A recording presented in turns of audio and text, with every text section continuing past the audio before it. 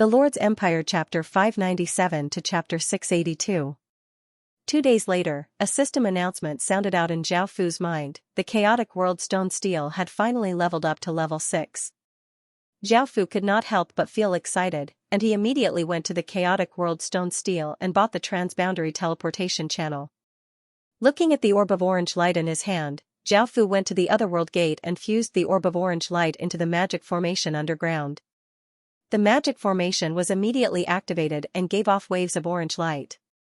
The otherworld gate's black-gray barrier became rainbow-colored and gave off dazzling light. It was finally possible to go outside. Zhao Fu suppressed his excitement and started to make some preparations. This was his first time going outside, and he did not know what the situation was like. As such, he had to make preparations to prevent anything from going wrong. As for everything in Qin City, Zhao Fu left it to Bai Qi to manage. Bai Qi could be said to be one of Zhao Fu's most important generals. Following this, Zhao Fu finished his preparations and once again came before the door to the outside world. He deeply breathed in and decided to go by himself this time. Zhao Fu did not want to bring anyone with him, as they would be too big of a target. Moreover, now that Zhao Fu had recovered half of his strength, protecting himself would not be a problem. After stepping into the otherworld gate, Zhao Fu felt a massive power pull at his body, causing him to feel dizzy. This lasted for about a minute.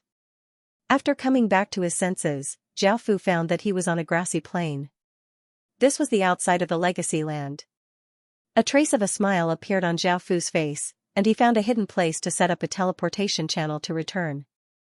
Following this, because Zhao Fu did not know the situation here and did not know the way, he continued to fly forwards. Right now, the only thing that Zhao Fu was sure of was that he was at the boundary of a kingdom. Most kingdoms would set up a kingdom boundary, and there were extremely powerful restrictions there. Teleportation channels could not be used, and even spatial equipment could not be used.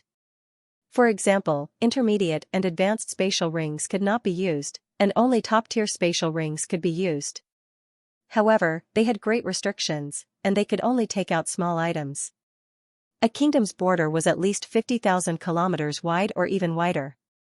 This was mainly to prevent other kingdoms from invading.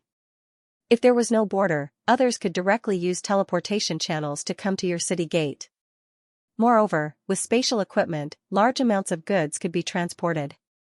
This put the country in a disadvantageous situation, so they needed border guards. The invading side would definitely be in a disadvantageous situation. Not only would they have to rely on foot, but they would also have to transport their own supplies.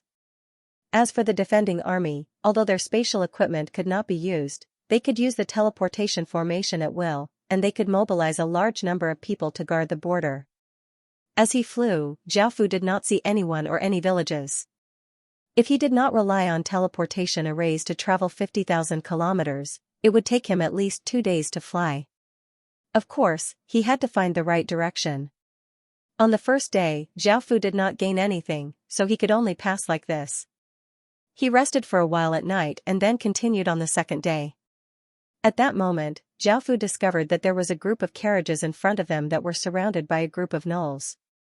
Gnolls had the bodies of humans but the heads of gnolls. They were incredibly ferocious and would plunder everything. The people surrounded had Asian faces, but their skin was slightly green. This group of carriages contained some food, wine, and cloth, and they were most likely a small merchant group. Because spatial equipment and teleportation channels could not be used, they could only rely on the most primitive method of transportation. Now, a battle had already started. This merchant group only had 10 or so people, and only 8 or 9 of them could fight. Their cultivation was around stage 0 to 8 or 0 to 9, while there were 30 or so gnolls. As soon as the battle started, the merchant group fell into a disadvantageous situation. 2 of their members had died and 5 were injured, and they were about to be killed by the gnolls.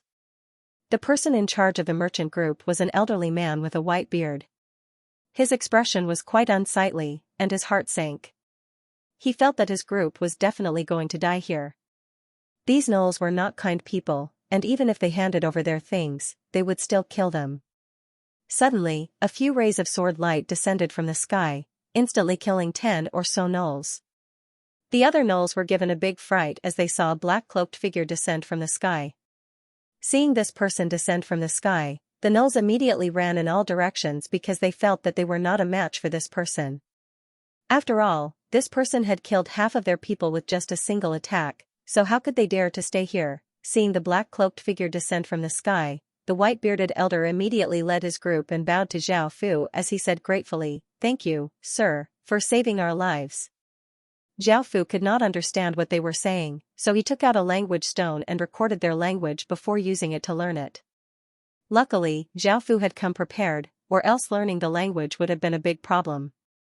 This language was called the grassy language, and Zhao Fu had automatically learned it. He could understand what they were saying, but he still needed some practice to speak it. As such, he forced out 2 words, "No, need." Even though the merchant group below felt that Zhao Fu's words were quite strange, they did not dare to think too much about it. This was a world ruled by strength, and if they accidentally angered him, they would deserve to be killed. "Where are you going?" Zhao Fu once again spoke the grassy language in a rather unpracticed manner. The white-bearded elder respectfully replied, "Sir, we're going to the Kershi kingdom to sell some things." A trace of a smile appeared on Zhao Fu's face. He could go with them, so he said, "I want to go as well. I can protect you all." Hearing this, everyone else was delighted. With such a powerful person protecting them, they would not have to worry about danger. As such, they quickly invited Zhao Fu in and prepared a carriage for Zhao Fu. Zhao Fu entered the carriage and did not say much, as he was afraid that his identity would be revealed. Just like that, Zhao Fu followed the merchant group for 3 or 4 days before arriving at a tall and majestic Great Wall. During those 3 or 4 days, Zhao Fu did not say much, and the merchant group did not ask much either. They would also bring him some food. Almost every kingdom had a great wall, and great walls were necessary for defense. After all, great walls were not just simple defenses, but they were also supported by the kingdom's power, making them incredibly sturdy. The Great Wall was 20 or so meters tall, and there were soldiers with powerful auras standing on it. The gate below was 10 meters wide, and there were many people going in and out, creating a bustling scene. Seeing that these soldiers did not seem to want to check his identity and only wanted to collect some entrance fees, Zhao Fu let out a sigh of relief. From this, it could be seen how powerful the Kershi kingdom's military was. Most of their soldiers were at stage 1, and there were many stage 2 and stage 3 soldiers as well.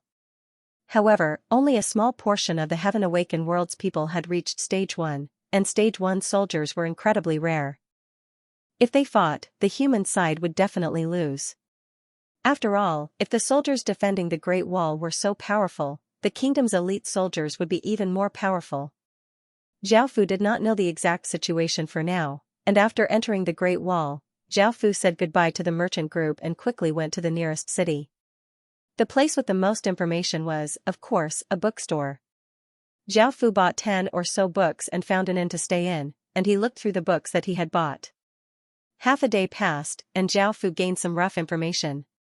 The races here were called grassy people, and they were from a world that had been devoured in the previous century. The Kershi kingdom had been established for 64 years, and it had 300 or so regions and 900 million people. It had 45 million soldiers, and most of them were stage 1 soldiers. The Kershi kingdom was only one of the kingdoms in the previous world. In the previous world, there had been more than 40 kingdoms that had survived. They had successfully defended against the invasion from the previous world and the world before that, but they had suffered heavy losses. Many countries and races had either been destroyed or enslaved. The war between the two sides had not yet subsided, and there would more or less be some major battles.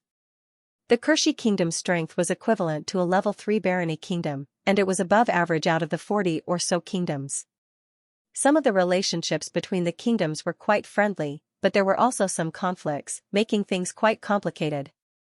Apart from these books, Zhao Fu also bought a large map. This map mainly showed the 9 countries, and there was a large gray area that was not marked. This was the Legacy Land.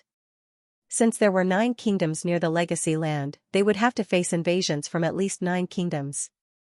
Each kingdom had 50 million soldiers, which meant that there would be 450 million soldiers.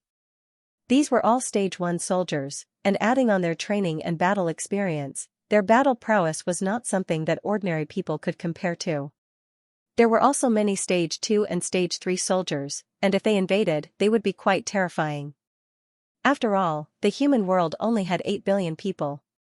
The invasion of 450 million soldiers was the most optimistic figure, because the land of inheritance was a very large cake. Other countries might also attack, so they would have to face the invasion of more than 40 countries at most. If a kingdom had 50 million soldiers, they would have to face an invasion of 2 billion people. Moreover, the ratio of soldiers to civilians was not 10:1 but 100:6. In other words, there were 6 soldiers for every 100 people, which was the best ratio in the heaven-awakened world. It could ensure the prosperity of the country, and its vitality would not be damaged. Moreover, it could provide a large amount of resources to the soldiers, allowing them to continuously improve their cultivation. If they really invaded, they could double their forces, which meant that they would have to face an invasion of 4 billion people. Most of these people had Stage 1 cultivation, and with the current strength of the legacy land, they would be able to flatten the entire legacy land. This was the danger that the land of inheritance was facing now, the so-called catastrophe. Furthermore, most countries had a regional system. Just like the land of legacy, there were many regions here, and these regions were further divided into several cities and towns, which were distributed one level at a time. Now, Zhao Fu had some basic information about his future enemies, and he had accomplished his goal. Now that he had left the boundary and the Great Wall, he could use his spatial ring. This time, Zhao Fu had brought a lot of money and wanted to see if there were any good things. These kingdoms had been in the heaven-awakened world for decades, and they definitely had more things than the land of inheritance. As such, Zhao Fu wanted to buy a lot of things. Now that Qin had too much money to spend, this was a good place to do so. Zhao Fu casually walked around, and because this was a small city, there were many things that Zhao Fu was not interested in. As such, he decided to go to a bigger city. After teleporting 10 or so times, Zhao Fu arrived at the Kirsch Kingdom's capital city. Zhao Fu did not dare to go there, as there were too many espers and espers there. It was the center of power, so Zhao Fu decided to be cautious and choose the capital city. This capital city was dozens of times bigger than an ordinary system main city, and it could hold at least 10 million people. The city walls were tall and majestic, and it was quite a grand sight. Zhao Fu would be able to buy the best things here. After walking around, Zhao Fu found that there were many things that he could buy, such as equipment, skills, items, and materials. Not only did they have everything that he could think of, but they also had everything that he couldn't think of, and they were all of very high quality. Zhao Fu also saw many shops selling legendary grade and epic grade equipment, but they were quite expensive. A single piece of legendary grade equipment cost hundreds of thousands of gold coins, and a single piece of epic grade equipment cost millions of gold coins.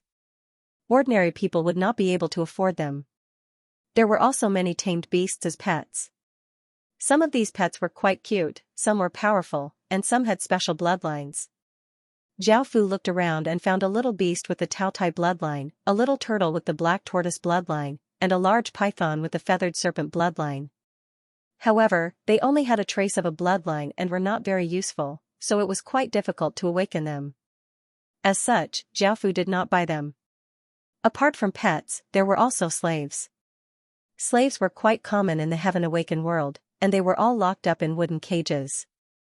The men could be used as laborers or raised as slave soldiers. The women could also do light tasks, such as washing clothes and cleaning.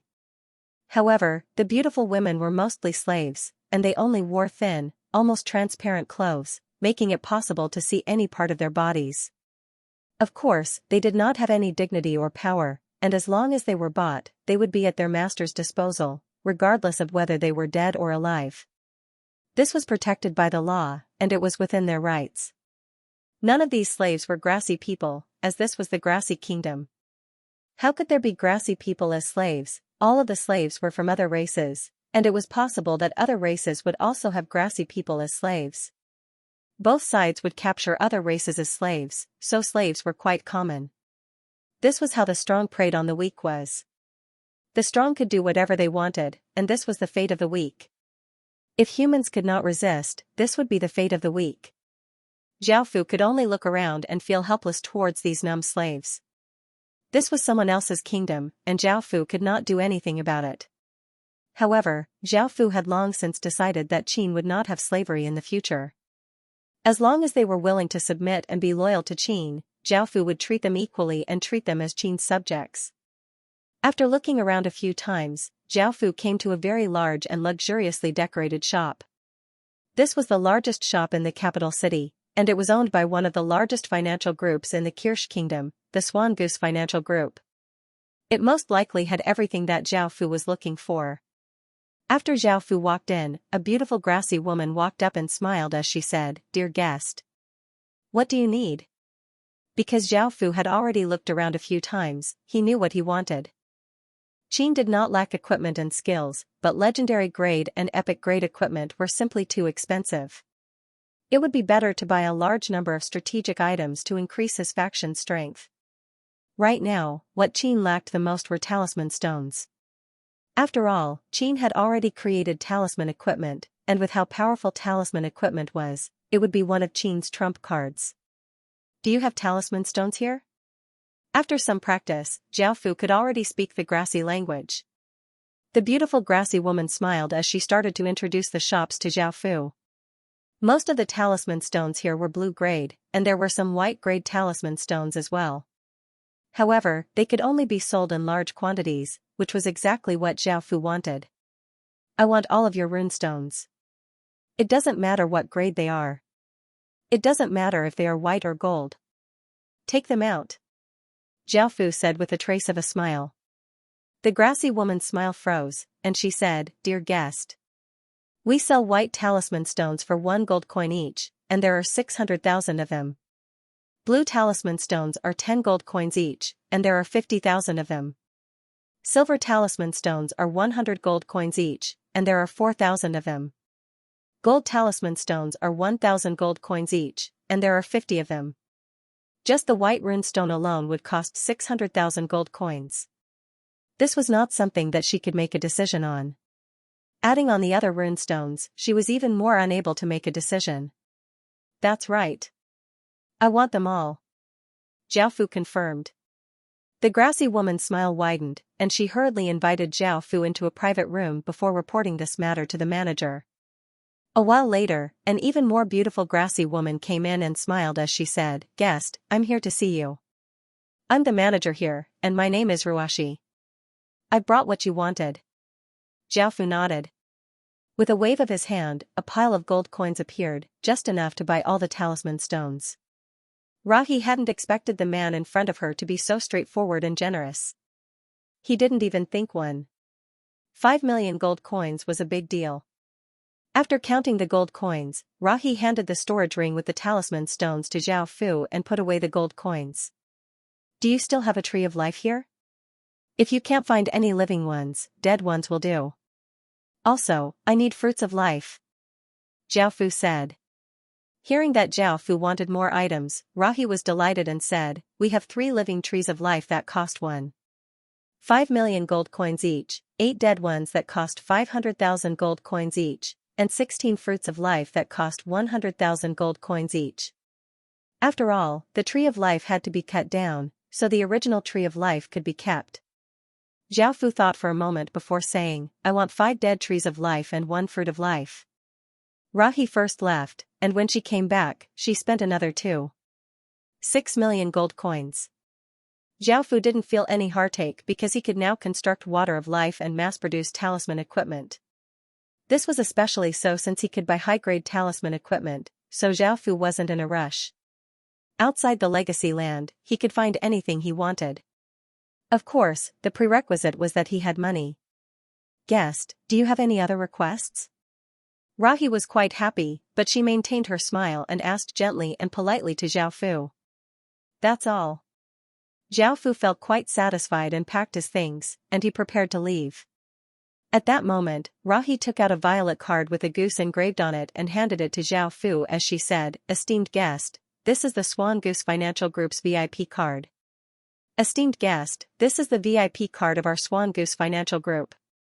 From now on, you can enjoy a 20% discount on all purchases from our financial group." Zhao Fu glanced at it before taking it and leaving. After Zhao Fu left, the woman who had taken care of Zhao Fu walked into the room and said happily, "Miss, I'm very happy.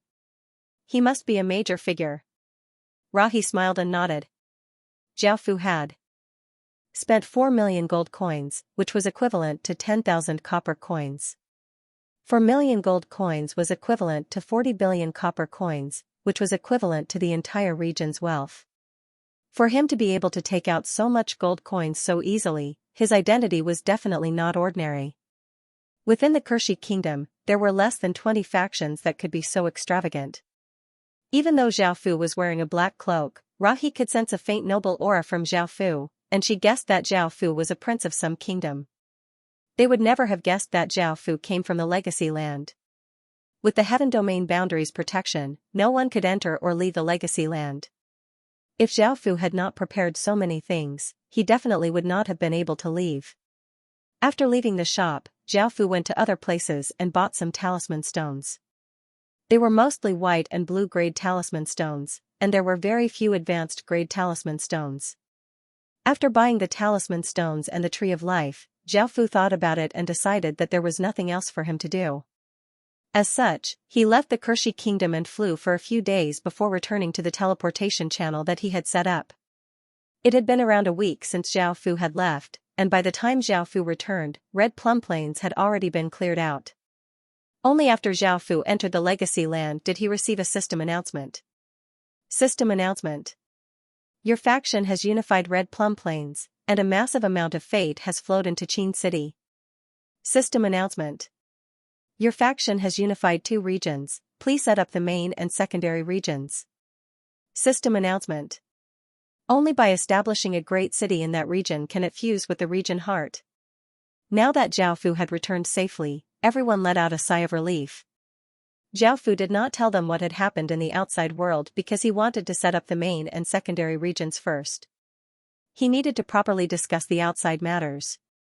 Since they needed a great city to fuse with the region heart, Zhao Fu could only relocate a system main city there. Following this, a 3-colored light gathered in the sky, forming an orb of light that fused into the city heart. Of course, Zhao Fu set up the main region in Xianxia City. After setting up the main region, the 2 regions' powers fused together. The restrictions from before were even more powerful and could cover a greater distance, and the other region's stats also slightly increased. Now that the 2 regions had fused, Zhao Fu could choose whether or not the void zone existed. If Zhao Fu chose not to, it would be more convenient for him to travel between the 2 regions in the future. After clearing out Yuanzhou, Zhao Fu's next target was Dongqing. There were not many trees there, and it was next to Yuanzhou and Xianxia. The 3 regions could be connected, and Zhao Fu left the cleaning to Qin's army. After clearing out Yuanzhou, Qin's strength had once again greatly increased. His population had reached 9.6 million, and his soldiers had increased to 1.8 million. This was because Qin would have to face many battles in the future, and he would be in a difficult situation. As such, he could not use a ratio of 100:6 like the outside world. If things stabilized and Qin successfully survived the crisis, Zhao Fu would not greatly increase his forces. Now, there were 19 great cities, 4 cities, 18 towns, and 1,869 villages. After dealing with these matters, Zhao Fu gathered all of the generals in the meeting hall and told them about the situation outside the land of legacy. Everyone's expressions were serious, and they understood the dangers in the future. This was only the strength of the previous world, and if other worlds joined in, no matter what the legacy land did or how hard it worked, it could still be destroyed. This was not an ordinary crisis. The future was filled with unknowns, and Qin only had one goal, which was to continuously become stronger. Only by becoming strong enough would he be able to resist all dangers. After some discussion, Qin started to make preparations for the future. After the meeting, Zhao Fu went to an empty area and ordered people to dig a hole.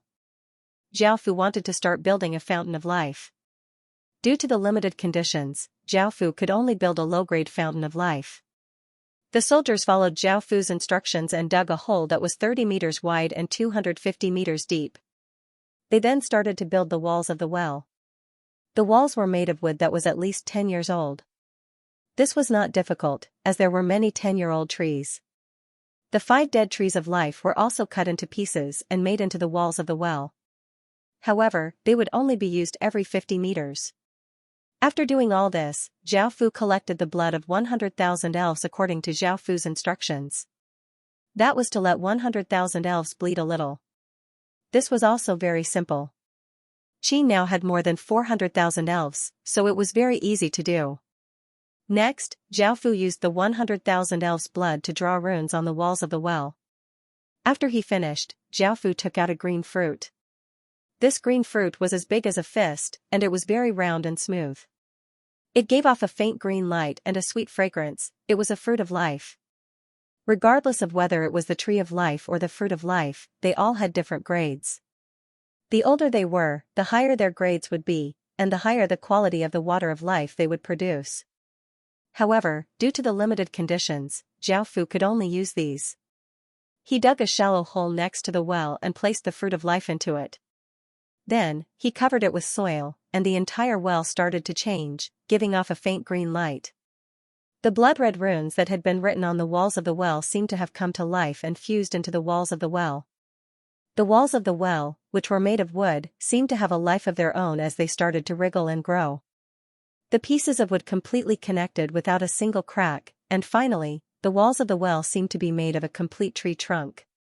The water of life is done. A trace of a smile appeared on Zhao Fu's face as he threw the thousands of corpses that he had collected into the spring of life. The well was almost filled to the brim, and it became a corpse well, looking quite terrifying and horrifying. However, soon, clear spring water started to seep out of the well, and the corpses started to wither as if they had lost all of their water, turning into dried corpses. This was a stark contrast to the clear spring water that was flowing out of the well. One was filled with a terrifying deathly aura, while the other was filled with vitality. This method seemed quite evil, but Zhao Fu had long since become immune to it. Beside the well, an emerald green sprout shyly drilled out of the soil and grew rapidly. Not long after, it became a small sapling that was 1 meter tall. Zhao Fu looked at the sapling before turning his gaze to the clear spring water. He took out a small bottle and took out some of the spring water, and he looked at its stats. Crude water of life, a crude type of water of life that contains life energy. After drinking it, it can quickly heal injuries and recover one's strength. After looking at its stats, Zhao Fu raised the small bottle and poured some of the water of life into his mouth. Zhao Fu was not thinking about those corpses, or else he would feel as if he was drinking corpse water. The water of life entered Zhao Fu's body and turned into a ball of green energy that spread out, quickly healing his body's injuries. Its effects were quite powerful, and it was not any weaker than a stage 4 healing pill. A smile appeared on Zhao Fu's face. Even in the Kershi kingdom, very few people had stage 4 healing pills.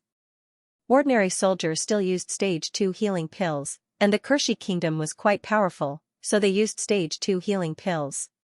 It had to be known that the higher the grade of the medicinal pill, the better its effects, and the more expensive the ingredients would be. Before, Qin had only used low-grade healing pills. Even though they were the best healing pills that Qin could obtain with his current strength, they could not even compare to 10% of the water of life. The water of life was now a big advantage for Qin. Zhao Fu did not forget about his plan to nurture a large number of divine tree warriors. He cut off 100 branches from the first tree of life that he had planted. These branches were quite small and did not cause much damage to the lush tree of life. This method's survival rate was quite low, and it was not as good as the fruit of life. However, each fruit of life cost 100,000 gold coins, and if Zhao Fu planted 100 of them, he would have to spend 10 million gold coins. No matter how much money Zhao Fu had, he could not afford to spend it like this. As such, he decided to use the second method, which was to cut off the branches. Now that he had the water of life, he would most likely be able to nurture a batch of trees of life. The trees of life required a lot of space, so Zhao Fu planted a branch every 1,000 meters and watered it with water of life before waiting. It would take a few days for the effects to appear, so he had to water it with water of life every day. As long as he had a large number of trees of life, Qin would be able to nurture an army of divine tree warriors. This made Zhao Fu feel quite excited, as divine tree warriors were B- grade soldiers. The matter of the water of life concluded here, and it was time to kill a god killer. This time, the beast god called Dokul was quite weak, and it would not be difficult for Qin to kill its clone. Jiaofu had already thought of a way to use its divinity, which was to give it to the Black Forest Horse Denver. Now that the Black Forest Horse Den had used the Horse Jade Soul twice, it had reached stage 0 to 6 or 0 to 7.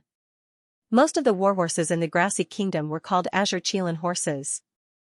These horses were as big as ordinary horses, but they had azure scales and were equivalent to stage 1 horses. In the Heaven Awakened world, stage 1 warhorses were the lowest grade warhorses, as all of the soldiers were at least stage 1. Only by reaching stage 1 could one truly enter the Heaven Awakened world. Otherwise, one would not even have the right to enter the Heaven Awakened world. Now, of course, it was time to kill a god. Ordinary godly spirits required sacrifices to descend, and this was the same for the beast god. Because of the experience of killing a demon god, they had prepared everything.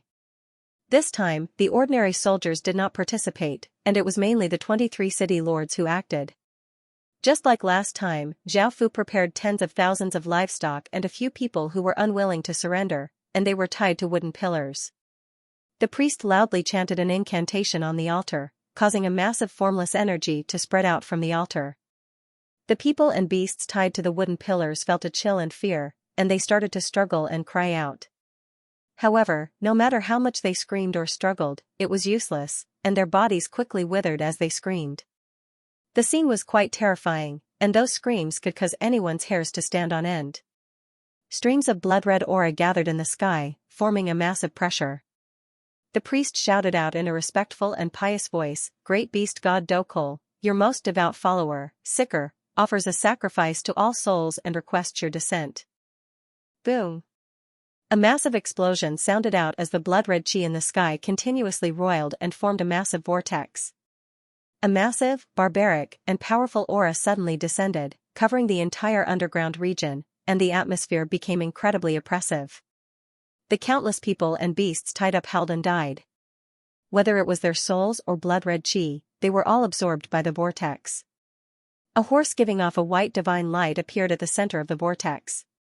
It was covered in snow-white fur and looked incredibly elegant as it said arrogantly, "My lowly follower, what have you summoned me for?"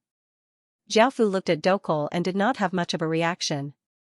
He was quite curious as to whether all godly spirits were so arrogant. No one replied to him.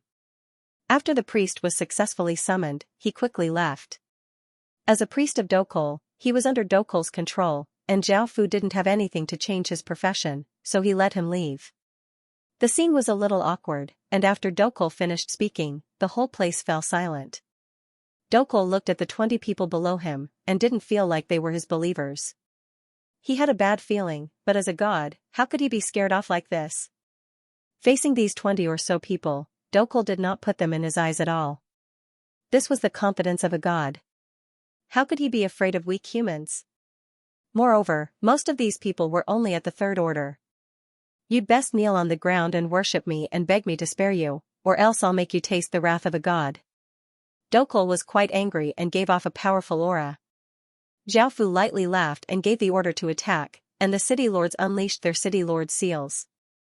Jiaofu's king's crown was now gold grade, and it was incredibly sensitive to godly spirit auras and king's auras.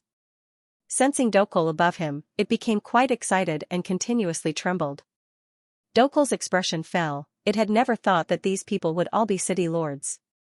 By now, it was sure that this was a trap, and facing 20 or so city lords, Dokul felt that it was not a match for them.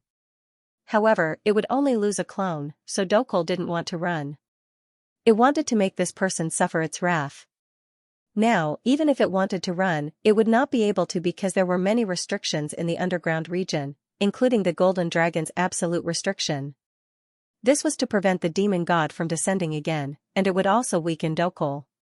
The battle quickly erupted, and the two sides started to fight. Terrifying shockwaves blasted out like wild gales, causing countless people's hearts to tremble. However, the battle was still in Qin's favor. In actuality, Dokul wasn't very strong, and it was even weaker than the demon god from before.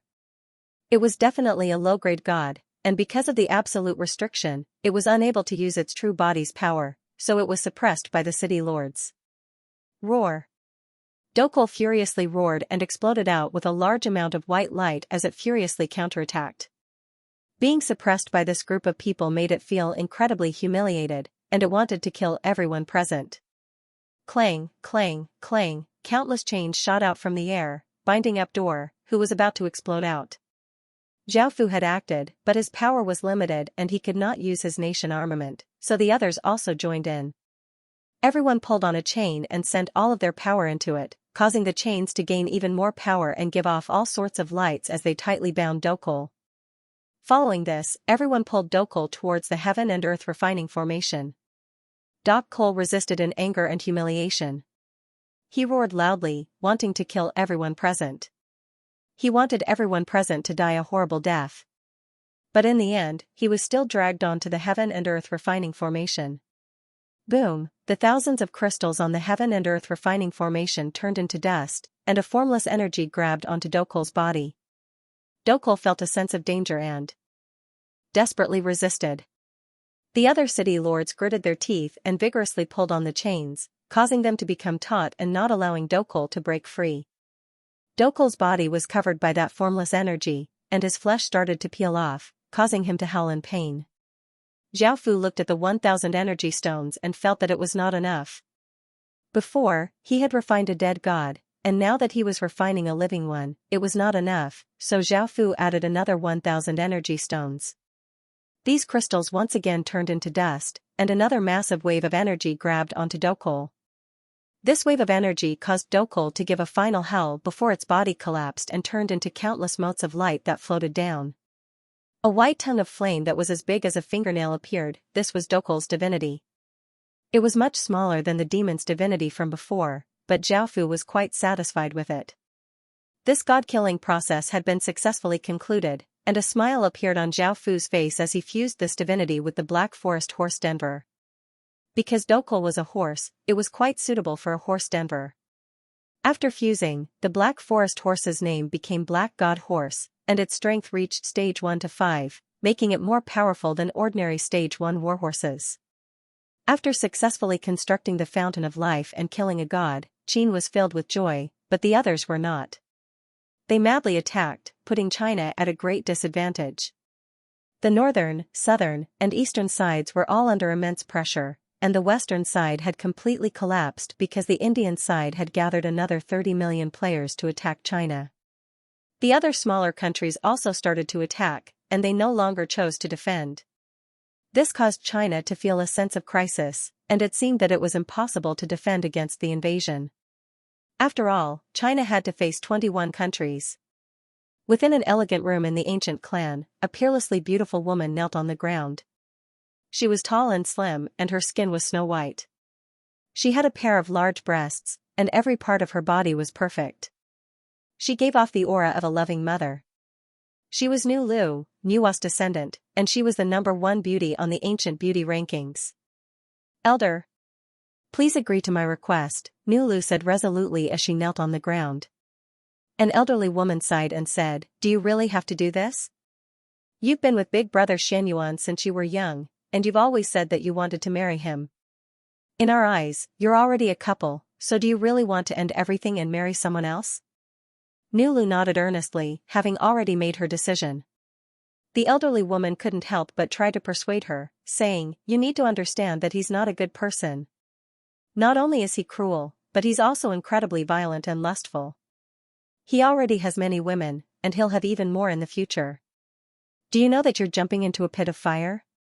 Nu Lu resolutely nodded and said, "Elder, I've already made preparations.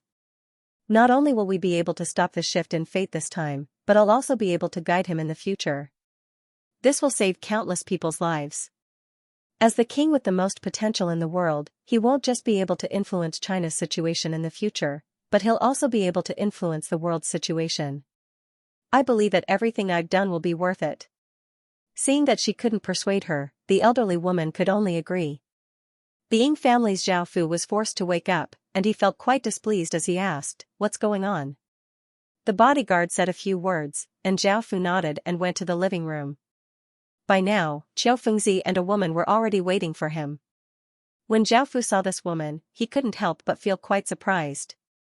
As expected from the #1 beauty on the ancient beauty rankings, she was incredibly beautiful, and she was even prettier than Wu Qingyang. What is it? Zhao Fu asked. Nu Lu gave a slight smile and did not hide anything as she said, I'm going to marry your legatee and end this shift in fate. You most likely need Phoenix Qi, right? With the Phoenix Qi in my body, your Qin clan can't refuse me. Zhao Fu frowned. The Phoenix Qi might have been leaked, because all the women Qin captured had Phoenix Qi, so it was easy for others to guess. Also, wasn't this woman a little too confident? Did she really think that she could end everything with her Phoenix Qi? First of all, the other Phoenix Qi had to be able to heal all the injuries on his body. Qin's luck had recovered a lot now. Unifying the region and killing the gods had given him a huge amount of luck. Zhao Fu knew how much Phoenix Qi was needed to heal his injuries, so he felt that Nu Lu's words were a bit too confident. As such, Zhao Fu wanted to directly refuse and tell her to go back. Qiu Fengzi could tell what Zhao Fu was thinking, so he immediately walked over to Zhao Fu and said a few words to him. Zhao Fu looked quite shocked. He had never thought that Nu Lu would have so much Phoenix Qi. It was 100 times more than Gao Li's. Many dynasty legatees had wooed her before. As Nu Wa's descendant, Nu Lu had the most Phoenix Qi in China. If he could obtain her Phoenix Qi, perhaps Zhao Fu's injuries would be completely healed. However, Zhao Fu still said, I'm sorry. I refuse. Qiu Fengzi and Nu Lu felt quite surprised, but Zhao Fu understood the current situation. He felt that it was too early to end the shift in fate, as this was a good opportunity to weaken both sides. At the very least, it would be best to end it when both sides had suffered heavy losses. Zhao Fu had said before that he would not purposely slow down the shift in fate, nor would he speed it up. However, Nu Lu had ended the shift in fate too quickly. If the shift in fate ended, the various countries would once again focus on Qin, and they would once again ally together to deal with Qin. Even though Qin was no longer afraid of them, he would still feel quite annoyed. As such, Zhao Fu refused. Nu Lu thought about it and lightly laughed as she said, Don't worry. The various dynasty legatees are willing to reconcile with Qin and won't do anything to harm Qin for 3 years. However, Qin can't do anything to harm them, and they won't interfere with the northern side of the Midland continent. Right now, Qin was the pillar of China's fate. If he fell, everyone else would be heavily injured or even killed. This made Qin someone who couldn't be harmed, so they decided to compromise. This made Zhao Fu feel quite tempted. After all, Qin's true threat was outside and not them, so he did not have the time to waste on them. Seeing this, Nu Lu smiled and said, I'm sure you understand that Qin is now China's pillar of support. If you fall, everyone else will be affected. Similarly, if China falls, China's fate will be greatly reduced, and Qin will suffer a fate backlash. In the end, Qin will be the one to suffer the greatest losses. Zhao Fu sighed. He had been worried about this for a long time, and the other factions were also aware of this problem. In the end, Zhao Fu could only helplessly agree, and Nu Lu gave a brilliant smile. Following this, Zhao Fu returned to the Heaven Awakened world and headed to the border with Vietnam. Nu Lu had already gone there with a top-tier border medallion. After meeting with Nu Lu, Zhao Fu gave her a reality fruit. Now, Zhao Fu was quite worried about this woman, so he had her enter the Heaven Awakened world and had her in his hands. Nu Lu took the reality fruit and looked at it. She understood that this was something that Qin could use to bring people from the real world into the Heaven Awakened world. She had long since made her decision, so she did not hesitate to consume it and enter the Heaven Awakened world. Zhao Fu looked at this woman in surprise. Even now, he could not understand why she would willingly sacrifice herself. Could it really be to save the world? Zhao Fu would not be able to do such a thing, but if it was Qin, Zhao Fu would be willing to give up everything, including his life. Zhao Fu did not know how long Qin's path was, and he knew that he would die one day. However, in the future, someone would take over his position and continue to lead Qin. Let's go. Zhao Fu said. Now that he had her in his hands, Zhao Fu felt quite at ease. Nu Lu followed behind Zhao Fu, and after personally seeing how powerful and prosperous Qin was, she felt quite shocked. After coming to the meeting hall, Nu Lu looked at the people with extraordinary bearings and understood what was going on. At the same time, she felt quite nervous because she was about to personally see the legendary legatee Qin. After following Zhao Fu into the meeting hall, Nulu stopped because she found that there was no one there. Since Legatee Qin had not come yet, she wanted to wait.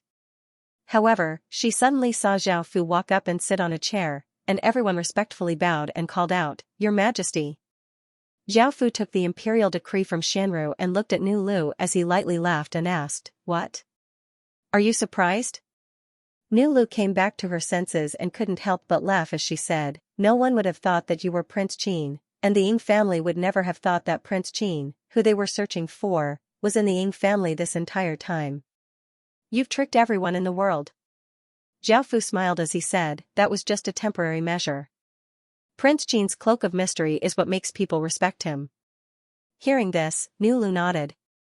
She knew a bit about what had happened to Zhao Fu before. Zhao Fu took out the imperial ruler's seal and pressed it against the imperial decree.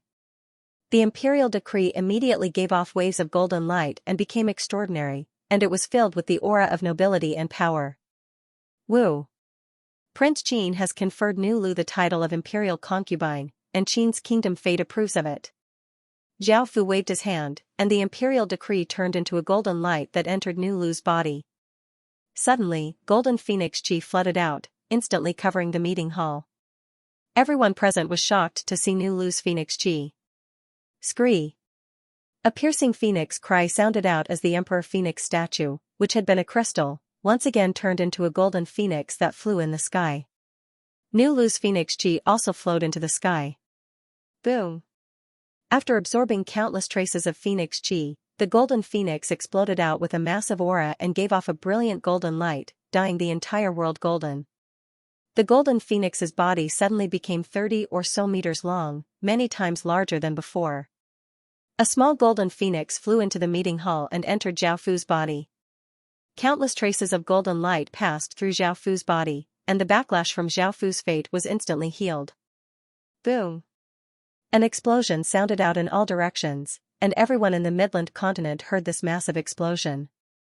They looked up and saw that the weather had changed. System announcement. Qin's fate has recovered, and Prince Qin's injuries have been healed.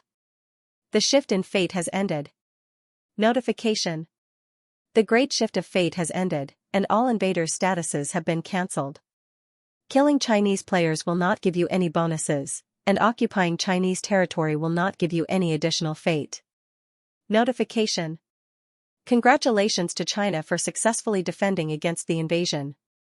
Everyone who successfully defended against the invasion will receive 100 war points.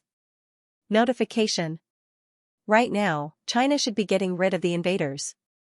Killing the invaders will give you 4 times the chaos points. System announcements sounded out in countless people's minds, and the 21 invaders' auras instantly weakened, while the Chinese people's auras became stronger. Many ordinary people from various countries planned to retreat, as they were now considered invaders.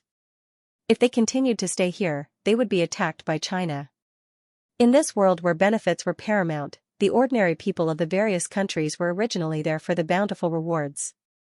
Then, under the push of various aristocratic families and national forces, they began to invade. Now that there were no benefits, who would foolishly continue to invade? In this world, benefits ruled, and there was a limit to patriotism.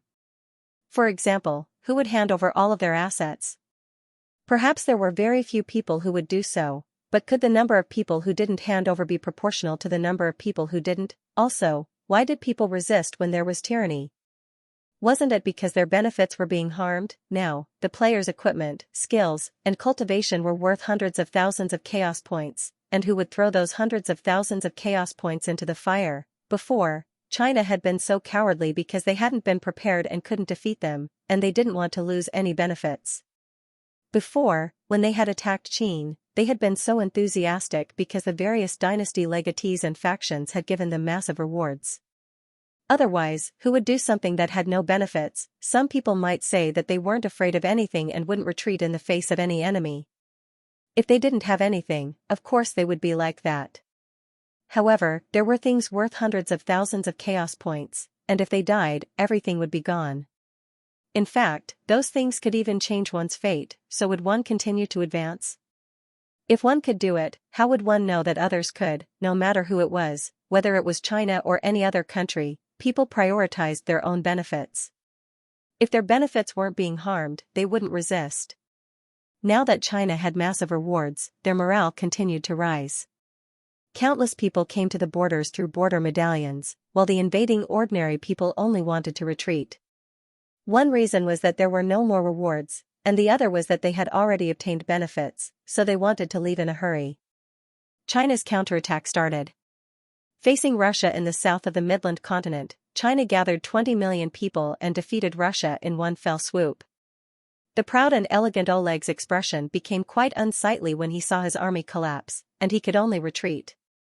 Facing Mongolia's terrifying cavalry, China set up countless heavy crossbows and armor-piercing arrows, as well as special defensive vehicles. They no longer defended and relied on the rain of arrows and the defensive vehicles that could move at any time to successfully defeat the Mongolian army. The Chinese side also gathered 8 million or so people and launched a powerful counterattack, successfully repelling the Kazakhs. In the east of the Midland continent, the countries that resisted the most were South Korea and Japan. They were the two most arrogant and infuriating countries, and China had long since defeated the other countries. Facing the stubborn resistance of these two countries, China fought to the death in the Lufeng region and the Chongyang region, and China defeated them in the end. The number of troops in this war was about the same. China had won, mainly because of the hearts of the people. The ordinary people of the other two countries had long lost the will to fight, but the Chinese people were united. All of them charged forward to kill their enemies. Maybe it was because of the high rewards. Many Japanese and South Korean people were captured by the Chinese side, and they knelt on the ground and continuously cried. China is the strongest. We admit defeat. Please let us go. I'm sorry. It was all our fault, I'll kowtow to you and apologize. Please let us go. Sir, please let us go. I'm begging you to let me off this once. The things I have on me are all of my assets, so please let me off this once. Your Huaxia is the most outstanding race, please spare our lowly race. In the face of wealth, many people gave in and wanted to survive and keep their lives and money. China humiliated the other side just like when they had invaded, and the positions were completely reversed. The north of the Midland continent was quite peaceful because there weren't many people there. Because the other countries were wary of Qin, their invasion wasn't very intense. After a system announcement sounded out, they silently retreated from the conquered regions and returned to their own territories. There weren't many battles between them and China. Apart from India in the west, most of the invasions had come to an end. The regions that China had lost were all conquered back, and some countries started to invade other countries. However, most people stopped. After all, if they invaded other countries, they would not receive high rewards. After all, the system announcement stated that they had to expel the invaders, which was why they would receive 4 times the rewards. If they invaded other countries to kill people, they would not receive any rewards and would only receive war points. China's crisis had been resolved, and Qin and the various dynasty legatees had temporarily reconciled. China welcomed a short period of peace. Many people were quite happy about this, such as the 100 schools of thought and the ancient clans. Now that they were no longer fighting, China's situation had stabilized. This was a time for development, and if China continued to be embroiled in civil war, it would continue to weaken. In fact, there might even be invasions. They hoped that China would have peace. Within a simple and unadorned room in the ancient clans, a handsome young man with an extraordinary demeanor muttered in disbelief, "This definitely can't be true. Lil Lu wouldn't marry someone else willingly, we made a deal back then." This young man was Xianxia, the Xianyuan family's legatee, and he was the big brother Xianyuan that Nu Lu had mentioned.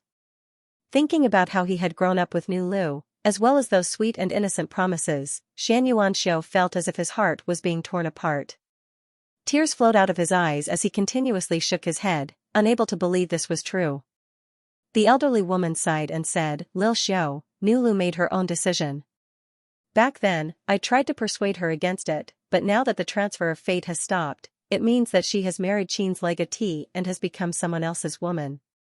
She is most likely in Qin's palace, and it is impossible for the two of you to meet again. She left you a letter, telling you to forget about her and start anew. After saying this, the elderly woman handed Xianxia a letter before leaving with a worried look on her face. Xianxia hurriedly opened the letter and read its contents. Looking at Nu Lu's explanation, he continuously cried and collapsed to the ground as he howled in pain. China's #1 beauty had married into Qin, and many people felt that it was a pity. It could be said that China's current peace had been brought by her alone. Many scholars wrote poems praising Nu Lu's selfless act of saving the world. In just an instant, Nu Lu's popularity reached a terrifying height. It was a pity that they would not be able to see Nu Lu again in the future, because everyone knew whose woman she belonged to. If Zhaofu was a good person and treated Nu Lu well, they would not feel any pity and would even give their blessings. However, Zhaofu was not only cruel but also incredibly perverted. Nu Lu's life would be ruined if she married such a person. However, they could not change this, nor did they have the ability to. With how terrifying Qin was, they could only sigh and mourn for Nu Lu. Back at Qin City, it was already a few days later. After Nu Lu had been conferred the title of concubine, she had thought that Zhao Fu would hold a large banquet and celebrate before formally marrying her. However, she had never thought that after conferring the title of concubine, Zhao Fu would not do anything and only tell others to take good care of her. Nu Lu felt quite disappointed. It seemed that her position in Zhao Fu's heart was just so, and there was nothing special about her. However, Nu Lu did not choose to leave, and she chose to stay in the meeting hall. This was the center of Qin City's power, and all important decisions were made here. Nu Lu's other goal was to change Qin City and be of some use in massacres. After all, she would be able to directly talk to Qin City's legatee here. Zhao Fu did not have her leave, as even if she heard anything, she would not be able to spread it. Now that China had entered a period of peace, Qin City focused on developing and clearing out the remaining 3 regions. Now that Qin City had 1.8 million soldiers, their clearing speed was much faster than before. They had already cleared out 1/5 of East Green. As for Mountain Willow Town, Zhao Fu thought about it and decided to relocate it back to Qin City. Lu Subai and the others did not have any objections, as it would be easier for them to integrate into Qin City. As for crushed steel iron, it was very useful for sneak attacks. Zhao Fu established a town near this mine, and it would be very useful in the future. Everything else was the same as before. Zhao Fu had already started mass-producing talisman equipment, and he could make around 700,000 or so of them. These were just ordinary talisman equipment, and he still needed to research and improve the advanced talisman equipment. Zhao Fu had bought 50 gold-grade talisman stones, and he wanted to use gold-grade materials to make advanced talisman equipment. White-grade talisman stones and blue-grade materials could already rival silver-grade weapons. If gold-grade talisman stones and gold-grade materials were used, just how powerful would the advanced talisman equipment be? Hearing Qin City's various decisions, Nu Lu felt incredibly shocked. She had never thought that Qin City's strength would be so terrifying. The meeting concluded. The other generals started to carry out Zhao Fu's orders, while Zhao Fu continued to stay in the hall and read through the books he had bought from the bookstore. Before, Zhao Fu had only read through a few of the books, and he only had a basic understanding of the grassy people. The 10 or so books were all very thick, and Zhao Fu did not finish reading them so quickly. The grassy people had a very long history, and they were divided into many different races. In actuality, most worlds were similar to Earth. They first evolved from low-grade creatures to high-grade creatures, and they unified planets. Their societies and countries were similar to Earth's. Even though they were all called humans, they had different countries, different races, different skins, and different histories. The grassy people were definitely not weak, and they had nation armaments and clan armaments. In the future, they would be the humans' greatest enemies, and Zhao Fu wanted to understand more about them. If they fought with them in the future, it would be very useful. Soon, it was night, and Zhao Fu's eyes felt a bit sore after reading for an entire day. Just as he was about to rub them, a figure walked over and gently rubbed his temples. "Lord husband. Do you feel better?" Nu Lu smiled as she said softly. Zhao Fu felt quite startled before lightly laughing. Now that he had made her a concubine, she could indeed call him Lord husband. However, Nu Lu gave off a familiar feeling and did not feel unfamiliar at all. Even though they had only known each other for a short period of time, they felt as if they had known each other for a long time. She seemed to be older than Zhao Fu by a year, but she gave off a very mature aura, which was similar to that of a mother's. Nulu did not think too much, as she had already made her decision. Since she had become Zhao Fu's woman, she wanted to be a good wife to Zhao Fu. Hearing Nulu's words, Zhao Fu nodded and asked, "Did you never leave?" Nulu shook her head and smiled as she said, "Lord husband, you've been reading for an entire day. It's night time now, and I just left. I made some dishes, but I don't know if they suit your tastes." Zhao Fu looked to the side and saw that there was already food on the table. Nulu was treating him so well, and Zhao Fu felt quite uncomfortable, so he looked up at her. Facing Zhao Fu's gaze, Nulu's face became slightly red as she asked, "What is it, Lord husband?" Zhao Fu could not help but ask, "Why are you treating me so well?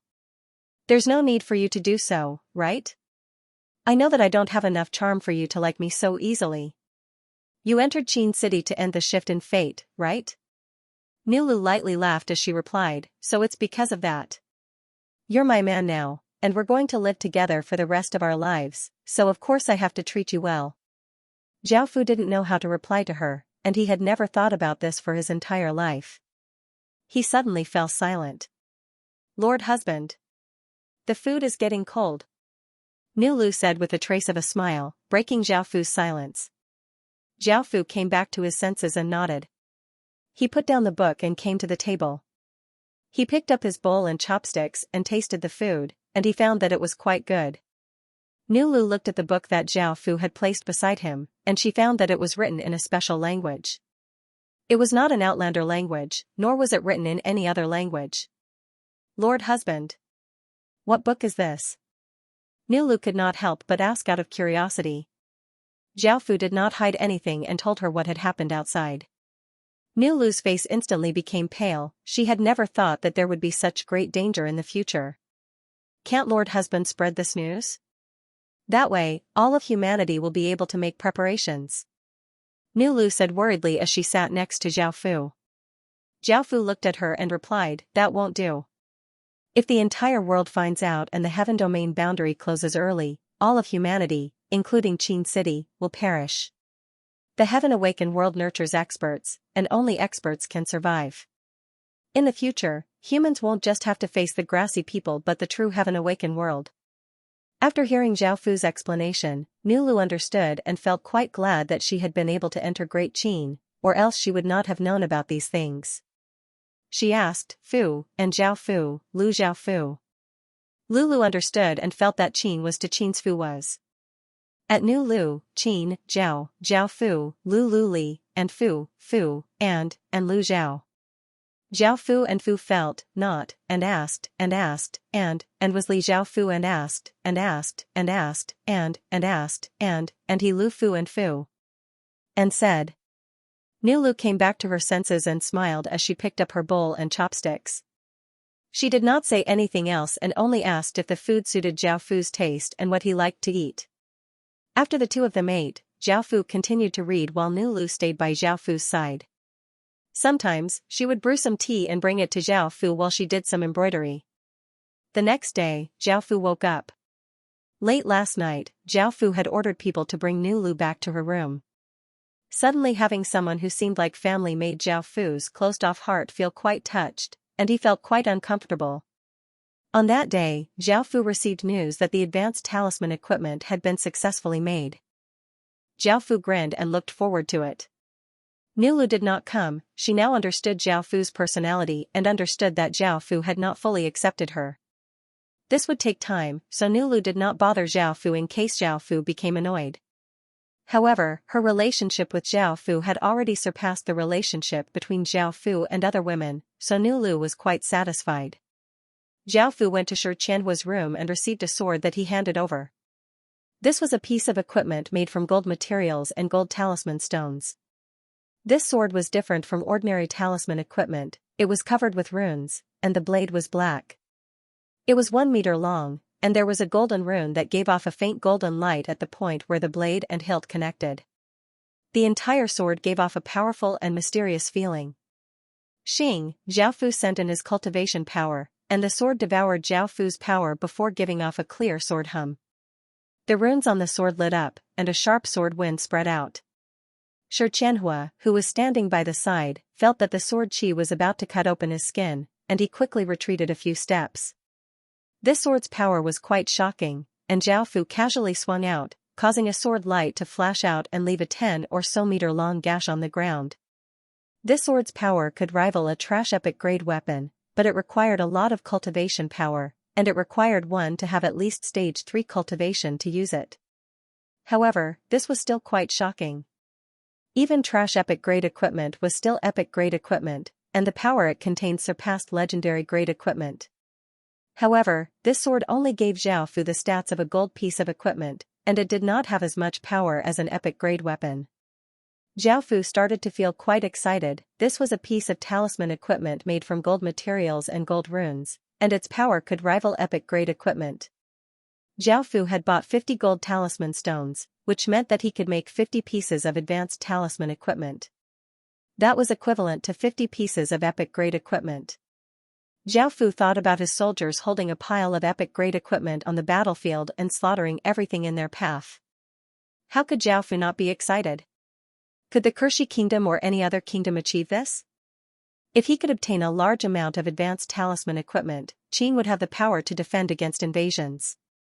However, it was a pity that advanced talisman equipment could only be used by stage 3 cultivation.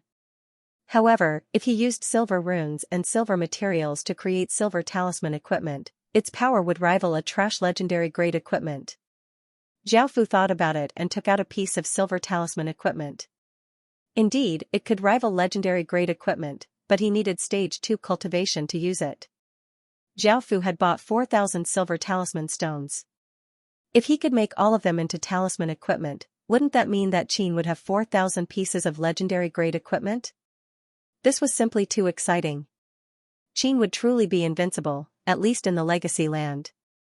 However, Qin only had blue grade ores, and Zhao Fu had not found any silver and gold grade ores yet. He had obtained these ores through other means, so they were limited. It seemed that Qin would have to control silver and gold ores in the future to be able to create large amounts of advanced talisman equipment. It was a pity that these ores were incredibly rare, and Qin did not know when he would be able to find them. As such, he could only wait. After coming to this place, Zhao Fu found that many of the branches of life in the ground had withered and did not have any signs of life at all.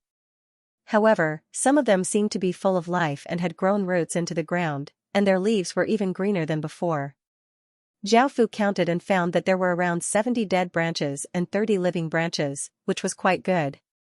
After all, 30 trees of life were worth 3 million gold coins. Moreover, these were all branches that had been cut off. With how lush the tree of life was, cutting off 100 branches every month would not be a problem at all.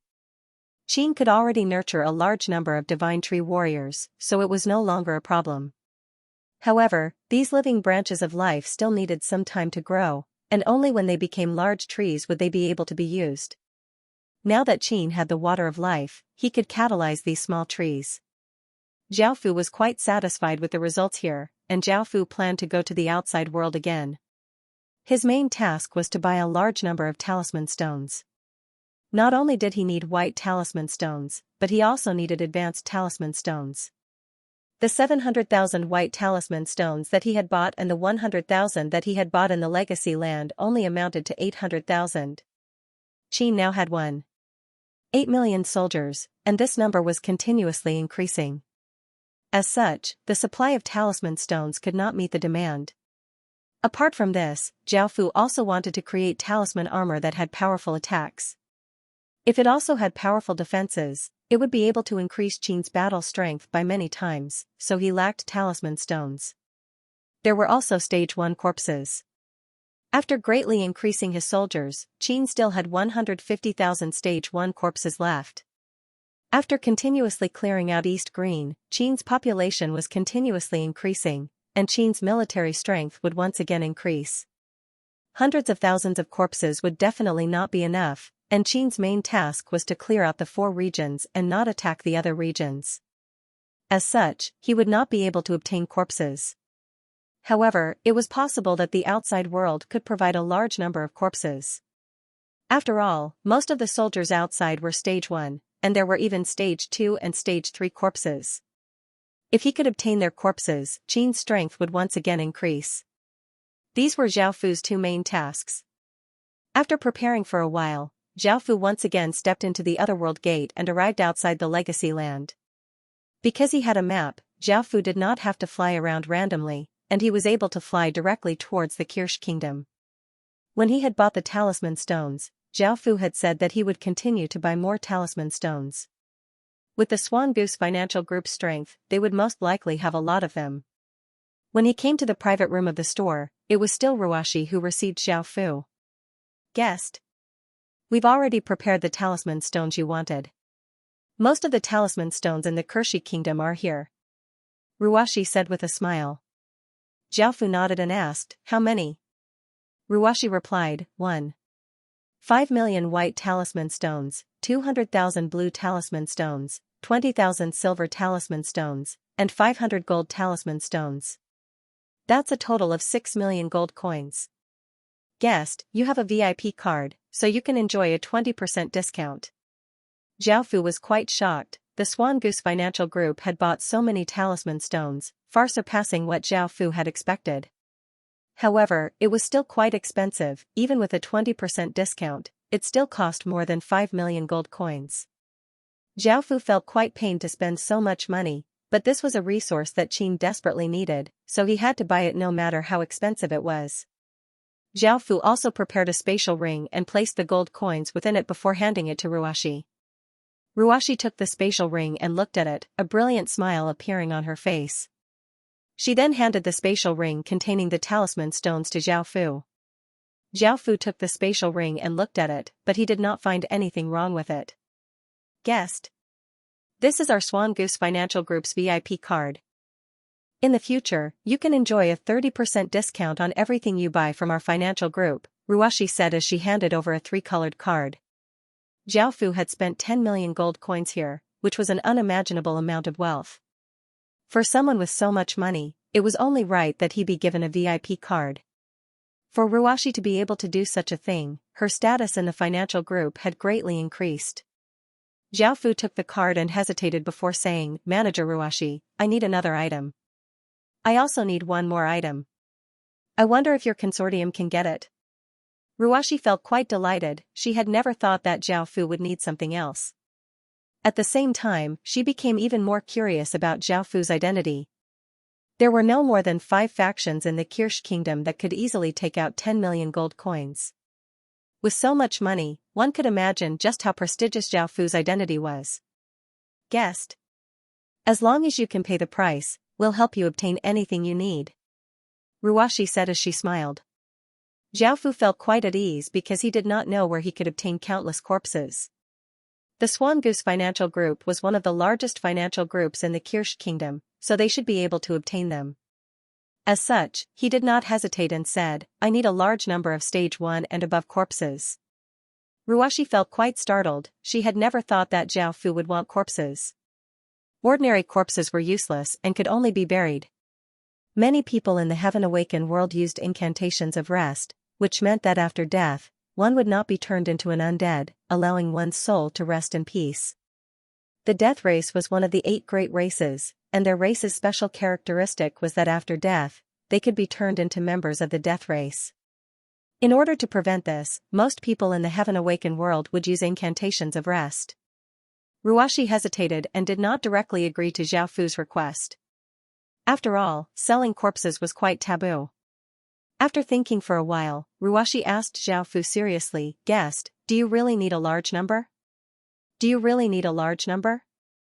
Zhao Fu could tell that there was hope, and he felt quite delighted and nodded. I can't make this decision, I need to report this to the financial group. Guest, can you wait for a moment? Ruashi said apologetically after hearing Zhao Fu's reply.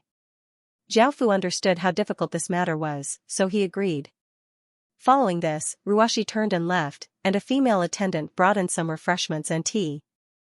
Zhao Fu sat on a chair and silently waited. About half an hour later, Ruashi came back and smiled as she said, Guest, the financial group has agreed to help you collect corpses.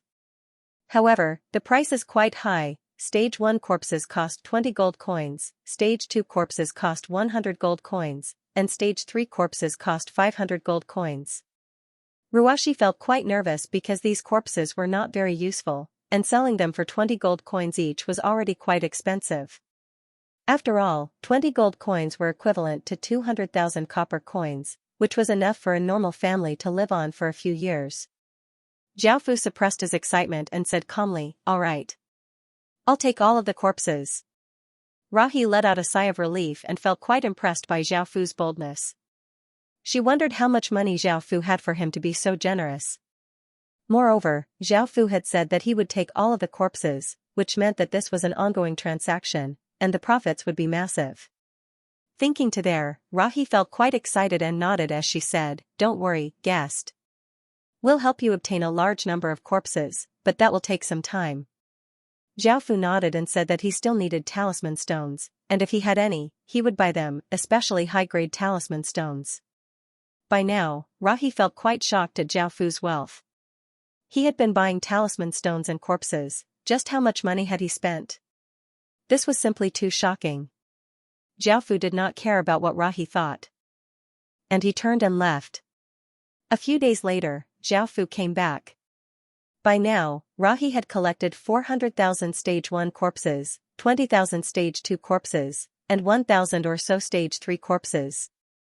Zhao was quite shocked. He had never thought that the Swan Goose Financial Group would be able to collect so many corpses so quickly. This was especially so for the 20,000 Stage 2 corpses and Stage 3 corpses, making Zhao feel quite excited. In actuality, the Swan Goose Financial Group had spent a lot of effort to buy corpses from all over the Kershi Kingdom. They did not dare to touch ordinary soldiers' corpses, as they could not afford to offend the governmental factions. As such, they could only turn their attention to non-governmental factions. As long as there was demand and value, there would be people who would do it. Moreover, there was a new profession, which was corpse thieves. In other words, people who specialized in stealing corpses. Many corpses that had just been buried would be dug up and stolen by them. The governmental factions definitely did not allow this sort of corpse stealing. If there were no one to claim the corpses, it would be fine. However, if someone else dug up the corpses of corpses with an owner, it would cause the commoners to be furious, and the Kershi Kingdom became quite tense. Over the past few days, countless corpses had been dug up, and the governmental factions were investigating. The Swan Goose Financial Group had no choice but to be careful, and they even wanted to give up. However, with the huge benefits that Zhao offered, he still chose to do it secretly. He wasn't as brazen as before, and he even expanded his business to several other countries. Since Zhao had spent over 10 million gold, he didn't have a lot of gold on hand. Hence, he was using his equipment to trade. The equipment he sold wasn't equipment forged by Qin, but equipment that belonged to other players. There were tens of millions of pieces of equipment, and Zhao had been worried that he wouldn't have a place to sell them. The price that Zhao offered to trade equipment here was relatively low. Although it was a loss, Zhao felt that it was worth it as long as he could continue to provide corpses for Qin. After returning to Qin City, Zhao refined the Stage 2 corpses and obtained Stage 2 blood god pills. He then gave them to the soldiers from Qin City. In just a few days, Qin City gained another 20,000 Stage 2 soldiers. Adding on the soldiers from before, Qin City now had 40,000 Stage 2 soldiers. As for the Stage 3 corpses, because there weren't many of them, the refined blood god pills were mainly given to the captain-level figures. The other generals' cultivations were all at Stage 3, while Zhao cultivation was at Stage 4. Moreover, he had used a Stage 4 blood god pill, so his cultivation was at Stage 4 to 4. Rune equipment was also being mass-produced. In addition to rune weapons, they had also developed rune armor. The talisman armor looked a bit sci-fi, and it wasn't made of iron. Instead, it was a type of armor that had a few thin grooves all over the armor, and there were also some talisman runes. There was a circle at the center of the armor, which was the core of the armor and where its defense was the strongest. If one sent their cultivation power into the armor, the grooves and circles would light up, making it look like a sci-fi battle armor. It looked quite cool, and it was incredibly practical, comparable to talisman weapons of the same grade. Now that they had the corpses and the talisman stones, the two things that had been bothering Qin had been resolved. Now, all Qin had to do was develop steadily. Zhao Fu was now quite free, and during this time, Zhao Fu mainly read about the grassy people's history and the situation of the grassy kingdoms. From there, he could obtain some information about the world before the previous one. For example, in the world before the previous one, there was a race called the Lontong people. They had Western faces and deep blue eyes, and they looked quite similar to the foreigners in China. However, the Lontong people's blood was also blue. Zhao Fu could obtain a lot of information from the books, and Zhao Fu was quite interested in them, so he read them every day. "Lord husband, you should rest. You've been reading for an entire day," Nu Lu said caringly as she walked into the room with a plate of pastries. Zhao Fu nodded. After reading for so long, he felt quite tired, so he put the book to the side and looked at Nu Lu. In actuality, Nu Lu's personality was quite similar to that of an ancient woman, and her embroidery and cooking skills were quite good. Women nowadays could not do such things, nor would they be so considerate. Nu Lu put the pastries on the table and sat on Zhao Fu's lap, gently massaging Zhao Fu's temples. After a few days together, the relationship between the two of them had become more and more intimate. Zhao Fu closed his eyes and leaned against the chair, enjoying her massage. At that moment, Nu Lu said, "Husband, what is the situation like with India in the West?" Now that Nu Lu's body had entered the heaven-awakened world, she did not know much about the outside world, nor did she have any methods to obtain information. As such, she could only ask Zhao Fu. Hearing her question, Zhao Fu replied, "It's still the same. India continues to conquer the 13 regions, and they've constructed powerful defenses and continuously increased their forces. Because of their faith, their battle intent is not low. Because of how many people there are, the Chinese side is unable to take back those regions for a while. The battles between the two sides are quite intense, but there is still no clear victor. I think that Xianxia is already digesting those regions. Even though the rewards are not in India's favor, India is only defending and buying time for Xianxia to digest those 13 regions. After digesting those 13 regions, he'll most likely be able to retreat back into India's territory. When that time comes, China will only obtain 13 empty regions. Xianxia has a nation armament and clan armament, and he has the support of countless players. After digesting those 13 regions, his strength will far surpass that of Qin, and he will become the most powerful country in the world." Zhao Fu was quite clear that Qin would be weaker than the Maurya dynasty. Firstly, Qin did not have as many players supporting him, and he was being attacked by countless people. Moreover, Qin had only digested 5 regions, while Xianxia could digest 13 regions. Stronger than Qin Nan? Won't they be a great threat to China in the future? Nu Lu asked worriedly. Zhao Fu nodded and said, "That's for sure. Their population isn't any weaker than China's, and their history and culture aren't weak either. Moreover, India's territory isn't as big as China's territory, and they have more people in each region than China, making it easier to gather them. As such, regardless of whether they attack or defend, they have an advantage. They're definitely China's greatest enemy in the Midland continent, and they're their strongest competitor. Even Russia is much weaker than them. Then do you have a way to stop them, Lord Husband?" Hearing Zhao Fu, who stood at the peak of China, say such a thing, Nu Lu felt quite worried about China's future. Zhao Fu had thought about this before, lightly laughing and saying to Nu Lu, "What do you think?" Nu Lu thought about it and kissed Zhao Fu's cheek as she shyly smiled and said, "I believe that Lord Husband is the strongest." Zhao Fu couldn't help but laugh. Looking at the shy person in front of him, he lowered his head and kissed Nu Lu's lips before awkwardly sticking his tongue in. Nu Lu shyly responded to Zhao Fu, and their tongues intertwined. Both of their bodies' temperatures rose, and an ambiguous aura spread out. At that moment, Zhao Fu stretched out his hand and touched Nu Lu's chest. He had said that it was quite big, but now that he touched it, he found that it was quite shocking. It was even bigger than Long Xiaoxiao's. Zhao Fu loosened his mouth, but he did not let go. He made some light movements before looking at the red-faced Nu Lu in his embrace and lightly laughed. Nu Lu shyly tightly hugged Zhao Fu and buried her head in Zhao Fu's embrace as she asked in a small voice, "Lord Husband, do you want it?" "I'm ready." Zhao Fu smiled as he took off Nu Lu's clothes, revealing her white skin. It was enough to make anyone's body burn with desire. Do you like her? A voice suddenly rang in Zhao Fu's mind. It was the Golden Dragon's voice. Zhao Fu paused and felt quite confused. He did not know how to reply to the Golden Dragon because he could not explain his feelings towards Nu Lu. What's wrong, husband? Seeing that Zhao Fu had stopped, Nu Lu looked up and asked shyly. Zhao Fu chuckled and shook his head, but he didn't do anything. Nu Lu's face became red as she lightly bit her lips and took the initiative to take off her clothes, revealing her jade-like body and the massive things in front of her chest. She then took the initiative to kiss Zhao Fu's lips, and her tongue stuck into Zhao Fu's mouth. Then let's begin. I know the darkest thoughts in your heart. The Golden Dragon's calm voice rang in Zhao Fu's mind. Zhao Fu lightly pushed Nu Lu over and helped her put on her clothes. Nu Lu looked quite surprised and could not understand why Zhao Fu was doing this. Do you really know?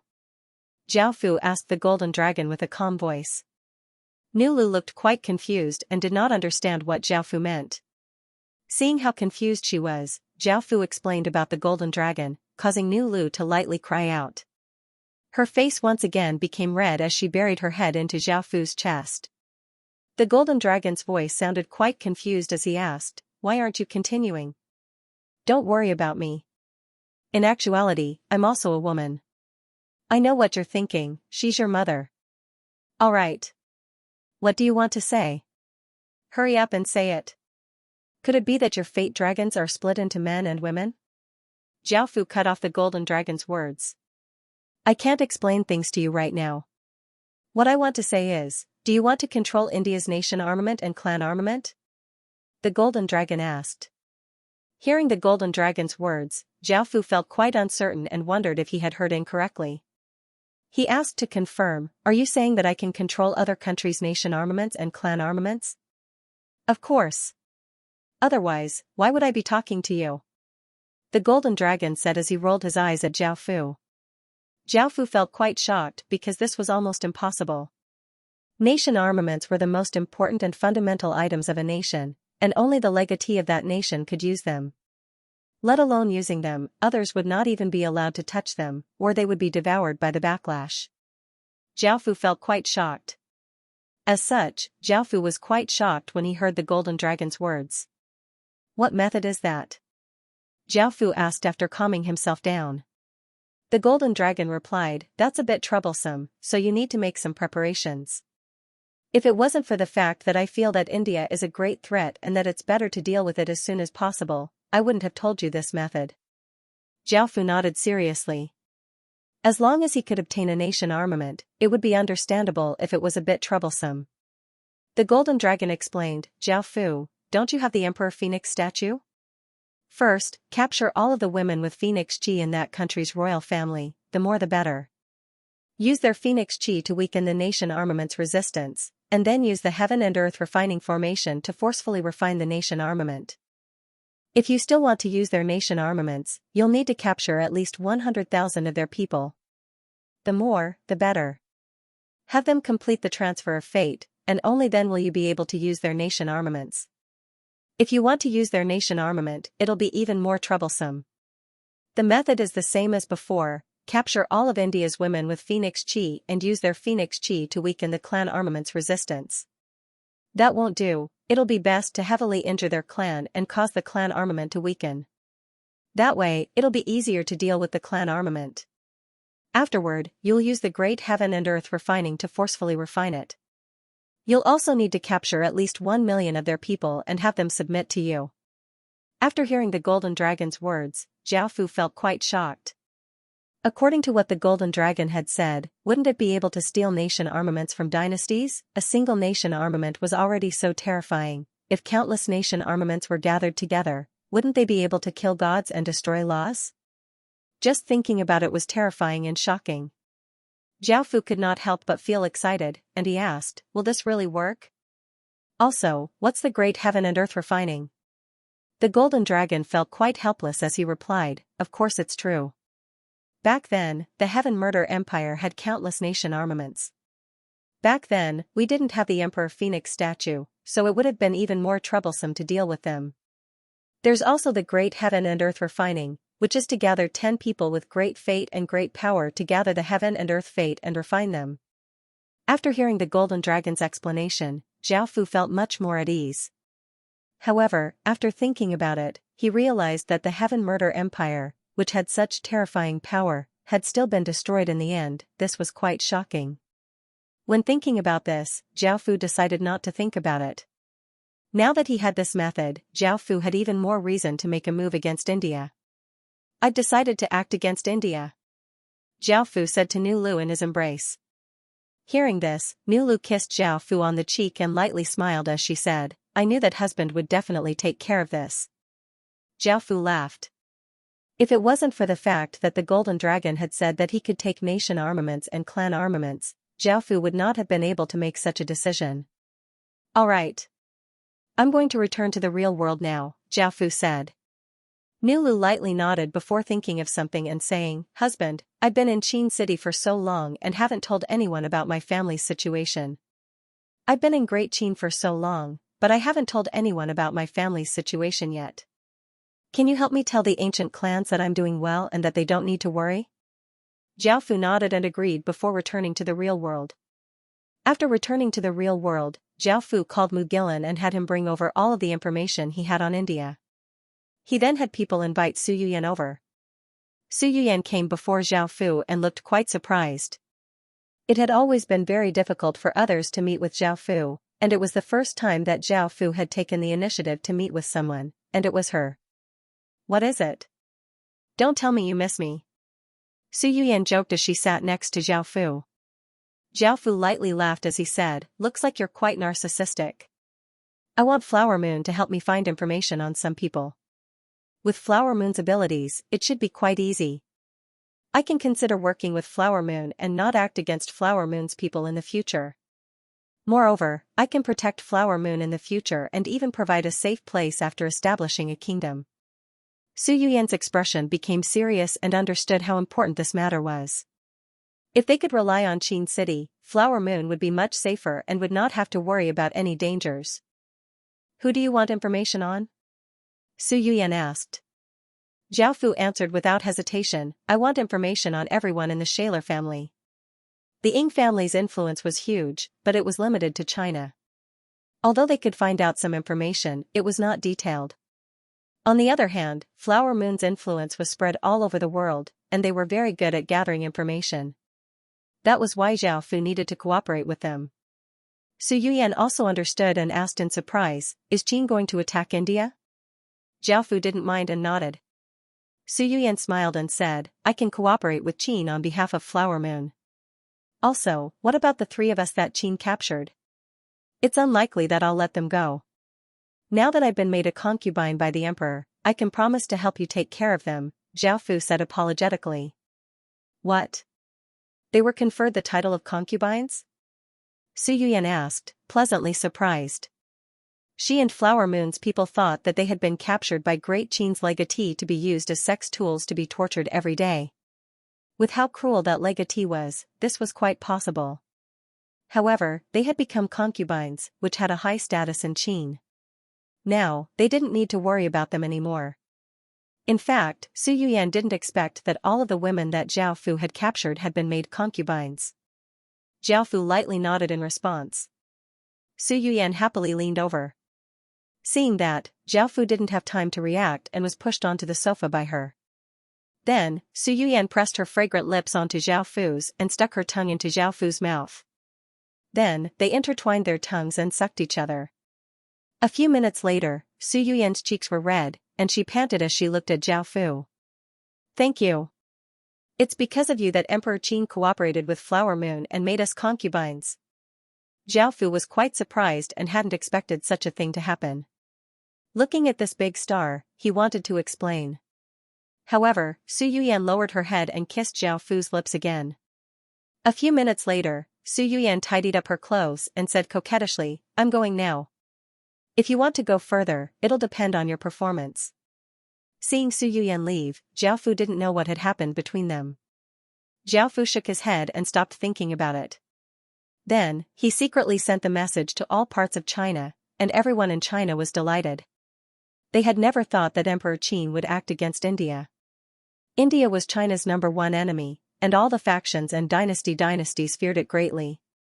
Now that India had occupied 13 regions, it was like a sharp sword stabbing into China's heart, causing them great pain. Now, almost all of China's borders had been taken back, and they had even invaded some other countries' regions. However, India had not taken back China's territory. On the internet, Indian netizens said that the 13 regions already belonged to India, and they told the Chinese people to scram. However, despite this, China was unable to do anything to India. India was simply too powerful, and with Xianxia overseeing the battle, China had failed many times. China's failures had undoubtedly helped India become even more arrogant, and there were many similar discussions on the internet. What Chinese? They're just trash. Can you beat me? As expected, India is the #1 country in the world. Even China doesn't dare to touch us. Strength proves everything. Our Lord Xianxia is invincible, and no one in China is a match for him. That's right. Our Lord Xianxia is the strongest, and no one in China can compare to him. I heard that Emperor Qin is very powerful, call him out if he has the guts. The smaller countries that had failed to invade and had been beaten up by China were naturally quite angry. Now that China had suffered a loss, they were incredibly happy, and they would definitely stand on India's side and speak up for India. However, their tone was quite unpleasant. We admit that those territories belong to India. You Chinese people, scram. Great India is #1 and China is #2. China is trash. India has conquered your territory, and yet you're attacking us? As expected, you're all weak in front of India. We support India in beating up China. These words caused many Chinese people to sigh and feel incredibly furious. They did everything they could to attack India, and all of the various sects and factions tried everything they could, but they were unable to break through India's defenses. They could only suppress their anger and feel like exploding. Some people thought about Qin and hoped that Qin would help, but they did not want to. Qin was not in the west of China, and with what had happened before, it was impossible for Qin to help China.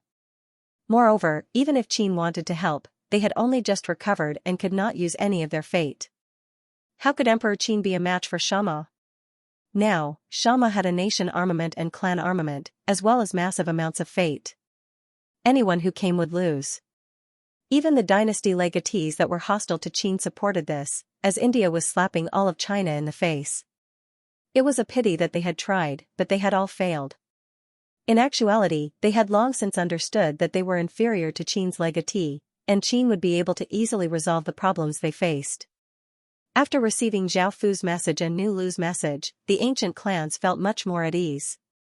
With Nu Lu's beauty, the ancient clans could almost imagine what kind of treatment Nu Lu would receive and how pitiful her situation would be, making them feel incredibly pained. However, they could not ask Qin to hand her over, as she had done all of this willingly. Now that they heard that Nu Lu was doing well and that Qin was willing to deal with India, the ancient clans understood that Nu Lu had achieved her goal. She had turned Qin over to the right path, and this was something that the entire ancient clans wanted to see. Even the elderly woman, who had opposed this before, smiled and expressed her support for Nu Lu's actions. The only person who opposed this was Xianxia. He had not received this news yet, and he was focused on becoming more powerful in the Heaven Awakened world. As Xianxuan's descendant, he would definitely have a powerful legacy. The other 100 schools of thought were also quite happy about Qin's change, and they were willing to do some things for China. From how they saw it, there was no need for Qin to do anything, as their positions were different. Moreover, Qin had just recovered, so they would not ask Qin to do anything. However, it had taken the initiative to step forward. With the support of all sides, a trace of a smile appeared on Zhao Fu's face. The first step of the plan had been a success, and after obtaining all of the Xianxia family's information from Flower Moon, the second step of the plan had been a success. Zhao Fu returned to the Heaven Awakened world and started to carry out the plan. The first was to modify the Otherworld Gate. Because of how powerful the Otherworld Gate was, not only could it teleport people across worlds, but it could also teleport people across regions. However, because of the restrictions, it could only teleport one person at a time. However, it could continuously teleport people, and Zhao Fu planned to take 50,000 assassins with him. The Otherworld Gate could teleport 12 people in 1 minute, 120 people in 10 minutes, 720 people in 1 hour, and about 17,000 people in a day. 50,000 people would need to be continuously teleported for more than 2 days to reach the west of the continent. Zhao Fu understood that it would be very dangerous this time, so he gave the 50,000 assassins talisman equipment. These talisman equipment were all made of blue-grade materials and blue-grade talisman stones. And they were comparable to ordinary gold-grade equipment. Whether it was weapons or defensive equipment, because this kind of rune equipment belonged to the assassin profession, the previous kind of armor wasn't suitable for assassins, so it was changed to the lighter and more portable inner armor. Most of the 50,000 assassins had Stage 1 cultivation, and some had even broken through to Stage 2. Zhao Fu had brought the 12 people from the assassin legacy because he had other missions for them. He also brought the 100 ghost illusionists. As for the others, Zhao Fu left them all in Qin. Everything was handed over to Qin State, and everything was handed over to Bai Qi. After preparing everything, Zhao Fu took 50,000 assassins to the west of China. After all, such a big matter had shaken all of China, and it was impossible for India not to know about it. After hearing that Qin was participating, Xianxia and the various large factions' expressions became quite serious. This was because if Qin was participating, this battle would go from difficult level to nightmare level. Everyone acknowledged how terrifying Qin was, and no one doubted how terrifying he was. The only thing that was fortunate was that Qin had only just recovered, and both Qin and Qin's legatee were still in a weakened state. This made them feel much more at ease. If Qin was at his peak, no one would want to face him head-on. It was not that they would definitely lose this time, and there was a chance that they would win. If they could really destroy Great Qin, India's fate, reputation, and fame would all be greatly boosted. No one in the world would think that India was weaker than China, and they would think that India was stronger than China. India was now the most powerful country in the world. Moreover, as long as they could defeat Qin, there would be nothing to fear in China. They would be able to launch another invasion, and this time, India would launch a full-scale invasion without any worries. After all, apart from Qin, there was nothing to fear in all of China. He, Xianxia, would replace Qin's legatee and stand at the peak of the world. He would look down on the heavens and earth, and everyone would have to submit to him. Xianxia and the various large factions in India discussed and continuously sent countless soldiers over. This time, they could only succeed and not fail. They had to cause the flames of war to spread throughout China and trample on the proud Chinese people, allowing India to reach the peak of the world. On the Chinese side, the various sects madly sent in soldiers. With Qin's participation, they were incredibly excited and felt incredibly confident. The ordinary people's reactions were even more intense, and they excitedly yelled. Not only were there massive rewards, but with how terrifying Great Qin was, countless people believed that under Great Qin's leadership, they would be able to break through India's defenses and chase out all of the Indian players, allowing them to vent their anger. The people from India and Xianxia continued to pour in from all directions. Their aura gradually rose, and in the end, it reached a level that shook the heavens. At a glance, it was a sea of people, a black mass that stretched as far as the eye could see. This was not only a clash between two large countries, but it was also a clash between two large ethnic groups. This battle would shock the world, and it would be recorded in history for thousands of years. The entire world was paying close attention to this battle. Whether it was the descendants of King Arthur, the Pharaoh Kingdom, or the Mei Kingdom, everyone was watching. The Midland continent was a good place, but it was also filled with endless disputes. With both China and India here, many people had already predicted that they would clash. They also understood that this battle would determine the structure of the Midland continent, and it would even affect the entire world. After all, China and India accounted for 2/8 of the world's population, and they could definitely affect the structure of the world. If China won this battle, no one would be able to shake China's position, but if India won, India would replace China's position. However, even if one ignored everything else, just the scene of the two large countries clashing was enough to make people feel incredibly excited. Back in the west of China, Zhao Fu spent more than 2 days before finally bringing over 50,000 people. Zhao Fu then gave Lu Mei and the others some missions for them to carry out in secret. Following this, Zhao Fu led the 50,000 assassins to where the Chinese army was stationed. "Qin's here." Suddenly, there was a loud shout, and the noisy scene immediately became quiet.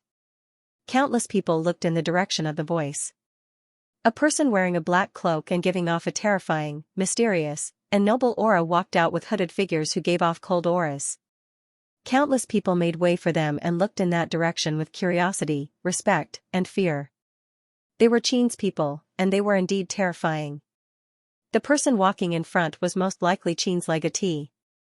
Seeing the famous legatee Qin with their own eyes, countless people felt both excited and afraid. However, the scene remained silent. In the building at the center of the crowd, the representatives of the other large factions walked out and walked towards Zhao Fu. "I'm Lu Yi from the Great Han Dynasty." Lu Yi led everyone over to Zhao Fu and gave a trace of a smile as he introduced himself. Zhao Fu looked at the scholarly-looking young man in front of him and nodded as he replied, "I'm Qin's legatee." Lu Yi felt a bit awkward towards Zhao Fu's simple and hidden answer, and he did not understand why Zhao Fu was hiding his identity. However, things were more important, so Lu Yi did not mind too much. As for the Great Tang Dynasty and Great Qin Dynasty, they were quite wary of seeing Qin's legatee. Because there was enmity between them, they did not come. However, as one of the 5 ancient countries, Lu Yi had some confidence, so he came to see this person who he was wary of. This war was mainly divided into 4 war zones, which were held in 4 different regions. Everyone else had come out of courtesy, and would head to their respective war zones later. Zhao Fu had come to the main region, and he was going to face the Indian army head-on. The 40 million soldiers were all under Zhao Fu's command. Following this, Zhao Fu exchanged pleasantries with everyone, and the other large factions' impression of Zhao Fu changed. Now that they had seen Qin's legatee, they found that he was not as barbaric and violent as the rumors said. Instead, he was quite gentle and friendly. Following this, the battle began, and everyone else left. Zhao Fu took charge of the situation, and with Imperial Prince Qin's reputation, no one dared to defy him. All of them seemed very obedient and loyal. Because this time, their confidence was all given by Qin. Without Qin, they would not have such confidence. Zhao Fu also came to the high platform, his voice full of majesty and sonorous, "You don't have to worry about anything. This time, China will definitely win. Just charge forward. Qin doesn't want anything from the battlefield. He will even reward you. This time, let these barbarians see the true power of China. Kill them all. China will win. China will win. China will win," countless people shouted excitedly, their voices deafening, echoing out for dozens of li. Their fighting spirit was high, as if they were truly invincible. Zhao Fu also revealed a satisfied smile and led them to officially set off. The massive crowd gave off a terrifying aura as they surged forward, seeming like they were going to destroy everything. Very quickly, Zhao Fu led the massive crowd to India's defensive wall. Looking at the 20-meter-tall wall made of massive rocks, it seemed that it would not be easy to break through. The top of the wall was filled with countless people, all of them holding weapons and looking excited and filled with battle intent. They did not seem to be afraid at all, and it seemed that both sides had been encouraging each other.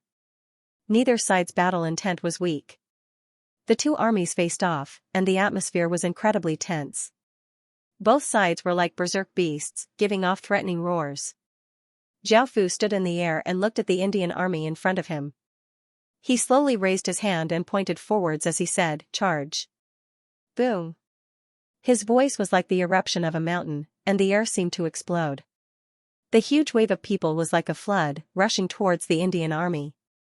Swish, swish, swish, the sound of the air being torn could be heard as countless arrows flew out from the top of the wall and landed on the ground. Many people were hit by the arrows and died. The Chinese side also drew their bows and knocked arrows before shooting out.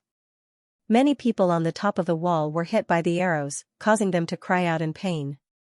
The massive crowd quickly rushed to the bottom of the wall and set up ladders and threw down countless flying logs.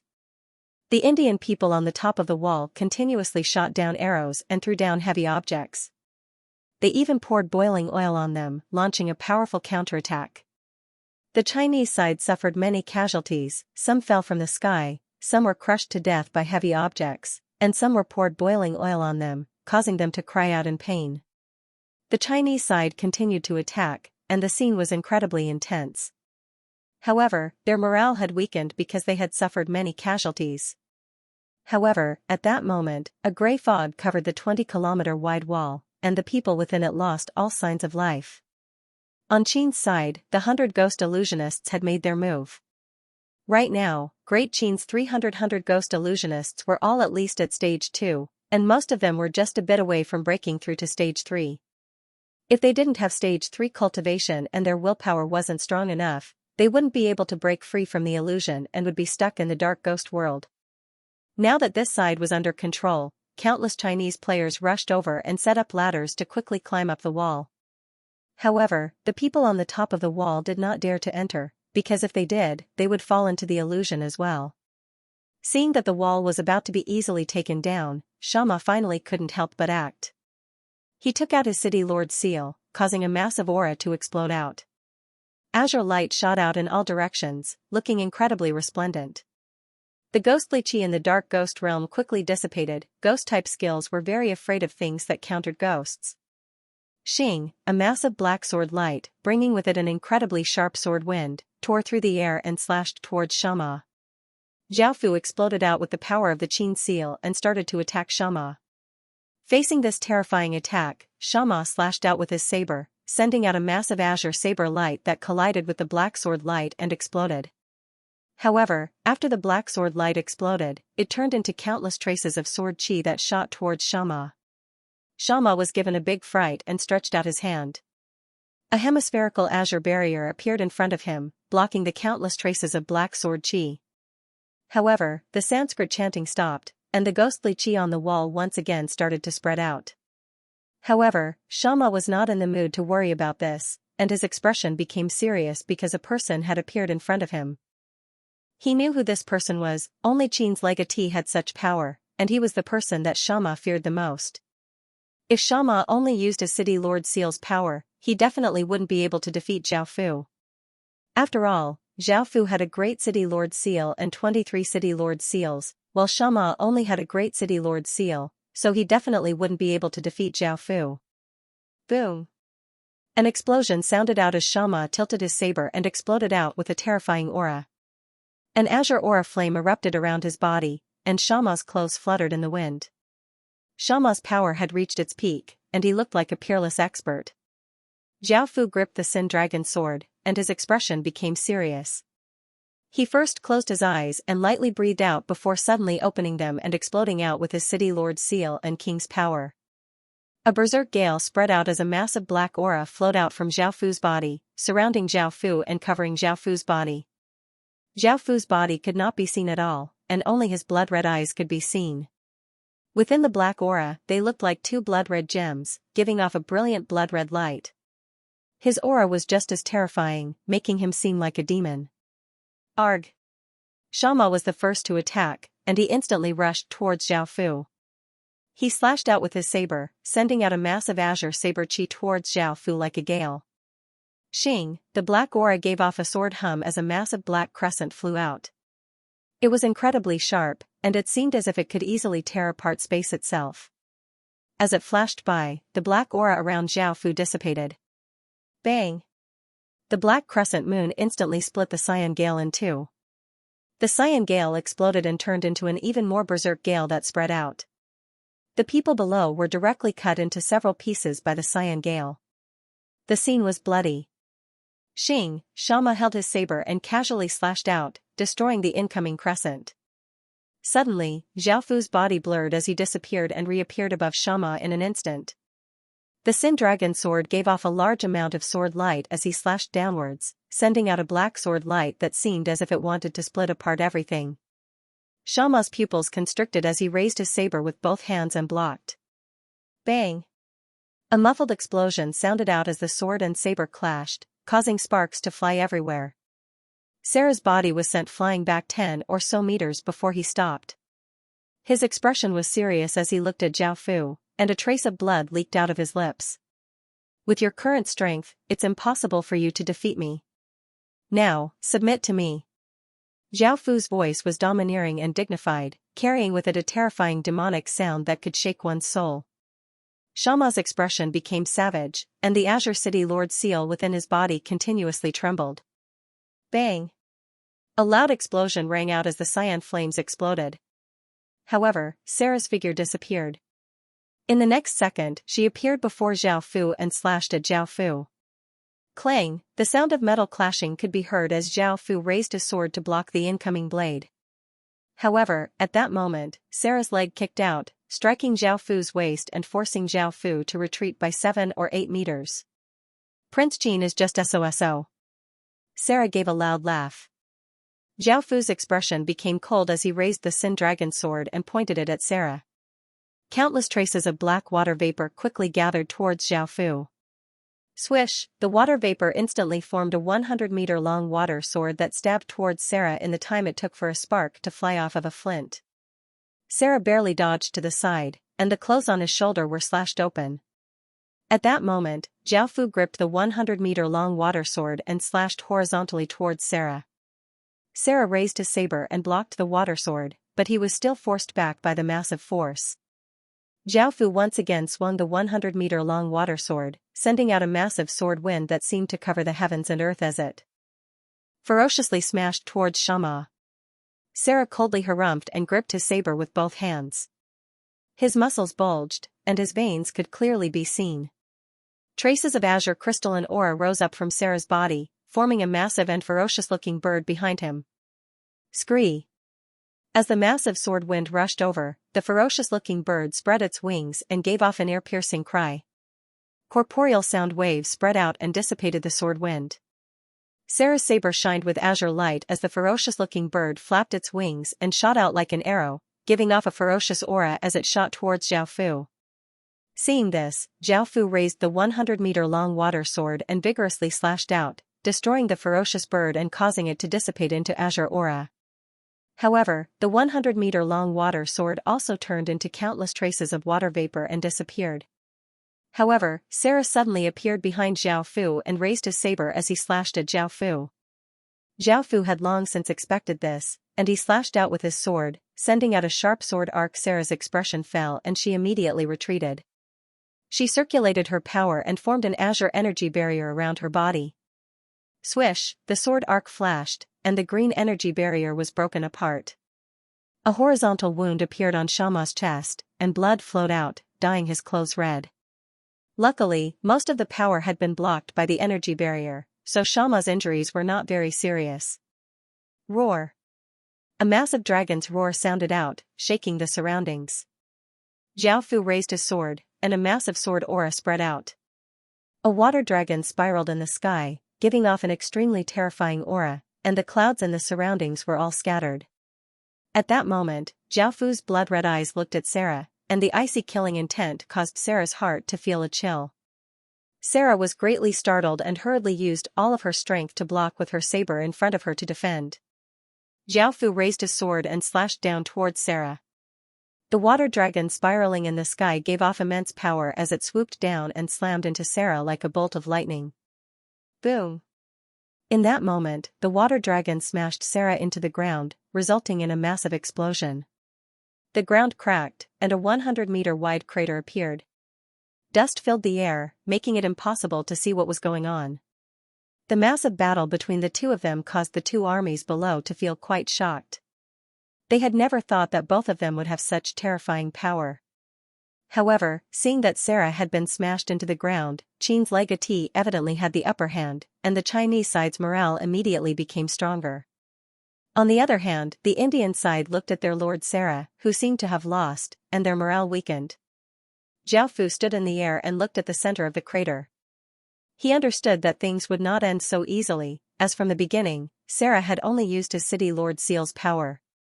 After the dust settled, Sarah coughed up a mouthful of blood and stood up. He looked at Zhao Fu in the sky and arrogantly laughed as he said, "Legatee Qin, I admit that you're stronger than me. However, this is only limited to the city lord seal's power. Victory belongs to me because you can't use your nation armament or clan armament, right? Today, I'll trample on your name, Qin.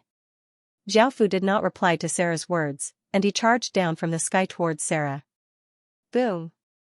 A shocking explosion sounded out in the surrounding thousands of kilometers as a silver pillar of light rushed into the sky. A shocking power exploded out like a wild gale, and the ground started to crumble as trees, boulders, and some people were blown into the sky.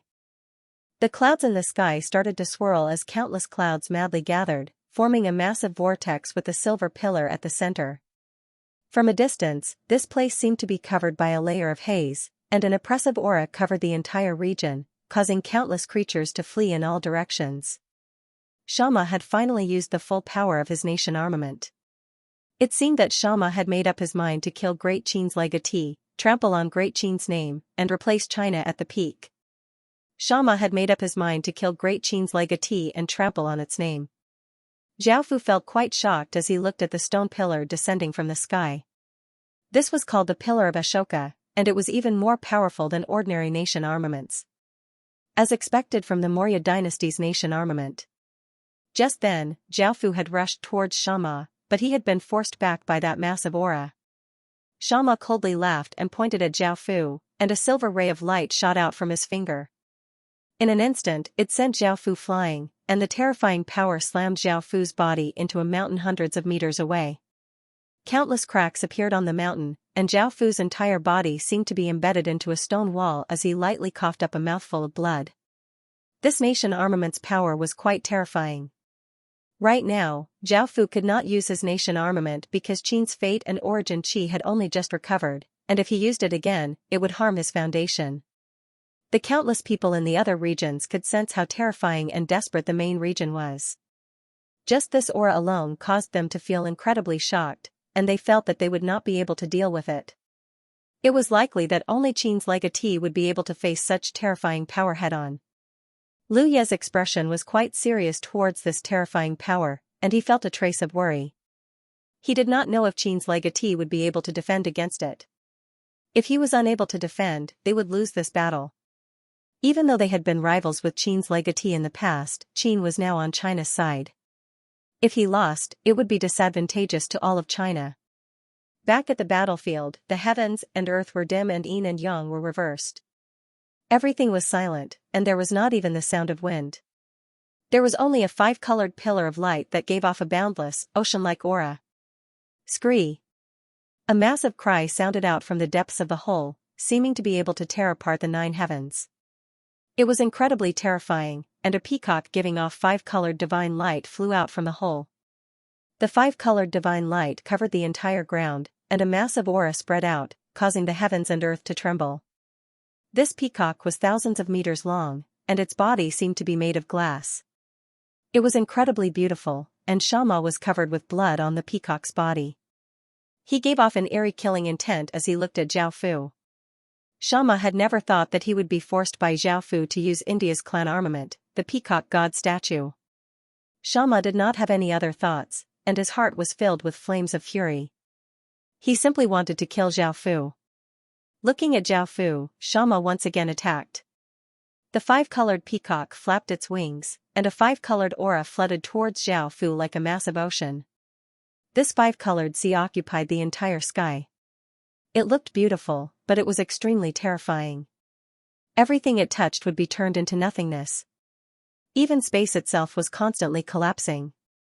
When it landed on the ground or the trees, these things would immediately disappear as if they were forcefully erased by something.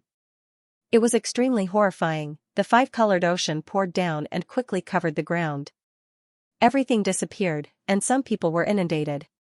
Before they could even cry out, they died. At the same time, Zhao Fu was also inundated by the 5-colored sea. Such a massive and terrifying attack was not something that ordinary people could deal with, and it was enough to wipe out an army of 1,000. Seeing that Zhao Fu was submerged in the 5-colored sea without any reaction, countless people in Xianxia felt their hearts sink. Is Crown Prince Qin dead? Did Xianxia lose again? Ao ao ao ao ao ao. 9 loud golden dragons roared, shaking the heavens and the earth. Golden light radiated in all directions, dyeing half of the sky gold. Zhao Fu stood in the middle of the rainbow sea. 9 golden dragons surrounded Zhao Fu, and the Rainbow Sea couldn't approach him at all. Zhao Fu was like an emperor of the human world. Even though Zhao Fu could not use his nation armament, he could use his clan armament. After all, the clan armament represented China and could use all of China's fate. Of course, this required the support of the majority of the people, and this power had to be used to defend against foreign invasions, not for internal strife. Wu. Crown Prince Qin, please bless me with the luck of the Huaxia people. Banish foreign invasions. As Zhao Fu spoke, all of China trembled. Everyone received a system announcement and sensed something, and they immediately agreed to support him. Countless traces of fate rose up from various regions in China and madly gathered. Traces of fate formed an ocean and started to flow into Zhao Fu's body. Zhao Fu's body automatically rose into the sky, and his body gave off a brilliant golden light, making him look like a golden sun. His aura seemed to be able to destroy the heavens and earth. Seeing this, Xianxia understood that Zhao Fu had long since been prepared, but he could also gather all of India's fate. Following this, India's fate madly gathered, forming an ocean that flowed into Xianxia's body. The five-colored divine light that the five-colored peacock gave off became even more intense. The terrifying auras of the two of them covered the entire Midland continent, and all kingdoms and races felt this terrifying power, causing their bodies to instinctively tremble. As such, everyone held their breaths. They had been paying close attention to this battle, as it was not just a battle between two kingdoms but also a battle between two races. Now, both sides were going all out, gathering their fate for the final battle. Back on the battlefield, Zhao Fu and Xianxia each occupied one side of the sky, and it was as if they were two different worlds. One was covered by five-colored divine light, while the other was covered by golden light. Clang, clang, clang, Zhao Fu was the first to act. A sword mark flashed on the back of his hand, and 5 swords appeared around him: the Sky Demon Sword, Slaughtering Ghost Sword, Royal Wood Sword, Sin Dragon Sword, and Seraph Sword. Under Zhao Fu's control, the 5 swords gave off a 1,000-meter-long sword light, causing the entire world to be filled with boundless sword qi. Everything in the surroundings was slashed apart by the sword qi, and sword gashes could be seen everywhere, turning it into a world of swords. Boom! Zhao Fu led the boundless sword qi towards Xianxia, and the 5 swords followed by his side, shooting towards Xianxia. The massive sword qi caused the air to explode and the surrounding regions to tremble. Xianxia rode on his massive 5-colored peacock and did not show any weakness as he rushed over. He also brought with him a terrifying 5-colored ocean, giving off a shocking aura. Boom! A shocking explosion sounded out as the 5-colored ocean and the boundless sword qi collided, making it seem as if 2 worlds had collided. The sword qi was incredibly sharp and could cut through anything, while the 5-colored aura could turn everything into nothingness. The two of them collided intensely, and it was either the sword qi that destroyed the 5-colored aura or the 5-colored sword qi that turned the sword qi into nothingness. Zhao Fu waved his finger, and the 5 swords around him gave off large amounts of sword light that shot towards Xianxia and started to attack. The swords turned into rays of light that continuously shot towards the 5-colored peacock from different directions, leaving behind sword gashes in the air. Xianxia controlled the 5-colored peacock to give off a 5-colored divine light and defend against the sharp flying swords. He mainly used his claws and wings to continuously block or slap the flying swords away. The shockwaves from this were massive, causing massive explosions to sound out in the sky. Seeing that the 5-colored peacock was not heavily injured and was only lightly injured, Zhao Fu's pupils constricted as a cold intent appeared in his eyes. Roar! Roar, roar! Dragons' roars sounded out as the 9 golden dragons around Zhao Fu roared as they rushed towards the 5-colored peacock. After leaving Zhao Fu's side, the golden dragons turned into 1,000-meter-long golden dragons that madly attacked the 5-colored peacock. Some of the golden dragons used their bodies to slam into the 5-colored peacock, sending it flying, while others used their bites to take advantage of the opportunity to bite the 5-colored peacock. These bites were incredibly powerful, while some of the golden dragons used their coiling methods to bind the 5-colored peacock. Adding on the 5 swords continuously attacking, the 5-colored peacock fell into a disadvantageous situation and became covered with wounds. Xianxia's expression was quite unsightly as he shouted, "Emperor Divine Body! Scree!" The five-colored peacock gave a cry and spread its wings, exploding out with an intense five-colored divine light that forced the golden dragon flying swords back. Following this, the massive five-colored peacock turned into a five-colored wave and entered Xianxia's body. Boom! A world-destroying power exploded out, causing the surrounding 10,000 meters of space to collapse and turn into nothingness. The surroundings became dark as if there was a black hole that devoured everything. At that moment, a five-colored divine light shot out from the black hole as a terrifying figure appeared at the center of the black hole. This figure had a dignified and holy expression and was dressed in five-colored feather clothes. There was a five-colored eye on his forehead and a five-colored light behind his back. He held a 2-meter-long stone staff and looked no different from a god. Zhao Fu looked at Xianxia, who had greatly changed, and felt quite shocked. Xianxia's power was now many times greater than before, and he had even used the pillars of Ashoka. Xianxia coldly looked at Zhao Fu and swung his stone staff, causing a five-colored light to shoot out and blast the golden dragon and flying swords away. Zhao Fu also looked at Xianxia and grabbed at the air, causing the 5 swords to fuse into a single sword. The 9 golden dragons also fused into the sword, forming a golden dragon sword. It looked quite similar to the Sin Dragon sword, but it was completely golden and covered with dragon scales. This sword gave off a world-destroying aura, and a trace of sword chi seemed to be able to slash apart the world. It was like a peerless divine sword. Zhao Fu gripped the sword and his aura rose, becoming not any weaker than Xianxia's. The battle had only just begun. Xianxia attacked first, turning into a ray of light and rushing in front of Zhao Fu. He raised his stone staff and slammed it towards Zhao Fu, while Zhao Fu raised his sword and counterattacked. Boom! Boom! Boom! Massive explosions sounded out in the sky, and the aura of destruction caused countless people to feel incredibly shocked. This was a battle that exceeded the limits of humans, and it was like a battle between gods. In terms of battle, Zhao Fu still had the advantage. After all, China's clan armament was more powerful than India's clan armament, and in terms of fate, China had a massive advantage. As such, as the battle went on, Xianxia gradually fell into a disadvantage. Xianxia understood this and decided not to continue like this. He focused all of his power on the 5-colored eye on his forehead. The eye continuously spun in its sockets, giving off a 5-colored light. Even though it was quite beautiful, it gave off an aura of destruction, nothingness, and destruction. It flooded out like a flood and swept through the western side of the Midland continent, causing everyone to feel a chill as if they were in an icy cavern. That eye was the forbidden eye. Zhao Fu also sensed immense danger, and his hair stood on end as he felt a chill in his heart. At that moment, the golden dragon's voice became somewhat serious as it said, "Zhao Fu. Leave your body to me and let me control it." Zhao Fu thought about it and agreed.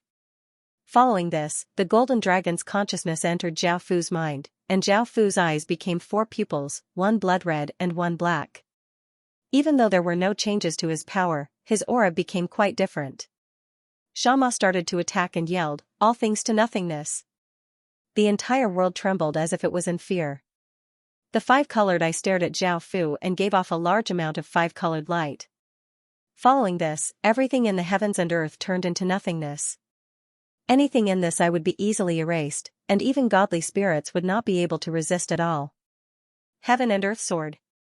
At that moment, Zhao Fu, or rather, the golden dragon, roared as he slashed out with his sword. However, it was as if nothing had happened, as if an ordinary person had slashed out with their sword. Zhao Fu felt quite startled and understood what was going on. But then, the world soundlessly seemed to be split in 2. Not only the sky, but the earth as well. Everything was split in 2. The sky was a very long and straight fissure, and the ground was also a very deep fissure. It was impossible to tell how long it was, but it was also very straight. Xianxia looked quite shocked as his body had been split in half from his head down. "What kind of attack is this?" Zhao Fu asked in shock. The golden dragon calmly replied, "It's just an origin energy attack. Right now, you're too weak and can't control it at all. If it wasn't for all of China's fate supporting you, I wouldn't have been able to use it either." Zhao Fu understood that his level was quite low. Clang, clang, clang, the golden dragon controlled Zhao Fu's body and used the king's crown, causing countless chains to fly out and pierce through Xianxia's corpse. 3 items were bound up by the chains and pulled out. The 3 items were a glass peacock, a 30-centimeter-long stone staff, and an azure city lord seal. These 3 items gave off different terrifying powers and continuously struggled, wanting to break free from the chains. However, either the Golden Dragon or Zhao Fu used China's fate to forcefully suppress them, and the 3 items were put away by Zhao Fu. If a legatee died before the city was constructed, it would not be a big loss. They would be like ordinary people, and their cultivation would be reset to 0. However, the legatee's status would not change, as they would not truly die. As such, the legatee would only lose a bit of fate. However, after the city was constructed, things would be different. After condensing a city lord seal, if the legatee died, the city lord seal would remain in their body and be obtained by someone else. When that happened, the city would be in great danger, as it would fall into someone else's hands. This was why the other 2 dynasty legatees did not dare to meet with Zhao Fu. However, it was not as if there was no way around this. As a legatee, they had a certain amount of power, such as destroying a city and turning it back into a town before condensing a city lord seal again. This way, the city lord seal in Zhao Fu's hands would become ineffective. As for the nation armament and clan armament, the Golden Dragon had grasped a secret technique that allowed it to kill a legatee and use their corpses as bait to forcefully take the 2 nation armaments that were still in the city. Now that Xianxia had died, almost all of the Indian people's faith had collapsed. Now that they saw Zhao Fu's godlike power that could destroy the heavens and the earth, they were filled with terror and retreated. The Chinese side naturally chased after them. With Xianxia's death, the other battlefields also lost their ability to fight. Lu Yi stood in the air, his pupils constricting, feeling extremely shocked in his heart. That was because the sword crack had already extended all the way here. It had to be known that this place was 2 regions away from the main battlefields. At that time, there was no sound. It was like a gentle breeze had blown past. Heaven and earth had been split in 2, and countless people had been transformed into a mist of blood. This sort of power was simply too terrifying, and Imperial Prince Qin's methods were truly terrifying. Now that all of the terrifying ripples had disappeared, the Huaxia side could clearly sense a massive amount of fate flowing into Huaxia. After all, this was a battle between 2 great kingdoms and 2 great races, and they had mobilized all of their fate. Of course, the loser would suffer a great loss of vitality, and a large amount of luck would be absorbed by China. Through this, countless people in Huaxia had learned that Huaxia, as well as Qin the crown prince, had won this destructive war. All hail China! Long live China! China is the strongest, countless people excitedly yelled, filled with excitement. From the commoners to the leaders of the large factions, all of them were overjoyed at this victory. After all, India was China's greatest enemy and competitor. Now that they had officially defeated it, everyone was overjoyed. India's defeat was a great blow to their vitality, and they would not dare to invade so openly in the future. Now, China did not have to worry too much about India's threat. The rest of the world felt quite disappointed because China was simply too powerful. They had hoped that India would win, as that way, they would be able to suppress China, making it much easier for them to face China in the future. The smaller countries that had supported India all became mute and did not make a single sound. However, no one had expected something else to explode like a massive bomb.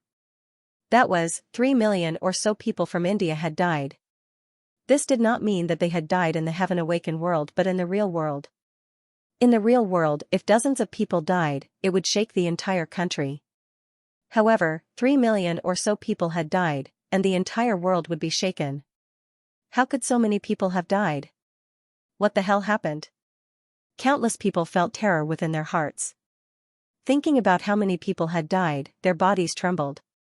After all, this was in the real world. It was not just the various large countries that felt shocked and afraid. The Chinese side was also incredibly shocked and even panicked. They had never thought that such a thing would happen. Countless people could not understand why such a thing had happened.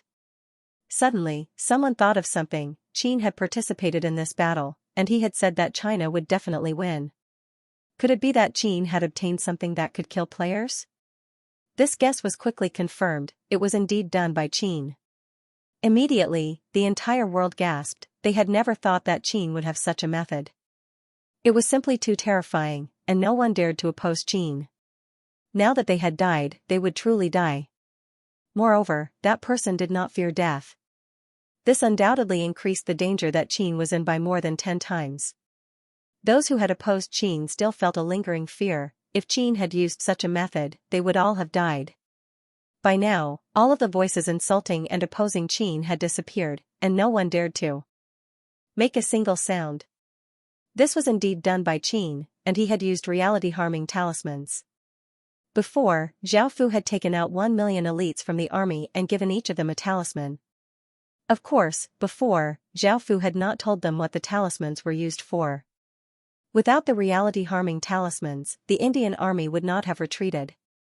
It was because so many people had died that they had been terrified and had retreated without hesitation. The Chinese side flooded forwards, chasing after the Indian players. Because they were still in Chinese territory, the Indian players were still invaders, and killing them would give 4 times the rewards. Zhao Fu looked at the Azure City Lord seal in his hand and did not hesitate at all. From the information he had obtained, Zhao Fu had found out that the Maurya dynasty was near the border of India. As the #1 dynasty in India, his location had long since been exposed. Zhao Fu did not care about anything else and turned into a ray of light as he flew in that direction. Zhao Fu naturally felt quite excited and nervous because Zhao Fu was about to conquer an entire dynasty. Of course, he was also quite worried. Even though he would not be able to log in for 10 days after dying, perhaps there would be a way to re-enter the Heaven Awaken world early. Feeling quite nervous, Zhao Fu continuously increased his speed and flew extremely quickly. The scenery around him flashed by, and he continuously teleported through teleportation channels. In the end, Zhao Fu found the Maurya dynasty. The Maurya dynasty was currently under martial law, and soldiers held weapons as they guarded their surroundings in case any enemies appeared. There were also soldiers patrolling everywhere to prevent anyone from sneaking in. They had received news that Xianxia had died and the city lord seal had fallen into someone else's hands, so they had to defend the Maurya city and wait for Xianxia to re-enter the Heaven Awaken world. After a lord died in the Heaven Awaken world, they would not respawn and would respawn within their territory. After Xianxia died and returned to the real world, he did not know that his nation armament and clan armament had been taken by the Golden Dragon. Now, he knew that the city lord seal had fallen into someone else's hands, so he was in a hurry to come up. He had obtained an item that could reduce the death penalty to 10 hours. There were still a few minutes before he could re-enter the Heaven Awaken world. If it was an ordinary person, Xianxia would not be worried at all. After all, even if the city lord seal fell into someone else's hands, the nation armament and clan armament would automatically protect the city. However, the person he was facing was Qin's legatee, so Xianxia felt quite worried and had a bad feeling. By now, Zhao Fu had already snuck into the Maurya city. Because Zhao Fu not only had a powerful cultivation, but he was also an assassin and could become invisible, he was able to hide his aura and easily sneak in without anyone noticing. Zhao Fu went straight to the city hall, which was currently protected by a green energy barrier. Many people were still attacking it. These people were, of course, the Maurya dynasty soldiers. If they could destroy the energy barrier, anyone would be able to conquer the city. In order to be safe, the historical figure decided to destroy the energy barrier because he found that the nation armament and clan armament had disappeared. It was a pity that this was a dynasty-level energy barrier, and after countless people attacked for nearly 10 hours, they had only been able to cause some cracks to appear on the energy barrier. Zhao Fu continued to silently sneak in. Because he had the city lord's seal, the energy barrier was useless against Zhao Fu and did not stop Zhao Fu at all. By now, Xianxia had re-entered the Heaven Awaken world. Seeing that there were no signs of anyone intruding, he felt a bit more at ease. However, Zhao Fu had already placed his hand on the city heart, choosing to migrate and occupy it. Roar! A ray of green light shot into the sky, dyeing the entire sky green. Following this, a resounding dragon's roar sounded out, turning into a corporeal soundwave that sounded throughout India. It was filled with pain, unwillingness, and grief. The Indian Empire, which had lost the war, looked quite dispirited. However, when they heard this dragon's roar, their expressions all changed. A dynasty's legatee had been destroyed. In the sky, a divine dragon that was hundreds of meters long and gave off an azure light, giving off a powerful aura, let out a sorrowful cry. It struggled a few times in the air before its massive body slowly disintegrated into motes of light and dissipated. Everyone in Peacock City stared at the sky in shock, unable to believe that this was real. Xianxia's eyes widened as he charged towards the city lord's hall. Notification. The Peacock dynasty perished, and the luck it represented was all devoured by Qin, and Qin obtained a lot of luck. System announcement. Qin has destroyed the Peacock dynasty and obtained all of the Peacock dynasty's legacy. System announcement. Qin City Heart has evolved, and a system announcement has been completed. Qin Zhen has obtained 1/5 of the Peacock dynasty's stats. System announcement. Nation Armament 12 Metal Colossi has evolved and leveled up into a level 6 Nation Armament. System announcement. Clan Armament Imperial Ruler's Seal has evolved and leveled up into a level 5 Clan Armament. System announcement. You have conquered a large city with a dynasty legacy and obtained 5,000 achievement points. System announcement. You have relocated a large city and obtained 620,000 EXP. Hearing the system announcements in his mind, Zhao Fu couldn't help but loudly laugh before rushing into the sky. He ignored the countless people's furious, hateful, and pleading gazes and turned into a ray of black light as he shot over the horizon. Xianxia collapsed to the ground, his eyes hollow as tears continuously flowed out. The Peacock dynasty was finished just like that, and he had lost the most important thing in his life. The Peacock City's 3 million or so people fell into deep grief, and many people started to loudly cry. Today was the end of a dynasty. Zhao Fu held the city creation stone and quickly returned, smiling on the way.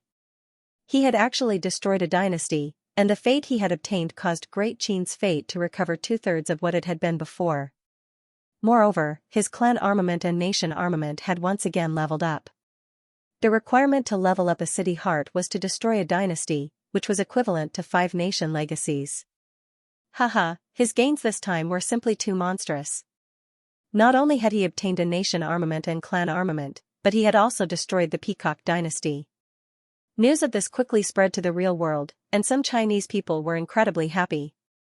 Not only had they destroyed a dynasty, but they had also suppressed a nation armament and clan armament by Qin. Some people sighed, as Qin's power was going to grow. However, they had never thought that Qin would be able to refine other people's nation armaments and clan armaments. They thought that they had been suppressed by Qin because they were not the legatees of a dynasty and could not use nation armaments and clan armaments. On India's side, countless people were incredibly furious. Not only had so many people died, but their dynasty had also been destroyed and their clan armament had been suppressed. India sent an army to China's border in the real world, demanding an explanation. The Chinese side did not reply because they could not do anything to Qin. Moreover, Qin had destroyed many of the governmental factions in the past, and in terms of military strength, China could easily crush India, so they did not fear them. India did not have much confidence, so they did not dare to directly attack and only demanded an explanation. India had wanted to work with America and the other smaller countries to put pressure on China. However, none of the smaller countries dared to say anything. America could not even protect itself and did not have any legacies in the Heaven Awakened world. As such, they could only rely on stealing indigenous legacies to focus on developing, and they did not have time to care about such things. Now, apart from having more people, they did not have to worry about India being a threat. China was now the most powerful country in the Midland continent, and no one was a match for it. The situation in China was now set. After Zhao Fu returned to China's border region, the other 3 dynasty legatees were incredibly wary of Zhao Fu. Even Lu Yi, who had been quite confident, was persuaded to return to his own region. Zhao Fu did not mind them, he had achieved his goal. Following this, Zhao Fu gave out a quest to recruit Indian indigenous residents for a high price of 1 gold coin per person. This made countless people feel incredibly tempted, as 1 gold coin was equivalent to 10,000 copper coins. If they conquered a village, they would be able to kill at least a few hundred people, and they would be able to obtain at least a few hundred gold coins. In the real world, that would be equivalent to winning the lottery. Many people excitedly rushed into India's territory and started to search for Indian indigenous residents. India did not have much strength to resist, and because they were afraid of dying, they continuously retreated. In just a few days, the Chinese side had conquered 10 or so Indian regions. Zhao Fu stayed here for a few days, and people continuously sent Indian indigenous residents over. Zhao Fu had already announced that he would only take in 1 million Indian indigenous residents.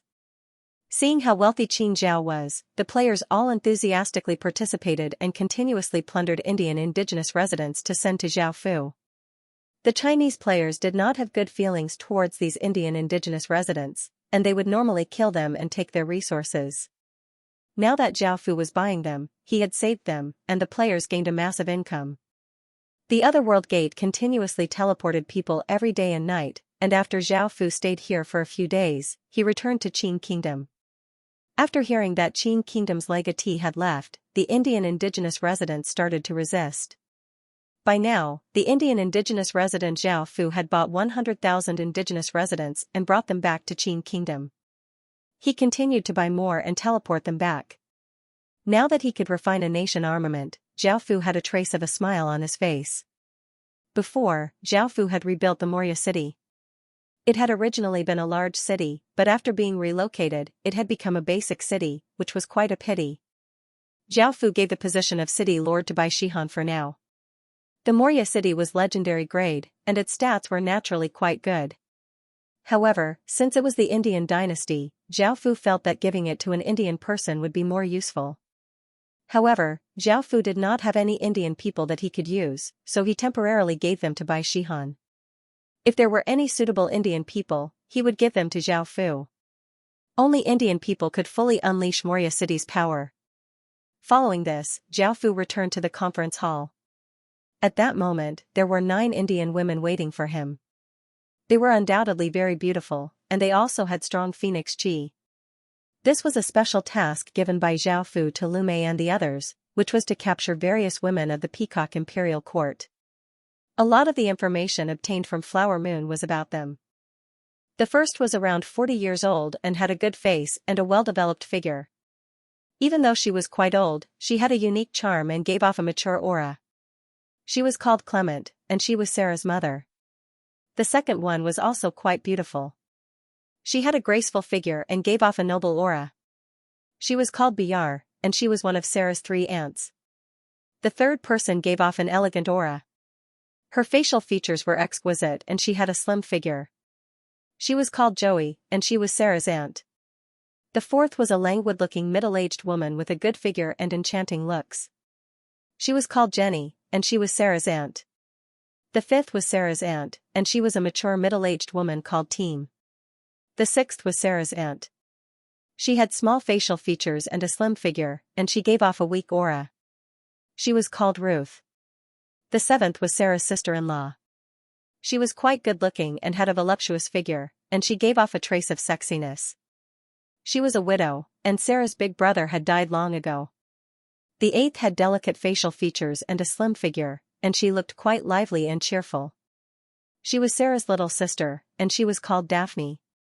The ninth was a very beautiful woman with a graceful figure, but she gave off a serious aura. She was Sarah's fiancée, and she was also from a large family. She was called Angela. Looking at these 9 women, Zhao Fu did not say much and directly made them concubines. Large amounts of phoenix chi flowed out of their bodies and entered the Emperor Phoenix statue, causing the Emperor Phoenix's power to once again become stronger. They had never expected Zhao Fu to suddenly make them concubines, and they all had complicated expressions on their faces. Some looked quite unsightly, while others looked quite worried. They were the primers for refining the Maurya dynasty's nation armament. Because Zhao Fu was going to refine the Maurya dynasty's nation armament, he smiled and asked the Golden Dragon, "What are the steps to refining a nation armament?" Following this, Zhao Fu followed the Golden Dragon's instructions and started to make preparations. He first prepared a very large room that was 300 meters wide, and there were 10 3-meter-tall stone pillars that formed a circle. There were also countless chains on the stone pillars, and there were 2 items bound to these chains. These 2 items were naturally the nation armament and clan armament. They were currently being suppressed by Zhao Fu's magic formations, but they floated in the air and continuously struggled. Between the 10 stone pillars, there was a 1-meter-tall platform. There was a spirit formation on it, with a dragon carved on one side and a phoenix carved on the other. There was also a layer of warm jade on the surface of the platform. Walking on it barefoot, it was not cold, but rather warm. And then? Zhao Fu brought the 9 women to the room and asked the golden dragon. The golden dragon quickly replied, "Take them. Or do some other things." Zhao Fu felt quite speechless and asked what they were doing before saying to the 9 women, "Your Maurya dynasty has been destroyed. Not only has your nation armament been destroyed, but even your clan armament has been suppressed by me. Your Indian people have no hope of winning at all. As long as you are willing to become my concubines and stay in Qin, not only will I not destroy your families, but I will also give your families nobility and protect them." Hearing this, the 9 women could only sigh. Right now, they did not have any strength to resist. Not only did they have to think about themselves, but they also had to think about their families. If they could be protected by Qin, their families would definitely be safe. Zhao Fu brought them to the stage, and the first thing he saw was Xianxia's mother, who was also looking at him flirtatiously. Zhao Fu stretched out his hand and brought her into his embrace, and Xianxia's mother lightly hugged Zhao Fu's waist as she flirtatiously smiled and said, "Your Majesty, can you not kill Xianxia in the future?" Hearing this, Zhao Fu lightly nodded, and Xianxia's mother's smile became even brighter as she kissed Zhao Fu. She stuck her tongue into Zhao Fu's mouth, and her tongue skillfully intertwined with Zhao Fu's. The two of them tightly hugged each other, and their body's temperature continuously rose as they continued to fondle each other. The other women all looked slightly embarrassed. They all knew each other and were quite familiar with each other. Seeing Xianxia's mother, who was their senior, passionately kissing another man, this scene was simply too taboo. Xianxia's little sister looked quite worried, and Xianxia's fiancé was expressionless. The other women all had flirtatious looks on their faces. They were all quite experienced. As Zhao Fu kissed her, he took off Xianxia's mother's clothes, revealing her entire body. He then continuously fondled and kneaded her body, causing Xianxia's mother's body to tremble, and Zhao Fu's hands became wet. Xianxia's mother's body became powerless, and Zhao Fu put her on the ground. Black dragon qi continuously rose up from Xianxia's mother's body, while golden phoenix qi continuously rose up from Xianxia's mother's body. The two auras fused together, turning into a black and gold aura that entered the nation armament. The nation armament's resistance was no longer as strong. Zhao Fu once again pulled one of Xianxia's aunts into his embrace and kissed her lips before taking off her clothes. She passionately responded to Zhao Fu, and the two of them continuously tangled together. Following this, Zhao Fu continued to stretch out his hands towards the other women. An erotic aura filled the air as 7 naked women powerlessly lay on the ground. Their faces were red, and they looked incredibly alluring. The one who reacted the most was Xianxia's sister-in-law. Not only was her body sensitive, but her response was also incredibly intense. She even uncontrollably took off Zhao Fu's clothes, looking incredibly thirsty and desperate. She even wanted Zhao Fu to put his fingers inside, and only after 5 or 6 times did she powerlessly collapse to the ground. Luckily, it was quite easy to deal with her, and Zhao Fu stretched out his hand towards Xianxia's little sister and lightly kissed her. Her body was quite stiff, and perhaps it was because she was nervous, but Zhao Fu could clearly feel her heart beating quite quickly. As Zhao Fu continuously teased her, Xianxia's little sister's frown gradually relaxed, and her body became less stiff. She became more relaxed and clumsily responded to Zhao Fu. A moan sounded out as more water appeared on Zhao Fu's hand. Zhao Fu lightly placed her on the ground and brought Xianxia's fiancé into his embrace. This serious-looking woman lightly cooperated with Zhao Fu. She had been the woman with the most potential in India, but now, she was being kissed and caressed by another man. However, she did not care much, as she was a tool for marriage alliances. As such, she cooperated with Zhao Fu and allowed Zhao Fu to take advantage of her. Xianxia's fiancé's body trembled and she pushed Zhao Fu away as she said coldly, "You've achieved your goal." Zhao Fu felt quite startled before smiling. This woman knew what he was doing. He looked up at the pillar of Ashoka, which was currently floating in the air and bound by countless chains. However, it did not struggle, and his plan was quite successful. However, the glass peacock's resistance was still quite intense, but it had also absorbed some of the black gold aura, so its resistance was not as strong as before. The clan armament represented a clan, so it required different women to tame it. The Xianxia family's women also belonged to India, so they would be effective on both the nation armament and the clan armament. Seeing how intensely the clan armament was resisting, Zhao Fu decided that he would have to capture many Indian women. He would deal with this later, and right now, he had to refine the pillar of Ashoka. Zhao Fu removed the chains and grabbed at the air, pulling the pillar of Ashoka into his hand. This nation armament did not resist in Zhao Fu's hand. After looking at the nation armament, Zhao Fu gave a pleased smile and took it with him as he opened the door and had the female attendants take care of the women in the room. Many people in the real world knew that Qin had captured many women from the Xianxia family, and India was incredibly afraid. They were incredibly furious that Zhao Fu had not only destroyed their dynasty but had also captured their entire family's women. In their hearts, Qin was the incarnation of a demon. In actuality, Zhao Fu had not captured all of the women from the Xianxia family. After all, a large family would not have so few women, and Zhao Fu had only captured some of the women that he could. The Chinese side treated this matter differently. It was mainly because Qin had stopped India's invasion and had suppressed their clan armament. As such, they did not curse Zhao Fu for being lewd and only said that he was dissolute. However, even if people wanted to curse, they did not dare to. After all, with the reality-harming talismans, no one wanted to die. Holding the nation armament, Zhao Fu walked to the side, and a woman suddenly appeared in front of Zhao Fu. She bowed to Zhao Fu and smiled as she called out, "Your Majesty." Zhao Fu nodded and looked at this Lu Lingxian as he asked, "What is it?" Lu Lingxian lightly hugged Zhao Fu and rested her head on Zhao Fu's shoulder as she said shyly, "Your Majesty, I've missed you so much. You've already made me a concubine, so why haven't you taken care of me?" Zhao Fu inwardly laughed. He knew that he did not have that much charm. Back when he had first seen Lu Lingxian in northern Qi, Zhao Fu had understood that this woman was ambitious and scheming.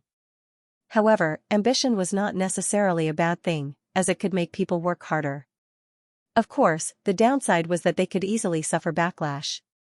At most, Lu Lingxian would become a part of Qin's political system and would not have much of an impact on it. Zhao Fu put his arm around Lu Lingxian's slim back and lightly smiled as he asked, "Is that so?" Lu Lingxian lightly nodded before blushing as she kissed Zhao Fu. Her tongue entered Zhao Fu's mouth, continuously teasing Zhao Fu, and Zhao Fu could not control himself and started to passionately kiss her. After a while, Lu Lingxian breathlessly leaned against Zhao Fu's shoulder and said, "Your Majesty, can you give me something to do? Can you give me something to do? It's boring for me to stay in the courtyard." Zhao Fu understood what she wanted, so he agreed to give her a position. Only then did Lu Lingxian reveal a true smile and passionately kiss Zhao Fu. She even started to take off her clothes, and Zhao Fu hurriedly stopped her. After all, they were on the road and many people would pass by. "Your Majesty. You're the ruler of Qin, what's there to worry about?" Lu Lingxian hugged Zhao Fu as she said coquettishly. Zhao Fu lightly laughed and patted her plump bottom as he said, "All right, you've already achieved your goal. It's time for you to leave." Hearing this, Lu Lingxian's face slightly paled, but she quickly recovered. She knew that as the Emperor of Qin, Zhao Fu would not be a muddle-headed person. "Your Majesty. I'll be loyal to you, everything I have will be yours." Lu Lingxian hugged Zhao Fu as she said shyly. Zhao Fu nodded, and Lu Lingxian kissed Zhao Fu for a while before leaving. Seeing her leave, Zhao Fu found that he was becoming less and less resistant to beauties, especially women with phoenix qi. Zhao Fu did not know much about them. By now, Zhao Fu was preparing for the Great World Refinement. The Great World Refinement required 10 people, and they all had to have great fate and great power. Zhao Fu felt that Bai Qi and the other generals would be enough, and their power would be replenished by City Lord's seals. As such, he gathered them next to the Heaven and Earth Refining Formation. They were Bai Qi, Wang Jian, Wei Liao, Mengque, Sima Qiu, Bai Shihan, Sun Hanxiang, Wei Qing, and Su Liuyi. Adding on Zhao Fu, there were 10 of them. Because Sun Hanxiang, Wei Qing, and Su Liuyi were generals, they did not have City Lord's seals yet, so Zhao Fu had to borrow them from someone else. At the same time, he gathered the 100,000 Indian indigenous residents, who now belonged to Qin's subjects, to help Zhao Fu obtain the fate of his nation armament. An explosion sounded out as countless crystals turned into dust. Zhao Fu and the other 9 people unleashed their City Lord Seals, and the 10 City Lord Seals floated above their heads, giving off different colored lights and terrifying might. This power flowed into the heaven and earth refining formation, causing it to give off a 10-colored light and start to spin as a massive aura spread out. Zhao Fu placed the pillar of Ashoka at the center of the formation, and a wave of energy covered the pillar of Ashoka, causing it to float in the air.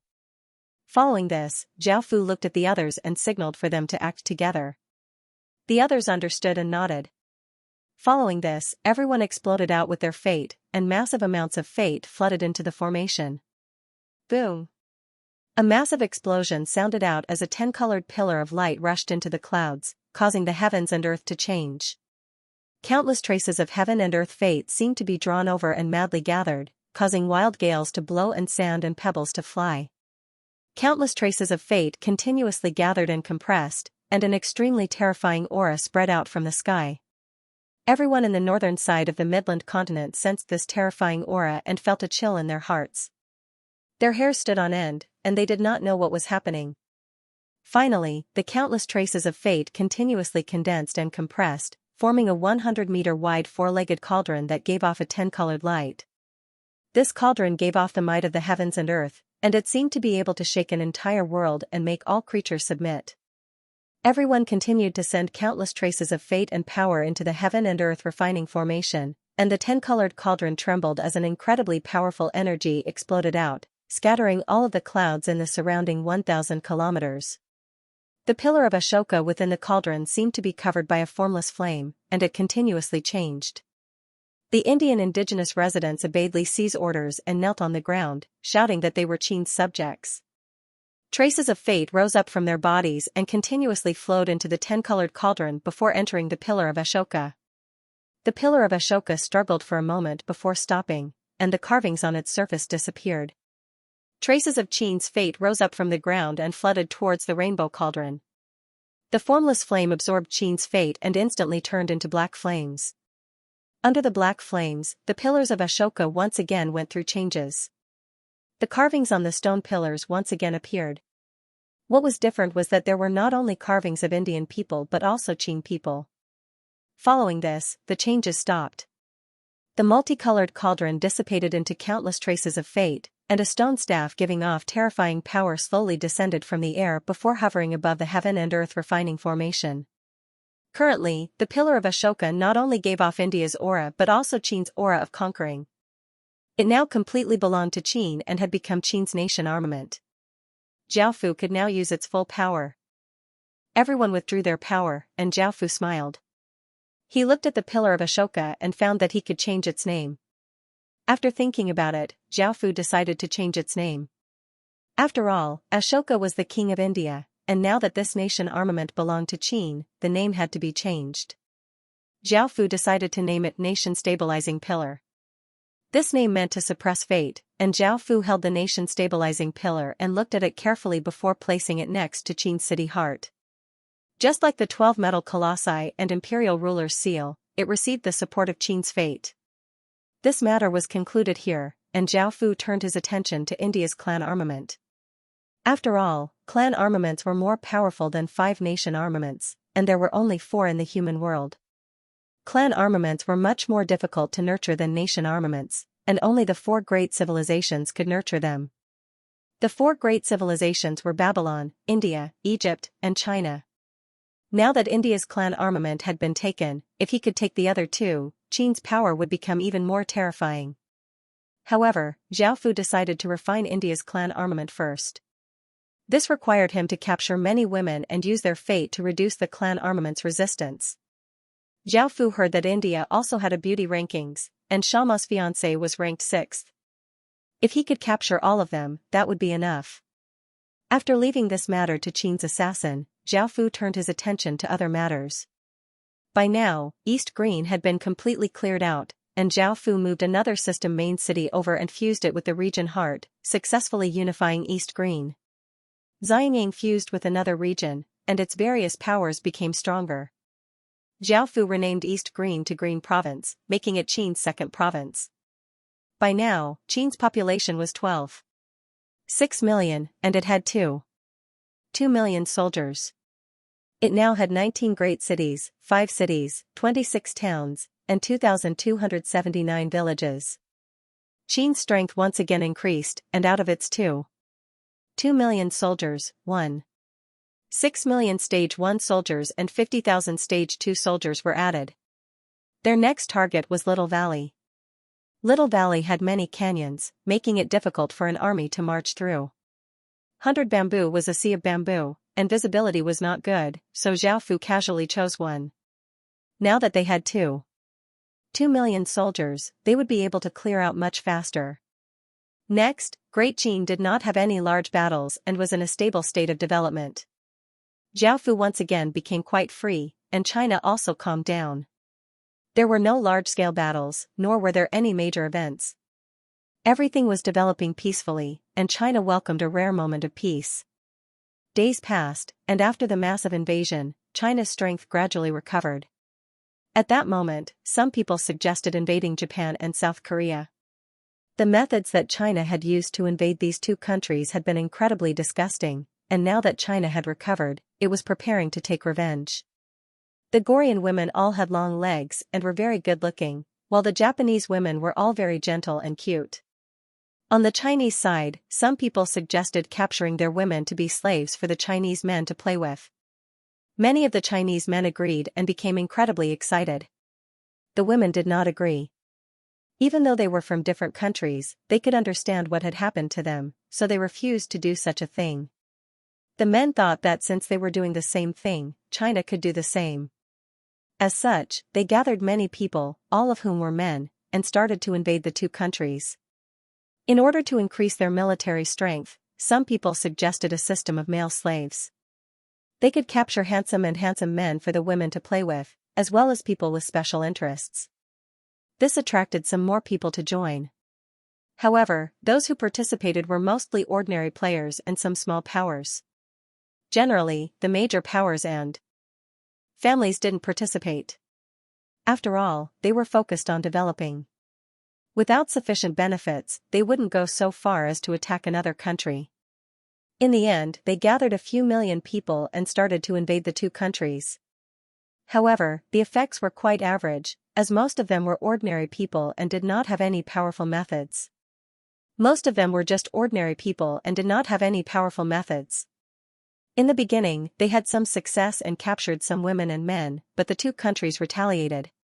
However, the Chinese side did not suffer many losses. This was because the two countries were afraid that if the battle became too intense, more Chinese people would join in. In fact, Legacy Qin might even make a move. They had seen what had happened to India, so they only chased the Chinese people in and set up firm defenses. Following this, the Chinese invaders became powerless, and some people even said on the internet that they would ask Legacy Qin to destroy the two countries. Zhao Fu did not know about this, and he was currently sitting by a stream, leisurely fishing. With the One World Rod's cultivation speed and Zhao Fu's bloodline talent, Zhao Fu's cultivation madly increased. Before, he had been at stage 4, but now, he was at stage 4 at stage 8. By now, Little Valley had been cleared out, and Zhao Fu renamed it Yuanzhou, making it Qin's third province. Qin's strength once again increased, and he started to clear out the final region, which was Hundred Bamboo. The Wyvern Den had also leveled up to an intermediate town, and it could spawn a wyvern every 3 days. Qin now had 63 wyverns and 7 wyvern eggs. Qin was quite surprised by this. Before, Zhao Fu had wanted to breed the wyverns so that they could produce eggs.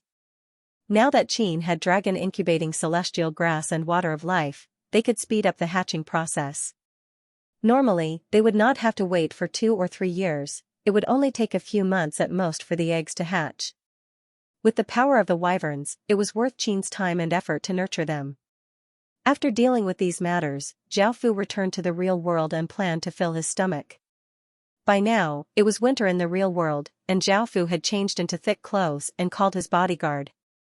Zhao Fu wanted to ask him to bring some food, but after hearing the bodyguard's words, his gaze became cold as he said, "Bring him in." The bodyguard obeyed and left, and a few people brought in a cold-looking young man. Acting patriarch. It's him, the assassin who has been lying in ambush in the Ying family. We even lost a few people in order to catch him, the bodyguard replied in a low voice. Zhao Fu was expressionless as he looked at the document in his hand. Now that Qin and Hua Yu were working together, their intelligence capability had increased by several times. They had also found out the killer who had been hiding in the Ying family. This person was sent by the Li family a long time ago. He had been lying in ambush in the Ying family for a few months now. Unfortunately, Zhao Fu was protected by countless people. Zhao Fu didn't go out often, so he hadn't found a chance to kill him. Zhao Fu looked at the cold-looking youth who was pressed to the ground by a few people and asked, "You're from the Night King?" The young man let out a cold harumph and ignored Zhao Fu. Zhao Fu's expression did not change as he picked up another document. This was information on the cold-looking youth. He was called Lung Fei, and he was 23 years old. He had been raised as an assassin since he was young, and it was said that he was from the Night King because his older brother was one of the 6 heads of the Night King. The Night King was China's top-tier assassin organization, and it was ranked second in the world. Its reputation was incredibly terrifying, and even large families did not dare to offend it. After all, assassins were incredibly difficult to defend against, and they could be assassinated if they weren't careful.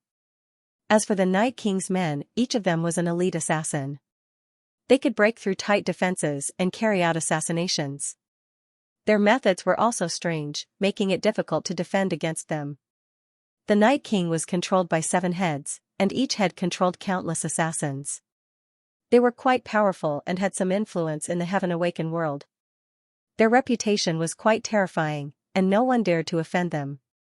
Zhao Fu felt that this Lun Fei was quite capable, or else he wouldn't have been able to hide in the Ying family for so long without being discovered. The documents did not state that he was from the Night King, but his older brother was one of the 6 heads of the Night King. If Lung Fei killed him, it would create an irreconcilable enmity with the Night King, and the Li family had paid a great price to hire him. Back then, Zhao Fu wasn't the acting family leader of the Ying family yet, and he was just a minor figure protected by Ying Shi. Lung Fei felt that Zhao Fu would be easy to kill, as he was just a minor figure and could be easily killed without much effort. It was a pity that Zhao Fu normally didn't go out, and the place where he lived was within the Ying family was even tighter. It took Lung Fei half a month to safely pass through, and just as he was about to act against Zhao Fu, the situation suddenly changed. Zhao Fu's status was instantly raised to the acting family leader and became Legatee Qin's representative. His status went through a massive change, and the defenses around him became even tighter. However, Lung Fei didn't give up, and he became even more excited. Now, he wasn't doing this for benefits, but for prestige. Thinking about how he had killed Legatee Qin's representative, this would be enough to shake the entire world, and the entire world would remember his name. He wanted to surpass his older brother, surpass everyone else, and become the world's top assassin. With Legatee Qin's terrifying reputation, killing his representative would be enough to make him the world's top assassin. Just thinking about it made him excited. An assassin's reputation wasn't determined by personal strength, but by how important the person he killed was. This was why he had always hidden himself. Zhao Fu guessed that the Li family had wanted to use Lung Fei's special status to assassinate him. No matter whether the assassination succeeded or failed, Zhao Fu would definitely die. If Lung Fei's assassination succeeded, it would naturally be for the best. However, this matter involved the Night King, and Ying Shi wouldn't be able to solve it easily. After all, she wasn't the family leader of the Ying family, but the eldest daughter of the Ying family. If the assassination failed, it would offend the Night King, and Ying Shi most likely wouldn't mind. After all, Zhao Fu was just a small figure, so she would directly push Zhao Fu out to avoid unnecessary trouble. After reading through all of this, Zhao Fu's heart felt incredibly cold. From the moment he had stepped into the Ying family, Zhao Fu had never thought about letting the Li family off, and the hatred within his heart had never lessened at all. "Do you have anything else to say?" Zhao Fu expressionlessly said as he looked at Lung Fei. Lung Fei disdainfully harumphed and arrogantly raised his head, saying, "You're just a dog in front of Legatee Qin. Do you really think you can kill me? My big brother is one of the 6 leaders of the Night King." After hearing about this, the Ying family's family leaders walked in. Looking at Lung Fei kneeling on the ground, they felt quite troubled. Even though they weren't afraid of the Night King, it would still be quite troublesome, so they tried to persuade him. Zhao Fu. I think we should chop off one of his hands and send him back to the Night King. Zhao Fu coldly looked at the family leader, causing the Ying family's family leader to feel quite awkward. Zhao Fu put the documents back on the table and calmly said, kill him. Then chop off his head and send it to the Li family, and send the rest of his corpse to the Night King. Hearing Zhao Fu's words, the bodyguards looked at the family leaders, and Zhao Fu said coldly, who's in charge of the Ying family now? The family leaders' expressions fell. Zhao Fu represented Great Qin's legatee and held the highest authority in the Ying family. This was something that had already been agreed upon, and now, they were slapping Zhao Fu in the face. Who would dare to offend their legatee? One of the family heads glared at the bodyguards and scolded, why aren't you listening to the acting family head? In the future, everything will be decided by the acting family leader. A few bodyguards hurriedly agreed and were about to take Lin Fei away. Lin Fei struggled and yelled in disbelief, my big brother is one of the 6 heads of the Night King. However, no one paid any attention to him. In the end, Lin Fei was killed, and his head and body were separated and sent to the Li family and the Night King. Zhao Fu coldly looked at the family leaders and said, now, prepare to eliminate the Night King. If they dare to act, Qin will destroy them. Others might be afraid of them, but our Qin is not. The family leaders nodded in agreement. The Ying family's family leader, who had once held great authority, now felt quite timid in front of Zhao Fu's aura.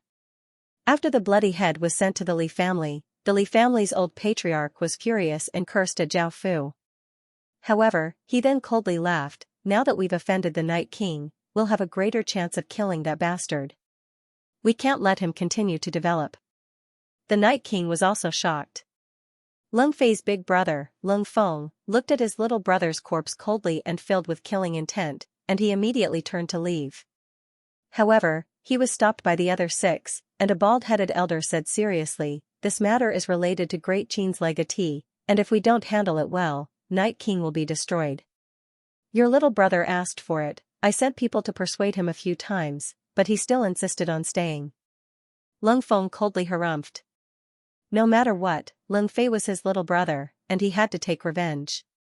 However, he understood that this matter involved Great Qin's legatee. Right now, everyone feared Great Qin's legatee the most, and everyone had seen how terrifying he was. Back at the Ying family, everyone else had left. Zhao Fu also asked his bodyguard to bring back some food. His previous mood was also affected by this matter and he felt a little uncomfortable. At that moment, Xianxia walked in, looking quite unhappy. She sat next to Zhao Fu and asked softly, what's wrong? Zhao Fu shook his head, indicating that it was nothing. Seeing this, Xianxia did not ask any further and lightly smiled as she took the bowl and chopsticks from Zhao Fu's hands and said, I'll feed you. Zhao Fu wanted to refuse, but the chopsticks were already taken away by her. Then, Xianxia sat beside Zhao Fu and smiled as she fed Zhao Fu mouthful after mouthful of rice. Zhao Fu could only hold on to her slender waist to prevent her body from slipping. I broke up with your cousin. Xianxia suddenly said. Zhao Fu fell silent for a moment before nodding.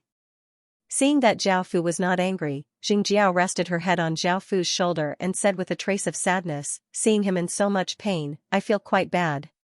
Can you give me some time to forget about him? In the future, not only will my body be yours, but my heart will also be yours. Zhao Fu looked down at Xianxia, not knowing what to say. Facing Zhao Fu's gaze, Xianxia suddenly smiled and lightly kissed Zhao Fu's cheek, saying, don't say anything, it was all my decision, you have no responsibility. Zhao Fu could only sigh. Even though this woman had been his cousin-in-law, now that they had broken up, Zhao Fu did not dwell on this issue. Seeing that Zhao Fu was not as resistant as before, Xianxia smiled and tightly hugged Zhao Fu as she listened to Zhao Fu's heartbeat. Zhao Fu, I want to come in. Feng Shiyu's voice suddenly sounded out from outside. Thinking about how she looked, Zhao Fu could not help but smile, and he had the bodyguards let her in. Xianxia did not leave. Right now, she did not care about what others thought of her. After walking in, Feng Shiyu saw Zhao Fu hugging a beautiful woman, and she slightly frowned as she said, Zhao Fu, you're too irresponsible. Your legatee's official woman is here, but you're not treating her well, and you're even being intimate with another woman. If I report you to the legatee, you're dead. Zhao Fu rolled his eyes at her, and seeing the other women come in, he asked, what do you want? Seeing that Zhao Fu was ignoring her, Feng Xiyu harumphed and turned her head away, ignoring Zhao Fu. Li Muqing smiled as she said, their families have all obtained top-tier boundary medallions, and they're eager to send them to Qin's legatee's side so that they can become his concubines like Nu Lu. Zhao Fu smiled and nodded before looking at Li Muqing and asking, what about you? What are you doing here? Of course I'm going in as well. I want to see what the long-awaited Qin is like. However, I have to say that I can serve your legatee, and if I don't like your legatee, I can leave at any time. Your legatee can't force me to stay or have any improper thoughts about me, Li Muqing replied. Zhao Fu nodded, he did not have any thoughts about Li Muqing. With such a talented woman joining, Qin's literature would develop even faster. Xing Jiao understood that Zhao Fu was going to enter the heaven-awakened world again, so she could only kiss Zhao Fu on the cheek and reluctantly say, I'll be going too. Zhao Fu nodded, and Xing Jiao got up and left. Seeing Xing Jiao leave, Feng Xiyu, who had been panting with rage, harumphed at Zhao Fu, saying, I never thought that someone like you would be able to pick up beauties. It's quite strange. Hearing this, Zhao Fu felt quite anxious and asked, what's wrong with me? However, Zhao Fu continued to ignore her, causing her to stomp her foot in anger.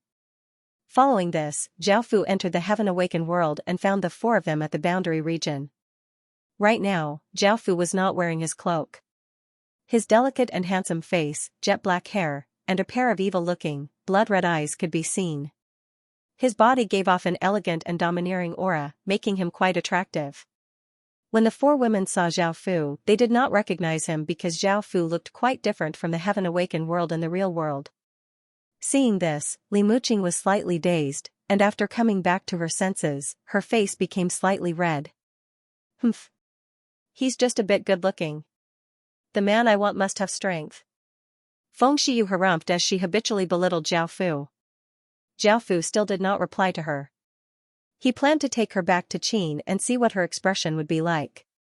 It would be quite interesting. All right. Eat this, and I'll take you back to Qin. Zhao Fu said as he handed the 4 reality fruits to them. The 4 women looked at the reality fruits and did not hesitate to eat them, and their bodies entered the heaven-awakened world. Everyone they met along the way treated Zhao Fu with great respect. Li Muqing and the other 2 women guessed that Zhao Fu's identity wasn't simple at all. Only Feng Xiyu's mind was blank, as she was about to meet Prince Qin, whom she had been dreaming of for so long. She was filled with nervousness and excitement. After coming to the conference hall, Zhao Fu sat on a chair, announcing his identity. Seeing this, Li Muqing and the other 2 women were shocked. They had never thought that Zhao Fu was Prince Qin. Zhao Fu, how dare you sit on that chair? I'm telling you, you're dead. Seeing Zhao Fu suddenly sit on a chair, Feng Xiyu pointed at Zhao Fu and said loudly. Zhao Fu was startled at first, but he couldn't help but laugh. Everyone else in the conference hall also couldn't help but laugh. Seeing everyone laughing, Feng Xiyu still hadn't realized what was going on. Li Muqing tugged at Feng Xiyu's sleeve and said, Zhao Fu is Prince Qin. Ah! Feng Xiyu screamed and looked at Zhao Fu in disbelief. Then, she looked at everyone else and said, it seems that Zhao Fu really is Prince Qin. Thinking about what she had said to Zhao Fu, Feng Xiyu suddenly burst into tears. Zhao Fu felt quite startled, he had never thought that someone who didn't seem to be afraid of anything would cry. Seeing her cry, Zhao Fu said, all right, I'm fine. I won't blame you. Really? Feng Xiyu said as she wiped her tears. Seeing that she had stopped crying so quickly, Zhao Fu wondered if he had been tricked by her again, but he still nodded. Feng Xiyu immediately stopped crying and looked at Zhao Fu coquettishly. Zhao Fu lightly laughed and made the 3 of them imperial concubines. The Emperor Phoenix statue once again obtained a lot of Phoenix Chi, and Zhao Fu ordered people to take care of Feng Xiyu and the others. Meanwhile, Zhao Fu brought Li Muqing to the Rising Qin Academy. Li Muqing looked at the enormous academy and was quite shocked. It seemed that the Qin Academy had long since developed its own culture. After looking around with Zhao Fu, Li Muqing smiled in satisfaction. Now, are you willing to keep Qin? Zhao Fu asked Li Muqing with a smile. Li Muqing nodded and said, I didn't expect that there would be such a powerful army outside, and that Qin City attaches so much importance to literature. I'm willing to stay. Zhao Fu was also quite happy and said, then you can stay here. I will try my best to satisfy all your requests. Thank you, Your Highness. Li Muqing smiled and bowed. Zhao Fu nodded and left the Rising Qin Academy. He returned to the meeting hall and asked his subordinates to report on what had happened recently. Soon, it was night time again, and Nu Lu brought in food. Shanru, who was sitting next to Zhao Fu, also said goodbye. After eating, Nu Lu sat on Zhao Fu's lap and passionately kissed Zhao Fu. After a while, the two of them breathed heavily as they separated. Nu Lu's face was red as she said, Lord Husband. You brought back many women recently. Zhao Fu nodded and smiled as he asked, what is it? Are you jealous? Nu Lu raised her fist and lightly hammered Zhao Fu's chest as she said, I'm not. I can accept as many women as you want. After all, you're going to be the emperor in the future. It's just that I feel that those women are quite pitiful.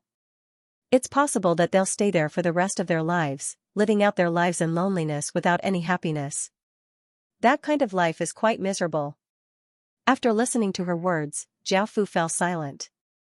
Nu Lu looked up at Zhao Fu and said softly, Lord Husband, don't worry. Can't you be nicer to them? Zhao Fu sighed and helplessly said, most of them were captured by me, and some of them even have a grudge against me. Although it doesn't seem like much on the surface, some of them still hate me. What do you think I can do? Of course, I can only imprison them. Hearing this, Nu Lu said softly, Lord Husband, don't worry. Can't you at least try to be nicer to them? As long as you treat them with sincerity, there are very few women who won't accept you. They are all very fragile. You just need a little care and they will treat you well. Look, don't I belong to you now? Although I used to like someone before and had a tragic thought before I came to Qin, after I married you, my heart was filled with you.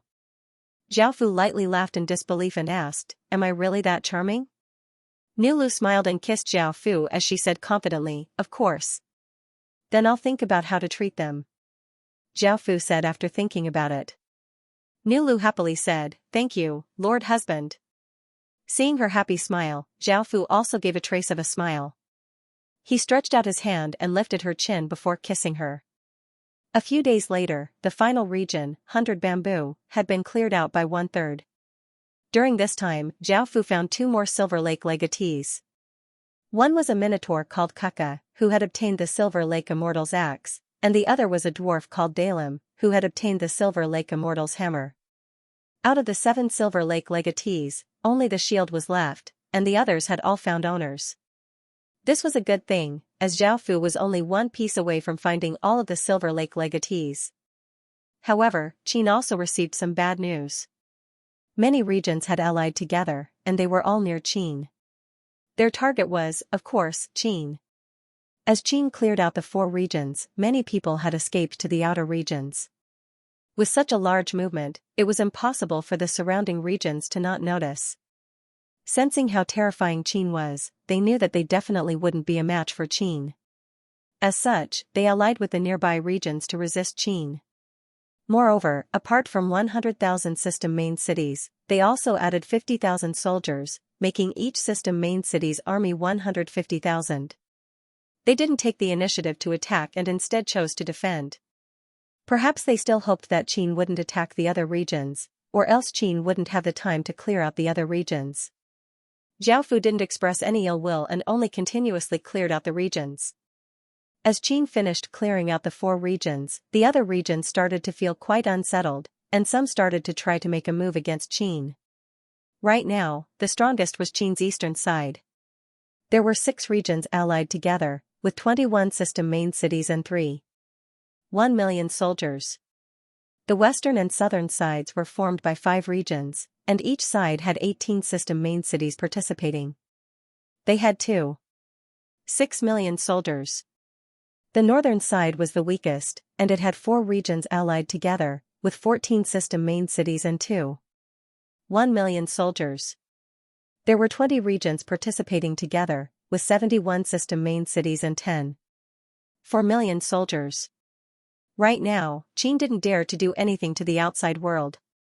This matter had to be properly discussed. 10 million people wasn't easy to deal with, and Qin definitely couldn't make the first move, or else Qin would be in a miserable state. However, as Qin cleared out the last region, they started to become restless and wanted to attack Qin first. After gathering all of the generals, they started to discuss. Thinking about the 10 million strong army, everyone's expressions became serious. Qin's population was only around 10 million, and he definitely wouldn't be able to defeat them. If they couldn't do it openly, they could only do it in the dark. Qin didn't lack people like Wei Liao, Li Si, Bai Qi, and Shang Yang. Your Majesty. Qin's problem now isn't to attack first, but to pacify the other side, Wei Liao said as he cupped his hands. Everyone else agreed. After all, they couldn't defeat the other side, so they could only pacify the other side for now. After discussing, they started to carry out the plan. Zhao Fu sent 3 people as messengers, bringing 50,000 pieces of yin-bone porcelain, 500 kilograms of spices, 10,000 bottles of high-quality medicinal pills, 10,000 pieces of high-quality equipment, and many other items to the south, west, and north to express their goodwill and that they wouldn't invade their regions.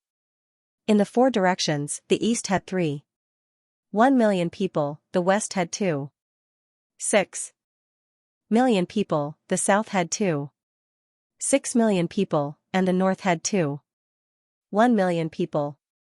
The east was the strongest, while the south, west, and north were the weakest.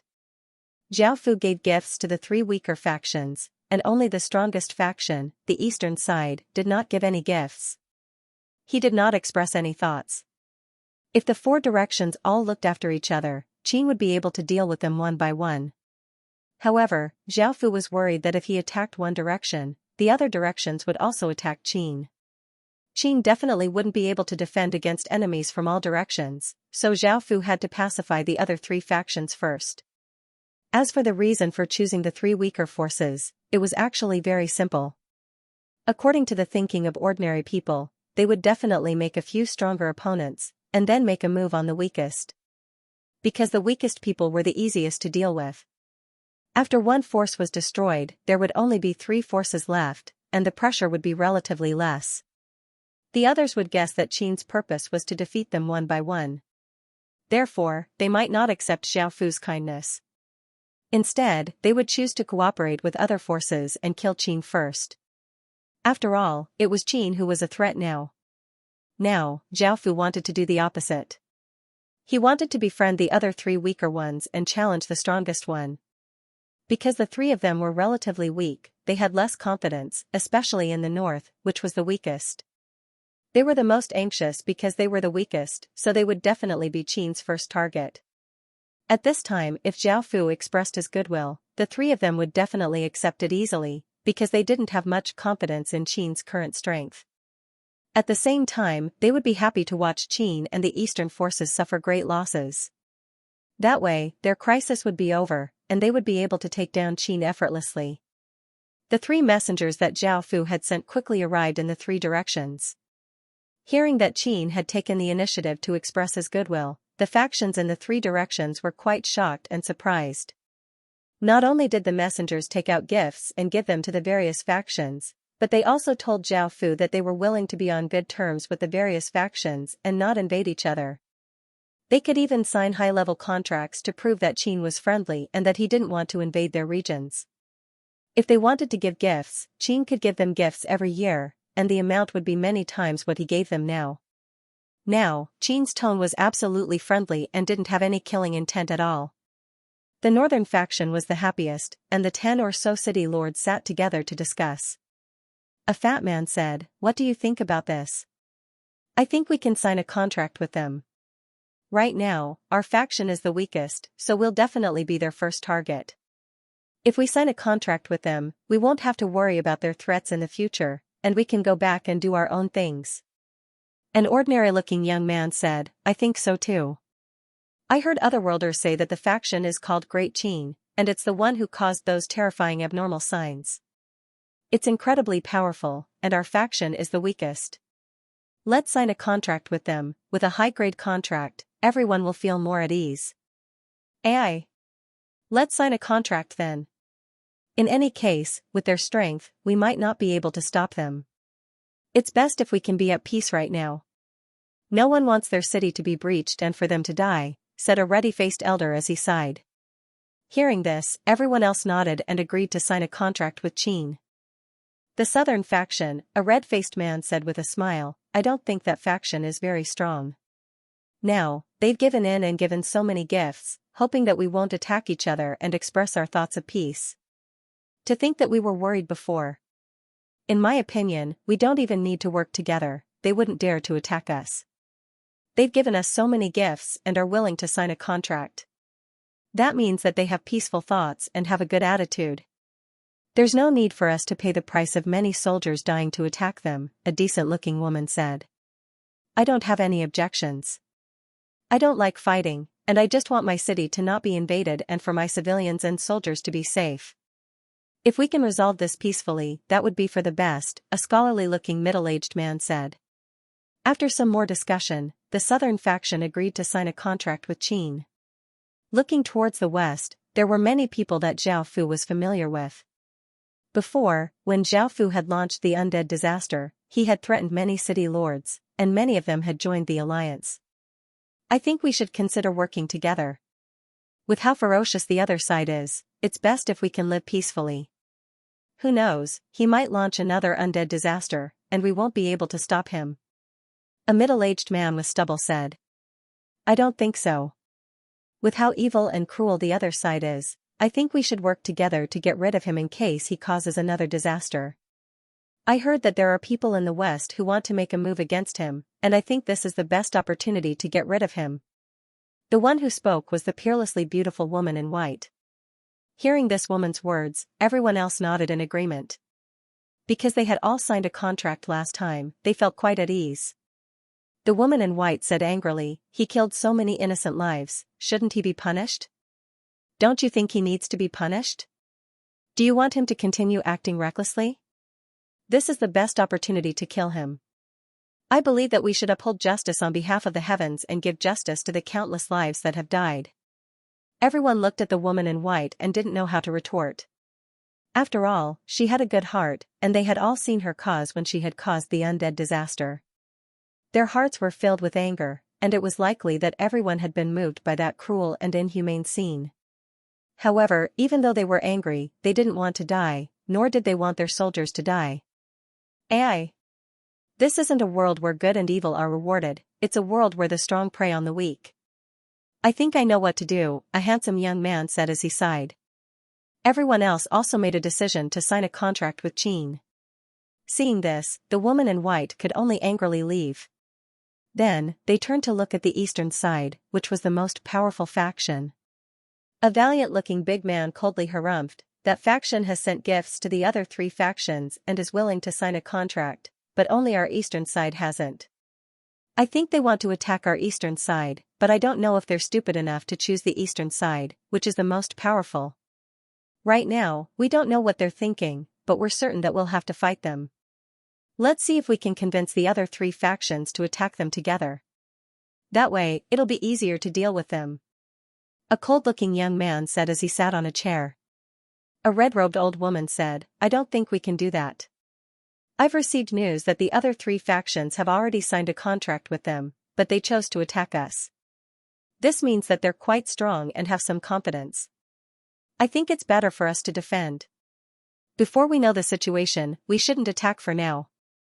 A voluptuous young woman said in agreement, I think we shouldn't attack, or else we'll both suffer great losses and be taken advantage of by others. Everyone knows that. They're not the only ones in danger. Everyone else agreed, so they decided not to attack for now. They would wait until they obtained accurate information before attacking Qin. That way, they would feel more at ease. The four sides were not united in the first place, but few forces would be completely united. Therefore, it was easy for Qin to sow discord. After hearing about this, Zhao Fu was delighted, so he decided to go and quickly sign the contract with them.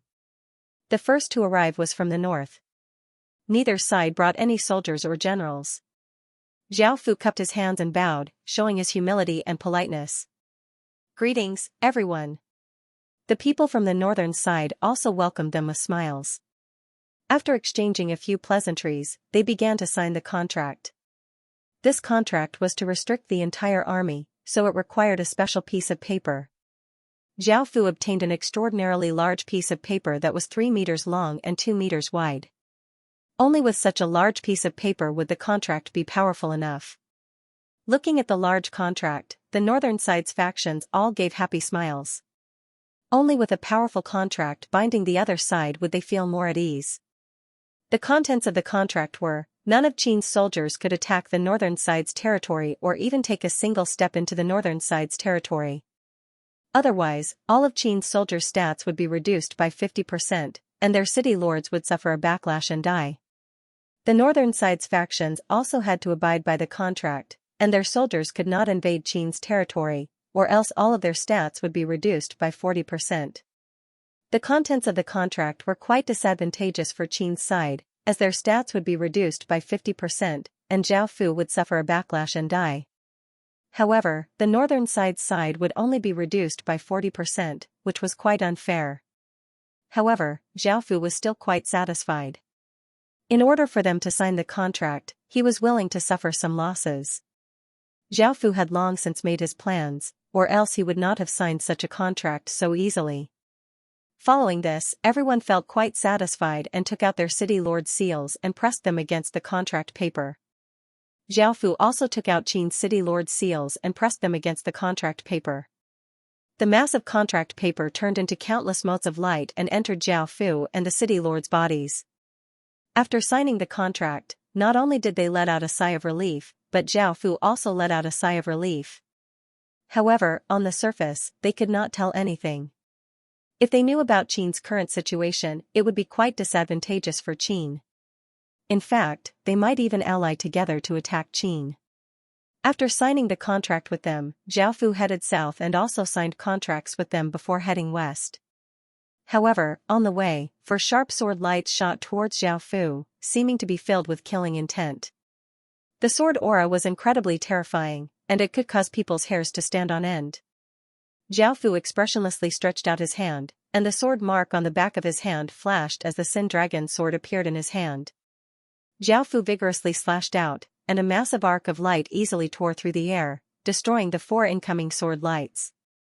At the same time, 4 women appeared by Zhao Fu's side. One of them was the woman in white, and the other 3 were city lords from the same region as her. The woman in white was called Xianxia, and she was the city lord of Thousand Snow City. The other 3 were called Diao Nanlu, Shuang Yuqin, and Fu Yingyan. At that moment, Xianxia looked at Zhao Fu with killing intent. She thought back to everything that had happened in the undead disaster, and it was all because of this person. This was especially so for saving the parents of that infant, which she would never forget. She had already sworn to kill Zhao Fu. She had made all sorts of preparations. She had heard from otherworlders that Zhao Fu could not use his nation armament, and he had come by himself. As such, it had been quite difficult for her to convince her 3 other sisters to help her kill Zhao Fu. Xianxia knew that Zhao Fu was very powerful, but he had to face 4 of them by himself, so she was quite confident. When Zhao Fu saw the woman in front of him, he did not feel too surprised, and he lightly laughed as he said, "Long time no see." Xianxia coldly harumphed and completely ignored Zhao Fu as she directly attacked, stabbing her sword towards Zhao Fu. The other 3 women also attacked from different directions, attacking in an orderly manner. It seemed that they had great teamwork. However, facing their sharp attacks, Zhao Fu seemed quite relaxed. Zhao Fu's strength could not be compared to before, and he was no longer the person who had to use his nation armament to deal with the city lord. "Use the sword formation!" Xianxia cried out. Hearing this, the other 3 women also retreated. The 4 women stood around Zhao Fu and raised their swords as they cried out and exploded out with terrifying power. The swords in their hands gave off blinding sword light that lit up the surroundings. 4 massive waves of sword chi exploded out and rushed into the sky. The dense clouds in the sky were instantly reduced to nothingness by the sword chi, and the massive waves of sword chi continuously spun in the sky. Heaven and earth essence chi madly gathered, and the sword chi vortex became larger and larger. It gave off an incredibly sharp aura that seemed corporeal and seemed to be able to injure plants. The entire region seemed to be covered by this boundless sword chi, and everyone felt a chill in their hearts. Their hair stood on end, and countless wild beasts started to run in fear. Seeing the sword chi vortex in the distance, the people in the distance realized that something was off and hurried over. Zhao Fu, who was below the sword chi vortex, felt a massive sword aura weighing down on his body, making it impossible for him to move. Zhao Fu tried to move, but he could not. Seeing this, the four women were delighted and prepared to wait for the sword chi vortex to grow bigger before exploding out with all of its power to kill Zhao Fu in one fell swoop. Suddenly, the four women's expressions froze as an even greater coldness flooded out. At the center, Zhao Fu's body was covered by a black fog, and his blood-red eyes danced with a bright blood-red light. Zhao Fu exploded out with all of the Qin Seal's power, and the other 24 city lords also sent their power into the Qin Seal.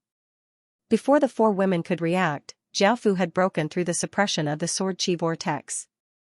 In just an instant, Zhao Fu appeared in front of Jing Qianxia and slashed out with terrifying power, slashing her to the ground. Jing Qianxua's body was like a boulder that had fallen from the sky, heavily crashing onto the ground. An explosion sounded out, and the ground was unable to withstand it, causing a 10 or so meter wide crater to appear. The other three women were shocked.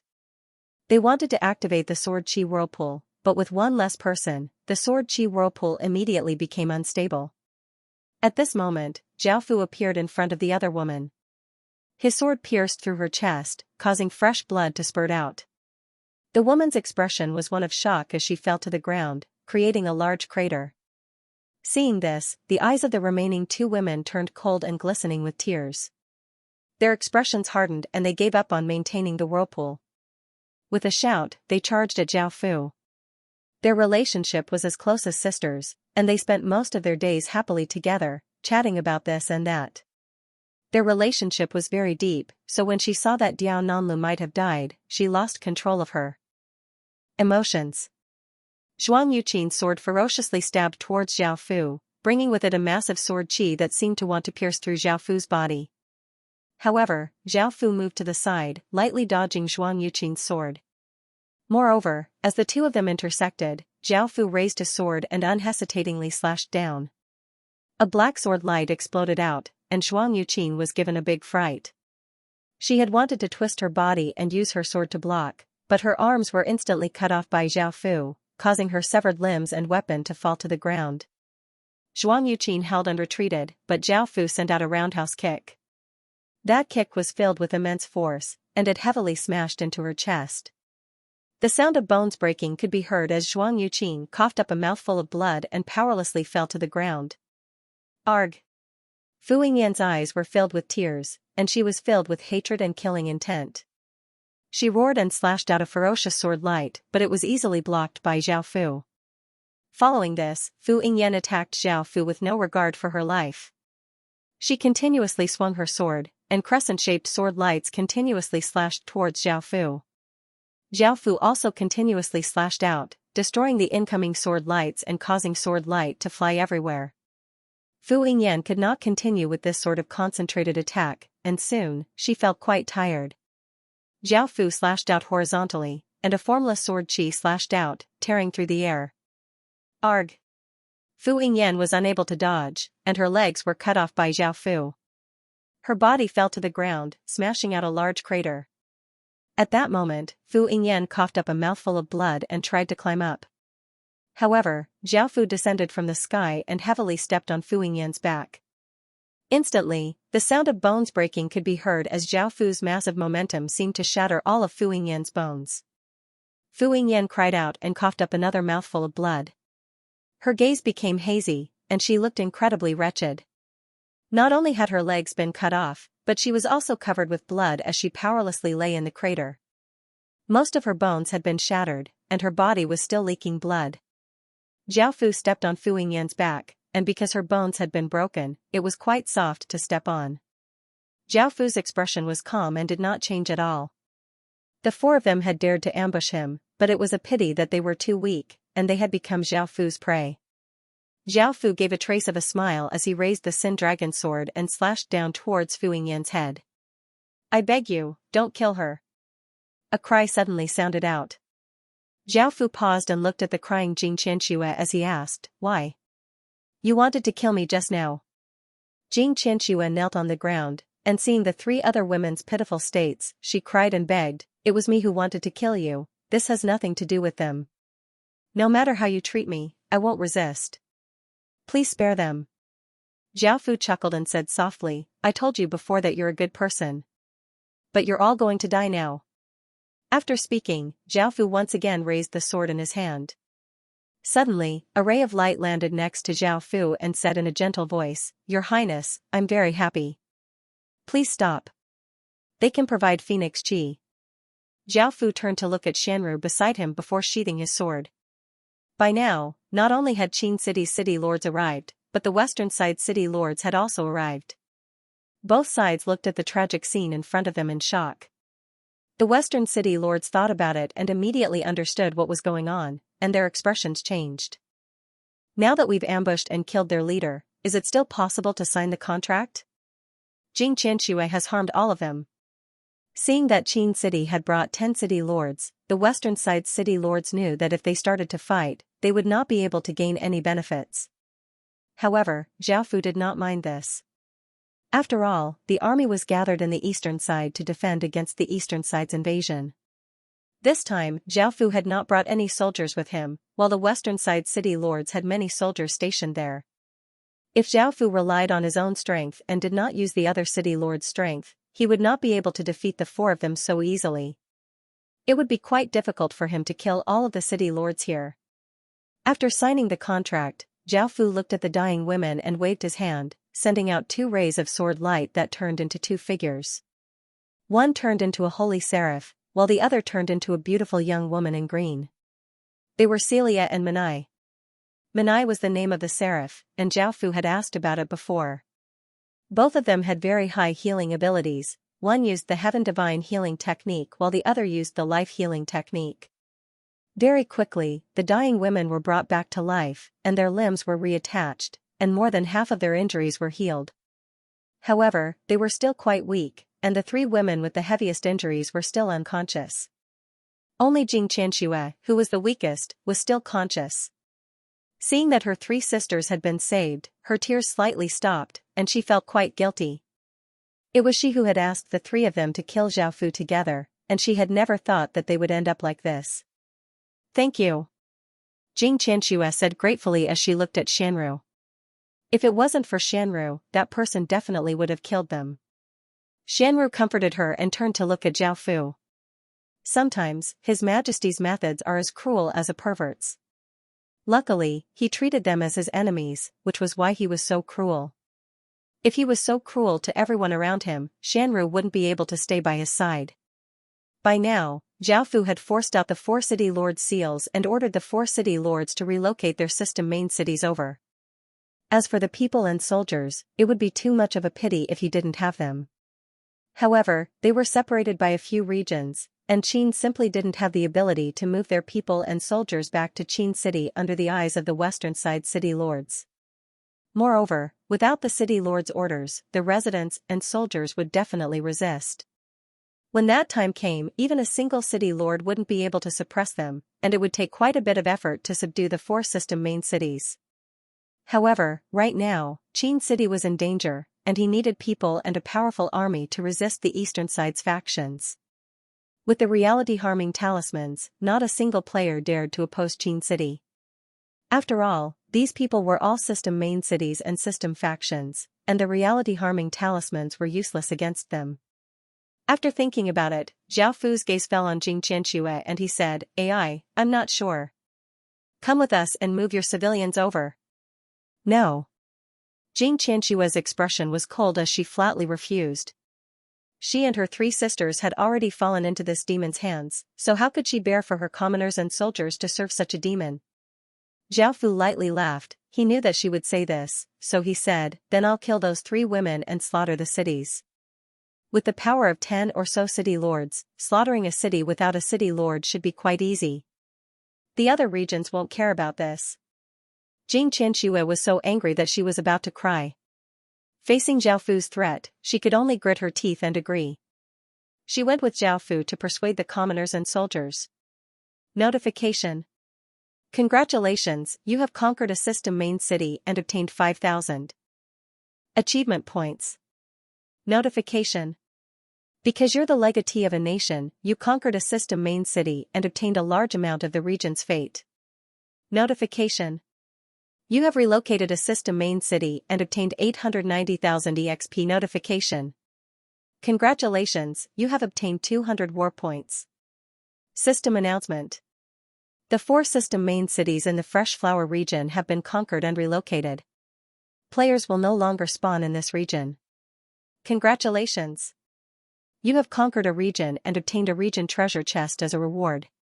The plan was quite successful, and with Xianxia's persuasion, the commoners and soldiers did not resist at all.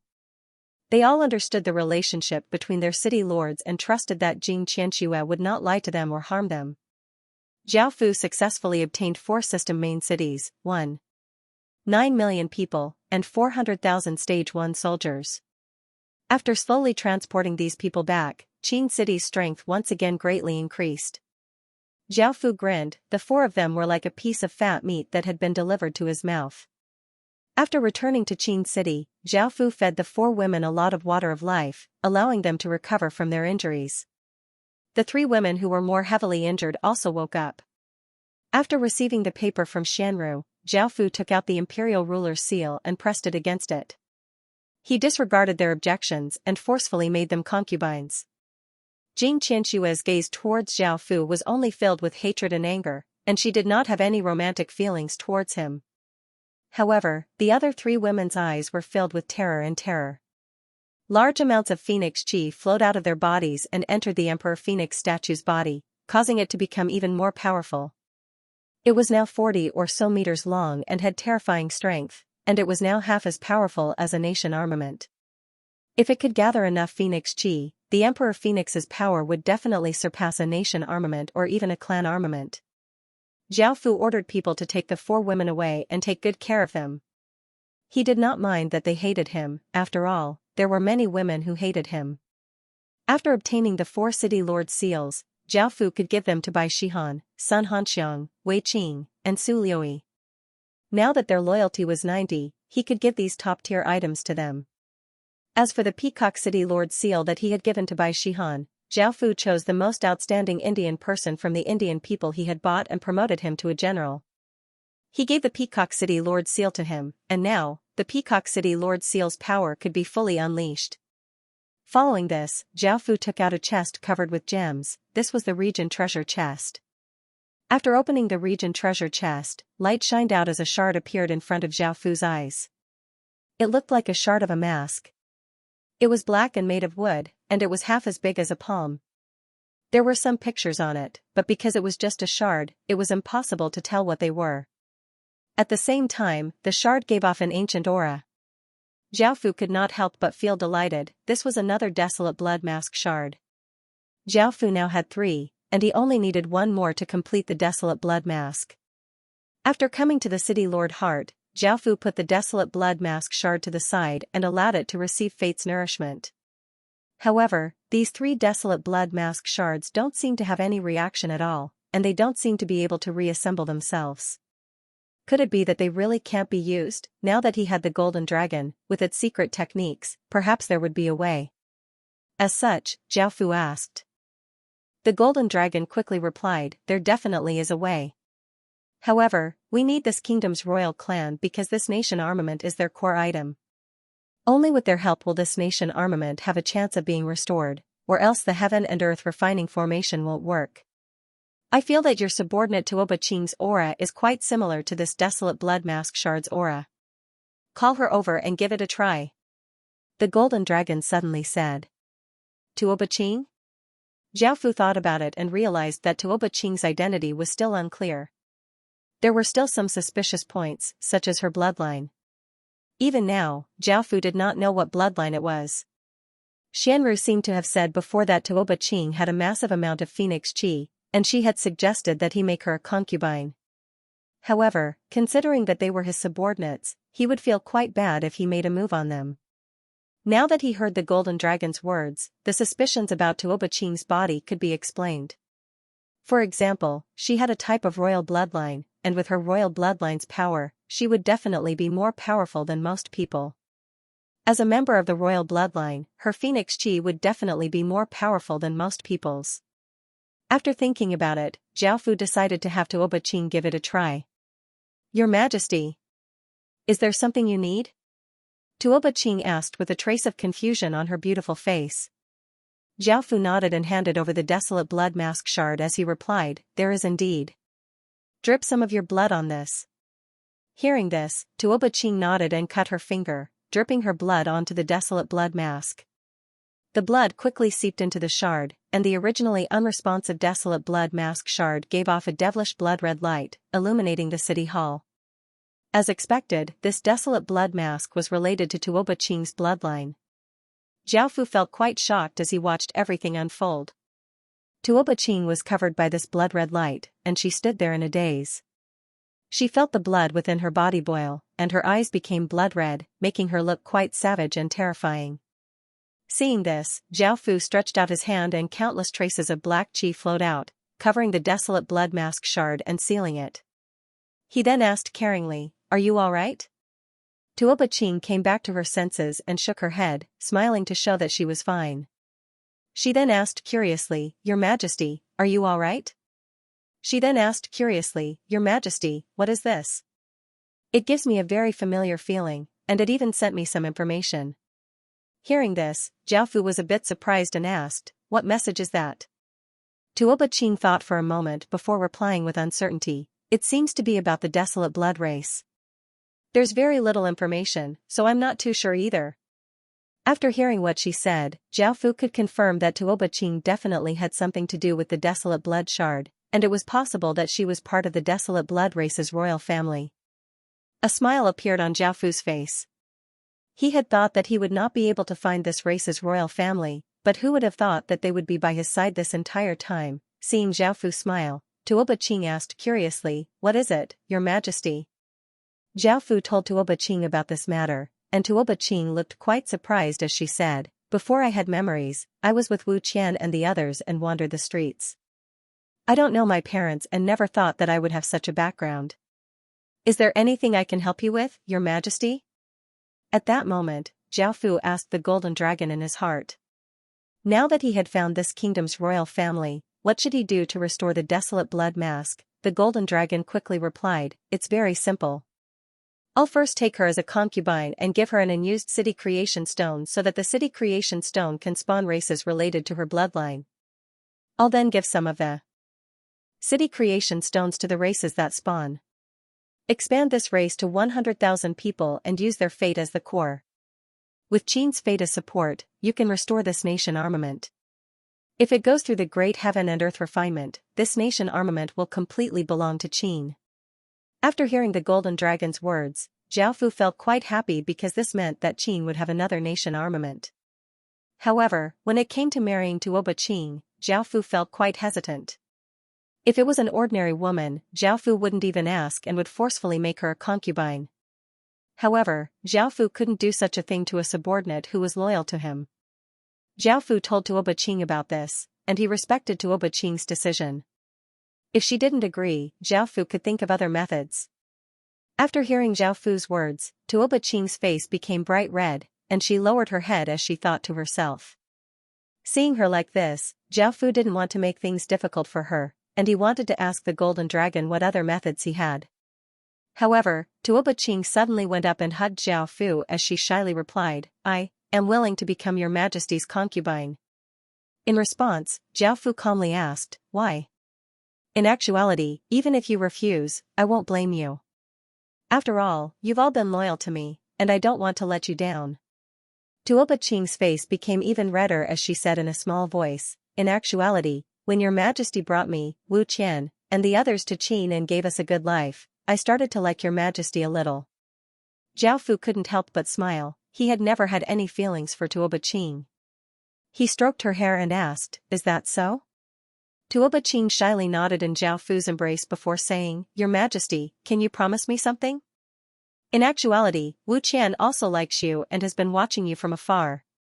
However, there are simply too many beauties by your side, and not only does she not have any confidence, I don't have any confidence either. If I say it, I'm afraid that your majesty won't like me. Zhao Fu felt quite surprised and had never thought about this before. Zhao Fu definitely knew Wu Qian because she was one of the 12 assassins, and he often saw her. She was quite pretty, but her looks could not compare to other top-tier beauties. She did not have any phoenix chi, and the deepest impression that Zhao Fu had of her was her pair of small, undeveloped breasts. Back then, he had accidentally cut open her clothes and seen them. Zhao Fu thought about it and agreed to make both Tuoba Qing and Wu Qian concubines. Tuoba Qing happily kissed Zhao Fu on the cheek before running out, saying that she was going to tell Wu Qian about this. Zhao Fu looked away. He now needed 4 desolate blood masks, and he was still missing one. He did not know when he would be able to obtain them, but he could prepare them now. Once he gathered them, he could immediately repair them. Thus, the matter of the desolate blood masks came to an end. For now, Zhao Fu had half of his soldiers defend the eastern side while the other half continued to clear out 100 bamboo. Only by taking control of the 4 regions would Qin be able to focus on the outside world. A few days later, it was time to go outside to trade. The gains this time were not as good as last time, and they only obtained 200,000 stage 1 corpses, 7,000 or so stage 2 corpses, and a few hundred stage 3 corpses. The first thing was that the 2 worlds next to the human world were not the only worlds that had been devoured this time. The Heaven Awakened world was incredibly vast, and it would continuously devour worlds to expand its territory. The devoured worlds would appear at the boundary of the Heaven Awakened world, and the boundary would become bigger and bigger. A world was simply too small compared to the Heaven Awakened world, and devouring a world would only fill in a small part of its territory. It would not be able to expand the entire Heaven Awakened world. As such, the Heaven Awakened world would devour many worlds every century to fill in a certain area. Zhao Fu did not know how many worlds it had devoured this time, but he had heard some vague information about the 2 worlds next to the human world. One possibility was the water race, as 80% of that world was covered by water. It was quite likely that the water race would appear in such an environment. The other possibility was the demon race, as that world was filled with large amounts of demonic chi. Only a demon race world would have such a thing, so it was almost certain that the race living in that world was the demon race. Even though the Heaven Awakened world was split into 8 major races, the Heaven Awakened world was not split into different races, and it was not like the races were in the same place. The worlds that it devoured were random, and the worlds that it devoured could appear next to the demon race, the god race, or even the devil race. The human world was quite lucky this time. If the demon race had appeared in the previous world, with how ferocious the demon race was, they would have been many times more terrifying than the grassy people, and the human world would have faced even greater difficulties. However, the demon race world around them was much less dangerous, as everyone was developing at the same time and their strength was not too different. At the very least, when the demon race invaded, the human world would have the power to resist.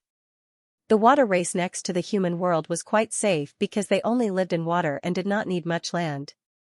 As such, they did not need to invade the land, so there was no conflict of interest.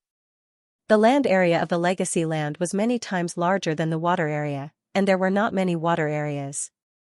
The water race would not invade all of the water areas, and they would only invade on a small scale, so there was not much to worry about. The main danger was in the previous world. They could rely on their accumulation over time to casually bully new worlds, and this was a danger that all new worlds had to face. Apart from this, there was also the surrounding worlds. If the surrounding worlds were friendly, there was nothing to worry about, but if they weren't, then it was best not to have any terrifying races appear, or else they would also invade your world. Back then, the grassy people had wanted to completely invade the human world after the heaven domain boundary disappeared. They wanted to treat the human world like how the Lontong people had treated them, and they wanted to plunder resources, land, and fate. However, for some reason, they had changed their minds recently. Of course, if the human world was powerful enough, then the human world could also invade other worlds.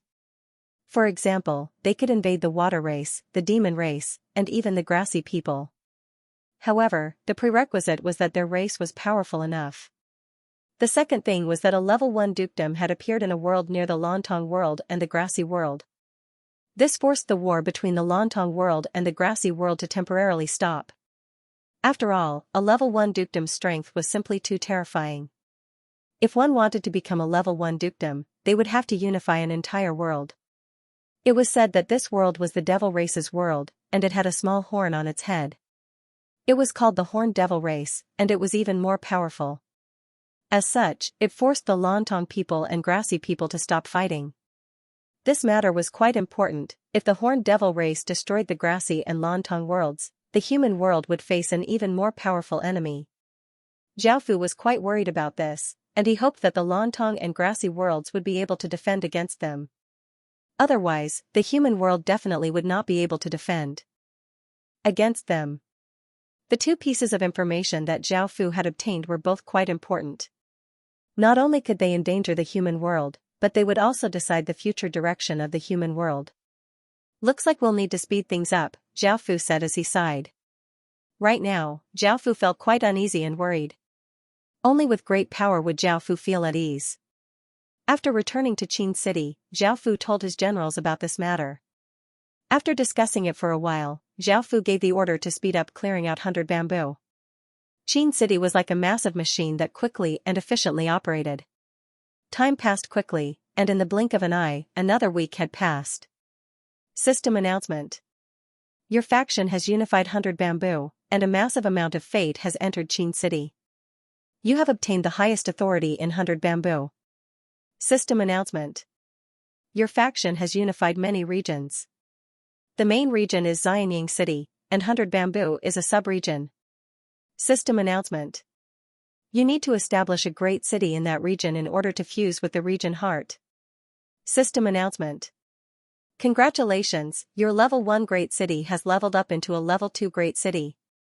Xiaofu smiled. He had finally cleared out the final region, and he could now focus on conquering the outside world. Xiaofu relocated another system main city and renamed 100 Bamboo to Bamboo Province, making it the 4th province of Qin City. After clearing out countless villages in 4 regions and obtaining the EXP from 4 system main cities, Qin City once again leveled up. Xiaofu went to the city hall to have a look.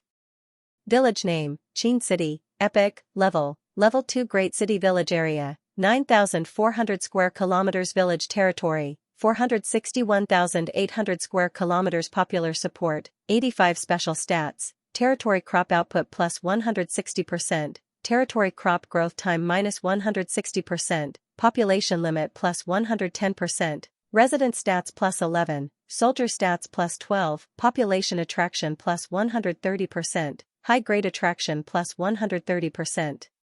Subsidiary Village Limit, 16400 Subordinate Villages, Logue Village, Jean Village, Doran Village, Li Family Village, Wolf Village, Ferocious Tiger Village. These were the level 2 Qin City's stats. Next was Qin City's current population. Qin City's population was now 25 million, and it had 8 million soldiers. It had 23 great cities, 5 cities, 37 towns, and 4,169 villages. Of the 8 million soldiers, 1 million were Stage 1 soldiers, 70,000 were Stage 2 soldiers, and there were a few hundred Stage 3 soldiers. Currently, Qin City's strength was quite terrifying within the Legacy Land, and Xiaofu felt quite excited. With this strength, Xiaofu planned to attack the eastern factions. Time was becoming more and more pressing, and he had to hurry and restore his empire. Under Xiaofu's orders, groups of Qin City's soldiers gave off austere and murderous auras as they marched towards the east. The eastern side's 6 regions had allied together, with 21 main cities and 1 million soldiers. They had only set up simple security lines and had not set up any defenses, as they were quite confident in their strength. This was indeed the truth. 90% of the 1 million soldiers were Stage 1 soldiers, and with this strength, who would be a match for them? Their strength was truly terrifying. Qin now had 8 million soldiers, and even though they had more soldiers than the eastern side, they had fewer Stage 1 soldiers. Xiaofu did not plan to directly attack, as that would result in heavy casualties. Zhao Fu and the other generals had long since discussed this and come up with a strategy. Crap! That force has brought troops to attack. Alarms sounded out in the 6 regions. The eastern side was not too surprised, as they had long since been prepared for this day. However, they had never expected the other side to attack so quickly. The 6 regions' soldiers quickly gathered, and the 6 regions' city lords quickly gathered together. A valiant-looking big man hurriedly asked, "How many soldiers do they have? How many city lords?" A city lord who had received news of this gave a relaxed smile and said, "At most, they have 2 million or less. Only 60% of them are Stage 1 soldiers, and the others haven't even reached Stage 1 yet. There are only 12 city lords, so we have a great advantage." Hearing this city lord's words, the other city lords felt slightly relieved. This was a force that they could deal with, and if nothing unexpected happened, they would definitely win. However, with such a powerful force, a single region definitely would not be able to stop them. However, things were different if they allied together. Their 2 million soldiers are being led by 12 city lords, and they're marching towards the east. "What should we do?" a city lord asked. The valiant-looking big man said loudly, "Let's gather our forces and defeat them in one fell swoop. We have 1 million soldiers and 21 city lords, so there's no need to be afraid. Victory will definitely be ours."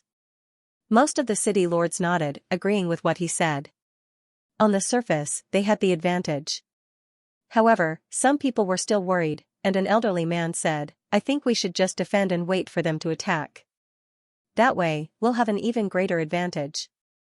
I feel that something is off, even though this faction's strength is quite terrifying. I think they might have some other trump cards up their sleeves. They know that we're allied together and have a rough idea of our strength. They definitely wouldn't send 2 million soldiers and 12 city lords to their deaths, so they must have some other method." Hearing this, the others thought about it and felt that it made sense, so they started to hesitate. The burly man didn't seem to mind as he said, "Perhaps they think that 2 million soldiers can defeat us. I don't believe that, as they're more powerful than all 6 of our regions combined. What's more, we don't have any walls to defend, and we don't have any good places to defend, while they're already marching in. We can temporarily set up some defenses, but our forces are gathered here. If we don forces and they attack other regions, what should we do? We've gathered all of our soldiers here, and the system main cities don't have many soldiers, so we won't be able to stop them." What he said made sense, and the city lords fell into deep thought. Suddenly, another city lord thought of something and said, "How about we form a defensive formation and prevent them from turning to other regions? Moreover, we'll focus on defense and won't take the initiative to attack. That way, no matter what they do, we'll be prepared, and a defensive formation will be quite effective. What do you all think?" This method ensured that they could attack and focus on defense. Coupled with the advantage in numbers, many people agreed with this idea. The old man and the big man who had raised the question before also agreed. Following this, the eastern side's army formed a square-shaped formation with a large number of shield-bearers, a second row of infantrymen, a third row of archers, and a separate group of cavalrymen. On the battlefield, cavalrymen were like sharp blades. Because of their horses, they could not use any formation, and they could only charge and break through, focusing on speed and destructive power. The eastern side's army gave off a massive aura, and its austere aura shook the surrounding 1,000 kilometers. There were no sounds of birds or insects in the forest, and it was incredibly silent. Qin's army also gave off a massive, heaven-shaking aura. Their expressions were all serious, and their footsteps sounded like thunder as they fearlessly advanced. Soon, the 2 armies clashed in this region, and the air instantly became heavy and oppressive. Even the wind seemed to give off a sharp aura. Seeing the massive formation, Zhao Fu felt quite shocked. This formation looked quite powerful, and without enough momentum, it would be quite difficult to break through it. At that moment, the eastern side city lords all gave off massive auras as they stood in the air. Qin's army also gave off powerful auras as they stood in the air. The eastern side's army definitely would not attack first, and they would instead be cautious and wait for Zhao Fu to attack. Zhao Fu could not help but laugh. He was not that stupid. If he used his 2 million soldiers to attack a formation formed by 3 million soldiers, It was possible that he would not be able to break through, and he would instead suffer heavy losses.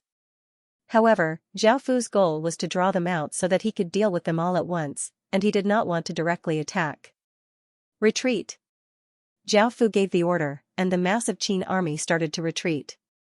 The eastern side city lords felt quite surprised. They had never thought that Qin would retreat so easily. They had just met, and there had not even been a single battle, yet they had retreated. This was simply too cowardly. The city lords looked at each other, not knowing what to do. They had formed a formation and waited for Qin to attack, and they had been on guard against Qin. However, they had never thought that Qin would retreat so easily and not attack at all. What should we do now? Should we directly attack? Or should we stay here and defend, or should we retreat as well? A city lord asked the people around him. Of course we attack. The battle-hungry big man said impatiently. An elder watched as Qin retreated incredibly quickly and showed no signs of stopping. It was unlikely that he would turn around and attack them. If the eastern side's army rushed up and attacked them from behind, it was likely that they would heavily injure them. He agreed with the big man's idea. The other city lords also felt the same, and there was nothing out of the ordinary, so they gave the order to attack. Seeing them charge over, Zhao Fu gave a cold smile and ordered his soldiers to continue retreating while all of the city lords stayed behind. The eastern side city lords did not understand what Zhao Fu was thinking, and they could not understand why the city lords did not run away and instead chose to stop while the army quickly ran away. However, Zhao Fu raised a hand, and the Disaster King ring on his finger gave off a soul-devouring black light, causing the clouds to become chaotic. Boom! The 10 disaster cavalrymen raised their black swords and roared as 10 black pillars of light shot into the sky, causing the entire sky to tremble. Massive amounts of deathly aura gathered to form black clouds, and a massive black magic formation appeared, giving off boundless deathly intent. Boom! Boom! 2 massive explosions sounded out as large amounts of undead aura exploded out from the 2 sides. The deathly aura was like a tidal wave as it swept towards the eastern side's army. The eastern side city lords' expressions fell as they realized Zhao Fu's goal, and they immediately yelled, "Hurry! Get into formation!" The city lords' soldiers sensed that something was off, and they stopped charging and quickly gathered together, forming a defensive formation. Roar! The countless undead excitedly roared and flooded towards the system main city army from the left and right. From above, it looked like 2 black tides ferociously rushing towards the system main city army. After clearing out the 4 regions, Zhao Fu had obtained many corpses. There were humans, outlanders, and beasts, and Zhao Fu had collected all of these corpses for this day. He would use the undead army to whittle down the other side's forces. This time, there were 6 million skeletons in total, and they rushed towards Qin from 2 sides.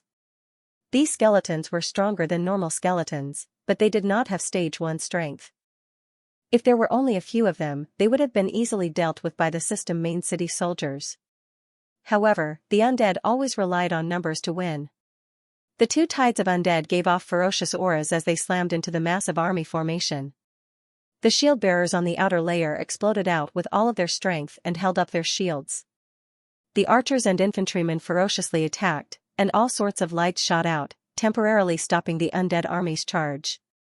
However, when he thought about it, the undead army of 6 million against the system army of 3 million was only twice the number of undead, but the difference in power was several times greater.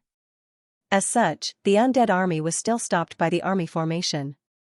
If there were many more undead and their attacks were more ferocious, they might be able to break through the army formation. Right now, the countless skeletons were being blocked by the shield bearers, while the infantrymen and archers were attacking. The infantrymen behind the shield bearers released saber lights, sword lights, and spear chi, easily destroying the skeletons' bodies. The archers shot out arrows that contained streams of air. If they were ordinary arrows, they would definitely be useless against the skeletons, and only by hitting their heads would they be able to kill them. However, this kind of arrow was not sharp. Instead, it was blunt. The airflow was as thick as a fist, and as long as it hit the skeleton, it would be like being hit by a hammer. The skeletons were not a match for the system army, and if there were no accidents, they would be wiped out by the system army. But will it always be like this? It was not very likely. However, there was still Qin's army. The skeletons here were not under Qin's control, and if Qin's soldiers got too close, they would also be attacked by the skeletons. However, Qin's army had already retreated a certain distance, ensuring their safety. Moreover, the 1.8 million soldiers that had been hiding also rushed out. Great Qin's 3.8 million soldiers and 28 city lords were ready to go. Fire! As Qin Feng gave the order, the countless archers drew their bows, and the sound of the air being torn could be heard as countless arrows tore through the sky and descended like raindrops. The army formation was focused on dealing with the skeletons, so how could it defend against such a large-scale arrow rain?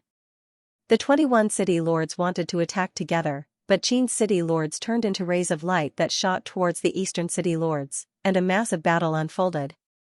However, many of the system army's soldiers were unable to block the arrows and were struck by the arrows. Blood splattered everywhere, and some were killed by the arrows. Others were heavily injured and screamed in pain. The system army could only do their best to kill the skeletons. Only by killing all of the skeletons would they not be so passive. As their attacks became more and more ferocious, the number of skeletons greatly decreased. The system army's 300,000 or so cavalrymen used their advantage and speed to circle around the skeletons, and they gave off a ferocious aura as they shot towards Qin like a sharp sword. Ballista bolts brought with them massive gales as they flew towards the shield wall. Bang, bang, bang, muffled booms rang out as the ballista bolts landed on the shields. The immense force of the bolts caused the soldiers behind the shields to be pushed back a few steps. Even though they were completely unharmed, their shield wall was broken and unable to form a shield.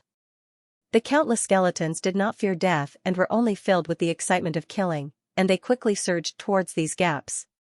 Just as the shield wall was about to collapse, the soldiers quickly killed the skeletons that had charged in, and the shield bearers once again went up to support it.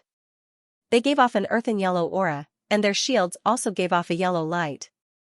The rays of yellow light gathered together and fused together, forming an indestructible aura that was as steady as a mountain. It looked quite extraordinary. Zhao Fu's eyes slightly narrowed, and he once again ordered the Stage 1 ballistae to aim at the shield bearers. The ballista bolts brought with them immense force as they arced through the air and descended like rain. The shield bearers roared, and the yellow light from the shield wall became even brighter. After entering the range of the yellow light, the countless ballista bolts became noticeably slower, and most of their power was blocked by the yellow light. Only a small portion of the ballista bolt's power slammed into the shields, causing tinkling sounds to ring out. However, none of the bolts were able to pierce through the shields, and they all fell to the ground. Use the talisman bolts. Zhao Fu gave the order, and the soldiers took out 1.5-meter-long bolts that were covered with lines. There was a white talisman stone at the center of the bolts, and there was a small crystal at the end of the bolts. After placing the talisman bolts onto the ballistae, the soldiers controlling the ballistae once again aimed at the shield wall. Fire!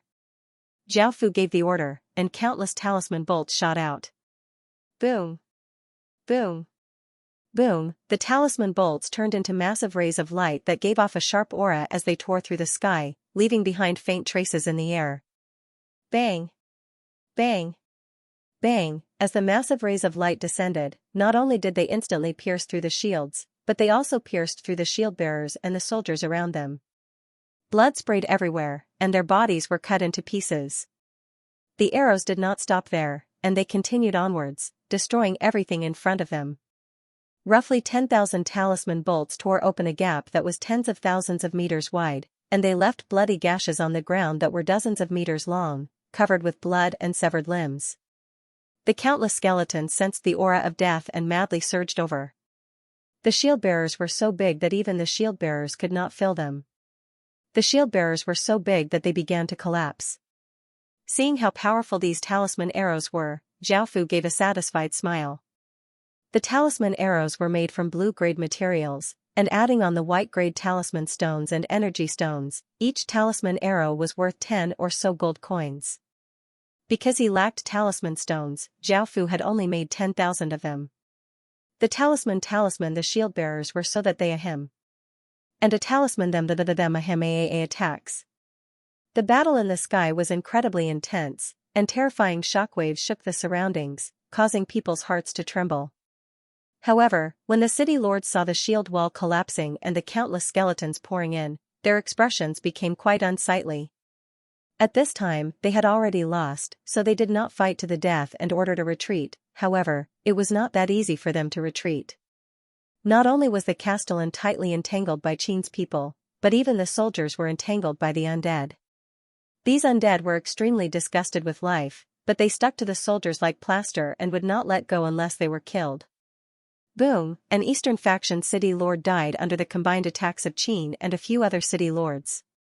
Qin's side had 28 city lords, while the eastern faction only had 21. Zhao Fu was in charge of the battle, or else the eastern side would have to face 29 city lords. With Zhao Fu's strength, he could easily take on 3 city lords by himself. The death of the first city lord dealt a heavy blow to the eastern side's faction. Their morale became even weaker, and they wanted to escape even more. None of them wanted to die, and as long as they had that mentality, their battle power would plummet. Boom. After killing the eastern city lord, even more of Great Qin's people turned to attack the other city lords. Another city lord was careless and was pierced through the heart by Bai Qi's sword. With another city lord dead, the eastern side's faction suffered another heavy blow, and their morale plummeted. The system main city soldiers obeyed the city lord's orders and started to retreat. However, they were tightly entangled by the undead and were unable to retreat at all. In the end, they had to endure the undead's attacks and countless arrows from Qin. In the end, they only had 4 million soldiers left, which was an incredibly bitter battle. However, most of the skeletons had been killed, and they were now about to face Qin head-on. Zhao Fu gave the order to attack, and the Stage 2 cavalrymen were like sharp swords as they charged into the system main city army. The 70,000 Stage 2 cavalrymen were invincible, and they were unable to resist at all. The Stage 2 cavalrymen they led were also incredibly ferocious and started to charge. Following this, the infantrymen flooded forwards and started to slaughter. By now, most of Qin's 3.8 million soldiers were at their peak, while the system main city army was more or less injured. Their morale was also plummeting, and after suffering such a ferocious attack, they were forced to retreat. Seeing this, the city lords in the sky gave up and did not hesitate to use all sorts of methods to escape. They had already lost this time, and if they continued to stay here, they would all die here. As for the soldiers, they did not care about them at all. In the end, the battle concluded. The ground was covered with corpses, and blood dyed the ground red. Weapons were scattered everywhere, and the stench of blood was quite pungent. First, it was the city lord's side. After the battle was settled, Zhao Fu rushed into the sky and joined the battle. Of the 21 city lords, 5 had used special methods to escape, 3 had been captured, and 5 had surrendered. In total, 8 city lords had died. As for the system main city soldiers, roughly 200,000 had escaped and 380,000 had surrendered. Out of the 3.1 million soldiers, 2.6 million had died. On Qin's side, all of the skeletons had died, and 80,000 soldiers had died. There were also many people who were injured, but compared to the results of the battle, Zhao Fu could accept these numbers. The 80,000 soldiers had been incredibly important to Qin, and now, they had all died in a single battle. Even though he could accept this, Zhao Fu felt a bit of pain in his heart. Next, Qin's army quickly invaded a region and surrounded a system main city. This system main city's city lord had already died, and it wasn't those who had surrendered or those who had been captured. Otherwise, they would have been able to coerce them into surrendering. Right now, each system main city only had 400,000 people, and because most of the soldiers had died, they didn't have much battle power. Most of them were just commoners. This system main city had already been relocated, and its walls had been destroyed. Now, most of the residents were packing their things and preparing to escape. However, they had never thought that Qin's army would surround their system main city so quickly. Zhao Fu didn't waste any words and ordered those who were willing to surrender to come out, while those who were unwilling were to burn down the city. Zhao Fu didn't want to charge in and cause unnecessary casualties. Under the might of the army and the city lords, most people were quite rational and chose to surrender. There were roughly 280,000 people, and there were 100,000 or so people who refused to surrender and stubbornly resisted within the system main city. Zhao Fu ordered fire arrows to be fired, and the entire system main city was set ablaze. Flames devoured everything, and many people were burned to death. Some people wanted to rush out and fight to the death with Qin, but they were shot down by the archers, and corpses littered the ground. After quickly dealing with this system main city, Qin's army headed to the next system main city. This system main city's city lord had already surrendered, so they easily obtained 400,000 people. After obtaining so many people, Zhao Fu started to construct teleportation channels to send these people back to Qin City. Otherwise, it would be difficult to move around with hundreds of thousands of residents. Just like that, Qin continuously attacked system main city after system main city. Because of the lack of time, some system main cities people had run away, but Qin's gains were still quite shocking. A few days later, Zhao Fu sat in the meeting hall and listened to Wang Jian's report. Qin had taken 5.4 million people, which was a quarter of Qin City's population.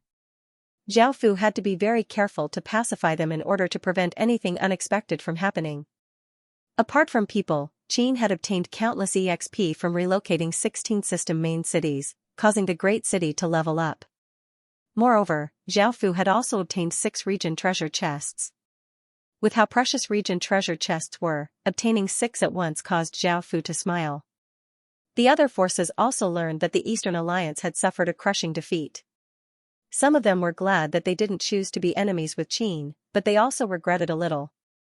If they could really unite, they might be able to defeat Qin. But now that Qin's power was several times greater, the 3 forces had no chance. While Xianru was writing, Zhao Fu looked at the 4 women in front of him. They were naturally the 4 city lords that Qin had captured. One wore a red dress and had bright red lips. She had a pretty face and a graceful figure, and she gave off a bewitching aura. She was called Fu Ningqin.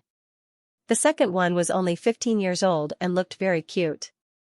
It was unknown how she became the city lord, but her name was Gongliang Qinrua.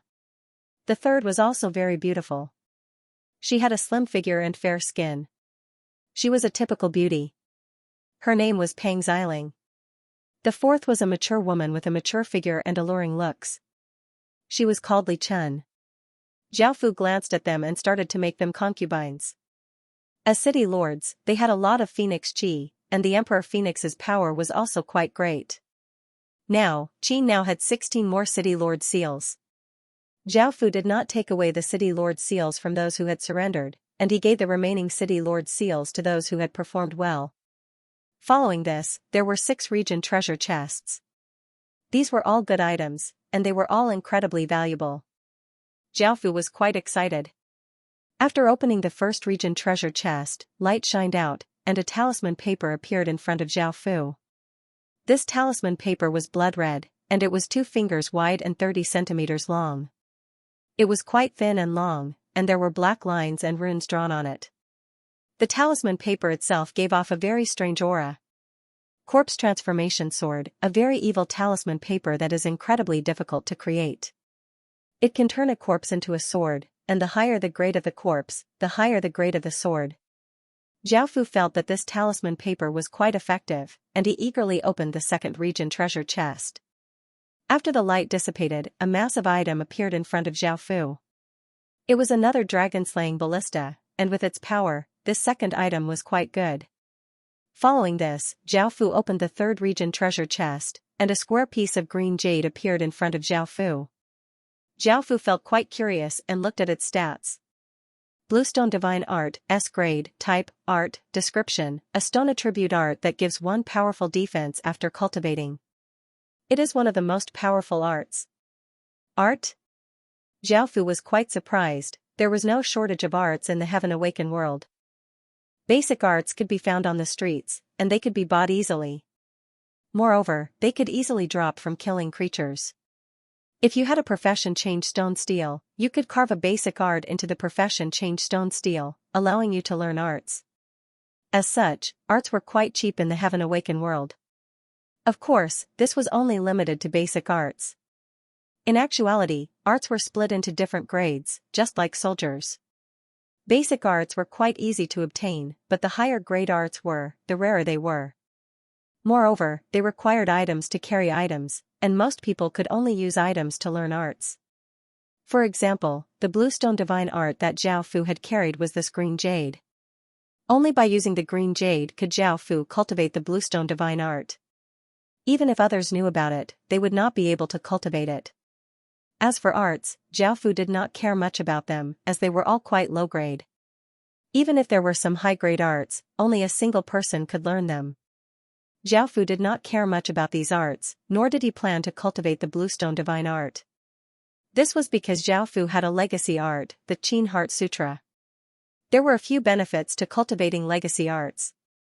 The first was that it could level up as the city grew, the second was that it could receive stat buffs, such as cultivation speed and recovery speed, and the third was that its aura could fuse more with Qin, making it more compatible with Qin's legacy items. The Qin Heart Sutra was split into a few grades, and it would change according to one's position. For ordinary soldiers, the Qin Heart Sutra was a D-grade art. However, if he became a captain, his art would become the Qin Military Cultivation, which was a C-grade art. If he became a general, his art would become the Qin Martial Cultivation, which was B-grade art. If he became a general, his art would become the Qin General Heart, which was a grade art.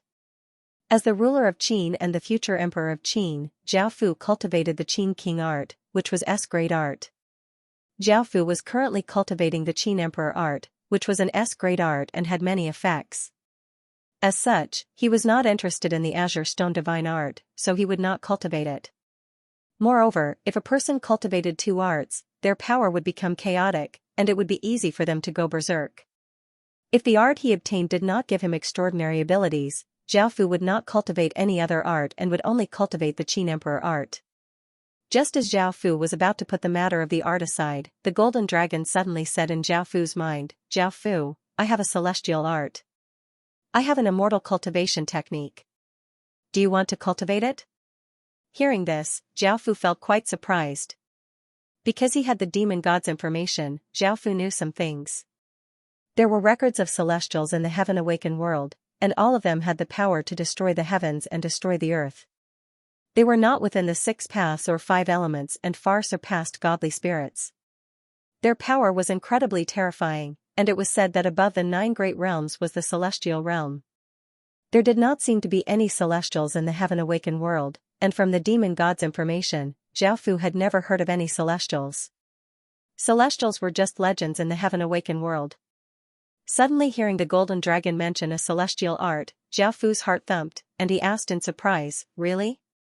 The Heaven Murder Empire has a celestial art?" The golden dragon proudly smiled as she said, "Of course. A celestial art is incredibly precious, and even some ordinary holy empires do not have one." Back then, the Heaven Murder Empire's most talented emperor, Emperor Wu Shi, entered the 6 Desires Heaven's palace and obtained her legacy, allowing him to obtain a celestial art. After hearing this, Zhao Fu felt incredibly shocked. He had never thought that she would really have a celestial art. As for Emperor Wu Shi and the 6 Desires Heaven's palace, Zhao Fu did not know much about them, but he knew that they were definitely the most powerful people and things in the world. If there really was a celestial art, Zhao Fu felt quite tempted. He could imagine how powerful this art would be, so Zhao Fu said to the golden dragon, "I want to cultivate it." The golden dragon said seriously, "This art is called the 6 Desires Celestial Art, and it's extremely powerful. It leans towards the demonic path, and it requires at least heaven-grade talent. There are 2 ways to cultivate it. The first was abstinence. From now on, you were not allowed to touch a woman. Only when you had mastered the technique would you have the slightest chance of touching a woman. Note that this was only a slightest chance, because it would be more dangerous. You can use it as a dual cultivation technique. You can cultivate with countless women, and women with Phoenix Chi are the most suitable for you. You will have an advantage because not only will your cultivation increase, but it will also be very effective on those women. Both cultivation methods have their benefits. The first one gives you the purest energy, while the second one gives you the fastest cultivation speed. Which one do you want to choose?" Zhao Fu felt quite troubled.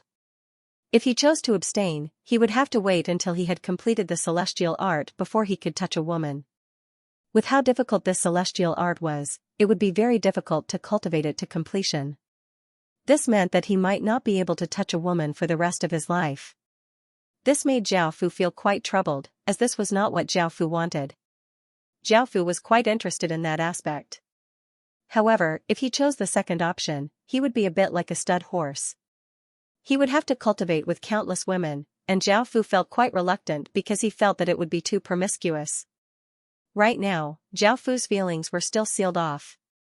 Even though he had been intimate with some women, Zhao Fu knew that he had never liked a woman before. Of course, Zhao Fu wasn't interested in men, and Zhao Fu was certain that he liked women. The two options that the Golden Dragon had given him were both quite extreme, and Zhao Fu felt quite troubled. After thinking about it for a while, he felt like his head was about to explode. Moreover, the power of a celestial art was simply too enticing, and he couldn't give up on it. However, facing two extreme choices, Zhao Fu didn't know what to do, so he put it aside for now and gave the Golden Dragon some time to think about it. Back at the region treasure box, Zhao Fu once again opened it. Countless rays of light shot out, and a city creation heart appeared before him. This city creation heart was quite extraordinary, and it gave off a powerful aura. Unnamed city creation stone, a basic city creation stone that has not been used by anyone before. It needs to be named and condensed into a city lord seal. Ha ha ha, Zhao Fu couldn't help but laugh out loud. He had actually opened up a small city. Back then, when Qin conquered a small orc city, he had spent a long time planning before he finally obtained the small city. However, he hadn't expected to obtain a small city so easily. This was definitely a jackpot. This city was perfect for Tuoba Qin to use. Because it was a city that she had never used before, Tuoba Qin could use it to spawn races related to her bloodline. The spawned people could then be given to villages, and that way, 100,000 people would be easily gathered. If he had a basic city's fate as the foundation for the desolate blood mask, it would be more likely for him to repair the desolate blood mask. When that time came, Qin would have another nation armament. Zhao Fu quickly called Tuoba Qin to the meeting hall. Tuoba Qin's face became slightly red as she asked softly, "Your Majesty, I'm afraid that you'll be fine. Why are you looking for me?" Seeing how shy she looked, Zhao Fu smiled. Ever since he had made her a concubine, Tuoba Qin had never seen Zhao Fu before. She would always blush, and she looked quite cute. "This is for you. Go and condense a city lord seal." Zhao Fu smiled as he handed the city creation stone to her. Tuoba Qin was quite shocked. She had never thought that Zhao Fu would give her a city. However, after thinking about it, she realized that Zhao Fu definitely had some use for it. However, it was still a city, and for him to give it to her like this meant that she still had a place in Zhao Fu's heart. Tuoba Qing's face was quite red as she went up and received the city creation stone. She respectfully bowed to Zhao Fu and said, "Thank you, Your Majesty." Zhao Fu nodded, and seeing how respectful she looked, he said, "I'll now make you a concubine, so you don't need to be so reserved." Tuoba Qing happily nodded and left the reward city to condense her city lord seal. Zhao Fu once again looked at the region treasure boxes. Now, there were only 2 left, and he wondered what he would be able to obtain next. Zhao Fu once again opened a region treasure chest, and a searing heatwave came out from the region treasure chest as a flaming stone appeared in front of Zhao Fu. Flame Spirit Stone, a top-quality epic-grade material that can be used to forge epic-grade weapons. It has powerful fire attribute energy. After looking at the stone's description, Zhao Fu found that it was an epic-grade material, and he felt quite disappointed. Boom! A blood-red pillar of light shot into the sky, causing the deep blue sky to become blood-red. It looked as if it was dripping blood. A vast, ancient, and bloody aura covered the entire heavens and earth, causing the world to fall silent. That boundless might caused countless people's bodies to sink, and Zhao Fu's expression fell because he could sense how terrifying this might was. He could not use his own might to defend against it. The entire world started to change as countless traces of heaven and earth essence chi gathered. Wild gales howled, and blood-red clouds continuously roiled as they gathered towards the blood-red pillar of light. As the heaven and earth essence chi and blood-red chi gathered, the ancient might in the sky became even more powerful, and it seemed to be corporeal as it weighed down on everyone's bodies. What's going on? It wasn't just Qin who felt confused. Zhao Fu did not know what was going on either, but seeing that the blood-red pillar of light was quite close to Qin City, he suddenly remembered that he had asked Tuoba Qing to condense a city lord's seal. Did this have something to do with her? Zhao Fu quickly headed there, and Qin and the others also headed there to see what was going on. When Zhao Fu arrived, he saw Tuoba Qing within the blood-red pillar of light, as well as Wu Qian, who was lying on the ground in terror. Countless cracks had appeared on the ground around them, and this place had become the center of the storm. Wild gales blew out, destroying countless trees and causing rocks to fly into the sky. So this is related to her, but the ripples are too powerful. Zhao Fu thought to himself. Following this, Zhao Fu went up and carried Wu Qian out of the storm and asked, "What happened?" Wu Qian calmed herself down, but she still said in fear, "I don't know either." When Big Sis was condensing a city lord's seal, her body suddenly exploded out with blood-red light, and this happened. "Your Majesty, will Big Sis be all right?" Feeling her trembling body and worry, Zhao Fu comforted her, saying, "She should be fine. Don't worry, I'm here." Wu Qian's eyes were filled with tears as she looked up at Zhao Fu and nodded. Feeling Zhao Fu's warmth, her face became slightly red. "Your Majesty." What happened? The other generals also rushed over and said in shock when they saw the scene before them. Zhao Fu looked at the essence qi continuously gathering, and the blood-red clouds, as well as the increasingly terrifying might, and his expression became serious as he replied, "It might be because of Tuoba Qing's bloodline." Now, Zhao Fu knew some things about Tuoba Qing. He knew that she was from the royal clan and had a royal bloodline, but Zhao Fu didn't know what kind of royal bloodline it was. Swish swish swish, 3 rays of blood-red light giving off terrifying ripples shot over from the side. Zhao Fu's pupils constricted as he found that they were the 3 shards of the desolate blood mask. They flew uncontrollably towards Tuoba Qing and entered the blood-red pillar of light, sticking to Tuoba Qing's beautiful face. These 3 pieces formed an incomplete mask. Only the left side of the mask was missing a piece, but it gave off a mysterious, ancient, and terrifying aura. With the mask on Tuoba Qing's body, Tuoba Qing's aura was incredibly terrifying, and anyone who saw it would shiver. Zhao Fu. I know her bloodline, she's from the absolute beginning human race. The golden dragon's voice was incredibly serious. Absolute beginning human race? Hearing its words, Zhao Fu didn't quite understand, and he didn't know what the absolute beginning human race was. Hearing Zhao Fu's confusion, the golden dragon explained, "It's the first batch of humans that appeared at the beginning of the world." Zhao Fu looked quite shocked as he said, "The human race at the beginning of the world? Isn't that a race that's even older than your Heaven Murder Empire?" The golden dragon nodded seriously as it said, "Her identity might not be simple, and there might be some higher beings interfering in your world. In actuality, many people like to use certain methods to transfer their legacies and power to new worlds, using the advantages of the Heaven-awakened world's boundary regions to avoid enemies and trouble." Zhao Fu's expression became quite serious, and he could tell that the golden dragon was quite wary of Tuoba Qing's identity. However, with the Heaven Murder Empire's foundation and power, this was the first time the golden dragon had shown such an emotion. Is her identity really that terrifying? Even you're so wary of her? Zhao Fu asked in disbelief. The golden dragon nodded and said, During the Heaven Murder Empire's ancient times, the absolute beginning race was rarely seen. They were born with an origin bloodline, and their power far surpasses anything you can imagine. Even at its peak, the Heaven Murder Empire wouldn't be willing to become enemies with the absolute beginning race. You can easily imagine how powerful they were. They've existed since the beginning of the world, and it's said that they know the secrets of the Heaven-awakened world's birth. For low-grade civilizations like you, no matter what kind of low-grade creature you are, evolving into a human form depends on the human race's bloodline. The absolute beginning race is the most fundamental reason, and there are some things that even the Heaven Murder Empire doesn't know about. Apart from the absolute beginning human race, there's also the absolute beginning god race, the absolute beginning devil race, and the absolute beginning death race. However, I won't be able to see them in the future, as I've only seen them a few times. Massive waves crashed within Zhao Fu's heart. He had never thought that Tuoba Qing, whom he had been neglecting, would have such a terrifying identity. He gulped and asked, "What's the situation now?" The golden dragon looked at Tuoba and said, "Her bloodline has been stimulated by condensing a city lord's seal, and with the help of the desolate blood mask, her bloodline is about to slightly awaken." Blood. After hearing the golden dragon's words, just as Zhao Fu was about to reply, a clear voice sounded out. Zhao Fu immediately felt his soul tremble, and his hair stood on end as a wave of terror flowed out from his heart.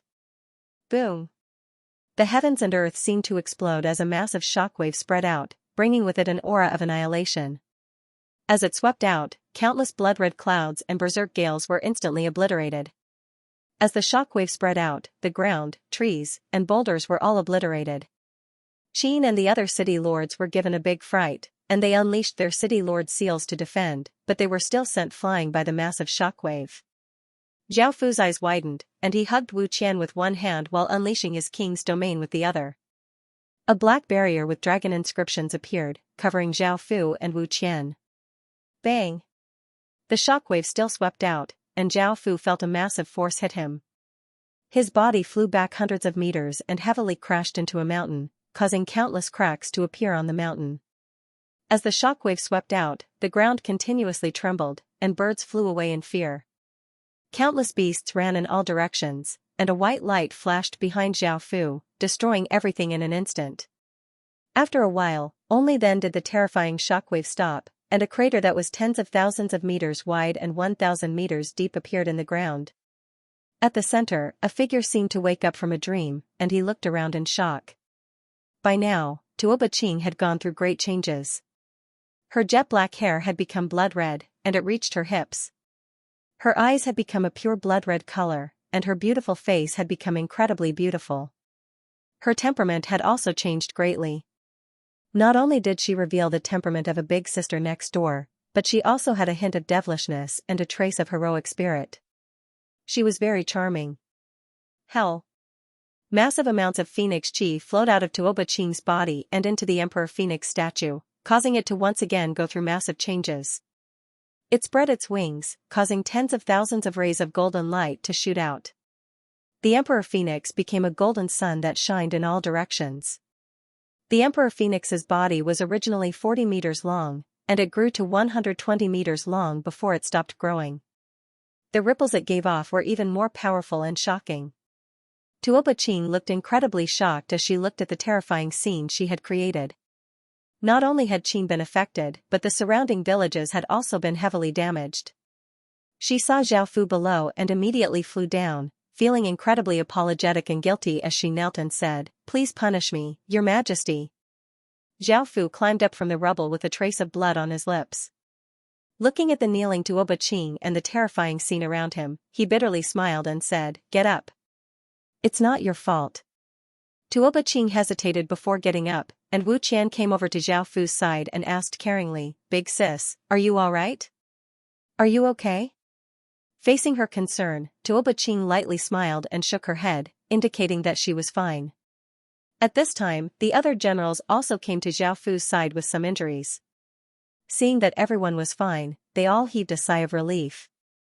Tuoba Qing's expression once again became worried. Because of her, not only had Qin City's city lords been injured, but even His Majesty had been injured. Zhao Fu looked at Tuoba Qing, and thinking about her terrifying identity, his expression became serious as he said, "Tuoba Qing, come with me." Tuoba Qing nodded and lowered her head, feeling quite nervous. She did not know how Zhao Fu would punish her, but no matter what punishment it was, Tuoba Qing was prepared to accept it. After all, she had made a mistake and deserved to be punished. She followed behind Zhao Fu and arrived at Zhao Fu's room. Zhao Fu thought for a moment before telling her identity. Even without Zhao Fu telling her, she would understand one day. This matter was quite important, and Tuoba Qing had the right to know her identity so that she could make preparations in the future. After hearing Zhao Fu's words, Tuoba Qing looked quite shocked. She had already been quite shocked when she found out that she had a royal bloodline, and she had never thought that she would be someone from the emperor. "Your Majesty, will I cause trouble for you? You won't chase me away, right?" Seeing this, Zhao Qing said, "Now, Chen, Qing, Zhao, I will.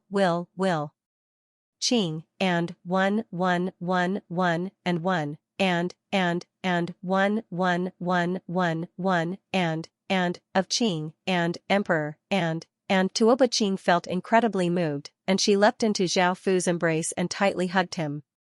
Her face was completely red as she leaned against Zhao Fu's chest and said, "Your Majesty, I'm very happy. I like you the most." Zhao Fu laughed and hugged her gently. "Husband." Tuoba Qing's heart quickly beat as she made a decision. She raised her head, her face completely red as she shyly called out.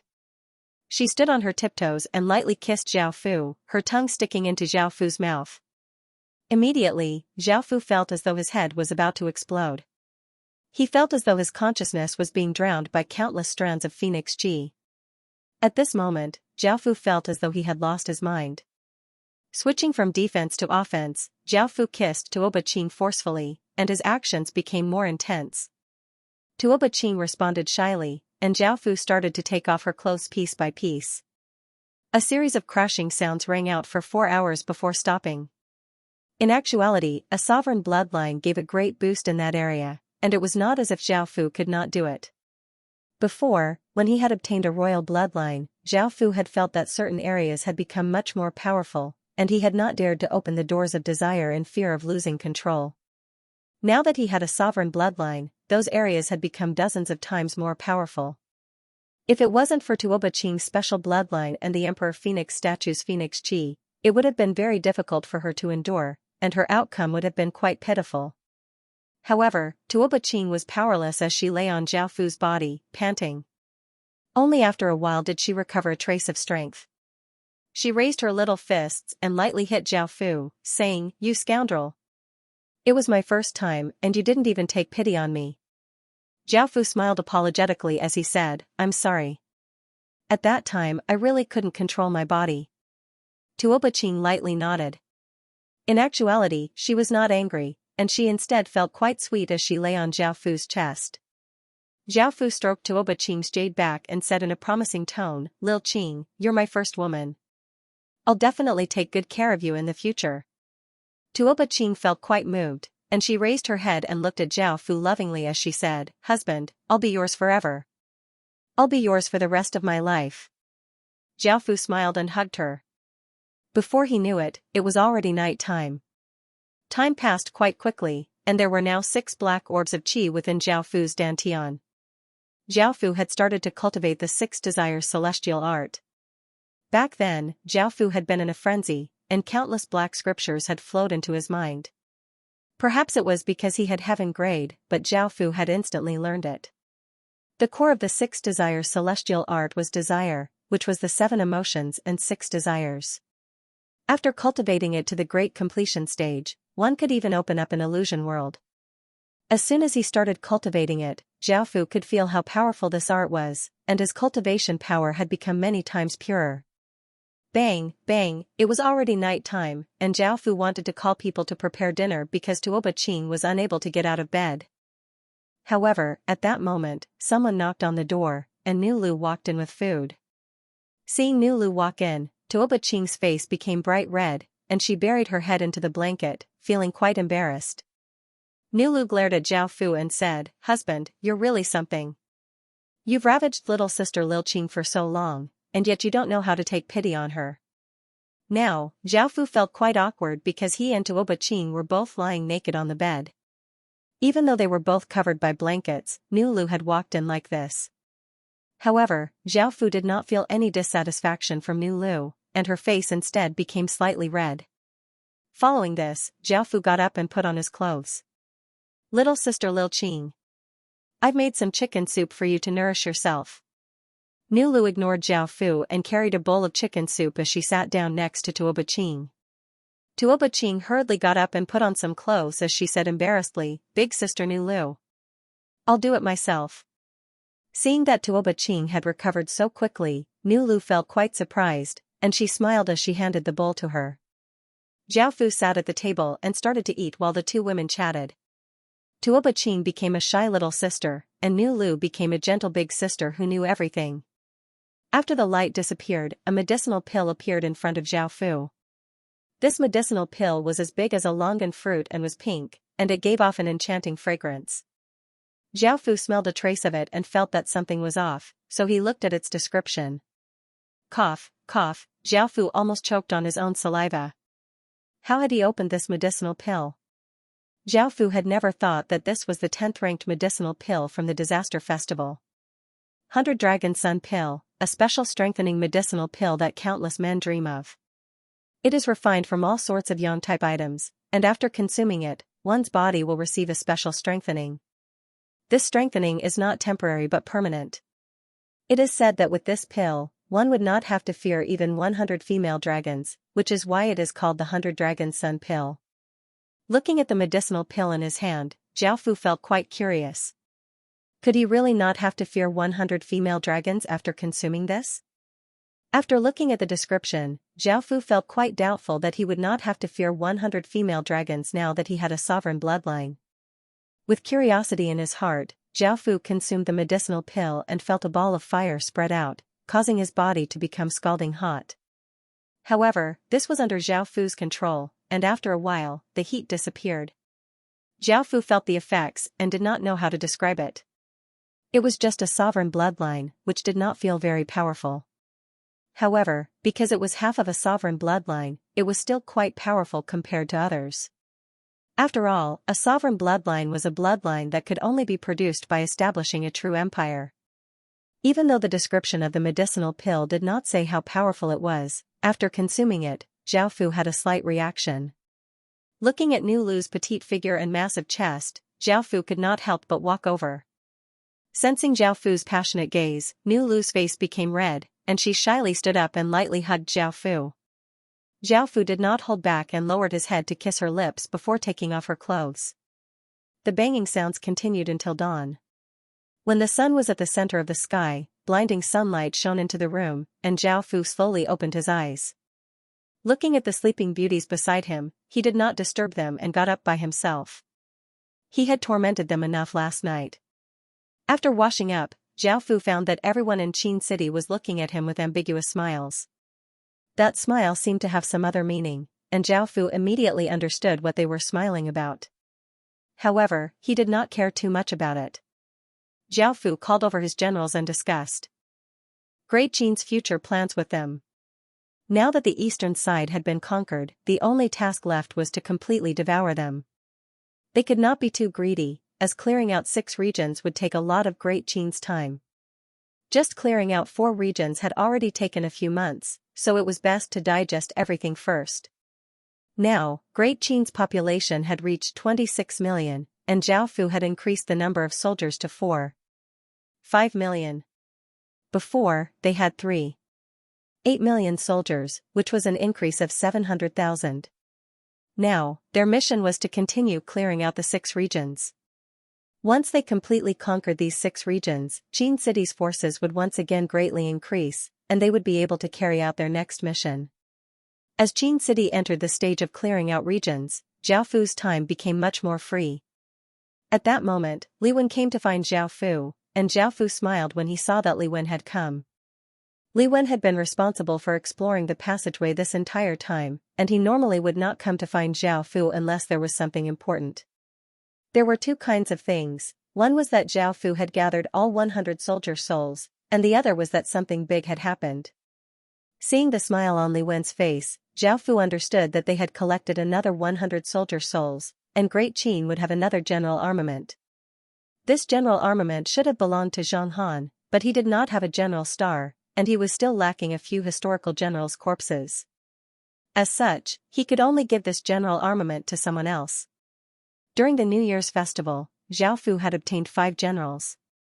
Those people all had general stars and general fate, so Zhao Fu did not need to fuse with them.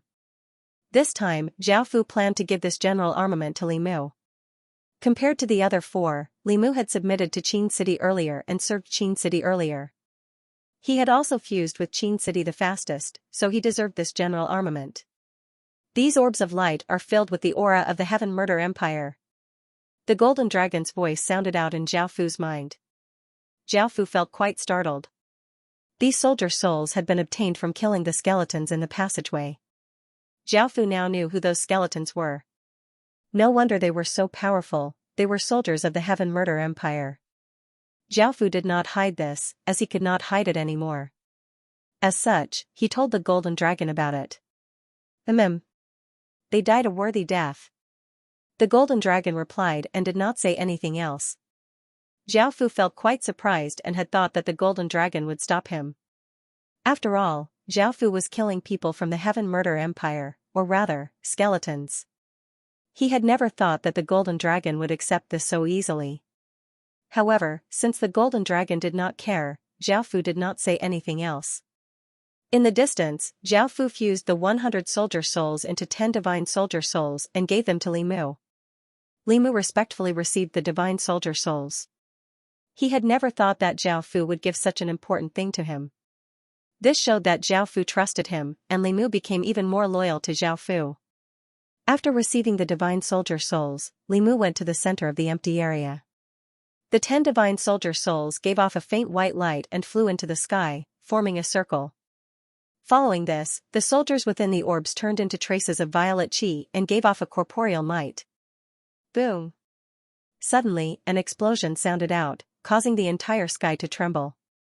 The 10 massive orbs of light started to resonate with each other, and the traces of violet chi continuously swayed within them as a terrifying power exploded out. Instantly, the heavens and earth dimmed as dark clouds roiled and quickly gathered. A wild gale blew, causing countless trees to sway and sand and pebbles to fly into the air. It was as if a disaster had descended. Boom! A massive explosion sounded out in the sky, as if the sky was about to shatter. A violet star giving off brilliant starlight and an ocean-like aura slowly descended. Many people were not surprised by this, as this had happened many times before. However, everyone was quite interested and wondered what kind of general star would be awakened this time. Back at Qin, the massive violet star gave off a powerful aura of suppression as it slowly descended. Li Mu drew a legendary grade sword and pointed it at the sky as he roared, causing a massive aura to explode out as countless traces of violet blood-red aura flowed out of his body. Boom! A violet blood-red pillar of light shot into the sky, shooting into the violet star in the sky.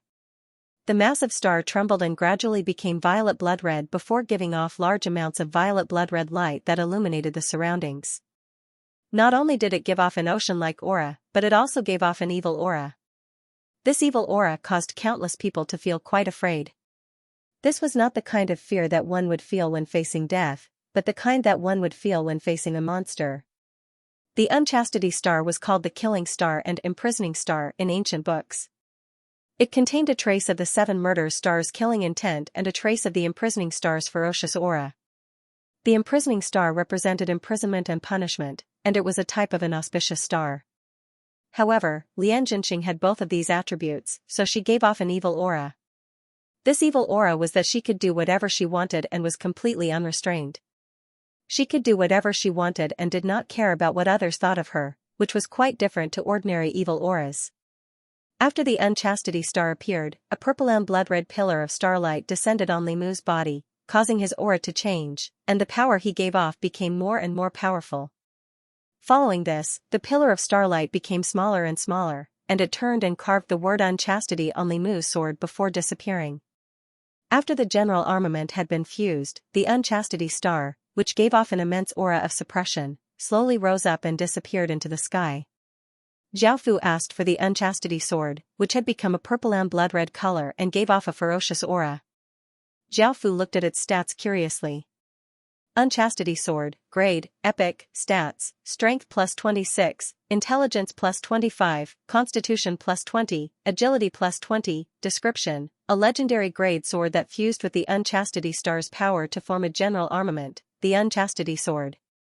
The stats were not bad, and there were 6 general armaments. Because the first 5 were the same, there was no need to look at them. Zhao looked at the 6th one. Imprisoning soldier, a type of soldier that is extremely aggressive and proficient at capturing. It is suitable for special capturing missions and is extremely powerful. It can suppress all types of soldiers to a certain extent, and it can use the unchastity star's power. All of the general armament's 6th stats were quite good, and this was the same for the imprisoning soldier. It would be very useful on certain battlefields. After looking at the unchastity sword stats, Zhao Fu gave a satisfied smile and returned the unchastity sword to Li Mu. Following this, Zhao Fu heard that Qin's assassins had captured a few high-ranking Indian women. Now, the Maurya dynasty's nation armament had been refined by Qin and had become Qin's nation-stabilizing pillar. India's clan armament, the glass peacock, was one of the 4 clan armaments in the human world, and Zhao Fu had personally seen its power. Of course, he could not let it go, and after refining it, Qin's strength would rise to another level. He was mainly lacking women from India, so Zhao Fu's target was the women on the Indian beauty rankings. They were the same as China's ancient beauty rankings, and all of them had strong phoenix qi. If he captured them, he should be able to refine the glass peacock with phoenix qi. At this time, Qin had only caught a few assassins. Zhao Fu didn't care because the number was too small. The disappearance of the women on India's beauty rankings attracted a lot of attention. This world was a world where looks mattered, and as long as you were handsome and pretty, even if you didn't know anything, you would still be the center of attention. As the women on the beauty rankings, they naturally received a lot of attention, so their disappearance attracted a lot of attention. How did they disappear? Countless Indian people made guesses. Some said that they had married into rich families and no longer appeared in public, while others suspected that they had been kidnapped. Others said that they no longer played in the Heaven Awaken world, which was why they could no longer be seen. Some said that it was because their fans had given them too much pressure, so they had chosen to go into hiding. Some even said that they had committed suicide. Now that very few people had disappeared, the Indian people all made their guesses, but they did not know who had done it. Perhaps in the future, they would find out who had done it. If that happened, they would most likely explode with anger. Killing their people and taking over their territory was one thing, but fighting and stealing women like this was going too far. However, even if they knew that it was Qin, Zhao Fu would still continue to capture them. After all, it was necessary to refine the clan armament. Moreover, they had invaded China, so they had received retribution from Qin. As such, Zhao Fu did not hesitate to wantonly capture Indian women. As for capturing Chinese women like this, Zhao Fu had never thought about it. Firstly, he did not want to cause any trouble, and secondly, as people of the same clan, Zhao Fu would not harm them for no reason unless they offended Qin or Qin was forced to do so. Zhao Fu put the matter of capturing Indian women aside because it would take some time. Zhao Fu walked around Qin and looked around. After feeling that there was nothing to do, he returned to the real world. Zhao Fu felt that he had not used a computer in a long time. Ever since Zhao Fu had become the acting family leader of the Ying family, he did not need to obtain information from the Heaven Awaken World Forum, so Zhao Fu had not used a computer. Today, Zhao Fu could not help but come in to take a look. He wanted to know about some things that he had not noticed, and perhaps he had overlooked something. After seeing this information, he would be able to think about it and obtain some inspiration. Now that Qin and the other dynasty legatees were reconciling, China was in a state of peace, and the various factions were doing their best to develop. Great Xia, Great Shang, Great Zhou, and Great Han had unified their regions, and they were not slow either. They were furiously chasing after Qin, and seeing that the other dynasty legatees were working so hard, none of them dared to fall behind. The border region was still the same. It was a mess. It was either you fight me or I fight you. However, neither side poured in a large number of troops. They resisted the temptation of rewards, or perhaps the rewards were not enough. The aftermath of the previous invasion also gradually calmed down. China was relatively peaceful, but the human world was still in chaos because people were fighting each other. It was not just the Midland continent but the other 4 continents as well. Zhao Fu was quite concerned about their information, as if Qin could not defend against them by himself, he might need help from others. This was a helpless decision. Qin could not defend against them by himself, so he had to work with others or be destroyed. Now that he knew about the situation outside the legacy land, Zhao Fu felt quite worried. Zhao Fu did not know when the next stage of the chaotic world would open. If it did, it would not be far from devouring the real world. When that time came, everyone in the real world would be able to freely come and go, and they could also freely kill. Apart from this information, Zhao Fu looked through some other interesting threads and gained some inspiration. After reading for a while, Zhao Fu closed the Heaven Awaken World Forum and looked at the penguin icon on his screen, feeling quite hesitant. Ever since Zhao Fu had obtained Qin's legacy, he had cut off all ties with his past. Whether it was his friends, classmates, or acquaintances, he did not keep in contact with them and focused on developing Qin. Now, Zhao Fu's mental state had changed, and after thinking about it, he logged into QQ. After such a long time, Zhao Fu wondered how those people were doing, and he felt quite complicated. After logging into QQ, a string of notifications sounded out, and his profile picture continuously flashed. Zhao Fu was quite surprised that, with his lonesome personality, there would be people sending him messages. Zhao Fu opened the messages and found that there were quite a few of them. Niaogu, bro. Where did you go? Lynching you, bastard. You owe me $5 and you're not going to pay me back? I trusted your character and lent you the money. Boss Dong, AI. I'm going to close my shop. With the Heaven Awaken world, all business is going to be bad. The first message was from Niaogu. He was the person who had worked with Zhao Fu before, but they had met in the Heaven Awaken world.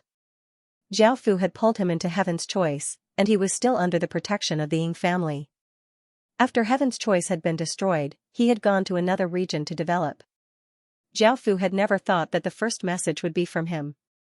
It seemed that he really did treat him as a friend, and it seemed that his preferential treatment had not been in vain. The second message was from Lin Qingyu, who was also an employee who had worked with Zhao Fu. She looked quite delicate and pretty, but she was quite stingy. She had once forgotten to bring money, so she had borrowed $5, which she had hesitated about for a long time. The third message was from Boss Dong, who was the owner of the convenience store. She was called Dong Mimi, and she was quite cheerful. She was a young married woman with a 1-year-old child, and she was quite nice to the employees. As for the closure of the shop, Zhao Fu could foresee it happening. After all, if everyone entered the Heaven Awaken world, who would maintain production and transportation? The economic system would be on the verge of collapse. This was the result of the government and many large families working together to maintain the economy. Without them, the real world would have long since collapsed.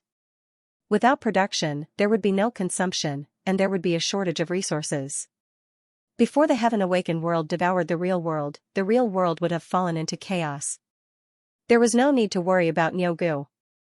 As for Lin Qingyu, she happened to be online, so Zhao Fu sent her a message, "Send me your bank account number." Lin Qingyu quickly replied, "You bastard, you've revived? Give me back my money, or you're dead." Zhao Fu couldn't help but laugh. Thinking back to the past, even though she was quite stingy, they had gotten along quite well. Zhao Fu once again sent a message, "Send me your bank account number." Puzzled, Lin Qingyu replied, "Why do you want my card number? Actually, that 5 yuan was my bad luck. I'll just treat it as a meat bun thrown at a dog. You don't have to return it. Where have you been for so long?" How could he say that? His mouth was vicious, but Zhao Fu wasn't angry. He smiled and replied, "I've been busy for a while. Give me your card number quickly." "Oh. I'll give it to you properly. My card number is..." Seeing that Zhao Fu was urging her, Lin Qingyu felt strange and sent her card number over. Not long after, Lin Qingyu received a message. There was an extra 500,000 in her card. Lin Qingyu was shocked. This was the first time she had seen so much money. Recalling that Zhao Fu wanted her bank account number, Lin Qingyu quickly sent a message. "How did you get so much money? Are they going to sell it? Giving me so much money, don't tell me you want to keep me as your sugar daddy?" Zhao Fu lightly laughed and replied, "I have a lot of money right now, so I'll return it to you. Also, I don't have any feelings for you." Seeing this message, Lin Qingyu coldly harumphed and unhappily replied, "I don't have any feelings for you either. I'll help you save the money, but it'll be 1 yuan a day. I'm going to enter the Heaven Awaken world." Looking at her message, Zhao Fu wanted to tell her that the money was for her and not to save it for him. With his current status, let alone 500,000, even 5 billion yuan was nothing. However, after saying this, she directly logged off, so Zhao Fu could only leave a message. Zhao Fu then looked at the third message. Thinking about how Dong Mimi had helped him in the past and treated him quite well, Zhao Fu thought about it and decided to repay her. He said, "If you need anything, you can find me. If it's not safe outside, I can protect you." After dealing with these 3 messages, Zhao Fu looked at the other messages. "Zhengdong, what's wrong? Why did you drop out? What a pity. Dong Suzhen, Lil Fu. Why did you drop out? Zhangyu, ha ha ha, Lil Zhao, follow your big bro, and your big bro is the big bro now. Jingyu Qin, Fu Fu. I miss you.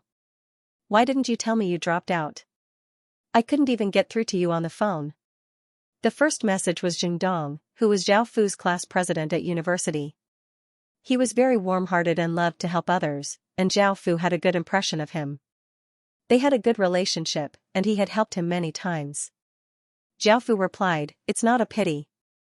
Thank you for your concern, but I'm doing quite well now." The second message was Dong Suzhen, who taught Zhao Fu's class. She looked quite dignified, and she was one of the beautiful teachers at university. Zhao Fu had helped her a bit in the past, and they had a good relationship. Zhao Fu replied, "I had something important to do, so I dropped out. Don't worry, I'm doing quite well." The third message was Zhang Yu, who was Zhao Fu's roommate in university. Zhang Yu was quite good, but he was a bit pompous and liked to show off. There were 4 people in the dorm, and Zhao Fu's relationship with the other 2 was quite ordinary. They didn't really contact Zhao Fu, and they didn't add each other's QQ. Zhao Fu didn't know what opportunities Zhang Yu had encountered, but from his words, he felt that he had either become the leader of a small faction or established a village. In response, Zhao Fu replied with an eye roll emoji. As for the 4th person, Jingyu Qin, thinking of her, Zhao Fu's expression became quite complicated. Her words could be misunderstood, but she didn't have any romantic feelings for Zhao Fu. She was 35 years old and looked quite gentle. She had a voluptuous figure, and her skin was as white as snow. She was the owner of the school's snack shop, and she had divorced a long time ago. Because she couldn't have children, she never had any children. Back then, when she was helping to move things, Zhao Fu saw that she couldn't move them, so he helped. That was how the 2 of them got to know each other, and after interacting with each other, Zhao Fu treated her as an older friend. However, she had other feelings for Zhao Fu, and every time she looked at Zhao Fu lovingly, she treated Zhao Fu as her son. In actuality, Zhao Fu felt quite disgusted with this Zhao Fu. His mother had died when he was young, and if she had appeared, Zhao Fu would have been able to accept it. However, Zhao Fu was already 21 years old, and his personality had already formed.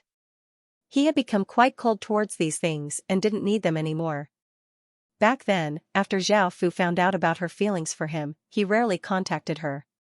However, she would always take the initiative to look for Zhao Fu and show concern for Zhao Fu, and Zhao Fu couldn't bear to continue maintaining their relationship.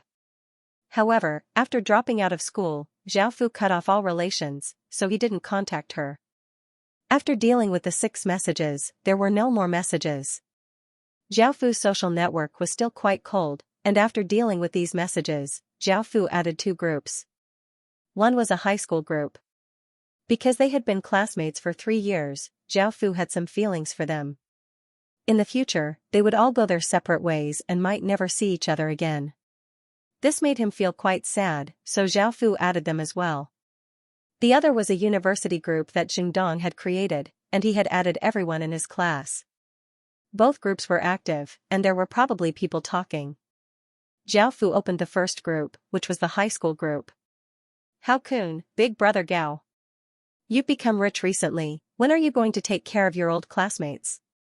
Zhang Lirong, Big Brother Gao was already quite extraordinary in school, and now he's even more extraordinary. He manages hundreds of people and earns $300,000 or so per month. I'm so envious. Li Ken, Big Brother Gao. When are you going to treat us to drinks? Gao Changfeng, haha. It's just a small faction in the Heaven Awaken world, it's not a big deal. Don't worry, I'll treat you guys to a big meal when I have time. After sending the messages, Gao Changfeng also sent out a $1,000 red packet, and those who had been lurking immediately jumped up to snatch the red packet. At that moment, someone called Li Ba said, "Eh? Beauty Lu is here. I heard you're getting married, is that true? My heart hurts to get married so early." Wang Zhongyong, that's right.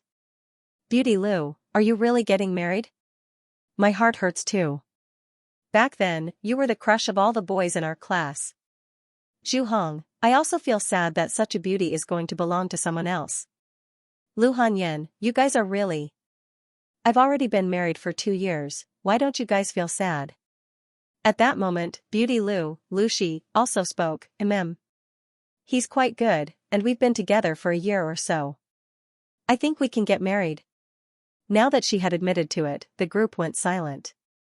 It seemed that there were many people interested in Beauty Lu. Zhao Fu thought of Lu Shi's appearance. Her facial features were exquisite, her skin tender, and her figure slim. She was indeed an extremely beautiful woman, and she was the most beautiful person he had seen in high school. When he heard that she was getting married, he could not help but feel a slight ripple in his heart. However, after coming to the big city and seeing more people, Zhao Fu's standards had also become higher. Of course, Lu Shi was still an extremely beautiful woman, but she was no longer the most beautiful. Gao Changfeng, that. Lu Shi, why don't you consider me? Actually, I used to have a crush on you. Now, with my conditions, I can definitely take care of you. As soon as this was said, the group went silent again. In the high school group, some people went to university, some started working, and some got married. In their eyes, Gao Changfeng was the best person in the world, and he was also very generous. As such, many people spoke well of him, and now that he had confessed to Lu Shi, the situation became quite awkward. Everyone started to feel nervous, not knowing how Lu Shi would respond. Lu Shi, hee. I'm about to get married, why are you saying this? Of course, I refused you. Everyone felt relieved, but they were not happy because Lu Shi was still going to marry someone else. Zhao Fu looked at their chat and felt that it had nothing to do with him. Zhao Fu did not want to say anything and was about to close the group. Wang Xiao, who can lend me 400,000 yuan? I'll definitely return it in the future. Suddenly, this sentence caused the group to go silent again. Students needed to rely on their relationship, and at most, they would lend a few thousand yuan. However, to borrow so much at once, no one would lend it to them. Moreover, everyone knew that Wang Zhao's family was very poor, and it was almost impossible for him to return the loan. Therefore, the group immediately went silent, and no one said anything. Even Gao Changfeng, who had the best life, would not waste 400,000 yuan. Seeing that there was no reply, Wang Xiao felt a bit disappointed. However, he had already expected that no one would lend him so much money, and he was just holding on to a trace of hope. What do you want so much money for? This sentence suddenly appeared in the group, and Wang Xiao immediately felt a trace of hope. He immediately told everyone about his family's situation and his father's serious illness. Wang Xiao was Zhao Fu's deskmate in high school. Zhao Fu's high school was relatively poor, and there were many students, so they always sat together. At that time, both of them had low self-esteem because of their financial situation, and they had similar feelings, so they could be considered friends. Everyone was a bit surprised. Ever since Zhao Fu had joined the group, he had not said a single word. Everyone had a deep impression of Zhao Fu. Although he was a bit of a loner, his grades were quite good, and it was said that he had been admitted to a top university. From Zhao Fu's words, everyone could tell that Zhao Fu wanted to help Wang Xiao. After reading what Wang Xiao said, Zhao Fu felt that it was most likely true. This was because Zhao Fu had known some things about his family back in high school. Give me your bank account number, and I'll transfer the money to you. Hearing this, everyone sucked in a breath of cold air. $400,000 was an amount that ordinary people could only earn in 10 years, and they had never thought that Zhao Fu would be willing to lend it to them so easily. Following this, Wang Xiao excitedly sent out his bank account number. Soon, he received $400,000, and he was so excited that he almost cried. Zhao Fu. Thank you. You're our family's benefactor, I swear I'll return this money to you. Zhao Fu did not care about this kind of money. As his deskmate for 3 years, it was not a big deal for him to help out a little. As such, he replied, there's no need to return it. Live a good life in the future. These words once again shocked everyone. $400,000 had been given away just like that. Zhao Fu was simply too rich. Wasn't he still in university? How could he have so much money? Could it be that everyone who entered a top university was different? Gao Changfeng was also quite shocked. He would not be able to give away $400,000 for nothing. Zhao Fu, what do you do now? Why are you so rich? Someone could not help but ask. Zhao Fu's reply was quite simple, it's nothing much, I just have some money. I still have things to do, so I'll be leaving now. At that moment, Zhao Fu did not continue the conversation to avoid trouble. If it wasn't for Wang Xiao, Zhao Fu would not have said anything. After Zhao Fu did not say anything, everyone started to talk about Zhao Fu. Some people said that they wanted to borrow money from Zhao Fu. Zhao Fu did not look at the high school group chat, and he planned to look at the university group chat. At that moment, he received a message, and when he saw that it was from Lu Shi, he asked, "Are you still there?" Looking at the message, Zhao Fu felt quite surprised. He had never thought that Lu Shi would send him a message, and he replied, Lu Shi, Zhao Fu, you must be doing quite well right now, right? You've become famous. With Zhao Fu's current status, not only was he famous, but he was also known by the whole world. However, Zhao Fu replied, it's all right. What's the matter? Zhao Fu felt quite startled, she had always wanted to talk to him. Zhao Fu did not remember saying a single word to Lu Shi. Even though they were classmates, Zhao Fu had been quite introverted back then. However, Zhao Fu still replied. Lu Shi started to talk about the past and smiled as she said, Zhao Fu, I remember the first time I met you, you were so stupid. You couldn't even speak clearly and would stammer on the podium. Zhao Fu felt quite awkward. In the first year of high school, the teacher had asked everyone to introduce themselves. Back then, Zhao Fu had been quite introverted, and he had been so nervous that he could not speak. However, it had been more than 5 years, and Zhao Fu did not remember much about it. He awkwardly replied, I didn't expect this.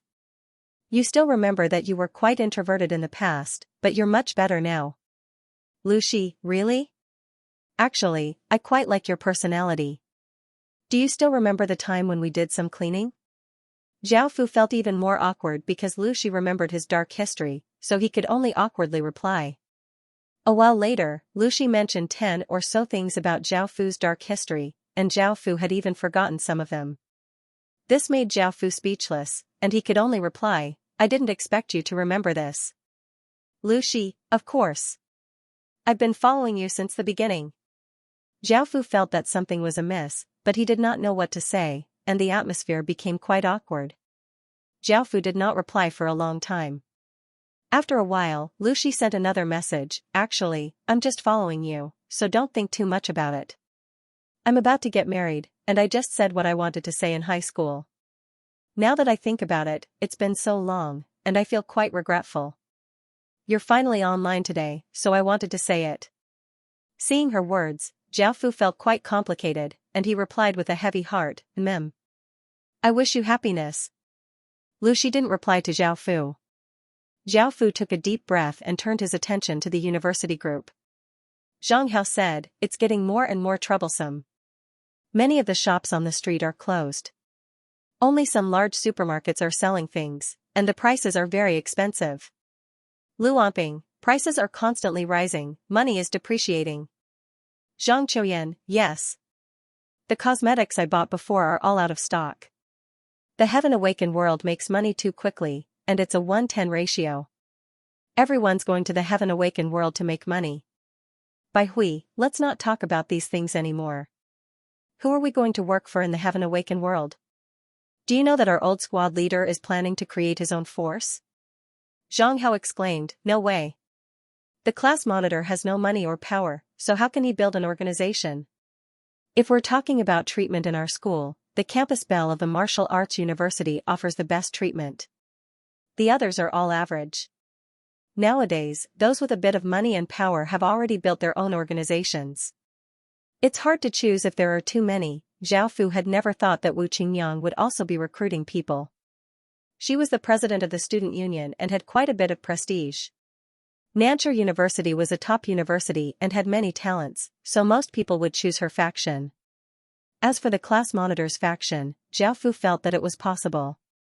Even though he didn't have any money or power, he had a cohesive force, so he would definitely succeed. Xianxia, I broke up with Bai Yan. Suddenly, a message was sent, shocking everyone in the group. Everyone was in disbelief. Xianxia was the most handsome man in their class, and he came from a rich family. Bai Yan was also the most beautiful woman in their class, and she came from a good family as well. They had been a couple in their first year of university, and they had been kissing Nini all day, causing everyone to feel quite jealous. In everyone's eyes, they were a perfect match made in heaven. However, for two people who had such a good relationship to suddenly break up was quite shocking. Lu Omping, boss. No way. Why did you break up so suddenly? What happened between you two? Xianxia, AI. She said that the world has changed, and our relationship has to end here. Then, she dropped out of school and didn't even return to school. I can't even get through to her on the phone. My heart hurts. Xianxia, don't be sad. Don't we have another prettiest girl in our class? She seems to be single now, so you can go after her. Xianxia, how could I possibly go after Xiaoxi? Her family is worth billions, and there are so many people chasing after her. There are so many people who are more handsome and richer than me. Zhang Chouyan, handsome Yang. How about we become a couple? Wu Xia, I can do it too. Xianxia, I like you too. Sun Wenli, think about me too. As the most handsome man in the class, Xianxia was quite popular. Now that he had broken up, countless girls were infatuated with him, and they all wanted to be his girlfriend. This also made the guys around him feel quite jealous. Xiaoxi, what are you guys talking about? Suddenly, Xiaoxi's words appeared in the group, causing everyone to fall silent. No one expected her to be here, let alone speak. Xianxia, it's nothing. Xiaoxi, you rarely talk in the group. Xiaoxi, I just came out from the Heaven Awaken world and was bored eating, so I came here to have a look. I heard that the class president wants to create a faction, so I'm considering supporting him. As soon as Xiaoxi appeared, she gave off a powerful aura, making it so that most people didn't dare to say anything. In front of her, even Xianxia was a bit weaker. Xianxia, I also heard about it. It should be true. Xingdong, you all know. Indeed, I'm thinking about this because I feel that the real world is becoming more and more strange. Whether it's countries, large families, or financial groups, they're all pouring all of their resources into the Heaven Awaken world. I want to create my own faction so that I can protect myself in the future. The class president, Xingdong, suddenly appeared in the group and loudly laughed as he explained why he wanted to create a faction. Xiaoxi, Class president, I can support you. If you need money, you can come to me. Seeing that even a millionaire like Xiaoxi was supporting the class president, the others also expressed their support. Jiao Fu, I also support you. If you need help, I can also help. At that moment, Jiao Fu couldn't help but say something. However, perhaps because there were too many people talking, Jiao Fu's words were drowned out, or perhaps no one cared about what Jiao Fu had said. No one paid any attention to Jiao Fu. Only after a while did the class president notice, and he said in delight, Jiao Fu, where the hell did you go? It's as if you disappeared from the face of the earth. I was worried for a long time. Only now did everyone notice Jiao Fu. Jiao Fu had dropped out of Nanchur University on the first day that the Heaven Awaken world had appeared. Back then, many people didn't understand what Jiao Fu was thinking, but now, they guessed that many people had dropped out of Nanchur University and spent all of their time in the Heaven Awaken world, obtaining good benefits. Jiao Fu, There are some things that I need to do, but I'm done with them now. If you need help, I can provide some help. If not, I'll be going now. Looking at Jiao Fu's name, Xiaoxi suddenly remembered that Qin's legatee's representative was also called Jiao Fu. However, perhaps it was a coincidence. How could this Jiao Fu be that Jiao Fu? Their identities were worlds apart, so Xiaoxi didn't mind. She had never thought that Jiao Fu was that Jiao Fu. Jiao Fu felt quite startled and didn't know what to say. Back in high school, he had some feelings for her, but after such a long time, those feelings had faded. Now that she was about to get married, he didn't want to disturb her anymore. I wish you happiness. Zhao Fu deeply breathed in and sent the message, feeling a bit depressed and heavy in his heart. "You, bastard, I never want to see you again." Lu Shi quickly replied. He could feel her anger. Zhao Fu felt a trace of pain in his heart. She was the first girl he had ever had feelings for. Was it really going to end like this? He thought back to his high school days. "I'm sorry. I take back what I said before, I don't want you to get married so soon." Zhao Fu couldn't help but type out the apology. However, after sending that message, Lu Shi had already logged off, so she hadn't seen Zhao Fu's message. Zhao Fu felt quite disappointed and thought that she would see it the next time she logged into QQ. However, he also felt that he was going to lose something. This was the first time that Zhao Fu had felt so chaotic, and he regretted saying such a thing. Looking at her gray profile picture, Zhao Fu couldn't help but ask for Lu Shi's number in the group chat and nervously called her. Do. His phone continuously sounded out, but the call still didn't go through. Zhao Fu's heart sank to the bottom. Zhao Fu didn't give up and called again, but there was still no answer. He felt an indescribable pain in his heart, and it was the first time he had felt like this. Zhao Fu deeply breathed in and stopped thinking about these things. He went to the washroom and washed his face with cold water. After adjusting his emotions, he once again entered the Heaven Awaken world. It was currently afternoon in the Heaven Awaken world, and the sun was setting in the west. The golden sunlight dyed half of the sky golden. After arriving at the meeting hall, Zhao Fu looked around to see if there was anything he needed to deal with. However, he found that it was just a few reports on the cleanup area. After glancing through them, he put them down. Now, Qin's main task was to clean up the area. Although Qin had a lot of troops, it would still take some time to clean up the area. During this time, Zhao Fu had some free time. After thinking about it, Zhao Fu decided to do something that he hadn't done before. After making some preparations, Zhao Fu was about to set off. Nulu had long since woken up. When she heard that Zhao Fu had entered the Heaven Awaken world, she carefully cooked some food and brought it to the meeting hall. Seeing Zhao Fu, Nulu's face became slightly red. Thinking about how Zhao Fu had done all sorts of things to her last night, she felt that those positions were simply too embarrassing. This was especially so since Tuoba Qing had been there and had seen Zhao Fu do it with her. However, Zhao Fu did it with Tuoba Qing again, and she also saw Tuoba Qing and Zhao Fu doing it, so she wasn't as embarrassed. "Lord husband. It's already dark, where do you want to go?" Nulu felt quite confused as she looked at Zhao Fu, who was preparing to leave. "I plan to explore the inner regions of the gloomy jungle historical remnant."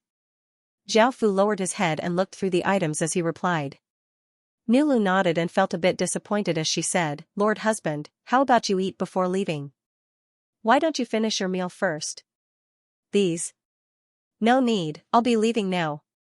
After saying this, Zhao Fu directly left the meeting hall.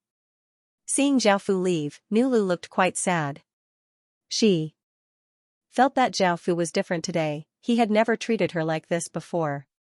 However, Nulu could feel that Zhao Fu was not in a good mood, and she wondered what had happened.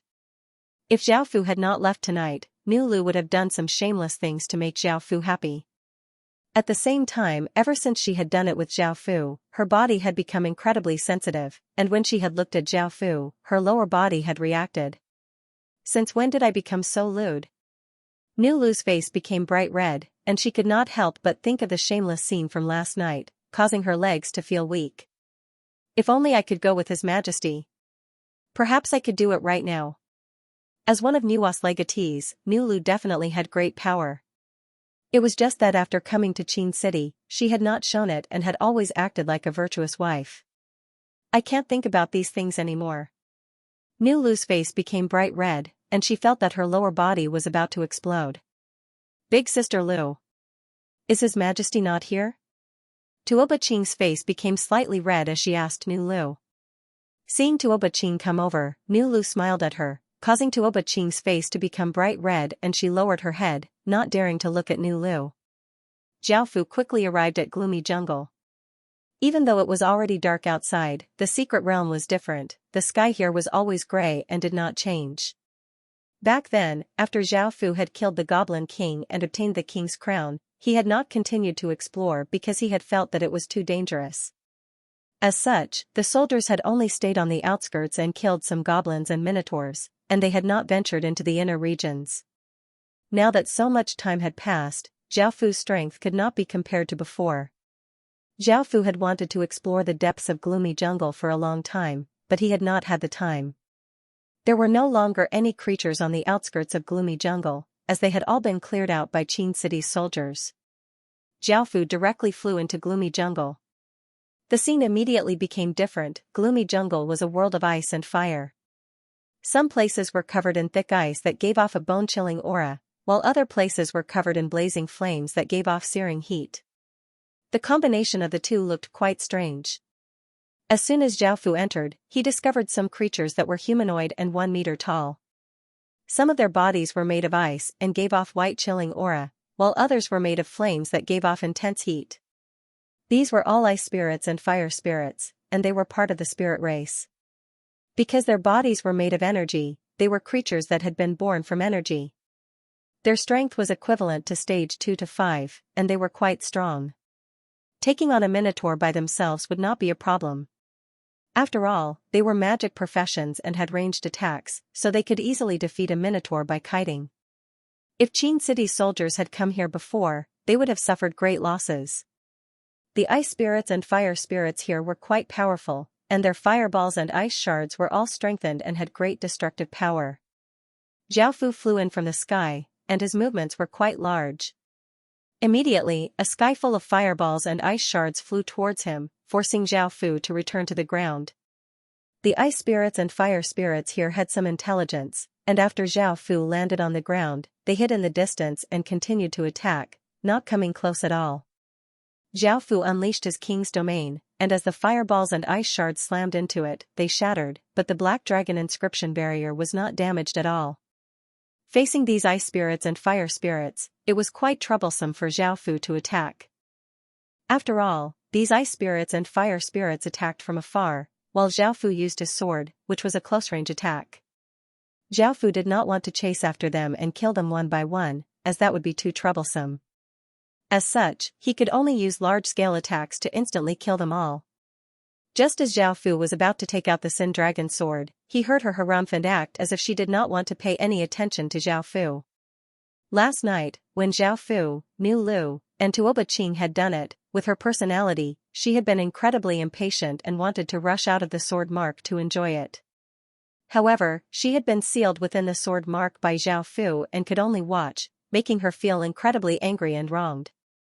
Now that she sensed that Zhao Fu wanted to use her, Long Xiaoxiao immediately hid to the side and threw a tantrum, causing Zhao Fu to fail to take out the sword. Seeing her like this, Zhao Fu could not help but laugh, and his mood became better as he said, "Come out and I'll give you a kiss." Long Xiaoxiao felt quite delighted, but she held back because this was the first time Zhao Fu had taken the initiative to kiss her. Long Xiaoxiao felt that there were conditions that could be negotiated, so she said, "I want to do it with you, or else I won't come out." These words caused the other sword spirits' faces to become red, and Zhao Fu could not help but laugh as he said, "I'll use another sword then." "Don't." Sensing that Zhao Fu wanted to take out another sword, Long Xiaoxiao cried out as a green sword light shot out from the sword mark.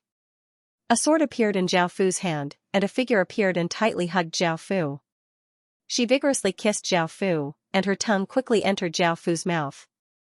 Zhao Fu lightly hugged Long Xiaoxiao and felt quite surprised by her passionate actions, so he also took the initiative.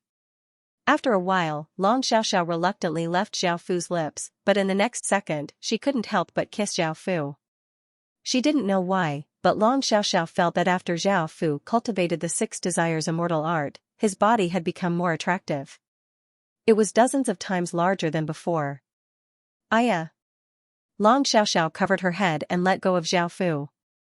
Right now, Zhao Fu still had to kill the ice spirit and fire spirit, so it was enough to comfort Long Xiaoxiao. Seeing that she still wanted to come, Zhao Fu raised his hand and knocked her head. Long Xiaoxiao pouted but happily returned to her sword. Roar! Zhao Fu raised his sword and a dragon's roar sounded out as countless traces of water vapor gathered, forming water swords in the sky. It was as if there were 10,000 swords hanging in the air, giving off an incredibly sharp aura. Swish swish swish, as Zhao Fu's sword descended, the water swords in the sky rapidly descended, slicing through the air. It was as if there was a rain of swords that could destroy anything. The ice-cold fire spirit that was 10,000 meters away was sliced into pieces by the countless falling water swords. It let out miserable cries before its body collapsed, turning into countless strands of cold air or flames. Ice crystals and fire crystals fell to the ground. In just one attack, Zhao Fu had killed roughly 3,000 ice spirits and fire spirits. Zhao Fu tied the Sin Dragon sword to his waist and walked over curiously. He picked up the ice crystals and fire crystals to have a look. Chilling Ice Crystal, a special crystal that contains a large amount of ice-type energy. It can be used in various domains and can be used as an attack item. Fire Crystal, a special crystal that contains a large amount of fire-type energy. It can be used in various domains and can be used as an attack item. These two crystals were similar to normal crystals, but the only difference was that they had different types of energy and could be used as an attack item. What did this mean? Zhao Fu tested it and threw out an ice crystal. The ice crystal turned into an ice shard and shot out, instantly piercing through a 5-meter thick boulder. Following this, Zhao Fu tested the fire crystal. An orb of flame shot out, blasting open a 10-meter wide crater in the ground. With their power, they would be able to instantly kill a stage 2 soldier. Zhao Fu was quite satisfied and picked up all of the crystals before continuing onwards. There were no more threats, and Zhao Fu continued onwards as he killed the ice spirits and fire spirits, obtaining many energy stones. However, because flying in the sky was too big of a target and attracted too many attacks, Zhao Fu could only walk, which was why he was quite slow. A few days later, Zhao Fu came to the depths of gloomy jungle and found that there was a palace made of crystal. There were many carvings of humans and flowers, and they looked quite exquisite. Over the past few days, Zhao Fu had killed countless ordinary ice spirits and fire spirits, as well as an ice spirit lord and a fire spirit lord. They were dozens of times more powerful than ordinary ice spirits and fire spirits. Their bodies were 3 meters tall and they could casually unleash an ice storm or a rain of fire. They were incredibly destructive and affected a large area, and it took Zhao Fu some time to kill them. Zhao Fu also obtained 2 Lord Crystals, which were different from the crystals dropped by ordinary ice spirits and fire spirits. They were not single-use items and could be used multiple times. With these Lord Crystals, Zhao Fu could use 3 skills at will. For example, the Ice Spirit Lord's crystal could unleash an ice storm, ice shield, and ice shard, which were incredibly powerful items.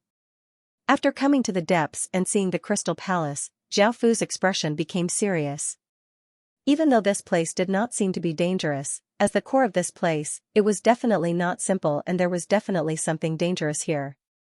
Zhao Fu cautiously walked forwards and found that there were 2 crystal coffins within the palace. There seemed to be 2 people lying within them, and seeing this, Zhao Fu became even more careful. Just as he was wondering if he should continue onwards, one of the crystal coffins gave off an icy aura, while the other gave off searing flames. 2 massive waves of aura, one cold and one hot, flooded out. The people within the crystal coffins had revived. Boom! An explosion sounded out as 2 rays of light shot into the sky and turned into 2 figures.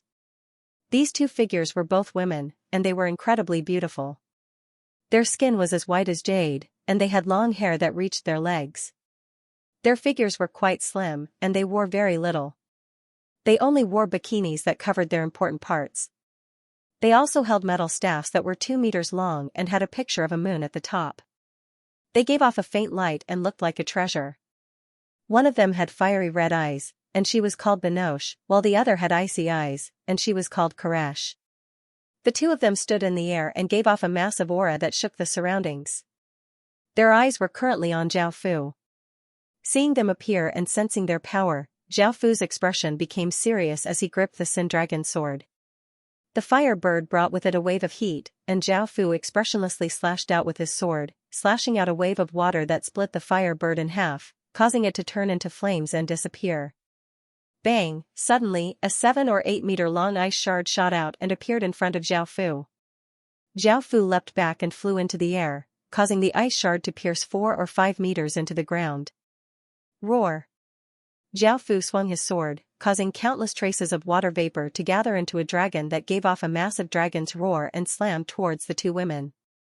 The two women each stretched out a hand, and their palms shined with light as an icy and fiery energy barrier appeared. As the water dragon slammed into the barrier, a muffled explosion sounded out and the water dragon dissipated.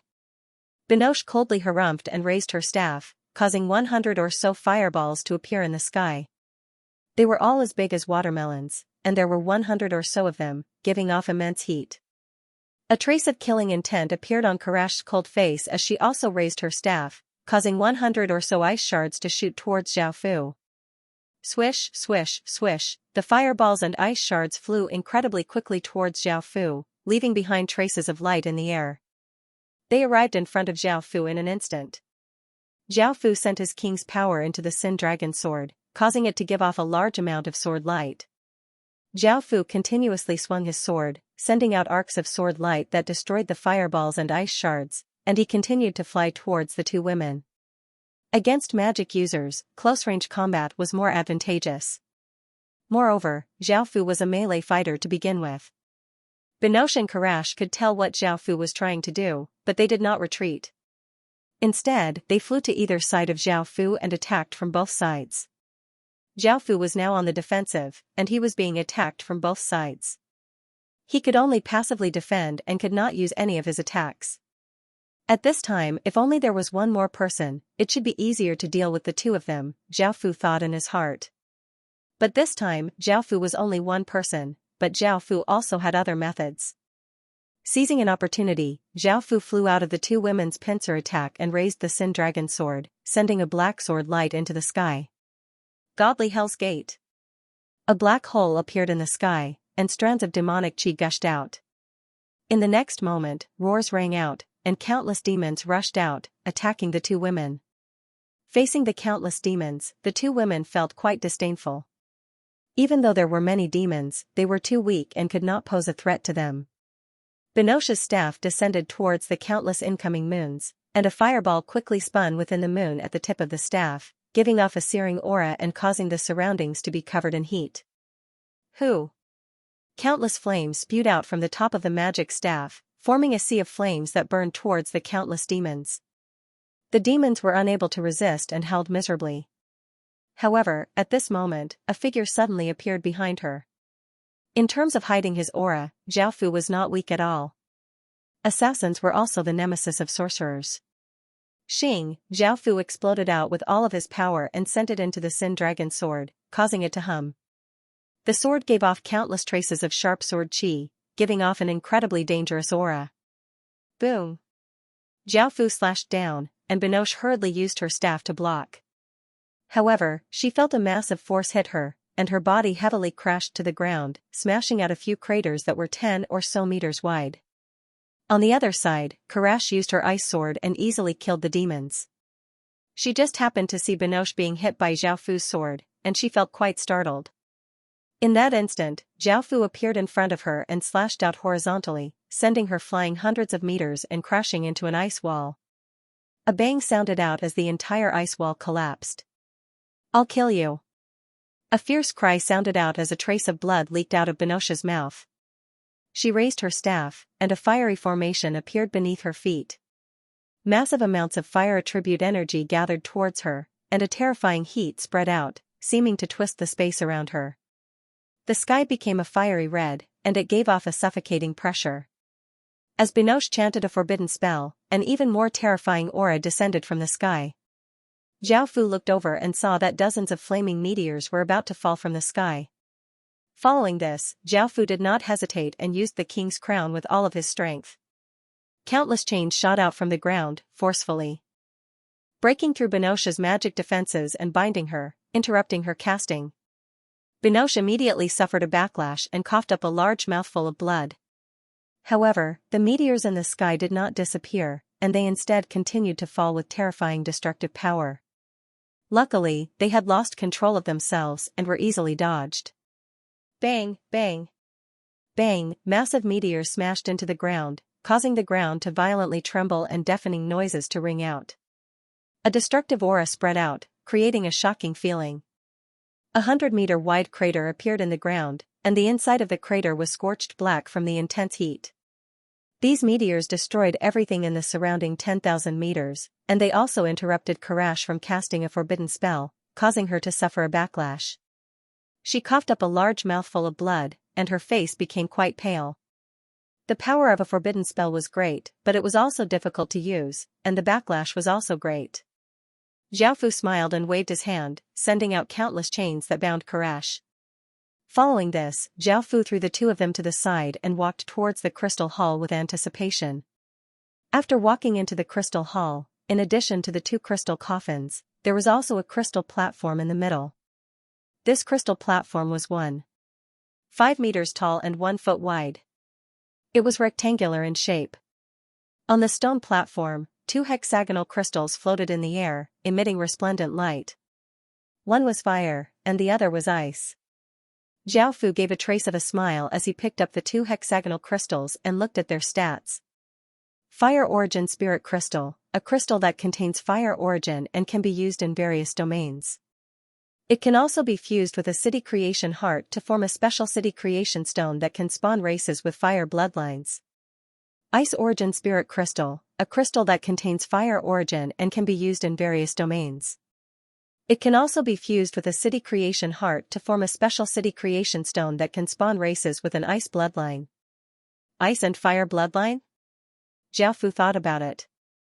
According to the information from the demonic god, as an energy bloodline, it was at least a mid-level bloodline. All his attributes would be increased, and he would also be able to control the power of ice and fire. He would definitely be stronger than ordinary people because he was born with special abilities. This was a very precious treasure, and it could nurture the ice and fire bloodlines. In the future, it would definitely have a great advantage, and a single soldier with the ice and fire bloodlines could deal with 5 soldiers of the same cultivation. After going back, it would be best to obtain 2 legendary grade city creation hearts and fuse them with their spirit crystals. They would have massive potential, and the city lord seals they condensed would be incredibly powerful. Xiaofu smiled and put the 2 spirit crystals away. He planned to return to Qin City and order people to open up the inner regions of Gloomy Jungle. The crystals that the ice spirits and fire spirits dropped here could instantly kill people with stage 2 cultivation, and they were treasures. Xiaofu wondered how many of them he would be able to obtain. Xiaofu walked in front of them and thought about what had just happened. With their powerful magic abilities, they would be of great help in the battle. Just Binoche's heavenly meteor descent would be able to instantly kill 50,000 to 60,000 stage 1 soldiers. Xiaofu did not know what forbidden magic Karash had cast, but it was definitely quite powerful and would be able to instantly kill tens of thousands of soldiers.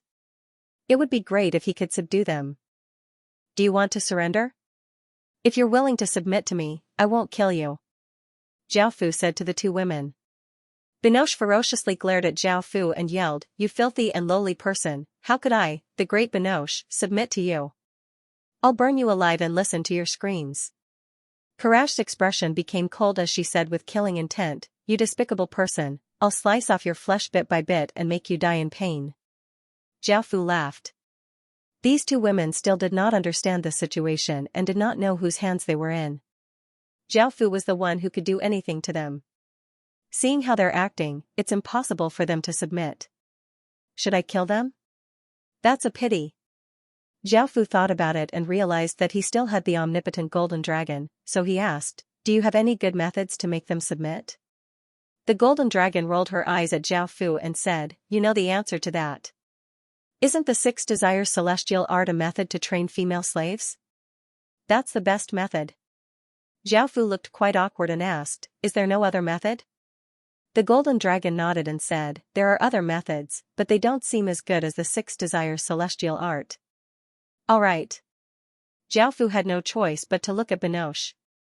Binoche could sense that Xiaofu was going to do something and loudly cursed, "If you lowly person dares to do anything to me, I'll definitely kill you and make you wish you were dead."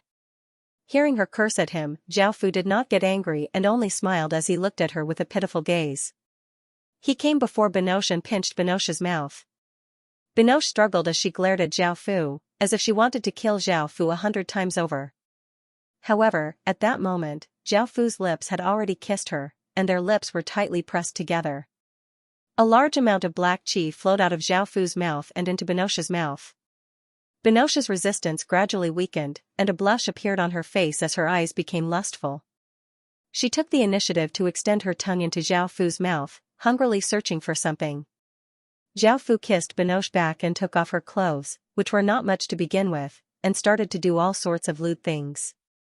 He even used chains to do some difficult things, which was definitely a crime, and it was best not to imitate him. Seeing this, Karash looked somewhat afraid and vigorously struggled. However, when he heard Benoche's moans and moans, his face became slightly red. A few hours later, Zhao Fu placed the powerless Benoche on the ground and came before Karash. At that moment, Karash turned her head away, and it was unknown whether she was shy or afraid. Following this, Zhao Fu kissed her lips, and the two of them quickly got into the mood. Afterwards, Zhao Fu put on his clothes and awkwardly turned his head to look at the two women, who were staring at him in anger and embarrassment, and said, "Let's go." The two women harumphed, and even though it seemed like they did not want to pay any attention to Zhao Fu, they still followed behind Zhao Fu, and their walking posture was quite uncoordinated. A few days passed, and after returning, Qin City was still the same as before. Qin City's soldiers continued to clear out regions, and everyone was quite surprised to see that Zhao Fu had brought back two beauties. Benoche and Karash were both top-tier magic casters and had decent phoenix qi, so Zhao Fu made them concubines. In actuality, even if they did not have phoenix qi, Zhao Fu would have made them concubines, as they already had that connection. Next were the two energy stones. Zhao Fu had wanted to fuse them with a legendary grade city creation heart, but he found that there were only legendary grade cities in Qin City and Peacock City. One was legendary grade, while the other was epic grade. Should he fuse these two energy stones into Qin City and Peacock City? The two cities already had legacies, and if he fused the ice and fire crystals into them, perhaps he would be able to strengthen their legacies. However, Zhao Fu was disappointed because both Peacock City and Qin City were historical legacy cities, so he could not use the ice and fire crystals unless he wiped out their legacies. However, how could Zhao Fu be willing to do that? As such, Zhao Fu decided to fuse the two energy stones into the two system main cities. However, he found that this was not possible because he had already condensed a City Lord's seal, and if he wanted to fuse the two energy stones, he would have to destroy the City Lord's seal. In the end, Zhao Fu could only fuse the two energy stones into two gold-grade towns. Their names also changed, one became Flame Town, and the other became Ice Town. In the following days, Zhao Fu spent most of his time dealing with internal affairs and other matters. 3 days later, Qin City finished clearing out a region, and Zhao Fu relocated a system main city there and renamed it Wing Province. Qin City continued to clear out the next region, but not too long after, something unexpected happened because the boss of this region did not leave. Normally, when a system main city in a region was conquered, the boss of that region would be able to leave and would not have to stay in that region. As such, after Qin City cleared out a few regions, he did not find any boss of that region. However, this time, for some reason, the boss of that region did not leave, and in order to stop Qin City from clearing out the region, it even started a beast tide. After hearing about this, Zhao Fu immediately headed to that region. When Zhao Fu arrived at that region, the beast tide had formed into a few waves and gave off a ferocious aura as they surged towards Qin City's soldiers. Qin City's soldiers had used wood and rocks to make a simple defensive wall and had dug out trenches and set up many traps. After all, the beast tide was incredibly ferocious and would not be easy to deal with. Your Majesty. The boss of this region is a violet python, and it's hiding underground. It's very difficult for us to kill it. Wang Jian reported the situation to Zhao Fu. Zhao Fu nodded and ordered the other city lords to stay behind and help the soldiers defend. There were tens of millions of beast tides this time, and even though Qin City soldiers could kill 10 or so of them in a single attack, this number was still quite dangerous. This time, Zhao Fu brought Bai Qi, Wang Jian, Wei Liao, Sima Qiu, Meng Tian, and Li Mu to the depths of the region. There were many mountain peaks in the depths, and they were incredibly majestic. There were all sorts of mountains acting as barriers, and if the boss of that region hid below, it would be quite difficult to deal with. Right now, their only option was to go underground and think of a way to lure out the boss of that region or kill it. Otherwise, as long as it didn't come out, there was nothing that Zhao Fu could do. Everyone came to a large hole that was 100 meters wide. This hole had been created by the python, and it was completely dark inside. There was a fishy smell and a trace of coldness in the air. Facing such a large hole, ordinary people would be so scared that they would go limp. Zhao Fu led everyone in, and not too long later, the path ahead was blocked by countless boulders. Clearing them was quite troublesome, and it would take a few days to clear them. As the boss of a region, this python was quite smart. Facing the boulders, Zhao Fu took out the Sin Dragon sword and sent all of his power into it, causing it to give off a brilliant sword light and an incredibly dangerous aura. Roar!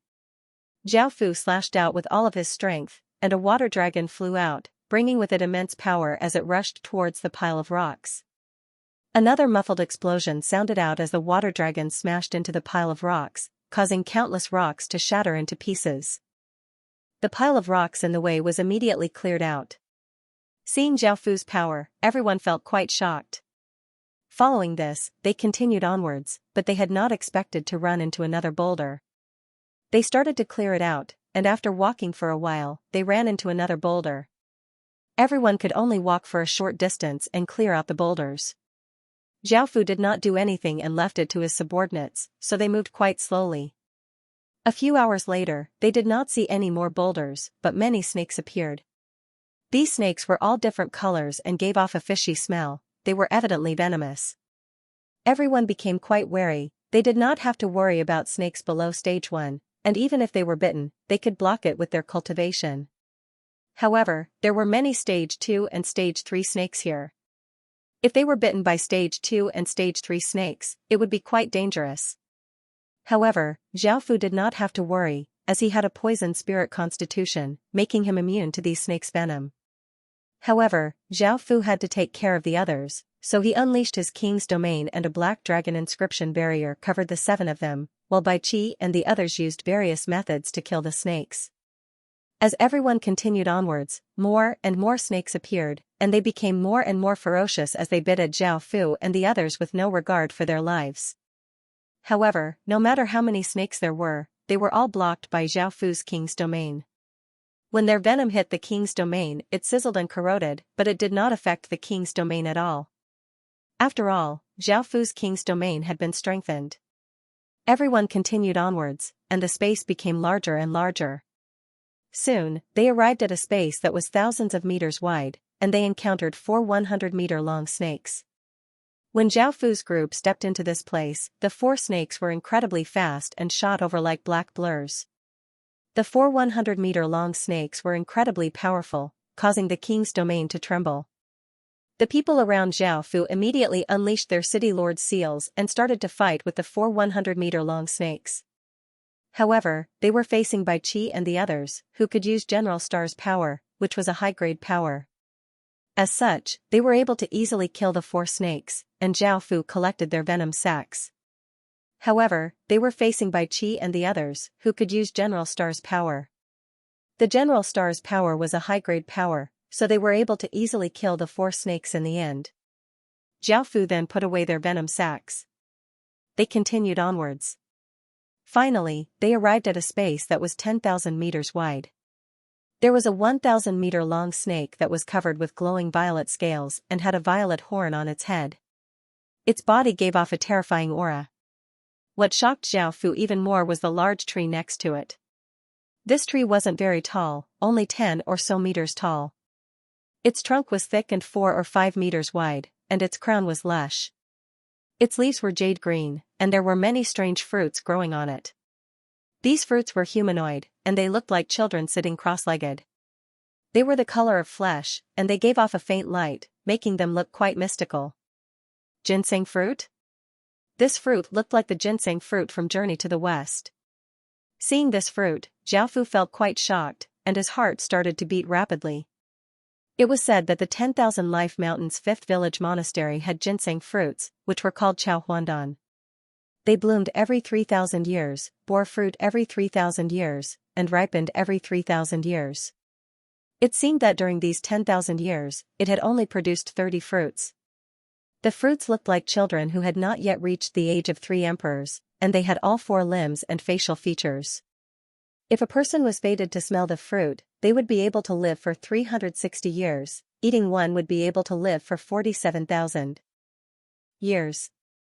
If this really was a ginseng fruit, eating one would be able to live for 47,000 years, which was something that had not been achieved in human history. Zhaofu did not need that much, he only hoped that the ginseng fruit had 1% of the effects of the legends. That way, he would be able to live for 400 or so years. In the Heaven Awakened world, anything that could increase one's lifespan was incredibly valuable. Who didn't want to live for a bit longer? The violet python opened its eyes, revealing its cold, violet pupils. It opened its mouth and spat out a large amount of violet mist towards Zhaofu and the others. The violet mist gave off a dense fishy smell and was incredibly corrosive. The ground seemed to melt and turn black. Zhaofu was quite startled, the space here was too small, and it was not suitable for dodging such a large-scale attack. Bai Qi used the 7 Murder Stars' power to form a blood-red barrier, but he could only barely defend against the mist. Everyone else was the same, and they did not have any time to attack.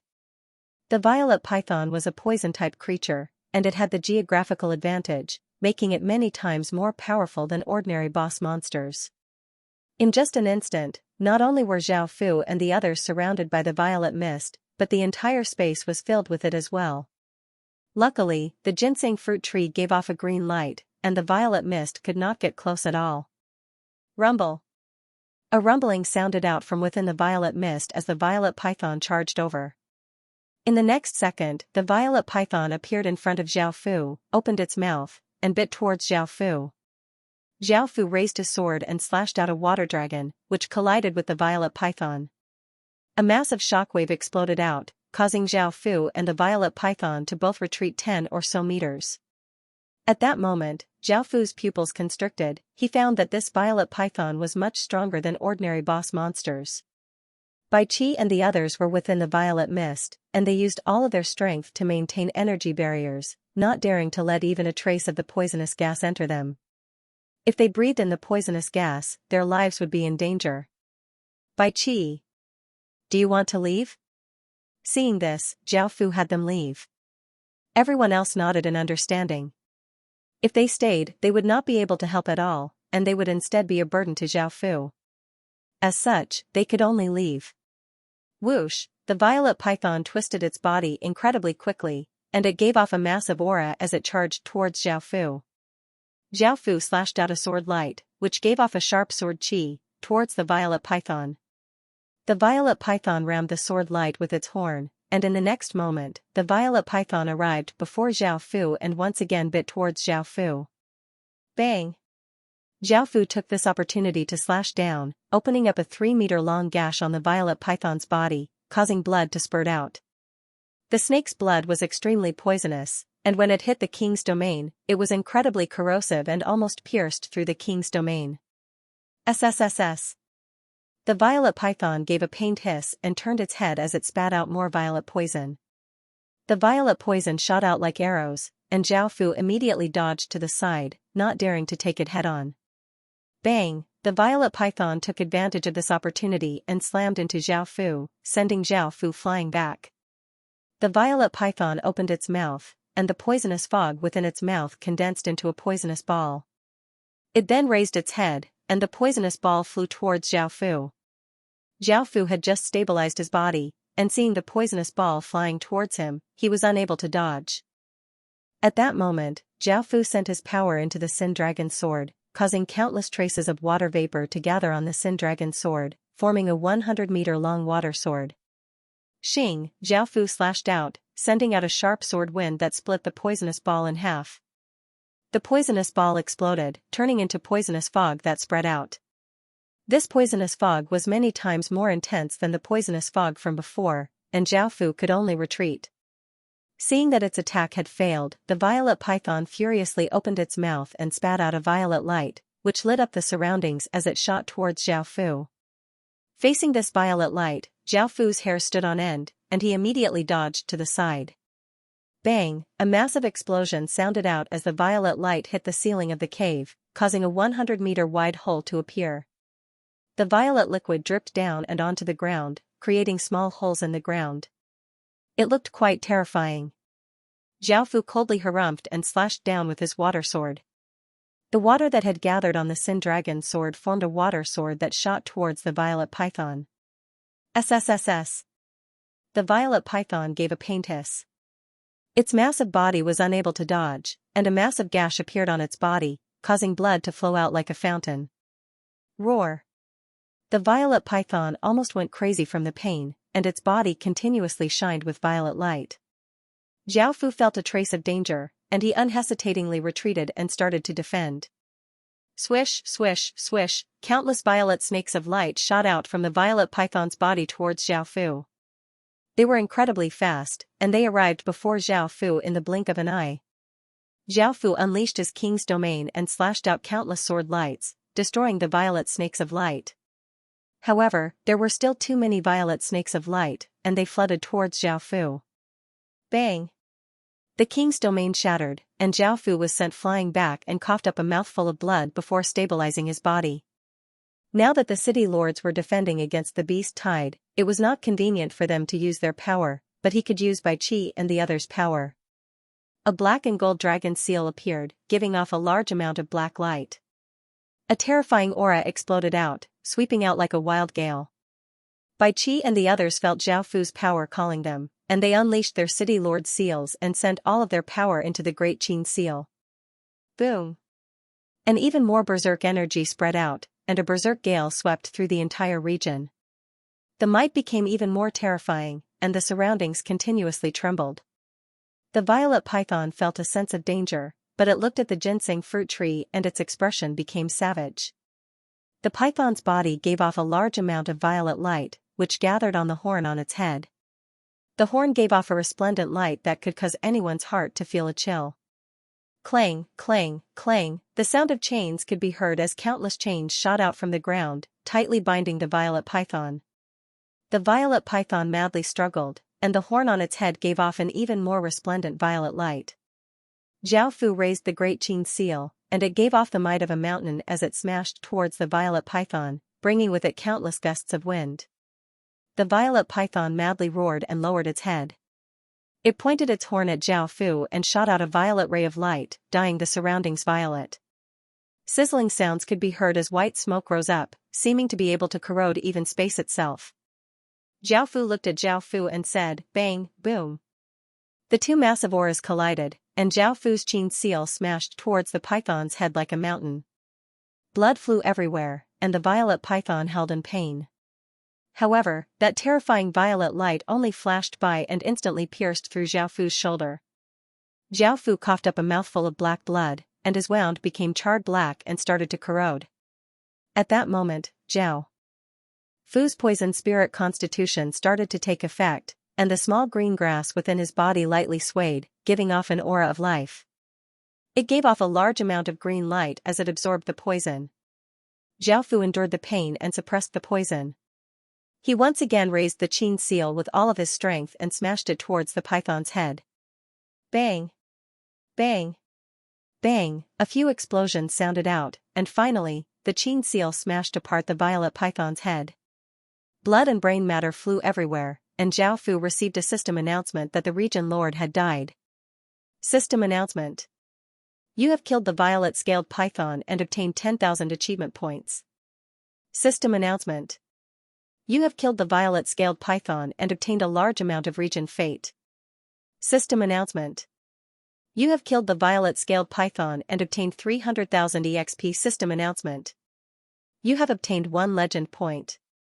Ignoring the other system announcements, Zhao Fu now knew how to use legend points. After the chaotic world stone steel had leveled up to level 6, it had gained a new function, which was legend point exchange. 1 legend point could be used to exchange for a piece of trash legendary grade equipment, and 30 legend points could be used to exchange for a legendary grade city creation heart. Even though Zhao Fu knew how to use legend points, he didn't want to easily kill a region lord. Firstly, it was not easy to kill, and secondly, the losses from the beast tide far surpassed the value of a piece of legendary grade equipment. A legendary grade city creation heart was quite tempting, but the losses were too great, so Zhao Fu wasn't willing to do such a thing. Next were the rewards. The region lord's entire body was filled with treasures. The snake's blood and flesh went without saying, and the horn on its head could be made into an exquisite legendary grade weapon. Its snakeskin could also be made into a legendary grade defense. The snakeskin could be used to make inner armor, and Qin's generals all had one. Zhao Fu also had a legendary grade inner armor, and no one else had one yet. Following this, there were two more items. One was a green stone that was as big as an egg, and it gave off a faint green light and a dense fishy smell. Zhao Fu didn't know what it was, so he started to look at it. 1,000-year snake gallbladder stone. A gallbladder stone formed from a 1,000-year-old snake gallbladder. Consuming it can strengthen one's constitution, increase poison resistance, and unlock vision. Zhao Fu couldn't help but feel delighted. Vision was the fourth of the celestial senses, and if he ate this gallbladder stone, his celestial senses would only be lacking one. Zhao Fu had been looking forward to using the celestial mode for a long time. Zhao Fu grabbed the purple cauldron and checked its attributes. 10,000 Poison Divine Cauldron, a level 1 saint armament that can refine tens of thousands of poisons and create the most domineering poisons in the world. The more poisons it can refine, the higher the grade of the Divine Cauldron. This was another growth item, just like the King's Crown that Zhao Fu had obtained before.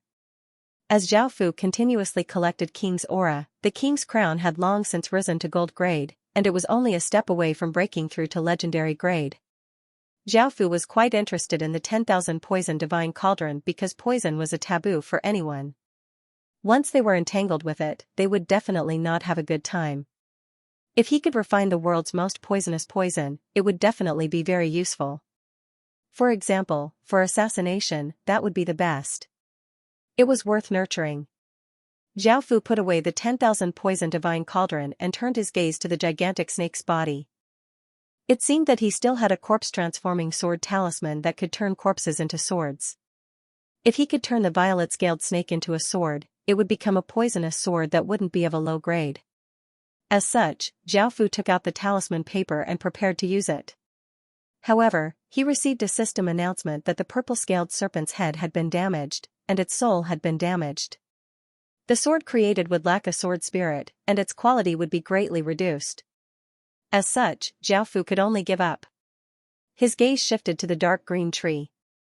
Was this really a ginseng fruit tree? Even if it wasn't, given how much the purple-scaled python valued it, it was at least a treasure. Zhao Fu walked forward and examined the fruit tree.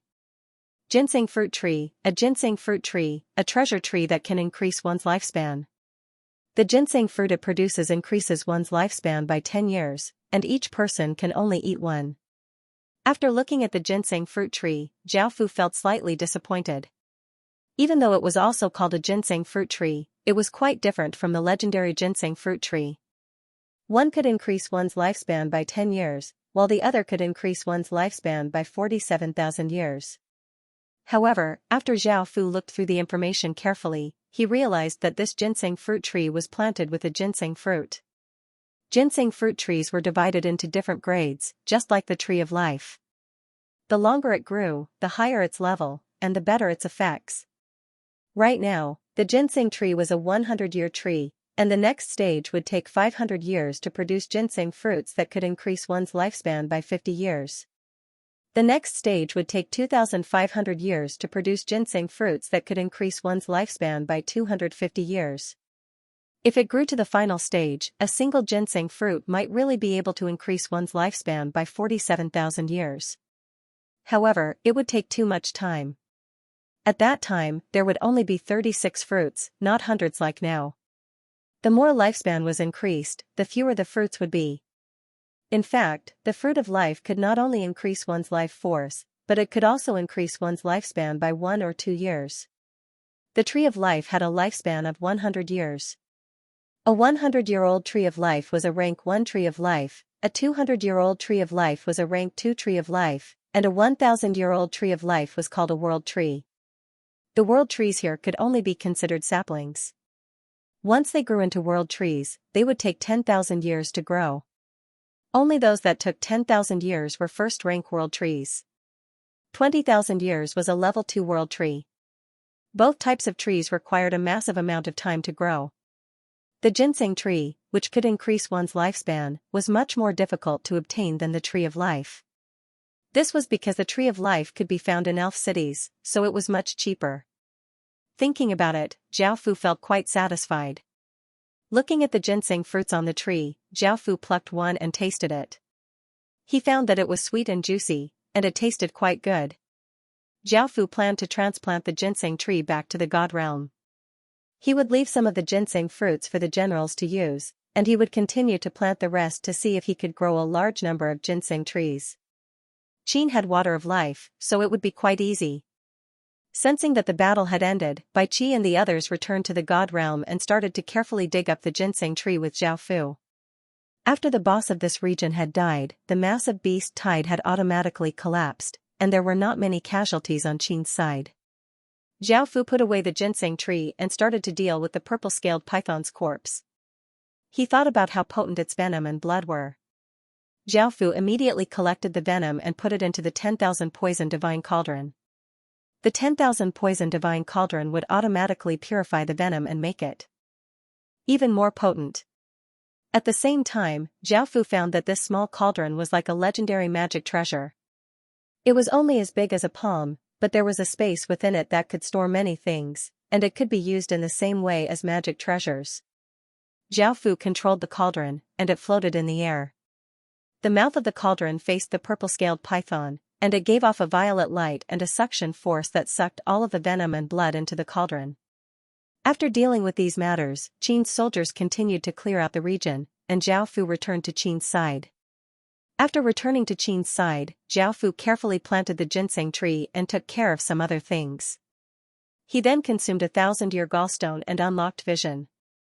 When he first unlocked vision, Zhao Fu felt an intense pain in his eyes, and blood flowed out. However, he recovered after a while, and when Zhao Fu opened his eyes again, the entire world seemed different. In Zhao Fu's eyes, the world became clearer, more vivid, and more alive. Visual perception was the most direct, simple, and realistic of the five senses. This was because you could see things. This was the so-called visual perception. The so-called activation of visual perception was through strengthening it. Snake gallbladders were used in Chinese medicine to clear one's eyes, and any other item that could strengthen one's eyes could also unlock vision. It was one of the easier senses to unlock. After unlocking vision, Zhao Fu's eyes became even more powerful, and he could use eye techniques without any problems.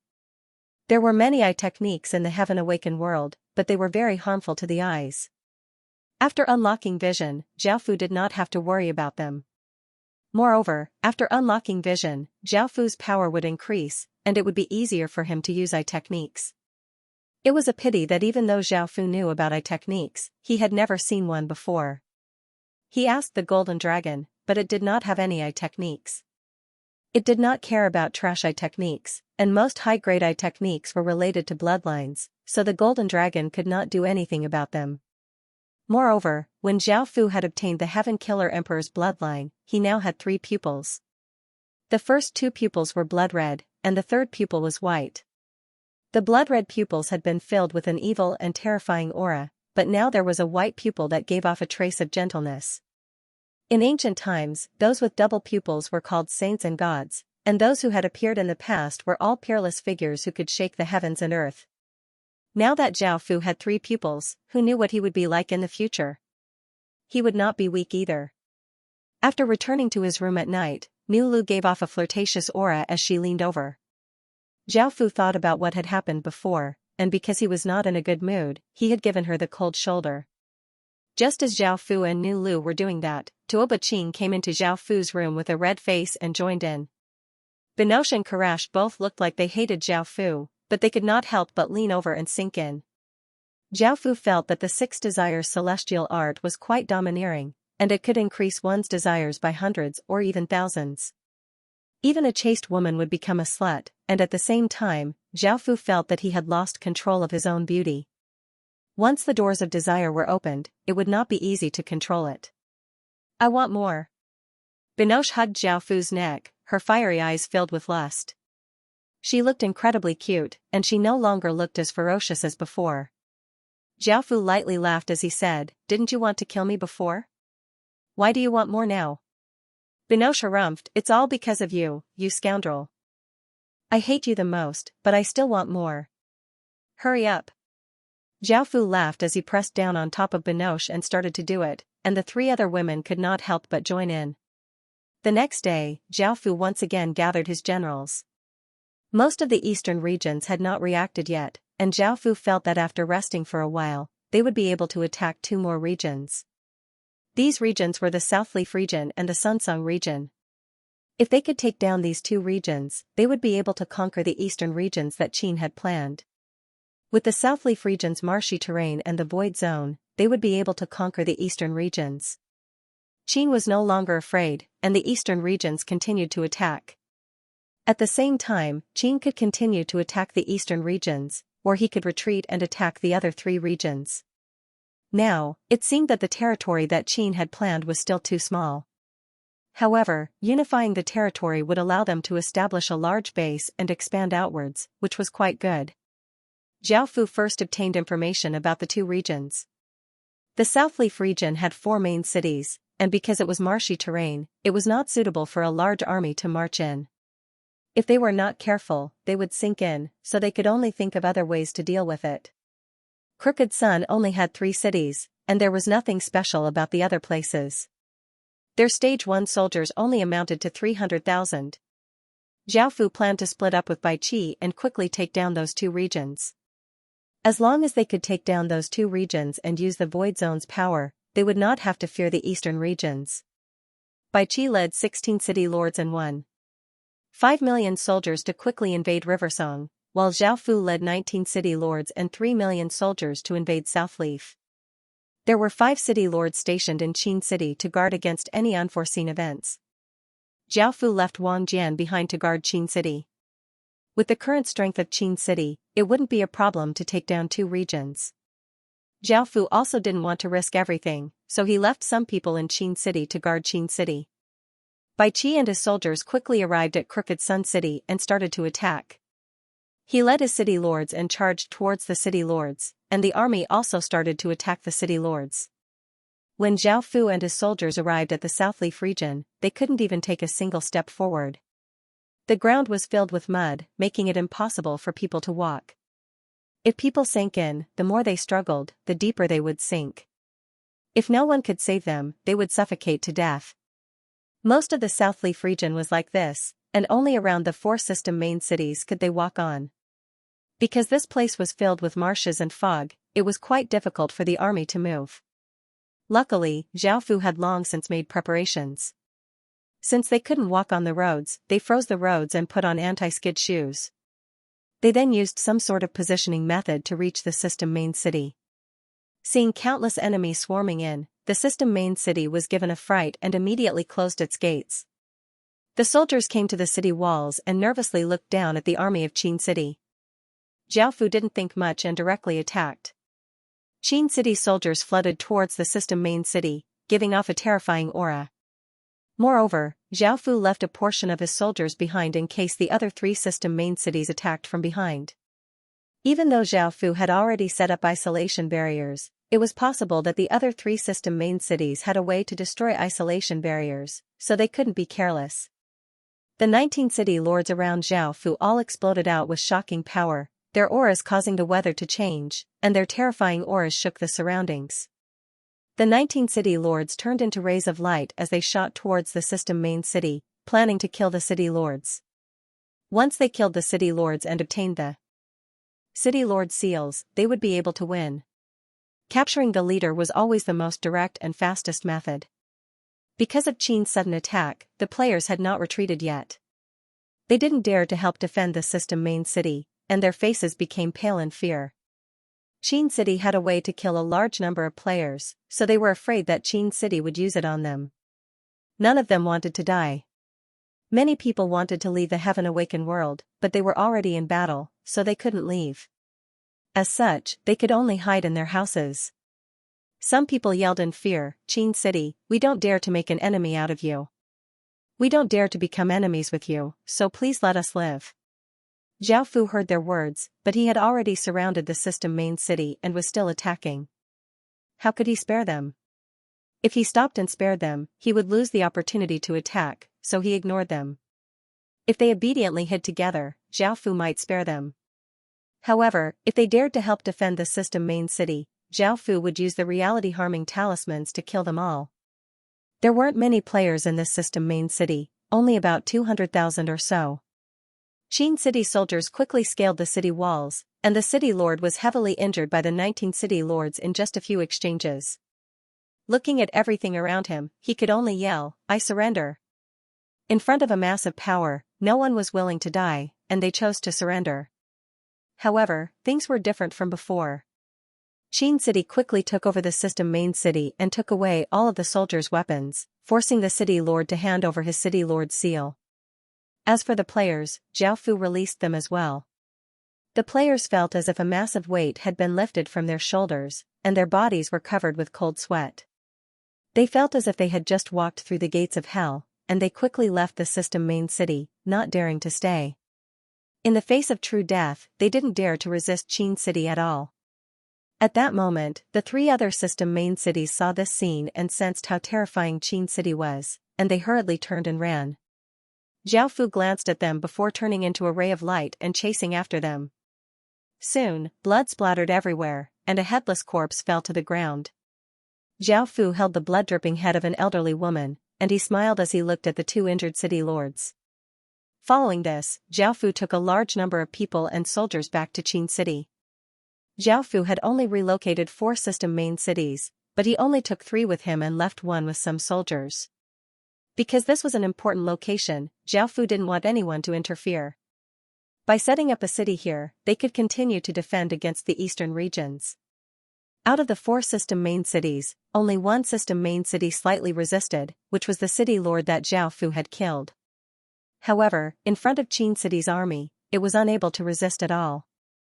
After returning to Qin City, Bai Qi killed a city lord and subdued another 2 before relocating 3 system main cities, bringing back a large number of people and soldiers. By now, Qin City's population was 32 million, and Zhao Fu expanded the army to 5 million. There were 8 million Stage 1 soldiers, 80,000 Stage 2 soldiers, and 2,000 Stage 3 soldiers. There were 42 great cities, 5 cities, 30 towns, and 2,669 villages. After simultaneously relocating 7 system main cities, Qin City obtained a large amount of EXP, and the level 2 great city once again leveled up. Village name, Qin City, Epic, Level 3 Great City Village Area, 18,400 square kilometers. Village territory, 821,800 square kilometers. Popular support, 85 special stats, territory crop output plus 170%, territory crop growth time minus 170%, population limit plus 120%, resident stats plus 12, soldier stats plus 13%, population attraction plus 135%, high-grade attraction plus 135%. Subsidiary village limit, 16930. Subordinate villages, Logue Village, Jean Village, Doran Village, Li Family Village, Wolf Village, Ferocious Tiger Village. Now, Qin City was a level 3 great city, and it hadn't been that long since it had leveled up. There were only 2 levels left before it could become a capital city. The remaining 2 levels could be called Secondary Main City and True Main City. Leveling up to a Secondary Main City required 42 million EXP, and such a massive amount of EXP was not something that could be obtained in a short period of time. Only by continuously attacking system main cities would one be able to obtain so much EXP. Now that the eastern side of Qin City had been unified, there were only the western, northern, and southern sides left. At this time, Qin went back to the task of clearing areas. Originally, he had only cleared 1 area, but now he had added 2 more areas, which meant that he had to clear 7 areas. This speed was already very fast in the eyes of ordinary people, but to Zhao Fu, it was still too slow. However, there was no other way. This matter could not be rushed. After a few days, it was time to trade outside the land of inheritance. With the expansion of the army, Qin still needed a large number of corpses, the higher the better. At the same time, he also needed runestones. Currently, Qin had 2 million pieces of rune equipment, but if they were divided into weapons and armor, he would only have 1 million sets, which could only equip 1 million soldiers. Within a private room, Zhao Fu and Ruashi conversed. From Ruashi, Zhao Fu found out that the Devil Horn Empire had started to attack the Lontong and Grassy people. The Devil Horn Empire, which was a level 1 dukedom kingdom, was a devil race with short horns on their heads. Now, the Lontong and Grassy people had allied together, or else they would not have been able to stop the Devil Horn Empire's invasion. However, despite this, the situation was still quite unfavorable for the Lontong and Grassy people. After hearing about this, Zhao Fu could not help but feel nervous. If the Lontong and Grassy worlds could not stop the Devil Horn Empire, the human world would not be able to either. After destroying these two worlds, the Devil Horn Empire's next target would definitely be the New Worlds. After all, the New Worlds were a piece of juicy meat in everyone's eyes. Because of the battle between the three worlds, the Swan Goose group had obtained a small portion of the corpses. There were 1 million Stage 1 corpses, 50,000 Stage 2 corpses, and 5,000 Stage 3 corpses. Zhao Fu was quite satisfied with this amount of corpses, but he felt quite pained because he had spent another 25 million gold coins. Apart from corpses, he had also spent runestones. There were 1.4 million white talisman stones, 150,000 blue talisman stones, 30,000 silver talisman stones, and 340 gold talisman stones. In total, that was around 30 million gold coins. With so many gold coins, Zhao Fu could not help but think about his own strength. Right now, Zhao Fu had been using the equipment he had obtained from killing players to pay off his debts. Now, he had used up 40% of his equipment, and if he continued to spend like this, he would run out of money sooner or later. If he could obtain these corpses, Qin would have 3.2 million Stage 1 corpses. He had already used up most of the Stage 2 and Stage 3 corpses, so he did not need Stage 1 corpses. As such, Zhao Fu turned his attention to the high-grade corpses and talisman stones. Both of these were urgently needed, and Zhao Fu also needed to think of other ways to earn money to maintain this massive expenditure. By now, Qin had opened up 170 regions, and he had already used up all of his void crystals. Qin could only open up so many regions. Through trading, Qin could earn 700,000 gold coins per day, and a portion of this gold coins would be used elsewhere. He could use 500,000 gold coins per day, which meant that he would only be able to earn 5 million gold coins in 10 days. However, these were all things that Qin needed. Zhao Fu handed a spatial ring to Rahi, who smiled brilliantly as she accepted it and looked at it before putting it away. "Dear guest. Is there anything else you need?" Zhao Fu bitterly smiled as he shook his head. Now that he was in dire need of money, he could not spend it recklessly. However, Rahi was not disappointed. After all, Zhao Fu had spent more than 50 million gold on the Swan Goose Financial Group. This was the first time that the Swan Goose Financial Group had received such a wealthy person. If it weren't for the fact that they knew that Zhao Fu's identity was extraordinary, the Swan Goose Financial Group would have considered robbing Zhao Fu to see just how much money he had. After Rahi's successful trade with Zhao Fu, her status in the Swan Goose Financial Group had risen higher and higher, and the Swan Goose Financial Group's overall strength had risen slightly. When a financial group obtained a large amount of wealth, they would nurture their own forces. No matter how much money one had, if one did not have enough strength, it would only belong to others. After all, others could easily take all of one's money. "Miss Rahi. I'll be taking my leave now." After the trade was completed, Zhao Fu planned to leave. Now that he was friends with Rahi, he said this to her. Rahi smiled and nodded. She then thought of something and called in 3 beautiful women, saying, "Dear guest, you're an esteemed guest of the Swan Goose Financial Group. You're an esteemed guest of the Swan Goose Group, so this is just a small gift for you. They're all virgins, so they're good at serving people." Seeing this, Zhao Fu smiled and refused. He could not trust anyone right now because he could not reveal his identity. Moreover, Zhao Fu did not lack women, and there were many women that Zhao Fu had touched before. After leaving the shop, just as Zhao Fu was about to return to Qin City, he felt that time was running out. However, when he passed by the slave market, Zhao Fu felt the Silver Lake Immortal Shield in his spatial storage move. Zhao Fu felt quite surprised and looked over. He found that there was a slave market in front of him, and there was a barbarian slave tied up with chains and dragged out. Barbarians were generally quite weak in intelligence and had strong bodies. Because of their culture and lifestyle, they were called barbarians. The barbarian that Zhao Fu saw was 2 meters tall and had a muscular body. He had a beard and long hair that covered his face, and he wore a beast hide around his waist. This barbarian was quite strong, and it took 6 or 7 people to drag him. However, for some reason, the barbarian continued to struggle and did not want to leave. Zhao Fu felt the Silver Lake Immortal Shield move and understood what it meant. At that moment, a middle-aged man who looked like a slave owner looked at the barbarian and prepared to whip him. "Wait!" A voice cut him off. The slave owner looked over and saw a mysterious person wearing a black cloak. Sensing this person's powerful aura, the slave owner immediately went up and smiled as he said, "Sir, is there something you need? How much is this slave? I'll buy him." This person was naturally Zhao Fu. The slave owner's smile became even brighter as he immediately introduced him, "Sir, this barbarian is the leader of a small faction. This barbarian is the leader of a small faction. We spent a lot of effort to capture him. His strength is around stage 1 to 5. Since Sir wants him, how about 1,000 gold coins?" This barbarian was quite difficult to tame, and the slave owner wanted to get rid of him. Seeing that Zhao Fu wanted to buy him, he decided to sell him to Zhao Fu.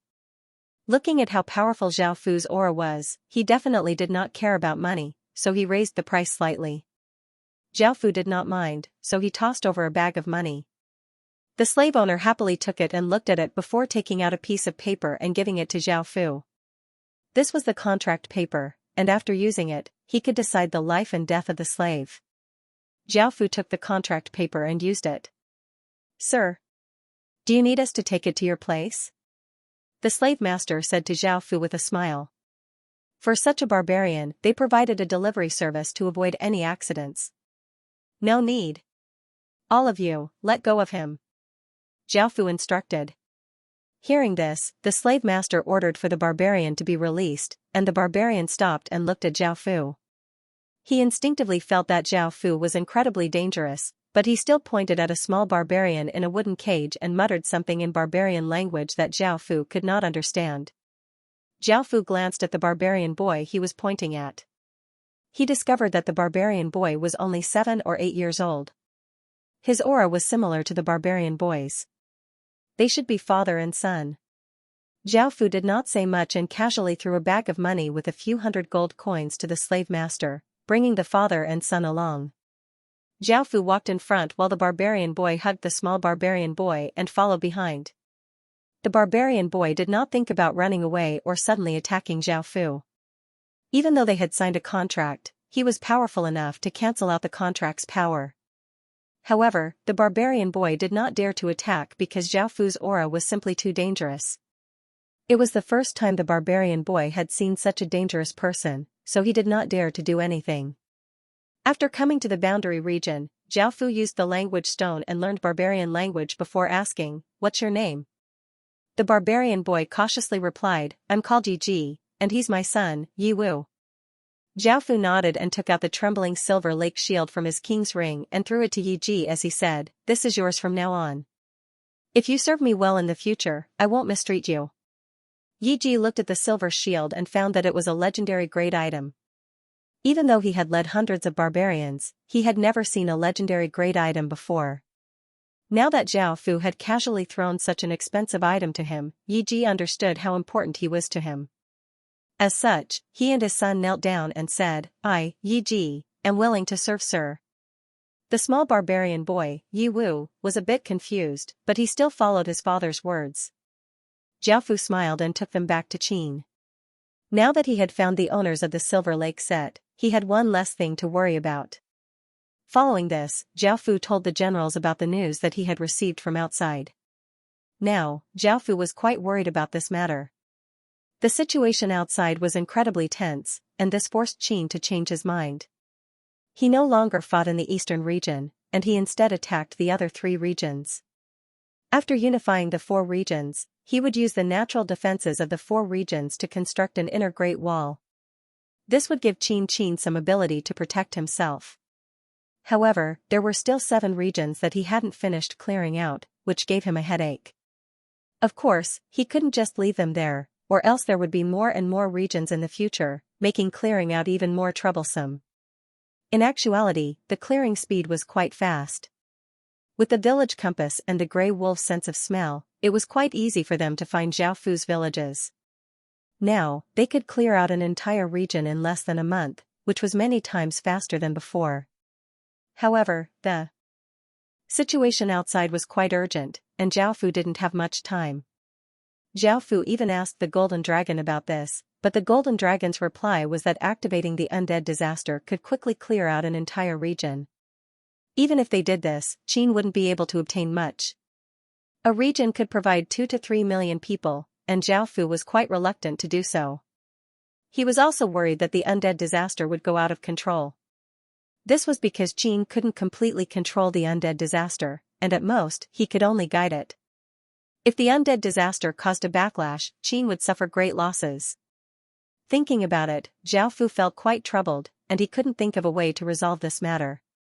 Suddenly, Zhao Fu remembered that there were still 2 region treasure chests that he hadn't opened. These 2 region treasure chests were obtained from conquering the 2 regions in the east. After opening the first one, light shined as a piece of black wood appeared in front of Zhao Fu. This piece of black wood was about 30 centimeters long and as thick as a person's thigh. It was square and gave off traces of black qi, giving off a cold and gloomy aura. Soul-nurturing wood allows spirits or ghosts to parasitize this wood, and it has great recovery and healing effects. Zhao Fu looked at it and threw it into his spatial ring before opening the second one. An intense light shined as a large piece of beast skin appeared in front of Zhao Fu. This beast skin was rolled up, and it was yellow in color. The surface was quite rough, and it gave off a dense earthy aura. Great Earth Beast Skin, an extremely rare Great Earth Beast skin that contains the Earth's origin qi. Once the skin is placed on the ground, it will show the terrain and buildings within 5,000 kilometers. This beast skin was quite useful. Not only could it show the surrounding terrain, but it could also show the villages. Zhao Fu smiled. With this beast skin, he would be able to unify the region as quickly as possible. Qin's army was divided into teams, and the 50 village compasses were not enough. With this beast skin, he could send people to mark the locations of all the villages. Moreover, he could draw detailed maps, which was quite beneficial to Qin. For example, if they attacked directly, it would be better for them to know the terrain. Also, if Qin established a kingdom in the future, these maps could be used as accurate maps of Qin's territory. Zhao Fu once again gathered countless generals. Now that Qin's army was in a state of high speed, Zhao Fu's order was that they had to clear out a region within 10 days. If they could do it, they would be rewarded, and if they couldn't, they would be punished.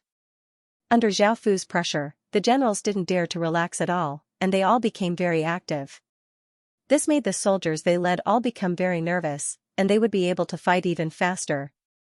The soldiers all looked serious as they went out to fight, and Qin's various departments also started to work at high speed to help Qin's soldiers clear out regions. Now, everything was focused on clearing out regions. Time was of the essence, and Zhao Fu had to hurry up. His Highness's order. We must speed up clearing out regions, and no one can relax. If we complete the task, we will be greatly rewarded. However, if we fail, all soldiers and generals will be punished. A strong man wearing black armor and giving off a powerful aura shouted to the soldiers below. The soldiers all looked serious, and the atmosphere was quite heavy and oppressive. There was also a murderous and mighty aura around them. The strong man took out a piece of paper and shouted, "Gong Gao Chao. Take 1,000 soldiers and go 13 kilometers northwest. There's a basic village there. Destroy it as soon as possible." Yes. This subordinate obeys. A person wearing battle armor stepped forward and shouted, "Shu Haoqiong. Take 5,000 soldiers and go 10 kilometers south. There's an intermediate village there. Destroy it as soon as possible." Yes. Subordinate obeys. Another armored man stepped forward to receive the order. Dai Zhonggong. Take 5,000 soldiers and head to the southeast. There's an intermediate village there. Destroy it quickly. Yes. Subordinate obeys. Another man clad in battle armor stepped forward and accepted the order. Cui Yi. Take 1,000 soldiers and head 15 kilometers north. There's a primary village there. Destroy it quickly. Yes. This subordinate obeys. Another armored figure stepped forward and loudly accepted the order. After giving out orders, Qin's soldiers quickly left for their destinations and started to attack villages. They were incredibly fast and orderly, and there was not a single trace of chaos. Within Qin city, Zhao Fu continued to look for targets. There were 20 regions allied together, 71 system main cities, and 10.4 million soldiers. The eastern side had 6 regions allied together, with 21 system main cities and 3.1 million soldiers. They had already been destroyed, and the eastern side had been unified. The western and southern sides had 5 regions allied together, with each side having 18 system main cities and 2.6 million soldiers. However, because Jing Xianxia and the 3 other women had ambushed Zhao Fu, they had been dealt with by Zhao Fu, so the western side's strength was the same as the northern side's.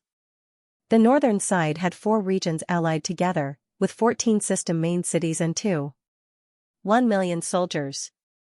Zhao Fu's target was the southern side, which was the strongest of the 3. If he could deal with the southern side, the remaining 2 would not be much of a threat. The contract from before seemed to guarantee that the 2 sides would not start a war, but there were some small loopholes. Zhao Fu used these loopholes to attack them, and even though it was quite despicable, Zhao Fu still had to do it. If they were not willing to surrender, Zhao Fu would have no choice but to destroy them. Qin could not coexist with them, so Qin had to restore Qin no matter what. Right now, Qin's main task was to clear out regions before attacking. If they could completely digest the 7 regions, Qin's strength would once again greatly increase. Apart from this, Zhao Fu also wanted to change the laws. Great Qin was not too far away from restoring its empire, so he had to start preparing the basic measures of a nation. Laws were necessary for governing a nation, so they had to have them, or else the nation would descend into chaos. It was just that he did not have anyone from the school of legalism by his side, so he could not change the laws very well. However, Zhao Fu could learn from the real world. However, it would take a long time, as some laws were not suitable for the Heaven-awakened world. After all, the real world was a democracy, while Qin was an empire. There was a big difference between the 2 systems. Moreover, the laws had to be suitable for Qin's people, customs, and culture. Some laws were not suitable, so they could not be copied. Zhao Fu's laws were very strict, but they were not as strict as the ones in Qin's history.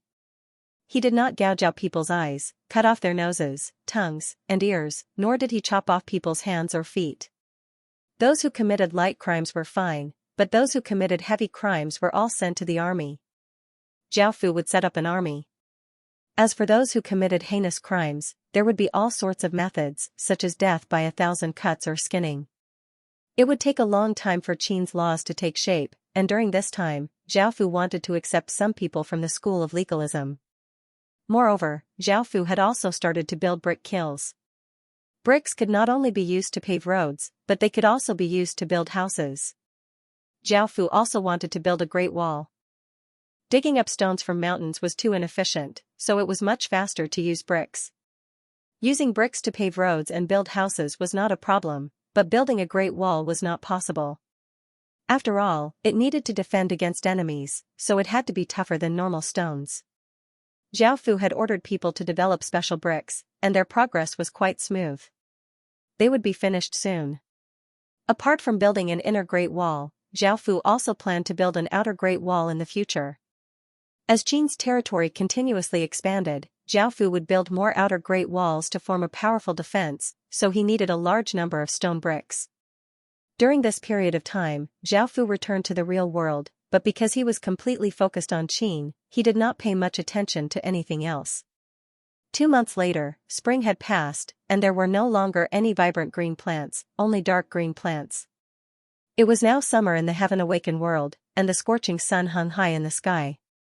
Now, Qin's population was 45 million, and it had 8 million soldiers.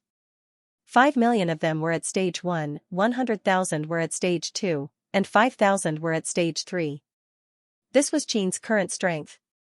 With this strength, it would be no problem for Qin to resist the three major factions.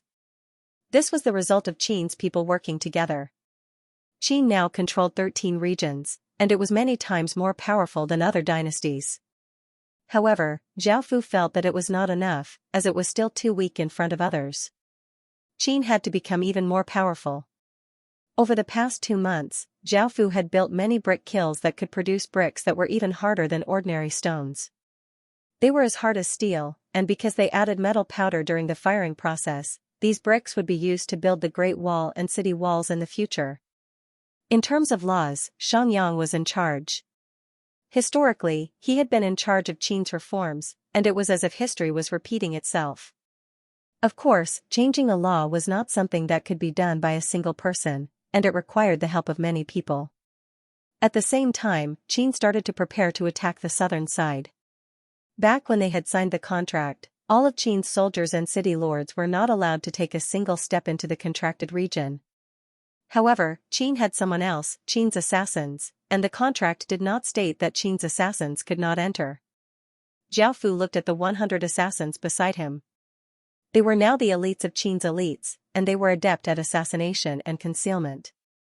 Their cultivation had also reached stage 3. Your Majesty, I'm ready. For some reason, Little Shah's speech was not very smooth, and his height had not changed much. He still looked like a 12 or 13-year-old boy, and his blood-red eyes and sharp teeth made people feel quite afraid. Even though Zhao Fu did not know what the Sin Devil bloodline was, based on his 500-year lifespan, he knew that Little Shah's identity was not simple at all. Zhao Fu had already given Little Shah a name. His surname was now Zhao Fu, and his name was Zhao Shah. In the enchanting night, a handsome-looking city lord called Zhang Nan walked out. He was the city lord of Water Spirit City. Now that 2 months had passed and nothing had happened, many city lords felt at ease. Qin would not attack them. After all, with the powerful contract, Qin would not dare to do anything to them. Zhang Nan thought so too. More than 2 months had passed, and there was nothing to worry about. He was already very satisfied with his current life. Everything was comfortable, peaceful, and happy. He was with his wife every day, and at the same time, he took care of his mother, and he was about to welcome his child. Indeed, his wife was already 8 months pregnant, and the baby would be born in 2 months. He did not know if it was a boy or a girl, but he did not know. Zhang Nan did not know if it was a boy or a girl. At that, Zhang Nan city was, and was that Chen Zhao Lord, and was Zhang Nan frowned and walked out to take a look. He found that the streets were ablaze with raging flames, and there were flames in all directions. The situation was urgent, so Zhang Nan immediately put out the fire himself. Otherwise, if the fire spread, it would burn down his city. After a while, the fire was extinguished. Zhang Nan also felt that something was off. Why had the city suddenly burst into flames? Moreover, there were flames everywhere. If it was a coincidence, it couldn't have been so coincidental. Back in the room, Zhang Nan's eyes turned cold. The ominous thought in her heart had been confirmed. Now, his beloved wife and mother had been captured, and a sharp knife was placed on their necks. Zhang Nan was a little angry. These two were the most important people in his life. Who are you? Release my wife's parents. A smile appeared on Wang Ergu's face as he said, City Lord Zhang. As long as you obey our orders, we'll naturally let them go. Zhang Nan felt that something was off and that he was in danger. However, looking at his wife and mother, he endured it and asked, what do you want me to do? It's very simple. Ask City Lord Zhang Nan to take your soldiers to attack Qin's territory and then retreat. Afterwards, you can take your people and family and leave, and Qin won't stop you at all. Wang Ergu said as he smiled. Zhang Nan felt quite startled, it was indeed Qin's people. However, if he did as they said, he would be breaking the contract, and everyone's stats would be reduced by 40%.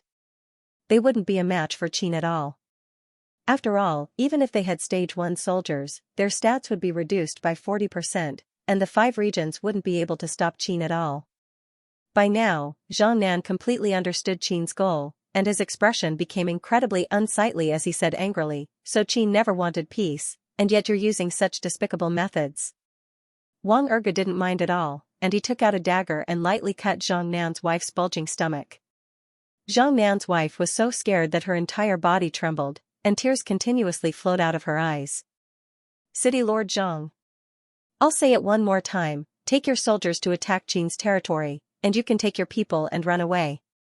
Otherwise, I can't guarantee that your wife, mother, and your unborn child will survive. Wang Erge said coldly as he looked at Zhang Nan. Zhang Nan was furious. He glanced at his wife, who was in tears, and his mother, who was trembling. In the end, he agreed. Wang Erge once again smiled. In actuality, before Qin had taken action, he had already looked for targets among the city lords. If he could grab their most important thing, they would definitely submit.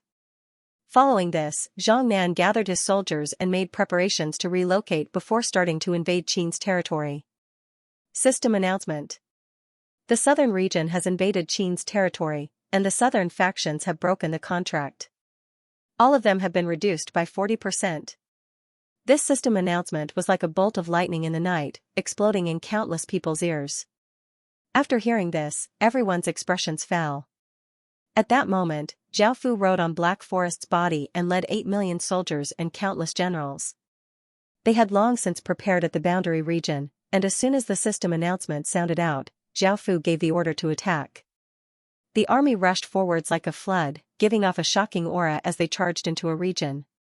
In order to quickly resolve the battle and catch Qin Zhao off guard, Zhao Fu and Bai Qi each led half of their soldiers and generals to invade 2 regions. The city lords just received the system announcement and haven't realized why the contract had been broken, and why it was them who had broken the contract. Let's see if we can sign a new contract with Qin tomorrow. That was why they trusted Qin so much and believed that Qin would not act against them. They believed that Qin was serious about being friends with them. In front of emperors, there had never been anything good. Zhao Fu admitted that this was not right, but Qin had to destroy them. City lords. Not good, a large number of enemies are attacking our city. This urgent report caused the hearts of some of the city lords who had been hoping to get lucky to fall to the bottom of the valley. Shangming City was the first city that Qin had attacked, and its city lord, Fang Yun, was on good terms with Qin.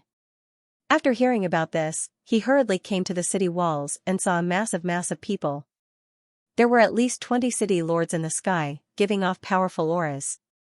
Fang Yun's expression was quite bitter. One wrong move had led to many more mistakes. If they had allied with the 4 regions to attack Qin, the outcome would not have been like this. It was a pity that there were no ifs. When the eastern side had been destroyed, their fates had been sealed. In actuality, they still had a trace of a chance at victory, but they had given Qin 2 months to develop. Qin's strength had grown too quickly, and they were no longer a match for him. Brother Fang Yun. Looking at our past relationship, I don't want to kill anyone. As long as you submit to me, you'll still be a city lord. You know that you've already lost. Zhao Fu said as he looked at Fang Yun's unsightly expression. After interacting with him for so long, Zhao Fu had a good impression of Fang Yun. However, Qin was determined to restore Qin, and no one would be able to stop him. Fang Yun looked quite furious. He had thought of Qin as a friend, but Qin Feng was constantly trying to destroy him. However, looking at the people below and the city lords in the sky, Water Spirit City was going to be slaughtered. They were going to die together, and they were going to live together. In the end, Fang Yun sighed and knelt down as he said, "I'm willing to submit to Qin." A trace of a smile appeared on Zhao Fu's face, and he quickly accepted this system main city before heading to the next one. East Sun City. Submit, Late Spring City. Submit, Roaming South City. Destroy. The plan went very smoothly. The south had no resistance at all. In front of Qin's army, there was no resistance at all. It almost collapsed. First, Qin's attack was too sudden, and they were not prepared at all. They did not gather their forces, so they could not resist the attack of Qin's huge army. Secondly, all of their main cities were affected by the contract, and their soldiers and city lords' stats had been reduced by 40%. They did not have any Stage 1 soldiers, so they could not defend at all. Thirdly, the southern side had 18 system main cities and 2 6 million soldiers, while Qin's army had 8 million soldiers. With a pincer attack from both sides, there was a difference of 4 million soldiers. In front of such a massive army, most of the city lords chose to surrender, while a small portion chose to resist. However, some of the city lords reacted quickly and immediately relocated their system main cities before running. In the end, Qin had taken down 14 system main cities, but 4 had escaped. Of the 14 system main cities that he had taken down, 12 had surrendered, and he had destroyed 2. However, Zhao Fu did not stop, and he continued to attack the Valiant Peace region and the Willow River region. Back then, Qin's cavalry flooded into the two regions like a massive flood, and their terrifying auras shook the surroundings as if a catastrophe was about to descend. The two regions had not reacted in time, and Zhao Fu was not in a hurry. Now that he had enough soldiers and city lords, taking down a region would be quite easy. As such, Zhao Fu used his greatest strength to force them to surrender, which went quite smoothly.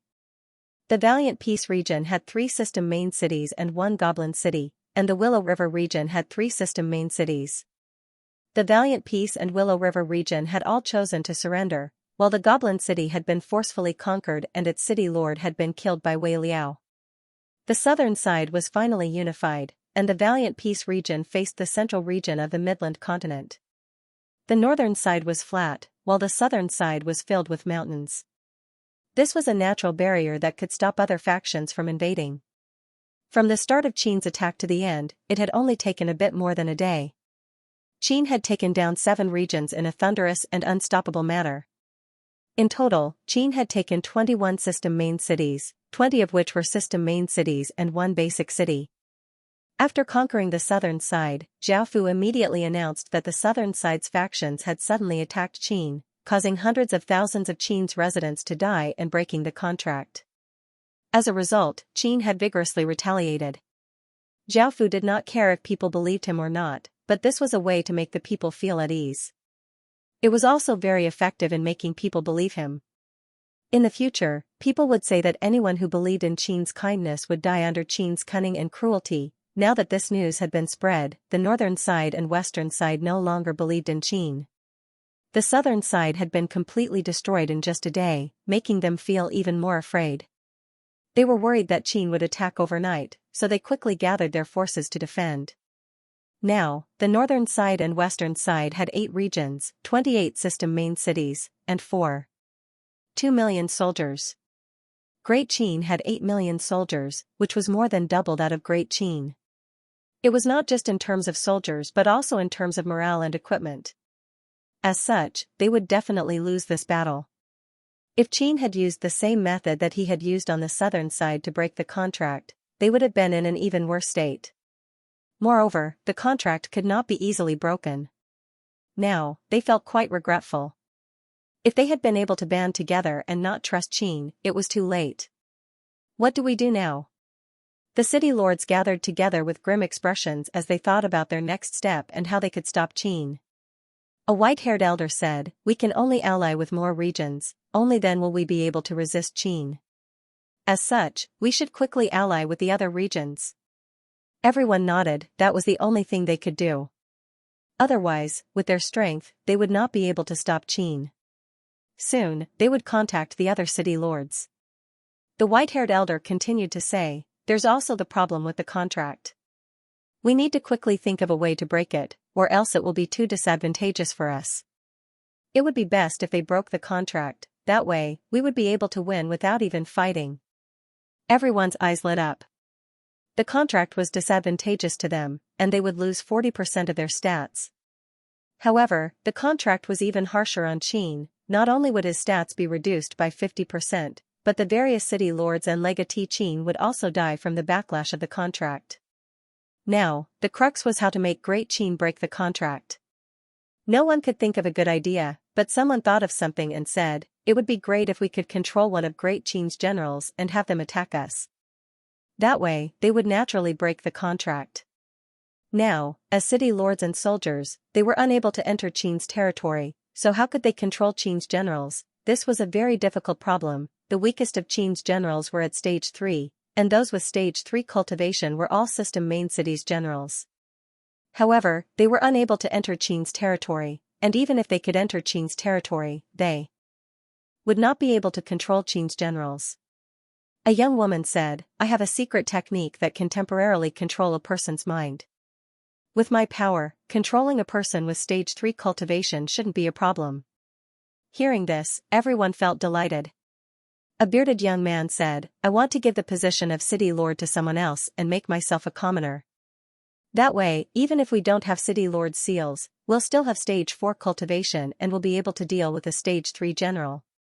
The contract doesn't say that commoners can't enter Qin's territory."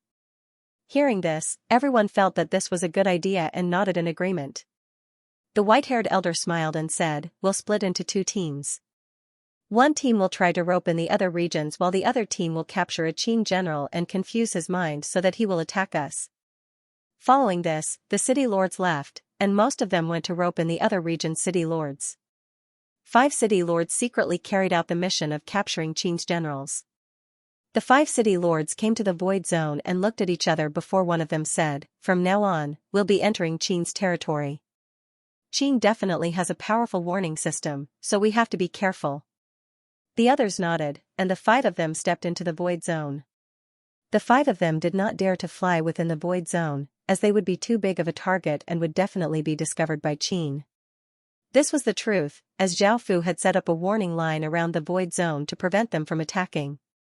Since they could not fly, they could only walk, which would slow them down. Moreover, they could not make any big movements, or else they would be discovered by Qin, which would slow them down even more.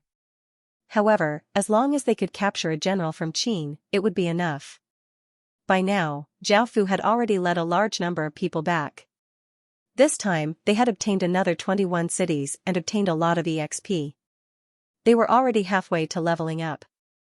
Apart from the cities, Zhao Fu had also brought back a large number of people, reaching 7 million. Adding on these people, Qin City now had 52 million people.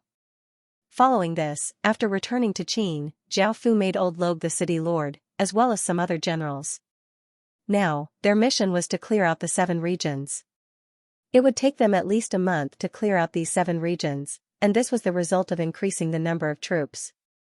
Now that Qin's army had reached 8 million players, it could contend with some of the smaller countries. For example, when the smaller countries had invaded, they had only sent 4 to 5 million players at most. Some of the smaller countries only had a total population of tens of millions. But now it was far from enough. It was meaningless to bully a small country in reality. Qin needed the power to fight against a big country. Zhao Fu had also received news from the Western and Northern alliances. They had made a big move, going to various regions to rope in city lords. It was impossible for Zhao Fu not to know about this. If more city lords heard about the rise of a super faction, out of consideration for their own safety, they might join in to resist Qin City. Before, when Great Qin had only devoured 5 regions, it had made all of the surrounding regions wary, and they had started to ally together. These alliances were only in the surrounding regions. The regions further away had not sensed the danger yet and did not understand how terrifying Great Qin was. Adding on the fact that they were separated by 4 or 5 regions, they did not want to get involved. They thought that Qin City would not be a threat to them, so they had not joined the alliance. However, things were different now. Qin City had first conquered 8 regions and had just taken down 7 regions. As long as the city lords weren't idiots, they would definitely sense the threat. For example, many regions outside of the eastern region that Qin had unified had allied together, wanting to resist Qin City's invasion. After all, Qin City lords were simply too great of a threat. They could not afford to waste any more time, as the other city lords would definitely gather reinforcements. When that time came, Qin City lords would once again be pincered. This time, they would not trust Qin City lords and would directly attack. Qin City lords would be in a difficult position, and he would be forced into a passive position. Zhao Fu thought for a moment before a cold look appeared on his face as he said, "Right now, we can only take the initiative to attack. We'll first unify the national regions and then build the inner Great Wall, turning the national regions into an impenetrable fortress. That way, we won't have to fear any threats." By Qi Wang Jian. Wei Liao. I'll increase the number of soldiers to 10 million. All of you do some simple training and come up with a strategy to simultaneously attack 2 regions. Zhao Fu added another 2 million soldiers and ordered Bai Qi to do some simple training. Out of these 2 million soldiers, at least 1.5 million were former system soldiers, so they could be used after some simple training. Moreover, their cultivation had already returned to stage 1, so they were no longer affected by the contract. Qin city lords had first destroyed the eastern region, which was the most powerful region, and then the southern region. Now, they had destroyed the western and northern regions. With Xianxia in charge of cultivation and Li Muqing in charge of restoring Qin Feng, Qin city's grand plans were unfolding, and no one could stop them. On the 3rd day, the 5-man team carefully passed through the void zone, avoiding all of Qin city lord's scouts. No one discovered them, and it could be said that they were quite capable. After all, most of the sentries were people with special professions, and it was very difficult for anyone to escape their detection. After finally entering a region, the 5 city lords looked quite delighted. This was Qin city lords' territory, and if there were any generals here, they could capture them. They did not need to have a high status, just a small general would be enough. A small general with a few hundred soldiers would be able to break the contract, and Qin city lord would suffer a backlash and die. The other city lords would also be heavily injured, and they would be able to easily win. After leaving the void zone, the 5 city lords became even more resourceful, and soon, they found the core city that Qin city had left behind. The core city was a city that had fused with the region's heart. Every region needed a city to be the core city, and the city lord of the core city would be more powerful than ordinary city lords. This core city was built where the system main city used to be. Because it already had all sorts of buildings, there was no need to rebuild it. The 5 city lords snuck in and quickly found an easy target. It was a skinny and weak-looking young man who had stage 3 strength. He looked like a small general, and it would be no problem for him to lead a few hundred soldiers. The 5 of them were all stage 4 experts, and their cultivations were almost at stage 5. Adding on the fact that they had all sorts of secret techniques, it was quite easy for them to deal with someone with stage 3 cultivation. System announcement. Qin has cancelled the contract, and all of his stats have been weakened by 10%. Since Zhao Fu had taken the initiative to sign a contract with so many city lords, he had to have prepared various methods. Normally, contracts were quite difficult to cancel, and Zhao Fu had drunk contract cancellation water, which could cancel the contract. However, because this was a special contract, Qin had still been punished. However, it was only a 10% reduction in stats, which did not affect Qin much. After all, Qin's stats were far superior to those of ordinary system main cities. Now that the contract had been cancelled, Qin could attack those 2 regions. Even though he could not reduce their strength, Qin had to quickly deal with them. Otherwise, if they invited reinforcements, it would be even more difficult for Qin to take them down. The new city lords had not signed a contract, so they were not restricted by the contract. This time, they did not have the undead disaster support, as it required a lot of time to prepare. As such, they could only face each other head-on. After receiving the system announcements, the other city lords' expressions fell. They knew what was going to happen next, so they quickly returned to their main cities. The expressions of the 5 city lords froze, and they turned and flew into the sky. They did not have to worry about being discovered, as now that the contract had been cancelled, they would have failed their quest. Even if they captured a general, it would be useless. Zhao Fu and Zhao Fu split into 2 teams and attacked 2 regions. Zhao Fu attacked the northern side, and after the contract was cancelled, Zhao Fu led his massive army and flooded into the northern side.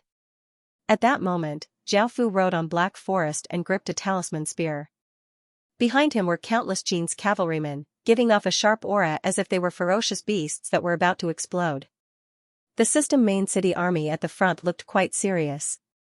They only had 2.1 million soldiers, but they were facing 5 million Qin's army.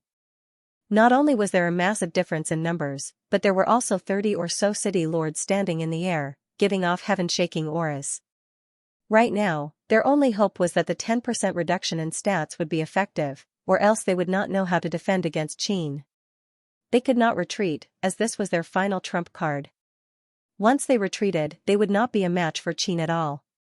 At the very least, they still had a chance at victory. Zhao Fu gave Wang Jian command of this battle because he was incredibly excited. He wanted to personally go to the battlefield and create a new era for Qin. As the ruler of Qin City, Zhao Fu was one of Qin's most important figures. Of course, many people opposed him. However, under Zhao Fu's insistence, they agreed. With Zhao Fu's current strength, it would be very difficult for ordinary people to harm him. The two armies faced off, both giving off powerful auras, causing the air around them to become heavy. Even the birds and beasts did not dare to cry out, and even the wind was sharp and austere. Many city lords looked at each other, Qin, and Qin, King, and King, Fu's King, Fu, many, Qin, many, great, lords. The northern city lords looked at each other and understood that no one was willing to submit like this. A white-haired elder loudly replied, "Your Highness Qin. I think that if it's possible, we can still coexist, just like before. We don't want to be enemies with you, but you shouldn't invade us either." Zhao Fu's face was expressionless, and he didn't answer them, because it was impossible for them to coexist unless Qin didn't recover. After confirming that they wouldn't surrender, Zhao Fu slowly closed his eyes and let out a breath. The various city lords hinted to each other to find an opportunity to kill Zhao Fu together. As long as they could kill Zhao Fu, they would win. Zhao Fu once again opened his eyes, and they contained a hint of coldness as he gripped the runic spear in his hand. The spear was black and made from legendary-grade materials. It was covered with golden runes, and Zhao Fu sent his cultivation base power into it, causing it to give off a domineering black golden light, causing Zhao Fu's aura to tremble. Charge! Zhao Fu yelled, and Black Forest sensed its owner's intentions. It roared and its hooves gave off large orbs of green flames as it rushed out like a bolt of lightning. Boom! As Zhao Fu rushed out, Great Qin's cavalrymen, who had long since been prepared, also rushed out. They shot out like arrows, continuously shooting out, giving off deafening sounds and giving off a massive sense of suppression.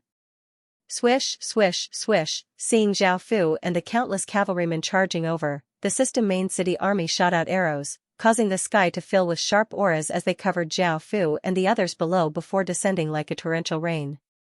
Zhao Fu unleashed his king's domain, forming a 100-meter-wide black dragon inscription barrier.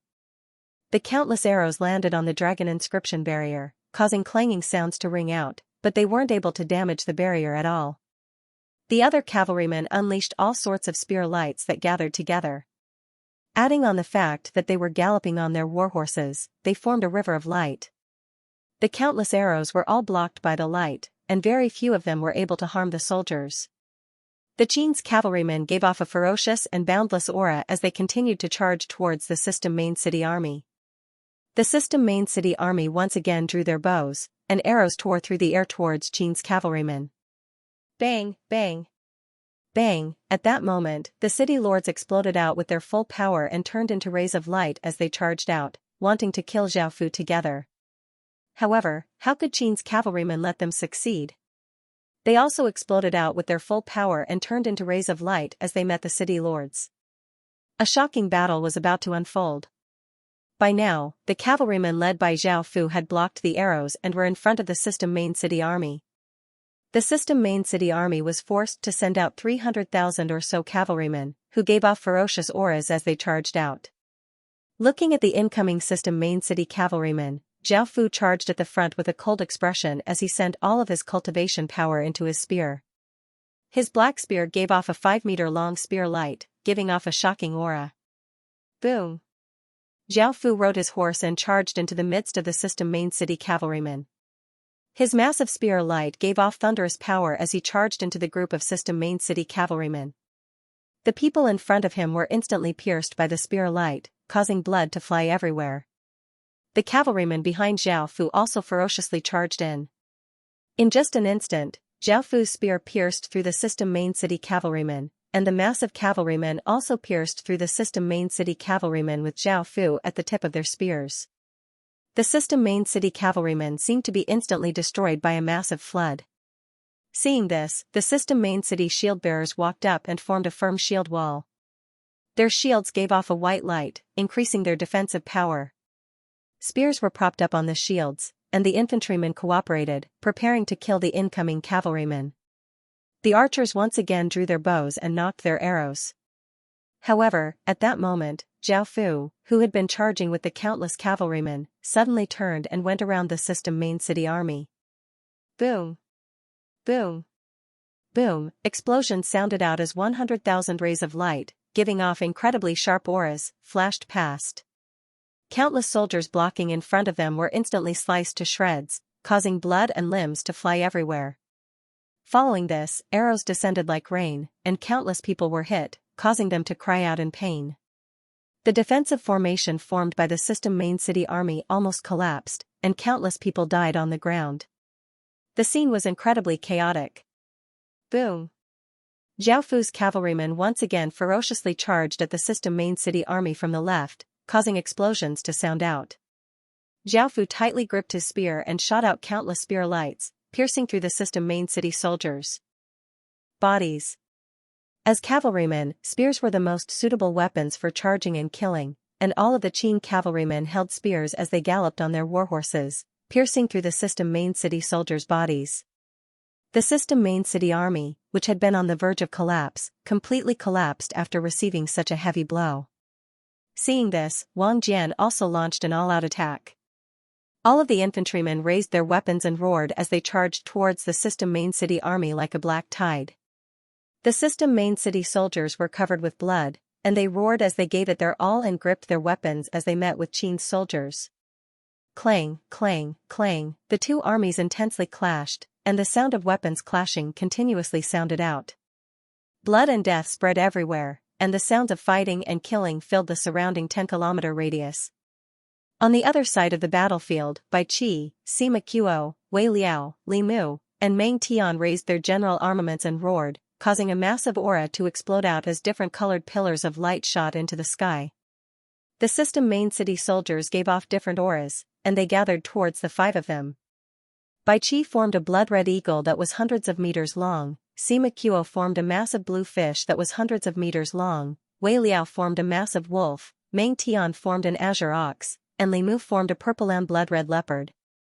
The five massive beasts gave off terrifying power as they charged into the system main city army and started to wreak havoc. The blood-red eagle gave off a massive blood-red gale that was like sharp blades, cutting the system main city soldiers into countless pieces. The big blue fish twisted its huge body, sending the soldiers flying as if it was sweeping away sand. The giant wolf, azure cow, and purple leopard were rampaging through the system army, constantly swinging their claws and baring their fangs, killing one soldier after another. After destroying the system army's defense, Bai Qi also launched an all-out attack. All of Qin's soldiers rushed toward the system army. Zhao Fu slaughtered his way through, and it was unknown just how many soldiers he had killed. In order to quickly finish the battle, Zhao Fu stopped killing soldiers and rushed into the sky. Seeing a system main city lord struggling to defend against two of Great Qin city lords, Zhao Fu naturally wouldn't go and help the system main city lord. As such, he decided to kick the city lord while he was down. Zhao Fu equipped the Sin Dragon sword and slashed out. With Zhao Fu's help, the other two city lords quickly killed the city lord. Zhao Fu once again swung his sword, and a water dragon slashed out with terrifying power towards another city lord. The system main city army situation was definitely not good. Corpses littered the ground, and blood dyed everything red. Pained cries continuously sounded out. In the sky, the system main city lords were completely defeated. After all, the 14 of them had to face 30 or so system main cities, and almost every system main city had to face at least 2 city lords from Qin city lords. Seeing that the situation was hopeless, the system main city lords exploded out with their most powerful attacks, forcing City Lord Qin back before using their life-saving techniques to escape. Following this, the battle calmed down, and Qin city lords emerged victorious. On Zhao Fu's side, Qin had killed 5 city lords, 3 had escaped, and 6 had surrendered. He had killed 1.3 million enemies, taken 500,000 captives, and 300,000 had escaped. On the other hand, Qin city lords had lost 120,000 soldiers. On Bai Qi's side, Qin had killed 6 city lords, 4 had escaped, and 4 had surrendered. He had killed 1.3 5 million enemies, taken 400,000 captives, and 200,000 had escaped. On the other hand, Qin city lords had lost 150,000 soldiers. In total, Qin city lords had killed 11 city lords, 7 had escaped, and 10 had surrendered. He had killed 8 million enemies, taken 900,000 captives, and 500,000 captives had escaped. On the other hand, Qin city lords had lost 270,000 soldiers and countless others. After losing nearly 300,000 soldiers, Zhao Fu couldn't help but sigh. Following this, he once again gathered his forces and invaded the final region. The final region in the north was Seeping River, and if they could conquer it, Qin city lords would be unified. However, Zhao Fu had enmity with the boss of that region. During the Divine Fish Festival, Zhao Fu had stolen one of its dens and had been attacked by it. After thinking about it, Zhao Fu ordered his people to relocate the cities and send the people back to Qin city lords. All of the city lords then headed to Seeping River. Because there would definitely be a beast tide, Zhao Fu didn't bring any soldiers and decided to gather all of the city lords to kill the boss of that region. As for the Seeping River region city lords, Zhao Fu saw that he now had 40 city lords, including the ones he had taken in before. He felt that even without soldiers, he would be able to easily take down a few system main cities. Following this, everyone headed to Seeping River. On the other side, Bai Qi gathered his army to attack the Open Flask region. If they could take down the Open Flask region, Qin city lords would be able to unify the western side. After arriving at Seeping River, Qin city lords gave off terrifying auras, and their bodies shined with light as they stood above the system main cities like gods. This city lord's face was pale. Before, other city lords had tried to rope him in to resist Qin city lords, and he had wanted to see how powerful Qin city lords were before acting. However, he had never thought that Qin city lords would act so quickly and bring people to attack. The northern side system main cities had been defeated, and Seeping River, which was the closest, also received news of this. Zhao Fu looked at the honest-looking city lord in front of him and asked, "Do you want to surrender? If you're not willing, I'll have to forcefully conquer it." Under the immense pressure, the honest-looking city lord's expression dimmed, and he could only choose to submit. After all, he wasn't a match for 40 city lords at all. Following this, Zhao Fu forced another city lord to submit. As for the other city lords in this region, after hearing that the northern side's army had been defeated, they had long since escaped. Qin city lords had obtained another 2 system main cities, and he once again relocated the system main cities and people. Because they were about to kill the Seeping River region's boss monsters, and because the threat of the beast tide was too great, he had them leave first. After taking care of these matters, Zhao Fu once again went to Seeping River and looked at the boundless river.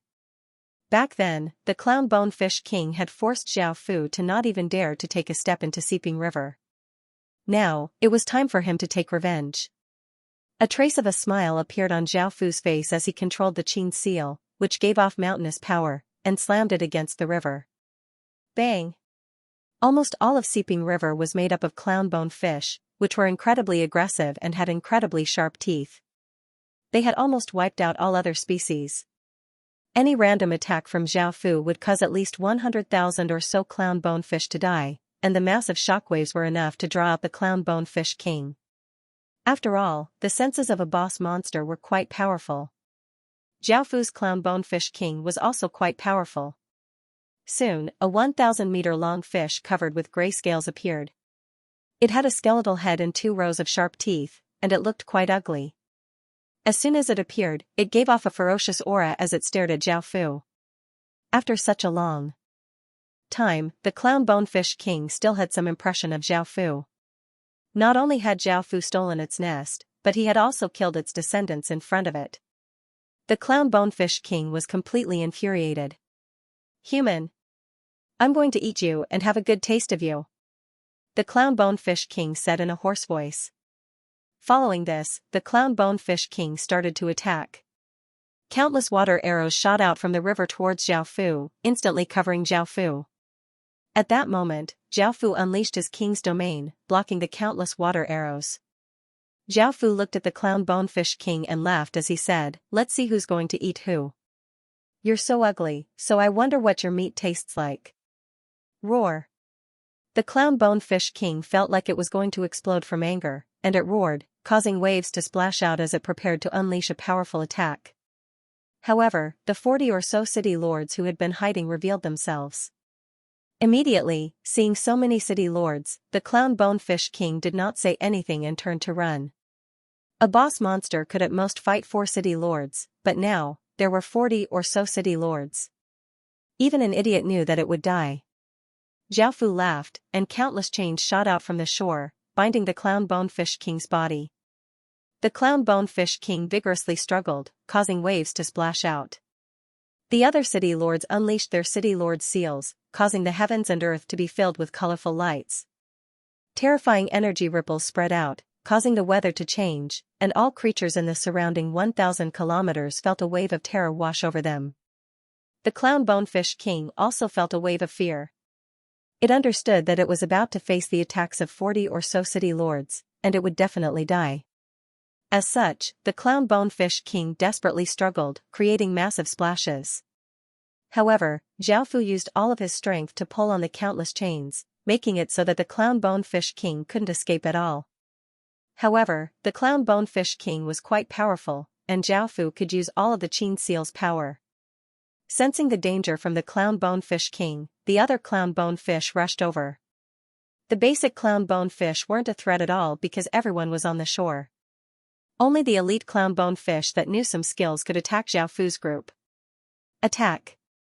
Xiaofu saw that more and more clown bonefish were gathering and gave the order to the other city lords. The city lords unleashed their own attacks, and the terrifying energy ripples became many times denser than before. The clown bonefish king madly struggled, but it was unable to escape. At most, it could only pull Xiaofu back a few steps.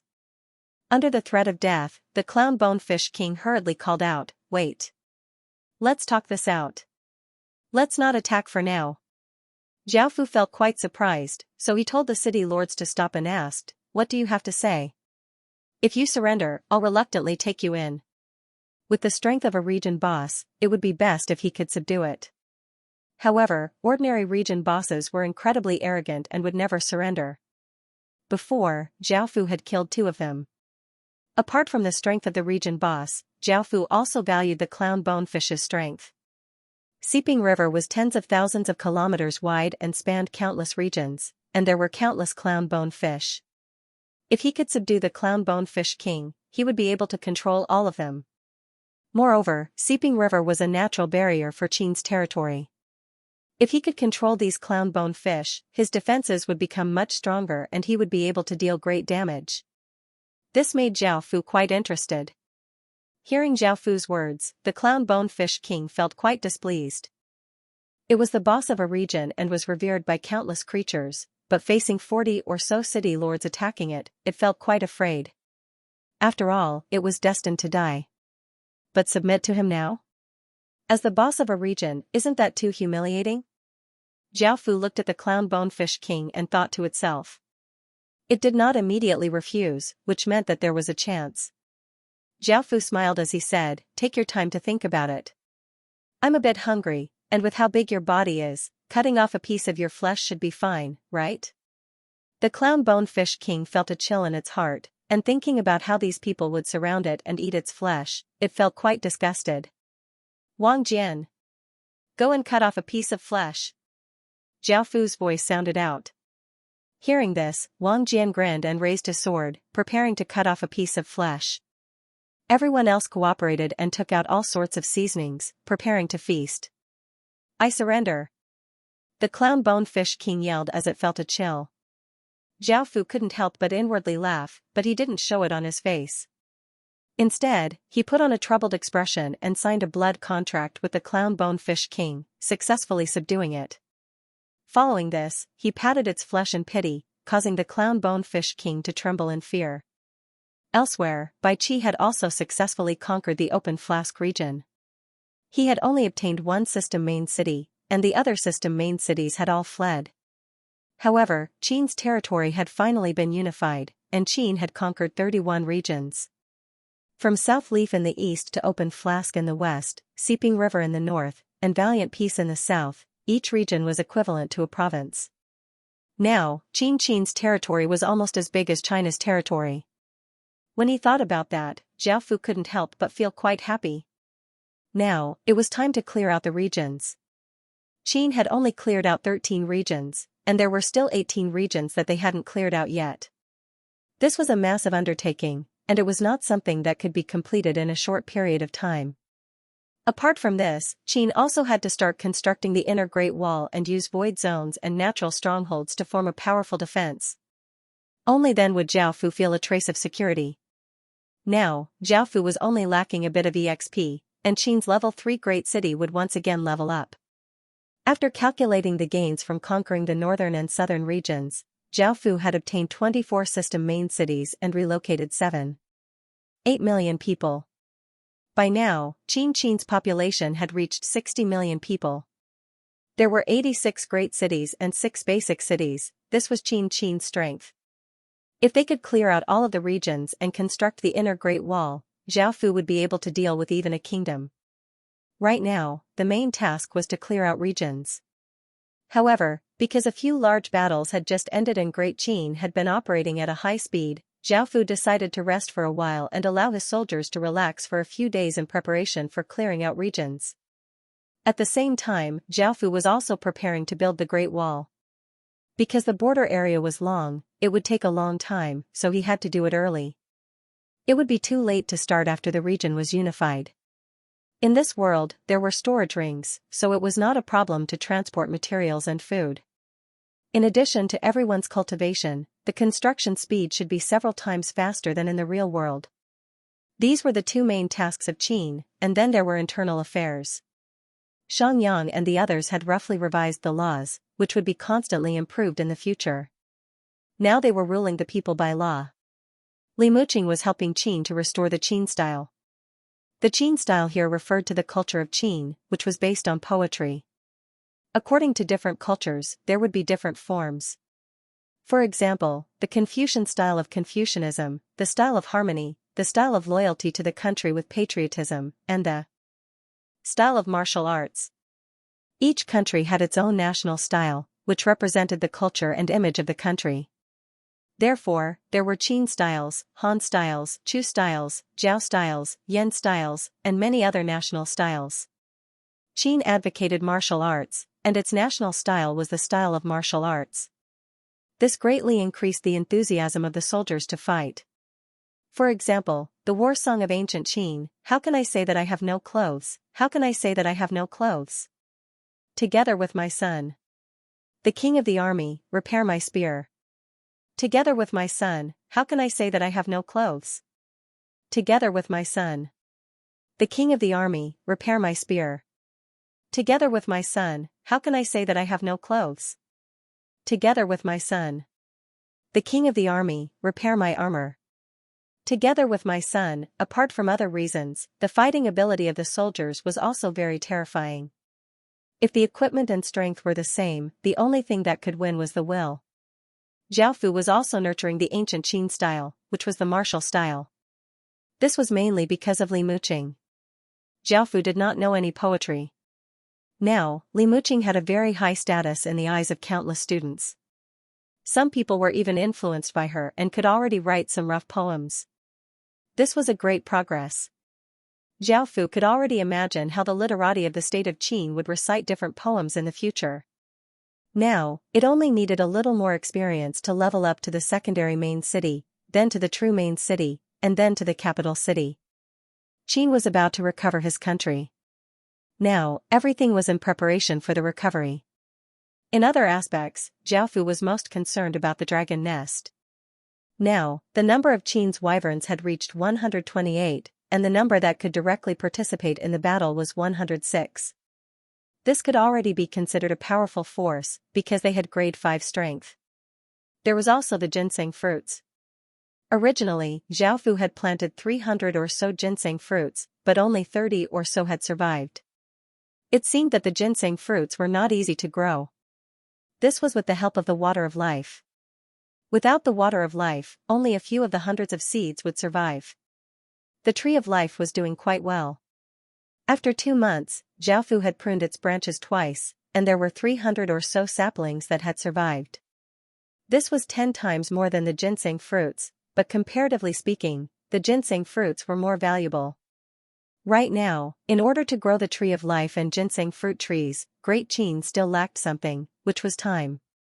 Whether it was the ginseng fruit trees or the tree of life, they were just seedlings, and they would need decades to grow before they could be used. Decades was not an ordinary amount of time. An ordinary person's lifespan was only that long, and by now, Zhao Fu had only been in the heaven-awakened world for a bit more than a year. The water of life had an effect on ordinary trees, but the effect on spirit trees like the ginseng fruit trees and tree of life was quite weak. The only thing that mattered was the city's stats, which reduced their growth time. By now, ordinary plants had almost completely matured, but the higher the level of these stats, the weaker the effects would be.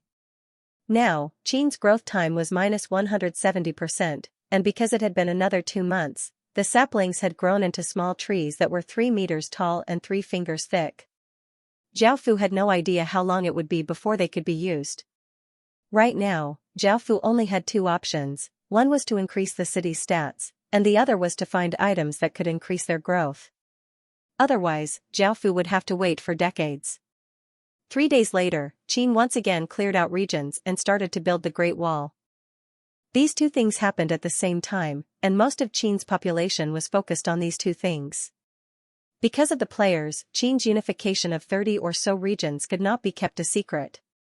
Everyone was quite shocked at how quickly Qin had developed, and they could sense that Qin was not far from restoring its empire.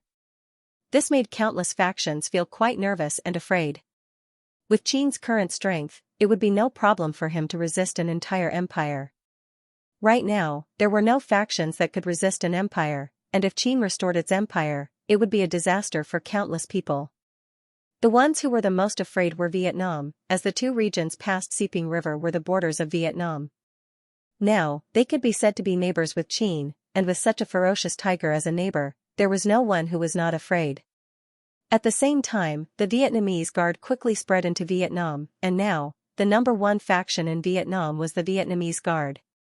With the image of righteousness and selflessness that Zhao Fu had created for the Vietnamese Guard, not only were they loved by countless commoners, but the government also supported the Vietnamese Guard.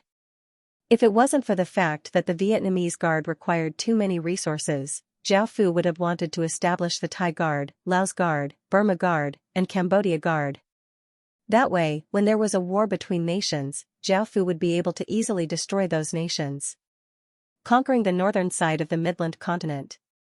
The Midland continent, which had been quiet for a while, once again started to stir. Qin's growth was simply too fast, and the massive threat that he posed covered everyone made them feel incredibly terrified, making them unable to eat or sleep at night. Great Shang, Great Xia, and Great Zhou had invested all of their efforts into developing, but they had only unified 2 or 3 regions. The difference between the 2 sides was simply too great. The various factions and dynasty factions started to secretly contact each other, discussing how to keep Qin in check and give them some time to develop. Qin's massive strength not only threatened countless people, but many people also wanted to join Qin's side and receive his protection. This caused many people to send beauties to the Ying family, such as the 4 beauties that Qin had taken in. They had now become Qin's legatees' concubines, and their families had successfully integrated into Qin.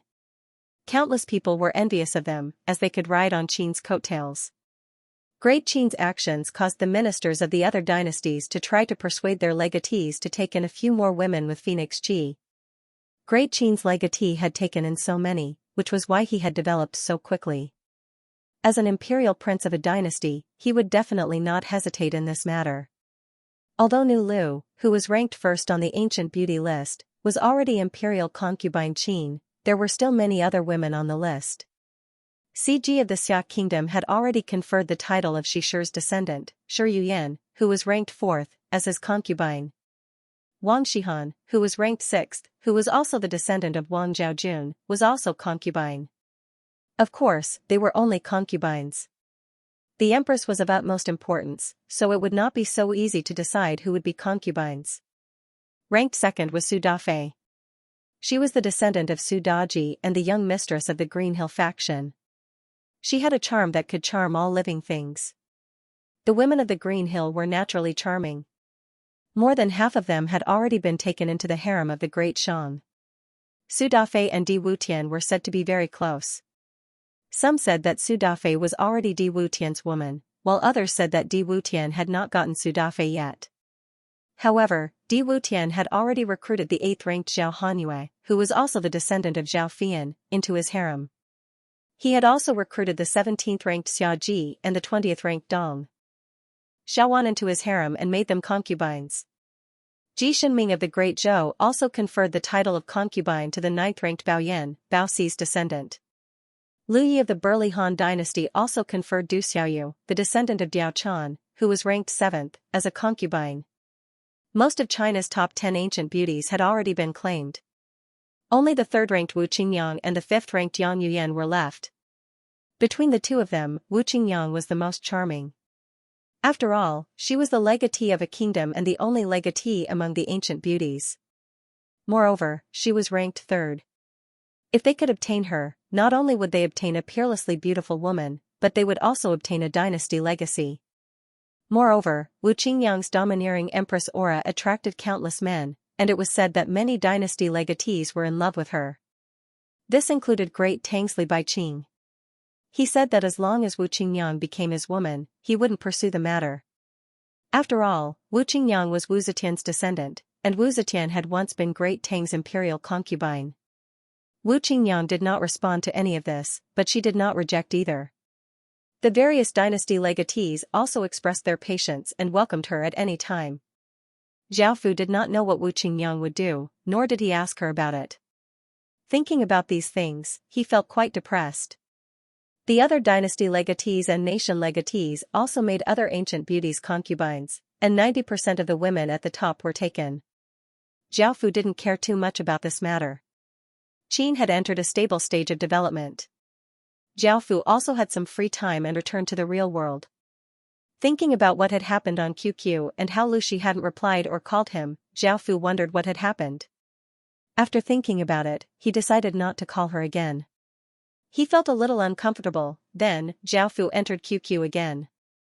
Seeing that Jing Yuqin said that she wanted to come to his place, Zhao Fu thought about it and sent someone to pick her up. When they met again, Jing Yuqin, this beautiful and virtuous woman, had become more mature than before. Zhao Fu slightly smiled as he said, "Big sis Qin, you're quite good. Long time no see." Jing Yuqin's eyes became red as she walked over to Zhao Fu and angrily pinched Zhao Fu, causing Zhao Fu to gasp in pain. "Why did you disappear without saying a word? Do you know how worried I was for you?" Zhao Fu rubbed his waist as he looked at Jing Yuqin's worried and angry expression, and he felt quite apologetic.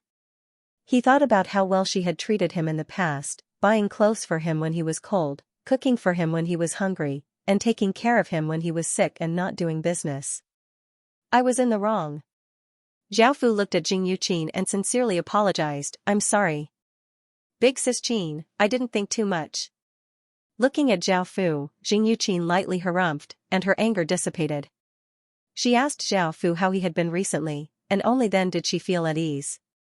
"Zhao Fu, I bought some winter clothes for you, come and try them on," Jing Yuqin said as she took out a few coats. Zhao Fu helplessly walked over. How could he possibly lack clothes? It was only because of Jing Yuqin's good intentions, so Zhao Fu walked over and casually put on one of them. Jing Yuqin looked at the coat and smiled happily. She helped Zhao Fu zip up and asked, "Zhao Fu, how do you feel?" Zhao Fu looked down and replied, "I feel pretty good."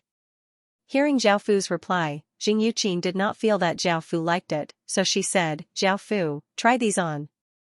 Zhao Fu did not care much about what he was wearing. Looking at the 5 or 6 coats, he dryly laughed and said, "Big sis Qin, forget about it. I feel pretty good."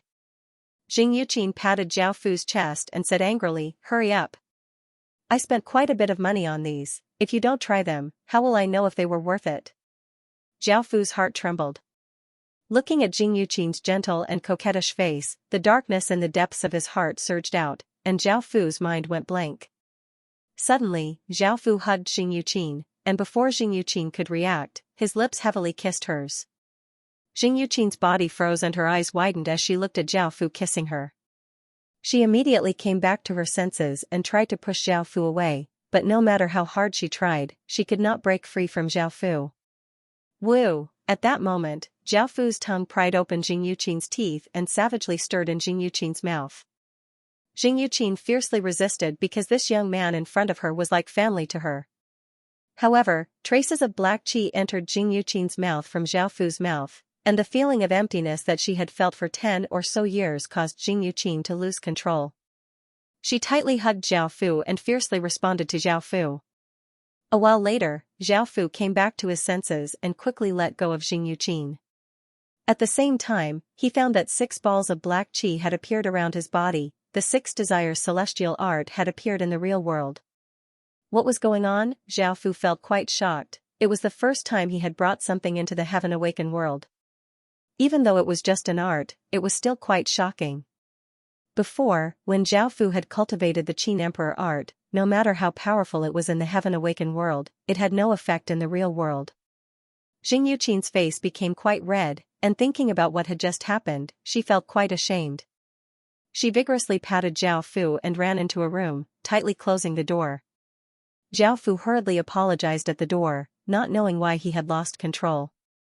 There was no reply from within the room, so Zhao Fu could only sigh and enter the Heaven Awakened world to ask the Golden Dragon what had happened. However, as she thought about it, a feeling of emptiness and thirst flooded into her mind. Right now, Jing Yuqin could feel Zhao Fu pressing down on her body and doing all sorts of things with her. She couldn't help but moan as she touched her chest with one hand and reached into her underwear with the other. Afterwards, Jing Yuqin powerlessly lay on the bed, feeling incredibly guilty. How could she fantasize about doing those things with Zhao Fu? She simply didn't have the face to see Zhao Fu again. Jing Yuqin didn't know what her feelings towards Zhao Fu were. Even though she was certain that she saw Zhao Fu as family, deep within her heart, she had other thoughts.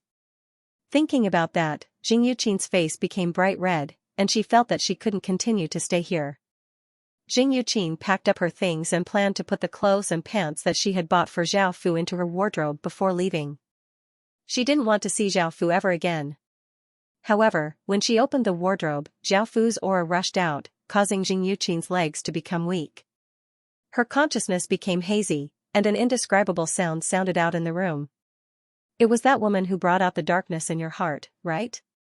The 6 desires celestial art is a celestial art, and even I can't fully grasp its power. I already knew about the darkness in your heart, so Zhao Fu, you should completely turn into darkness. It'll be of great help to both you and Qin. The Golden Dragon's voice sounded incredibly tempting as if it had great benefits and tried to persuade Zhao Fu. However, Zhao Fu immediately refused, saying, "Don't try that. I won't do that. I don't want to personally kill the people closest to me. I also don't want to kill Bai Qi, Li Si, and the others. Also, isn't your 6 desires celestial art a bit too evil and domineering? I feel like something's off. And I can't control it anymore." The Golden Dragon explained, "This will depend on your willpower. As a celestial art that leans towards the demonic path, how can it not be domineering?" Hearing the Golden Dragon's words, Zhao Fu nodded and had nothing else to say. In the end, he had to rely on himself. This time, there were only 8 mounts, not 10. Zhao Fu felt that there were 8 legatees. After all, these mounts' bloodlines were quite terrifying. Zhao Fu had personally seen the first-ranked Sky Desolation Azure Dragon before, so he naturally knew how powerful it was. The top 4 bloodlines all came from the 4 Guardian Beast bloodlines, and from there, Zhao Fu learned the names of the remaining 3 Guardian Beasts. The last 4 were all monsters from legends. Even though their bloodlines could not compare to the Guardian Beast bloodlines, they definitely had great power and potential. Instead of using trial points to exchange for these 8 eggs, one had to use their status as a legatee. This meant that each person could only have one. Now that Zhao Fu had an Earthrealm mark, Zhao Fu wondered if he could directly exchange for it. Zhao Fu couldn't help but place his hand on the exchange stone steel, planning to give it a try. However, Zhao Fu was disappointed, he was unable to exchange for it. Zhao Fu laughed and said, "I was just being too naive." Soon, it was midnight again, and the trial festival was about to begin. A massive explosion sounded out in the sky, sounding like a war drum. Countless rainbow-colored lights descended from the deep blue sky, looking incredibly beautiful and dreamlike. Zhao Fu stretched out his hand and caught the rainbow-colored lights, and a system announcement sounded out, "Would you like to enter the trial space?" Without hesitating, Zhao Fu chose yes. Zhao Fu's body gave off a rainbow-colored light, and his body gradually became hazy before disappearing. Zhao Fu appeared on a small hill. The sky here was blood-red, and the moon was also blood-red. There was a deathly and eerie aura everywhere, making it seem quite terrifying. Everyone's trial was different, so it was impossible to form teams and had to rely on themselves. At that moment, Zhao Fu felt that all of his power had been sealed. No matter if it was his equipment, bloodline, or cultivation base, they were all useless. He had become an ordinary person, and his stats were the weakest. Zhao Fu felt that he didn't have any special privileges. He had already obtained 2 Earthrealm marks, so shouldn't he at least get some benefits? Suddenly, there was some movement in the surroundings, and Zhao Fu immediately chose to hide. Right now, Zhao Fu did not have any power, nor did he have a weapon. He did not know what was going on, so Zhao Fu could only choose to hide. A soldier walked out from the side. His face was deathly pale, and his eyes were blood-red. He looked quite savage, and he wore iron armor. His hands hung by his sides, and he held an iron sword as he panted like a wild beast. Zhao Fu's eyes narrowed and his expression became serious. This soldier's strength was around stage 1, and with Zhao Fu's current strength, he wouldn't be able to defeat him. If you died in the trial space, you would be sent out. Each person had 7 chances to enter the trial space, which was 7 days. You could only enter once a day, and if you died, you would have to wait until the next day to re-enter. The trial space's flow of time was different to the Heaven Awakened world's flow of time. Perhaps a few years in the trial space would only be a few hours in the Heaven Awakened world. As such, he could not act rashly because he did not lack time. Zhao Fu could not defeat a stage 1 corpse soldier, and he did not know what was going on in the trial space. Zhao Fu hid in a bush and held his breath as he watched the corpse soldier slowly leave. He did not know what to do, so he could only walk around and see if there were any weaker monsters. After walking around for a while, Zhao Fu was once again disappointed because the weakest monsters here were stage 1 corpse soldiers. The beginner monsters were simply too powerful, and Zhao Fu did not have anything, so how could he win? When he thought about that, Zhao Fu did not know what to do. After walking for a while, he felt quite tired and decided to rest for a while. Clang, clang, suddenly, Zhao Fu heard the sound of weapons clashing. Zhao Fu mustered up his courage and walked over to take a look. He saw 10 or so corpse soldiers fighting, continuously slashing out blood-red sword chi and roaring like wild beasts. Do corpse soldiers fight? Zhao Fu found a very useful piece of information, and Zhao Fu did not dare to stay any longer because a cavalryman riding on a corpse horse had appeared. This cavalryman had stage 2 strength and was most likely a hobgoblin. Zhao Fu was worried that he would be discovered, so he could only choose to leave. Otherwise, he would not even have the chance to run. After walking for a while, Zhao Fu found another corpse soldier. This time, Zhao Fu was not as afraid as before, and he memorized its location before leaving. Following this, Zhao Fu found a sturdy pillar and threw a stone at a corpse soldier in the distance. The stone hit the corpse soldier's armor, causing a clang to ring out.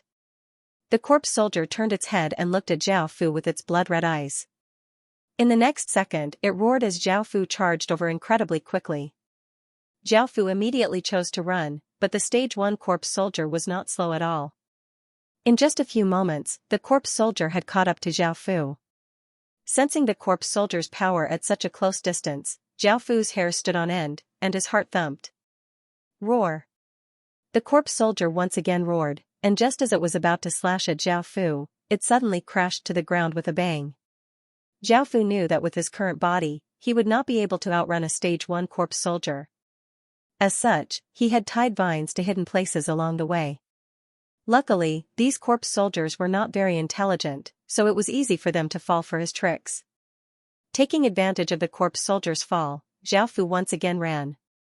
The corpse soldier furiously crawled up from the ground and charged at Zhao Fu, its aura even more ferocious than before. However, Zhao Fu used the vines to escape a few times. In the end, he led him to another corpse soldier, and as expected, the 2 corpse soldiers started to fight. Neither of the 2 corpse soldiers had any intelligence, and they madly attacked each other without any fear. One of the corpse soldiers stabbed its sword into the corpse soldier's chest, while the other corpse soldier raised its sword and cut off the other corpse soldier's hand. The corpse soldier with the severed arm furiously slashed out, sending the other corpse soldier flying. Zhao Fu watched from the side and found a few useful pieces of information. These corpse soldiers could only be killed by attacking their hearts and heads. Attacking other parts of their bodies would be useless. A while later, one of the corpse soldiers stabbed its sword into the other corpse soldier's heart, causing the other corpse soldier to fall to the ground and die. Traces of blood-red qi flowed out of its body and entered the victorious corpse soldier's body. However, this corpse soldier was heavily injured. One of its arms was broken, and it could not walk steadily. Most importantly, it could not release that blood-red sword qi. Zhao Fu did not act and watched as the corpse soldier killed the other corpse soldier and slowly left. He walked over to the dead corpse soldier, took off its armor, and picked up its iron sword. The iron sword was still intact, but there were a few holes in the armor. However, the holes were quite small and had some defensive power, which was better than nothing. Corpse soul sword, a sword that a corpse soldier wields. By killing other corpse soldiers, it can obtain blood-red qi and advance. It is a piece of soul equipment that can be fused with a soul. Corpse soul armor, a corpse soldier's armor. By killing other corpse soldiers, it can obtain blood-red qi and advance. It is a piece of soul equipment that can be fused with a soul. This was quite strange, it was actually a piece of soul equipment that could be fused with a soul. This was the first time that Zhao Fu had seen something like this. After equipping the weapon and armor, Zhao Fu felt a bit more confident. After catching up to the heavily injured corpse soldier, it roared and rushed over, slashing its sword at Zhao Fu. Zhao Fu used a sword to block, but he was forced back 4 or 5 steps. The web between his thumb and index finger split open, and traces of blood flowed out. Zhao Fu had underestimated this corpse soldier. Even though it was heavily injured, it was not easy to deal with. As such, Zhao Fu could only dodge and continue to whittle away at the corpse soldier's strength. After a while, the corpse soldier was unable to move and was unable to attack Zhao Fu. Zhao Fu had finally whittled away at the corpse soldier's strength, and Zhao Fu started to face it head-on. The corpse soldier slashed at Zhao Fu with its sword, and Zhao Fu dodged to the side and stabbed the sword into the corpse soldier's heart. Zhao Fu had stage 5 cultivation and had fought many battles. If their strength was about the same, it would have been quite easy for Zhao Fu to kill the corpse soldier. Zhao Fu pulled out the sword and the corpse soldier's corpse fell to the ground. Traces of blood-red qi flowed into Zhao Fu's body, and Zhao Fu received 3 system announcements. System announcement. Corpse soul sword has obtained 10 corpse soul qi. System announcement. Corpse soul armor has obtained 10 corpse soul qi. System announcement. You have killed a corpse soldier and gained a corpse soldier profession. You can now level up by killing corpse soldiers. Zhao Fu felt quite shocked as he looked at his corpse soldier profession. It was now a level 1 corpse soldier, and it felt just like a game. He could kill monsters to obtain experience and obtain all sorts of stats after leveling up. At the same time, Zhao Fu's aura became like a corpse ghost's. He did not know how other people's trial spaces were like, but now Zhao Fu had some ability to resist. Although he could not fight corpse soldiers directly, it was not a problem to bully some old and weak ones. Then, Zhao Fu began to search around, specifically looking for the crippled and heavily injured corpse soldiers. 3 hours later, Zhao Fu chopped off the corpse soldier's head and leveled up to level 2, which meant that he had stage 0 to 5 cultivation. Because Zhao Fu was only looking for crippled soldiers, there weren't many of them and they were quite difficult to find, so leveling up was quite slow. It took him 3 hours to level up once. However, now that he had stage 0 to 5 cultivation, he could consider fighting stage 1 soldiers by himself. Moreover, the corpse soul sword and corpse soul armor were both stage 2 now. Zhao Fu started to find corpse soldiers to fight, but the situation was not as good as Zhao Fu had expected. After all, he only had stage 0 to 5 cultivation, and it was quite difficult for him to fight a stage 1 corpse soldier. Zhao Fu used his full strength and slashed out a blood-red sword qi, sending the corpse soldier in front of him flying. However, he also received some injuries. The corpse soldier that had fallen to the ground once again got up and rushed at Zhao Fu. Zhao Fu's expression became savage as he also rushed up. After fighting for a while, Zhao Fu finally killed the corpse soldier. However, Zhao Fu had spent more than an hour and had taken some damage, so he was at a great disadvantage. However, there was nothing he could do. He could only hope that after reaching level 3, he would have stage 1 strength, and he would be able to kill corpse soldiers faster. After continuing to search for corpse soldiers, Zhao Fu walked into a dense thicket and found that there was a cliff that was hundreds of meters tall. Luckily, Zhao Fu did not move very quickly, so he stopped. Otherwise, if he was not careful, he might fall off. Seeing this cliff, Zhao Fu felt a trace of inspiration and thought of a way to quickly kill corpse soldiers. A few hours later, Zhao Fu threw a rock at a corpse soldier, hitting its head. In the next moment, the corpse soldier madly rushed at him, and Zhao Fu turned and ran. Because he now had stage 0 to 5 cultivation, his speed had greatly increased. Adding on the distance between them, even though the corpse soldier was hot on his heels, he was not hit. Looking at the familiar thicket in front of him, Zhao Fu unhesitatingly rushed in, and the corpse soldier behind him roared as it rushed in. Bang! A muffled sound rang out, and it sounded like something had fallen from a high altitude. On the cliff, Zhao Fu held onto a vine and looked down at the corpse soldier that had been smashed into meat paste. He smiled, and because of this, he received 3 system announcements. System announcement. Corpse Soul Sword has obtained 10 Corpse Soul Chi. System announcement. Corpse Soul Armor has obtained 10 Corpse Soul Chi. System announcement. You have killed a corpse soldier and obtained 100 Corpse Soul Chi. This counted as a corpse soldier that Zhao Fu had killed, and Zhao Fu decided that he would be able to use this method to kill a large number of corpse soldiers. Another 5 hours later, Zhao Fu did not know whether or not it was night in the trial space, but it was always the same color. Through this method, Zhao Fu successfully leveled up to level 3 and obtained stage 1 cultivation. Now, Zhao Fu did not have to be afraid at all. Seeing a corpse soldier in front of him, Zhao Fu quickly rushed up and his sword gave off a blood-red sword chi as he started to attack the corpse soldier. After a few exchanges, Zhao Fu easily killed the corpse soldier.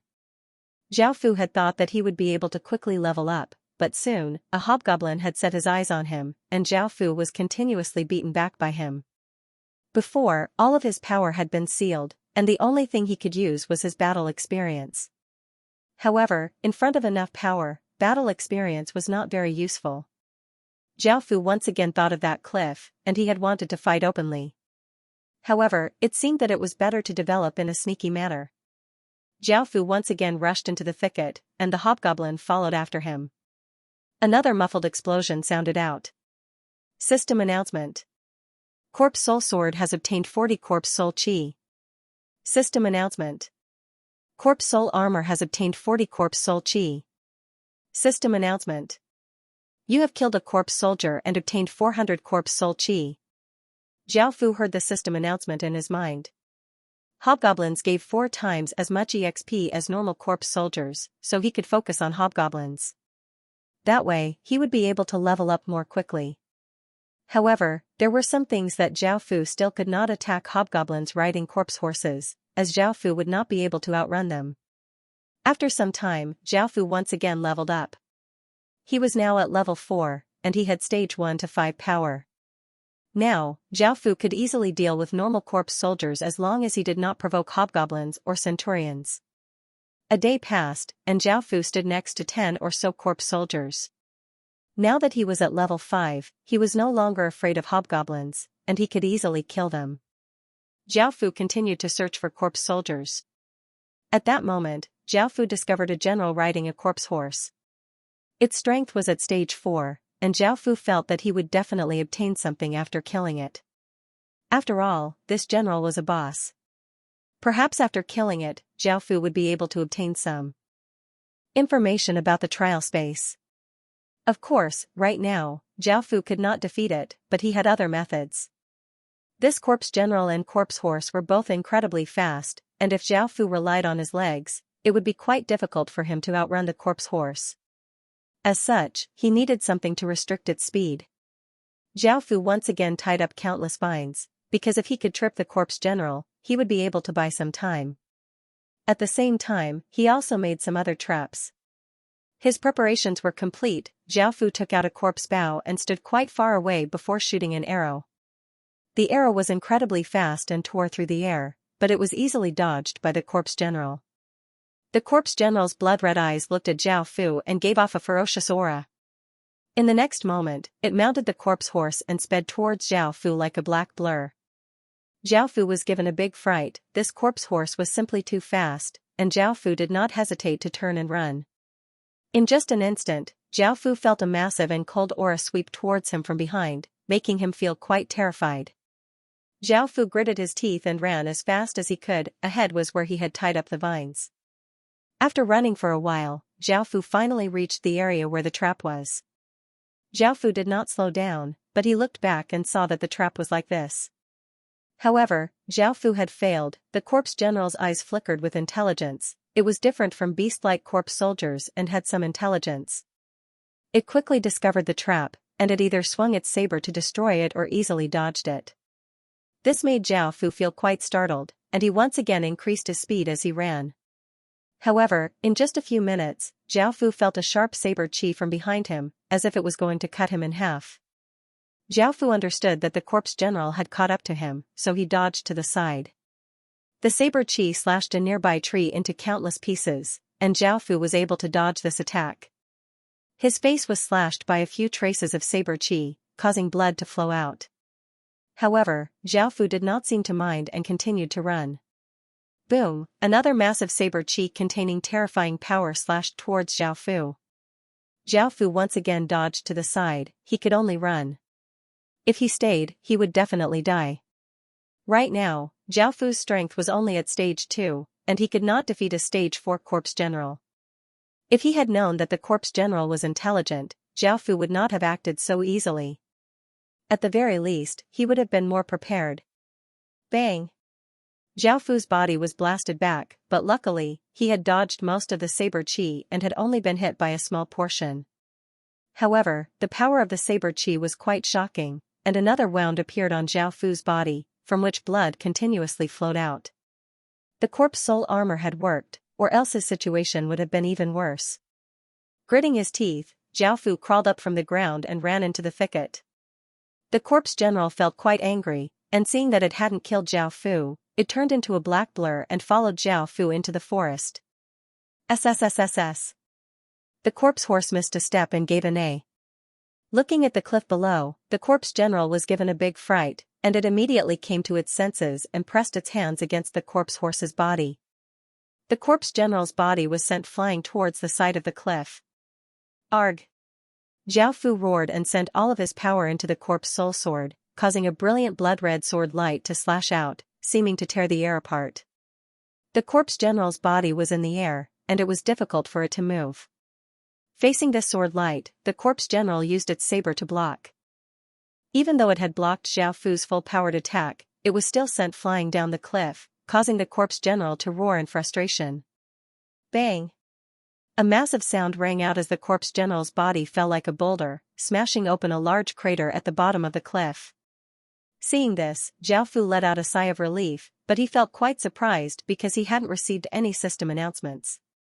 Could it be that the corpse general wasn't dead after falling from such a high place? After reaching the bottom of the cliff, Zhao Fu cautiously walked towards the corpse general. Seeing that the corpse general was on its last breath, Zhao Fu felt at ease and slashed out, killing the corpse general. Apart from a system announcement, it also dropped a few items. The corpse soul saber was useless against Zhao Fu, as he didn't know how to use it. However, Zhao Fu equipped the corpse general's corpse soul armor, which was level 8 and had powerful defensive power. Apart from equipment, it also dropped 2 other items. One was a command medallion. The command medallion was as big as a palm and seemed to be made of iron. It was black and felt cold to the touch, and there was an image of a corpse soldier on it. Corpse soldier medallion. With this corpse soldier medallion, you will automatically change your profession to a corpse general and have 300 corpse soldiers submit to you. This was quite useful to Zhao Fu, as he could directly control 300 corpse soldiers. Thinking about how quickly he would level up in the future, Zhao Fu grinned, as expected from something that he had obtained after taking such a risk. The second item was an orb of light, and after looking at it, Zhao Fu found that it was a memory orb. After using it, he could obtain the corpse general's skills and some of its memories. This was quite important to Zhao Fu. Right now, Zhao Fu still didn't understand what was going on in the trial space, so this information was incredibly important to Zhao Fu. After using the memory orb, Zhao Fu obtained a few skills, but they were all saber techniques, so Zhao Fu wasn't interested in them. After looking through the memories, what shocked Zhao Fu was that not only did this trial space have many villages, but it also had cities and city lords, and the city lords here had city lord seals. Even though the cities here were all basic cities, with the city lord seal's power, they would be able to instantly kill Zhao Fu, and Zhao Fu wouldn't be able to retaliate at all. Zhao Fu looked through the memories and understood how he had to complete the trial space. He had to obtain at least one corpse soul city to complete the trial space. Even though he knew what he had to do, when Zhao Fu thought about how many corpse soul cities there were, he couldn't help but feel a great mental blow, and the joy he had felt from obtaining the corpse soldier medallion instantly disappeared. Let alone 300, even if Zhao Fu had 3,000 corpse soldiers, he wouldn't be able to take down a city. After all, each city had at least 100,000 corpse soldiers, and the city lord had a city lord seal. Zhao Fu had no hope at all. It was almost certain that he would lose. However, after thinking about it, Zhao Fu decided that since he couldn't take down a corpse soul city, he could make a move on a corpse soul town and level it up to a basic city. That way, he would still be able to complete the trial space. There was no time here, so this was the most feasible method. After putting everything away, Zhao Fu left this place and gathered 300 soldiers. This was Zhao Fu's most basic force, and it was incredibly important to Zhao Fu's future plans. At the same time, Zhao Fu looked for villages or towns. Although this was a village, it was more like a monster's nest. The corpse soldiers and corpse ghosts here did not have any intelligence, and they would only madly attack people like wild beasts. Because they were all from the same village, they did not attack each other. The corpse soul village that Zhao Fu had found had 330 people. There were 260 corpse ghosts and 70 corpse soldiers, which was not very strong. Zhao Fu had 300 corpse soldiers with him. These corpse soldiers did not have any intelligence, so Zhao Fu could not command them. As such, he could only charge and find a chance to launch a sneak attack. The corpse soul village did not have any fences, and there were only some dilapidated houses. The corpse ghosts and corpse soldiers were scattered all over the place, and there was no one on guard. This was very normal, because what could a group of mindless corpse soldiers do? Now that Zhao Fu had become a corpse general, he was much more powerful. This time, Zhao Fu led 300 corpse soldiers in, and both sides roared as they ferociously fought. However, it was evident that Zhao Fu's side had the advantage, and the corpse soul village was continuously pushed back. At that moment, Zhao Fu killed his way towards the center of the village, where the city creation stone was. Roar! A massive roar sounded out as a corpse ghost that was twice as big as a normal corpse ghost rushed out. It was most likely the corpse ghost chief. Zhao Fu's eyes narrowed as he slashed out with his sword, sending out a sharp sword chi towards the corpse ghost chief. The corpse ghost chief slashed out with its sharp claws, sending out a blade of air. Bang! An explosion sounded out as the sword chi and blade of air collided.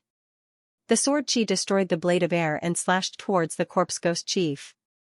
The corpse ghost chief gathered its strength and blocked with its hands, but it was forced back 5 or 6 steps. A corpse ghost chief that had 300 villages was not very strong. Zhao Fu rushed up and sent his power into the corpse soul sword, causing it to give off a sharp blood-red light. The corpse soul chief raised its sharp claws and swiped at Zhao Fu, but Zhao Fu's blood-red sword slashed diagonally, cutting off the corpse soul chief's arm. The corpse soul chief roared in pain and swiped at Zhao Fu with its other claw. At that moment, Zhao Fu did not dodge or retreat. Instead, he rushed forwards, gripped his sword with both hands, and stabbed towards the corpse soul chief. Pooh!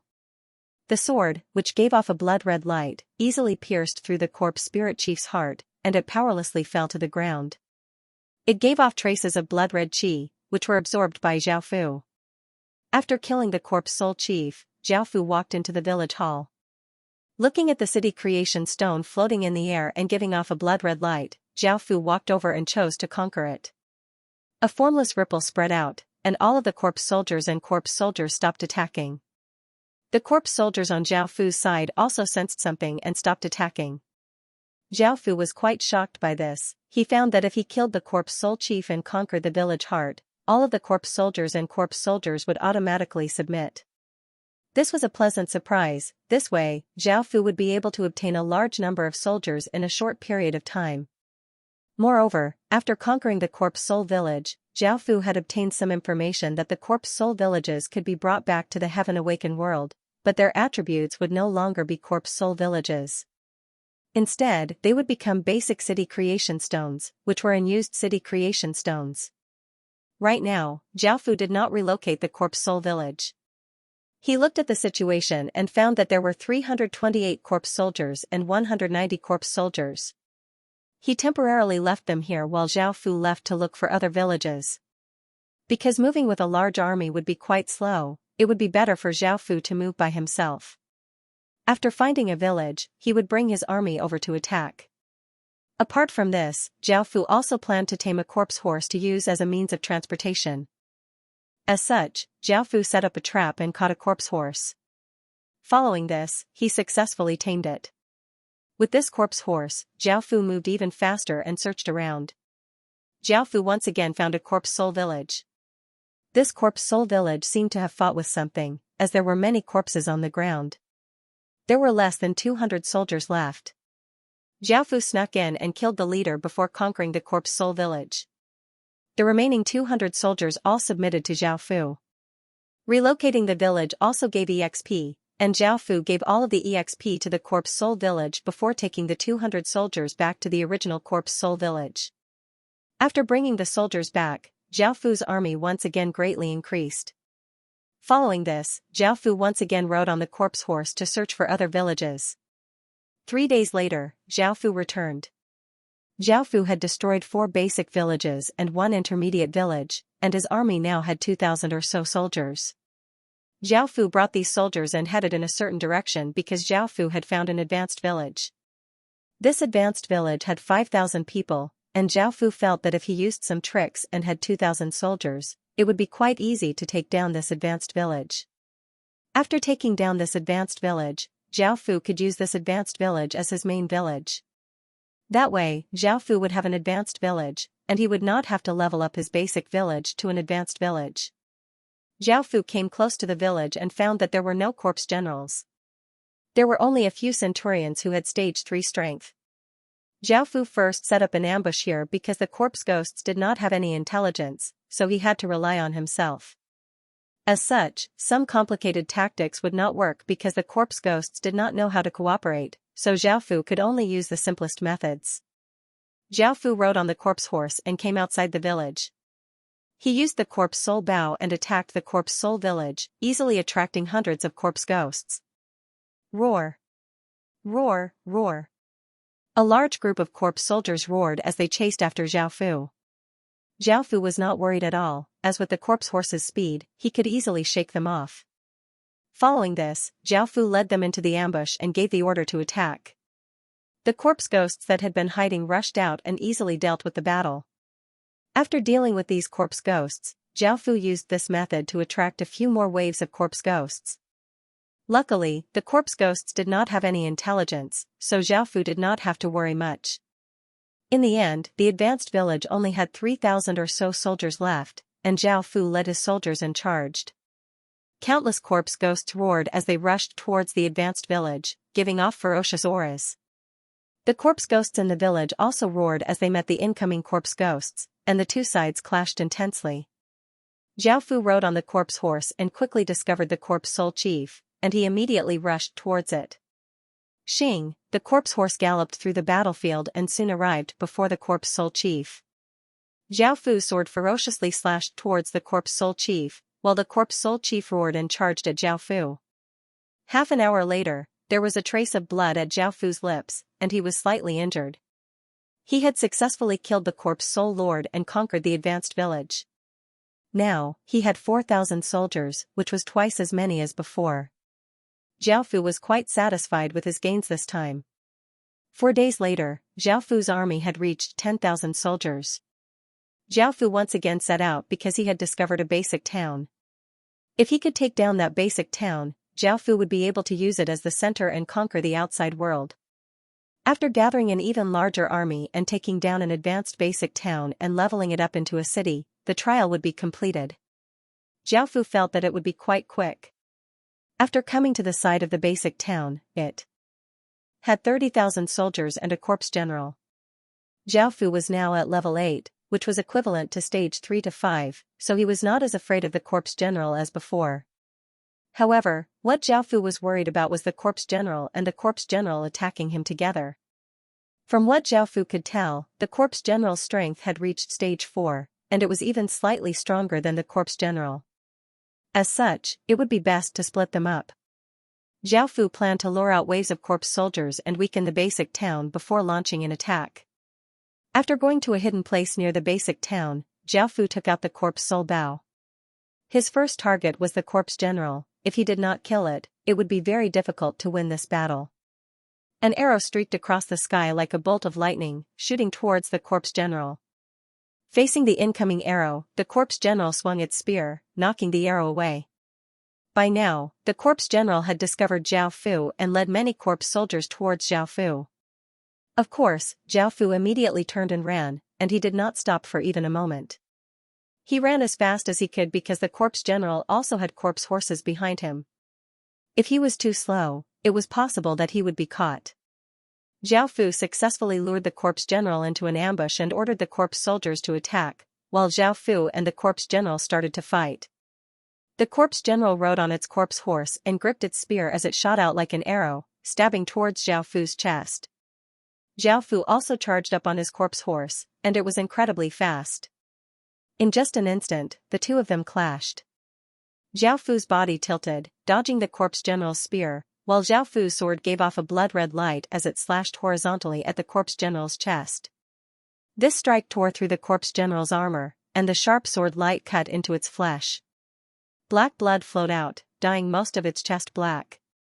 However, before Zhao Fu could feel happy, the corpse general stabbed out with its spear, and Zhao Fu felt a massive force hit his back, causing him to be knocked off his horse and fall to the ground. The corpse general turned its horse around and ferociously looked at Zhao Fu as it raised its spear and once again charged at him. Zhao Fu got up from the ground and gripped his sword with both hands, a serious expression on his face. Clatter, clatter, clatter, the corpse general once again arrived in front of Zhao Fu, and its spear gave off a spear light as it stabbed towards Zhao Fu's throat. In this incredibly dangerous moment, Zhao Fu's body leaned down and he slashed out with his sword, sending out a blood-red arc of light. SSSS. The corpse horse's legs were cut off, and it gave off a pained howl. Its body crashed to the ground, kicking up some dust, and the corpse general heavily crashed to the ground. Zhao Fu grasped this opportunity and slashed at the corpse general, who was just about to stand up, sending it flying. The corpse general's body flew back 7 or 8 meters before once again crashing to the ground. By now, Zhao Fu had caught up. The corpse general was heavily injured, and it looked quite wretched. Seeing Zhao Fu rush over, it swept out with its spear. Zhao Fu could only stop and dodge the spear, and the corpse general used this opportunity to stand up. The corpse general seemed to want to retreat, and it knew that it could not defeat Zhao Fu, so it wanted to run. Its spear gave off a large amount of cold light, and it once again forced back Zhao Fu, causing the corpse general to turn and run. However, how could Zhao Fu let it go? He immediately chased after it, and after a few attacks, he managed to chop off the corpse general's head. The corpse general dropped a few more items, which were the same as the corpse general from before, and Zhao Fu did not pay much attention to them. The corpse soldiers that had been lured into the trap were all killed by Zhao Fu's side, and Zhao Fu rode his corpse horse to the side of the town and lured out some more corpse soldiers. After killing a few more waves of corpse soldiers, Zhao Fu started to attack the town, and he immediately found the corpse soul boss. This corpse soul boss was many times bigger than ordinary corpse soldiers, and it looked more like a monster than a person. It was 6 meters tall and had taut muscles. Its face was savage, and its skin was gray-white. It had a pair of sharp claws that gave off a cold light that seemed to be able to easily cut through steel. Zhao Fu's expression was quite serious, and he knew that this corpse soul boss would not be easy to deal with. However, Zhao Fu still rushed up, as only by killing it would he be able to obtain the town. Roar! the corpse soul boss roared and charged at Zhao Fu. It slashed out with its claws, sending out 5 blades of air towards Zhao Fu. Zhao Fu swung his sword, sending out a few arcs of sword light that destroyed the incoming blades of air. Boom! At that moment, the corpse soul boss suddenly sped up and leapt over 10 meters, arriving in front of Zhao Fu. It slapped out with its claws, and the massive power caused the air to explode. Zhao Fu was given a big fright and blocked with his sword, but he was still sent flying. Zhao Fu stabilized his body in the air, and before he could do anything, the corpse soul boss once again appeared in front of Zhao Fu and slashed out with its claws. Zhao Fu twisted his body, narrowly dodging this attack. However, the corpse soul boss's blades of air were incredibly sharp, and without the protection of the corpse soul armor, Zhao Fu would have been injured again. Just as the corpse soul boss attacked, Zhao Fu grasped this opportunity and slashed out, opening up a 30-centimeter-long gash on the corpse soul boss's abdomen, causing black blood to flow out. Roar! The corpse soul boss furiously roared and raised its fists, smashing them towards Zhao Fu. Zhao Fu dodged to the side, and the corpse soul boss punched out a large crater in the ground. Zhao Fu grasped this opportunity and suddenly rushed up, his sword giving off a blood-red sword light as he slashed towards the corpse soul boss. The blood-red sword light slashed open the corpse soul boss's shoulder, and the gash was incredibly deep, causing blood to flow out. The corpse soul boss howled in pain, and its body gave off a blood-red aura. The blood-red aura turned into blood-red insects that flew towards Zhao Fu. Zhao Fu was given a big fright and quickly retreated. He continuously swung his sword, sending out arcs of light that killed the countless snakes that shot at him. However, just as he blocked off the countless blood-red insects, a massive figure appeared beside him. Bang! A muffled explosion sounded out as Zhao Fu was sent flying 10 or so meters by the corpse soul boss's punch, and he only stopped after crashing into a wall. The corpse soul chieftain heavily punched out, shattering the blood-red sword light and rushing at Zhao Fu like a savage beast. Zhao Fu quickly dodged to the side, and the corpse soul chief's massive body smashed through a wall, causing debris to fly everywhere and dust to fly everywhere. At that moment, Zhao Fu's expression became cold, and he once again rushed up and slashed at the corpse soul chieftain's leg.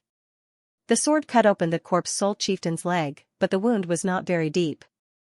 Zhao Fu sent all of his power into the sword, causing it to give off an incredibly sharp sword light.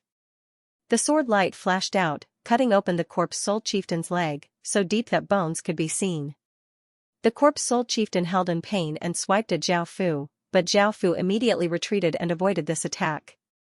The battles between the other corpse souls were also incredibly intense, but the town's side had a greater advantage, as they had more people than Zhao Fu's side. Seeing this, Zhao Fu felt that he had to hurry, or else if these corpse souls died, Zhao Fu would be surrounded and attacked. Looking at the incoming corpse soul chieftain, Zhao Fu's expression became completely serious. He gripped his sword with both hands and stood there, giving off a formless aura. The corpse soul chieftain reached Zhao Fu and swiped down with its claws, sending out 5 rays of cold light. Just as it was about to hit Zhao Fu's body seemed to turn into an afterimage as he dodged to the side, and he gripped his sword with both hands and stabbed it into the corpse soul chieftain's stomach. Bang! At that moment, the pained corpse soul chieftain swung its hand, sending out a gale that hit Zhao Fu's head, and Zhao Fu's body was sent flying. Zhao Fu crashed 7 meters away, and blood flowed out of his head. Zhao Fu vigorously shook his head, dispelling the dizziness in his head. He then looked up and thought of the corpse soul chieftain. Zhao Fu's sword was still stabbed into the corpse soul chieftain's stomach, and he did not have a weapon. Zhao Fu looked around and picked up a level 1 corpse soul spear not too far away. Swish swish swish, the corpse soul boss slashed out with all its strength, and 5 blood-red blades of energy tore through the air towards Zhao Fu. Zhao Fu dodged to the side and avoided 2 of the chi blades, but he could not avoid the remaining 3. Zhao Fu could only raise his spear horizontally in front of him. Clang! Clang! Clang! The 3 blood-red chi blades collided with the long spear, causing sparks to fly. Zhao Fu was forced to take 3 steps back. At that moment, the corpse spirit chief once again appeared in front of Zhao Fu. Its claw ferociously slammed down, seeming to have the power to split rocks. Zhao Fu once again dodged to the side, ignoring the sharp claws that slashed at his face. He gripped his spear with both hands and stabbed it through the corpse spirit chief's chest. Dark blood sprayed all over Zhao Fu's face, but this could only heavily injure it and not kill it. Only its heart and head were fatal points. Roar! The corpse spirit chief roared in pain and madly attacked at Zhao Fu. Zhao Fu immediately retreated and slashed at it with a corpse soul spear. By now, the corpse spirit chief had gone completely berserk. Its body gave off large amounts of blood-red aura, and it gave off a ferocious aura as it charged at Zhao Fu, randomly attacking. Zhao Fu calmed down and stood his ground, not moving at all. Just as the corpse spirit chief raised its claws and was about to attack Zhao Fu stepped out, gripped his spear, and stabbed out like a bolt of lightning. Pooh! The spear pierced through the corpse spirit chief's heart, and the gray-white tip of the spear pierced through its chest. The corpse spirit chief let out a final cry before falling to the ground, dead, and countless traces of blood-red light flowed into Zhao Fu's body. Zhao Fu let out a sigh of relief and looked at the items that the corpse spirit chief had dropped. He casually picked them up and saw a blood-red, rhombus-shaped crystal that gave off a faint blood-red light. Corpse Soul Blood Crystal, this item can be taken out of the trial space. After using it, one will obtain a Corpse Soul Beast bloodline. This bloodline is extremely powerful, but it has powerful side effects, so use it with caution. Looking at this Corpse Soul Blood Crystal, Zhao Fu thought of how ugly and unintelligent the corpse spirit chief was. He was not interested in this corpse soul beast bloodline at all. The second item was a circular, blood-red crystal that gave off a cold and eerie aura. It was not clear what it was. Corpse soul equipment, a mysterious item that can be used to unleash a corpse soul barrier. This item can be taken out of the trial space. After looking at these two items, Zhao Fu felt that they were useless to him, but he still put them away. Looking at the intense battles around him, Zhao Fu quickly went to the town hall and chose to conquer the town. A blood-red ripple spread out with the town at the center, and all of the corpse soldiers and ghouls once again stopped fighting, becoming Zhao Fu's subordinates. However, Zhao Fu was not happy at all, and his expression became quite serious because when he conquered the town, he received a system announcement. System announcement. You have conquered a town under the Corpse Soul Lord's rule. You have incurred the hostility of the Corpse Soul Lord. Zhao Fu knew about the Corpse Soul Lord. It was a city lord, the ruler of a region, and it had the power of a city lord's seal. Zhao Fu felt that he could not stay in this region anymore. Luckily, this was a town, so he would not lose a level after relocating it. Zhao Fu did not hesitate and chose to relocate the town. He planned to take his soldiers and leave this region, as he could not defeat a single city lord. Rumble. Suddenly, a massive sound rang out, sounding like countless beasts charging. Zhao Fu's expression fell, and he rushed out of his house. He saw at least 100,000 corpse soldiers flooding into the town, and there was a woman standing in the sky. This woman wore scaled armor and held a blood-red sword. She had short hair and a pale face. She was quite beautiful and had a slim figure, but her blood-red eyes were filled with cruelty and bloodlust. She also had 2 fangs. She was the Corpse Soul Lord, and her body gave off an incredibly terrifying aura that covered the entire town, seeming to cause the heavens and earth to dim. Zhao Fu gulped and felt that this Corpse Soul Lord was quite terrifying. He quickly turned and ran. Right now, Zhao Fu was not a match for the Corpse Soul Lord at all, as it had a city lord's seal and could almost instantly kill the current Zhao Fu. Zhao Fu planned to give up on the other corpse soldiers as well, as 15,000 corpse soldiers would definitely lose against 100,000 corpse soldiers. As such, Zhao Fu could only take the town's city creation stone and leave. With the city creation stone, he could escape to another region and start over. Moreover, this region's boss had come too quickly. Zhao Fu had just conquered the town and received the system announcement, and he had not had any time to react before the Corpse Soul Lord had attacked. Right now, he could only run. He had just conquered her town, so he would definitely be killed by her. If that happened, he would have failed the death trial. However, what Zhao Fu was worried about happened. Standing in the air, the Corpse Soul Lord looked at Zhao Fu, and it lightly raised its bloodless finger and pointed at Zhao Fu. A blood-red aura shot out from its finger and disappeared in a flash. Bang! Zhao Fu inwardly cursed as he crawled up from the ground and turned to run. If he didn't run now, he would definitely die. Zhao Fu had already seen the Corpse Soul Lord's power, and he knew that he wasn't a match for it at all. As such, he didn't dare to stay for even a moment longer. Seeing that Zhao Fu wasn't dead yet, the Corpse Soul Lord expressionlessly stretched out a finger and pointed at Zhao Fu. A gray ray of light once again shot out from its fingertip, bringing with it a terrifying power. It flashed through the sky. Bang! A massive explosion sounded out as a 10-meter-wide crater appeared in the ground. This time, Zhao Fu was prepared and narrowly avoided this attack. The Corpse Soul Lord was still expressionless as it coldly looked at Zhao Fu. It stretched out a palm and pressed it against the air, sending out a formless palm imprint that gave off immense pressure towards Zhao Fu like a mountain. Zhao Fu was greatly startled, and he quickly dodged to the side. Bang! Another massive explosion sounded out as the ground violently trembled and dust flew into the air as a 10-meter-wide palm imprint appeared on the ground. Even though Zhao Fu had dodged the main attack, he was still sent flying 10 or so meters by the shockwave. A trace of blood leaked out of Zhao Fu's lips, and he once again crawled up from the ground. Not many of the soldiers who had submitted to Zhao Fu had been killed, and if he couldn't escape, he would have to face the attacks of hundreds of thousands of corpse ghosts. If that happened, Zhao Fu would definitely be surrounded and killed. However, just as Zhao Fu crawled up, a figure appeared in front of him. Looking at the Corpse Soul Lord in front of him, Zhao Fu's heart sank. He knew that he wouldn't be able to escape, and he sighed, "Am I going to die just like this and fail the trial?" There was no time to think. The Corpse Soul Lord drew the blood-red sword at its waist and prepared to attack. At that moment, Zhao Fu suddenly thought of something, and he knelt down on one knee and offered up the city creation stone as he yelled, "I'm willing to submit to Great Corpse Soul Lord." Zhao Fu had always been domineering. When he attacked other factions, only others would submit to him. He had never thought that he would have such a day. Right now, it depended on others' moods. Otherwise, even if he surrendered, others might not agree. The Corpse Soul Lord evidently had high intelligence, and it looked at Zhao Fu before walking towards Zhao Fu. Zhao Fu started to feel nervous. Even if the Corpse Soul Lord wanted to kill Zhao Fu would not be able to resist at all. Luckily, the Corpse Soul Lord walked over and took the city creation stone from Zhao Fu's hands. It didn't attack Zhao Fu, and Zhao Fu let out a sigh of relief. "I accept your surrender," a hoarse voice sounded out in Zhao Fu's ears. Zhao Fu felt quite surprised. He had never thought that the Corpse Soul Lord would be able to speak, even though its words weren't very fluent. Zhao Fu nodded in response.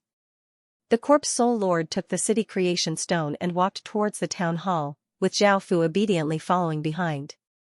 After Zhao Fu surrendered, all of the corpse ghosts stopped attacking and submitted to the Corpse Soul Lord. Following this, the Corpse Soul Lord rebuilt the town and brought Zhao Fu back to the Corpse Soul City.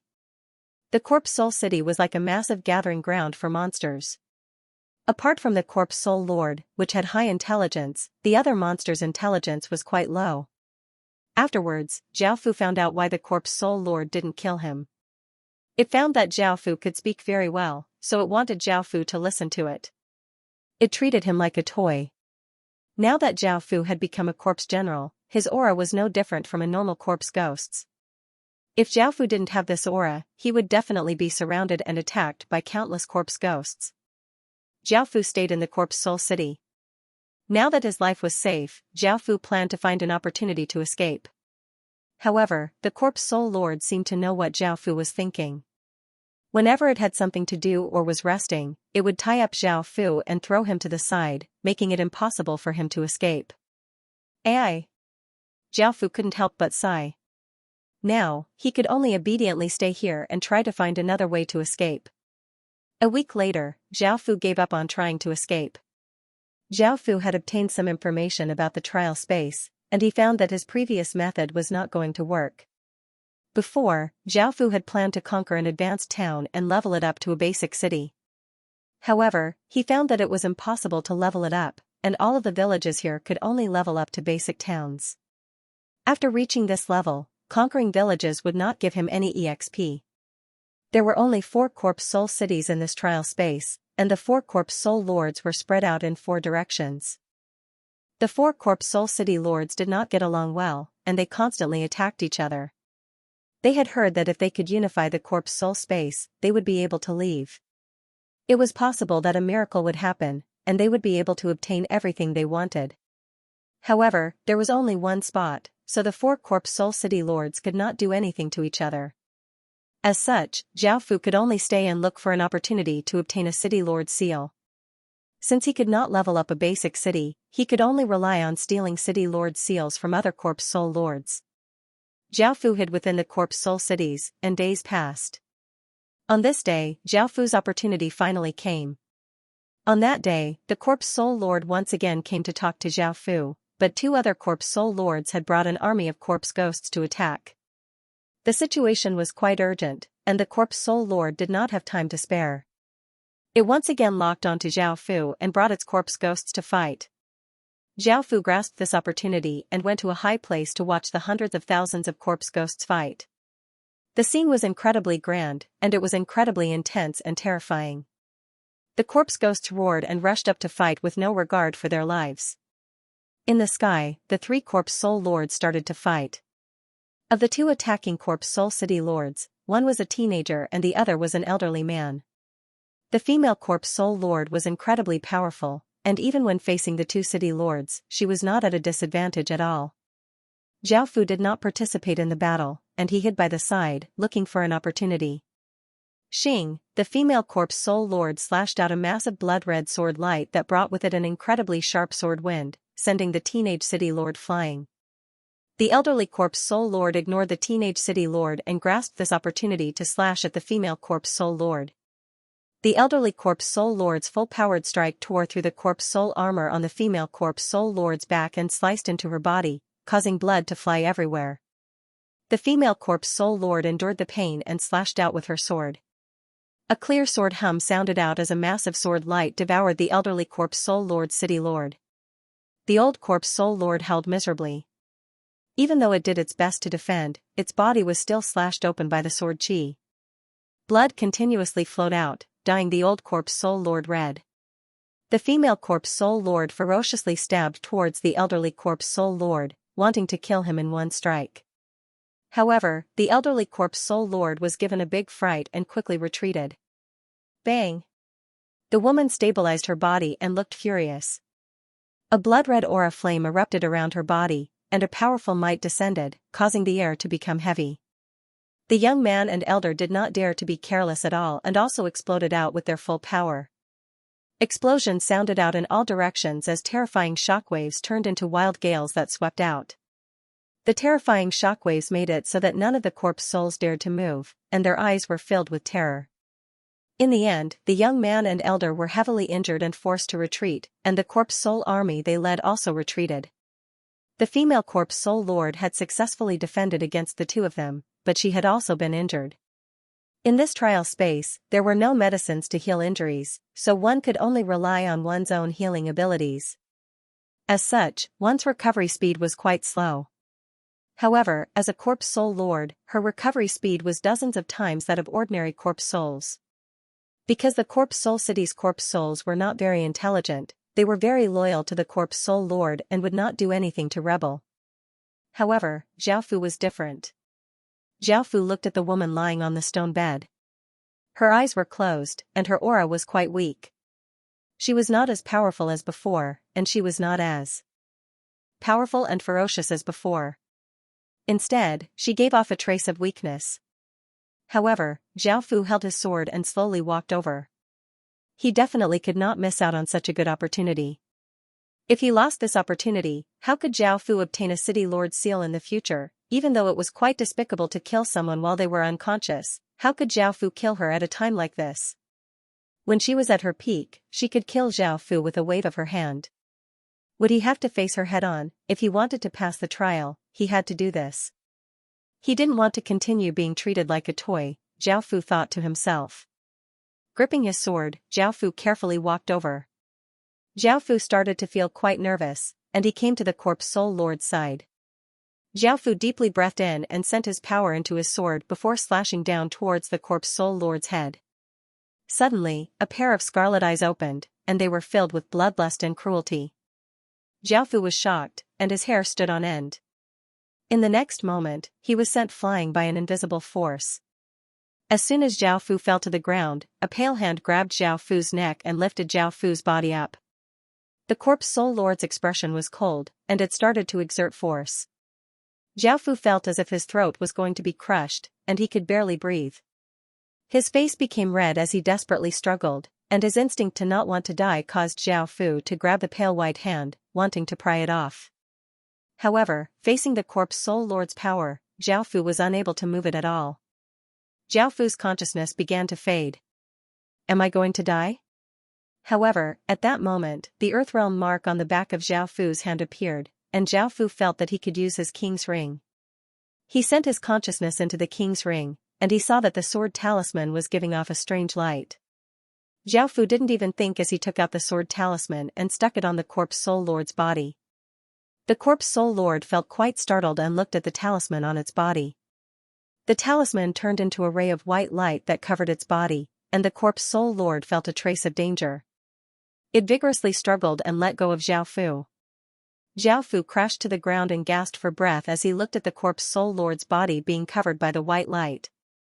It vigorously struggled and roared as it exploded out with terrifying power, trying to break free from the white light.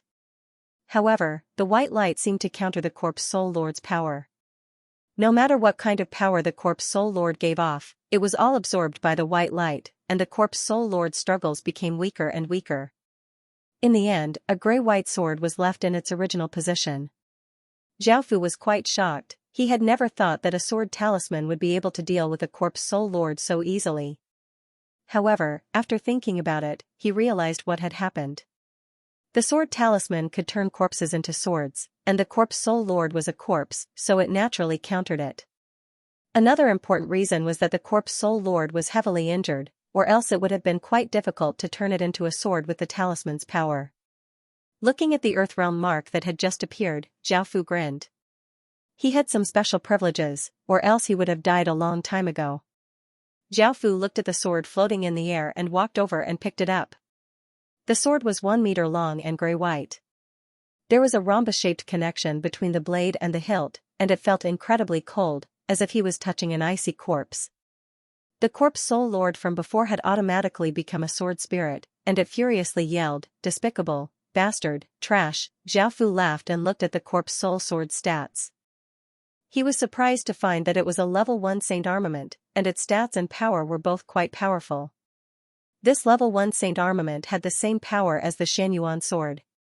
However, the Xianyuan sword was a human path saint armament, and it was the most powerful sword in China. In terms of power, it was definitely more powerful than the corpse soul sword, and sometimes, it might even surpass the Sin Dragon sword. Zhao Fu fastened the sword to his waist and picked up the city lord's seal that the corpse soul lord had dropped. Now that the corpse soul lord had been killed, the entire corpse soul city was thrown into chaos. Zhao Fu quickly went to the city hall and conquered the corpse soul city, taking over all of its forces.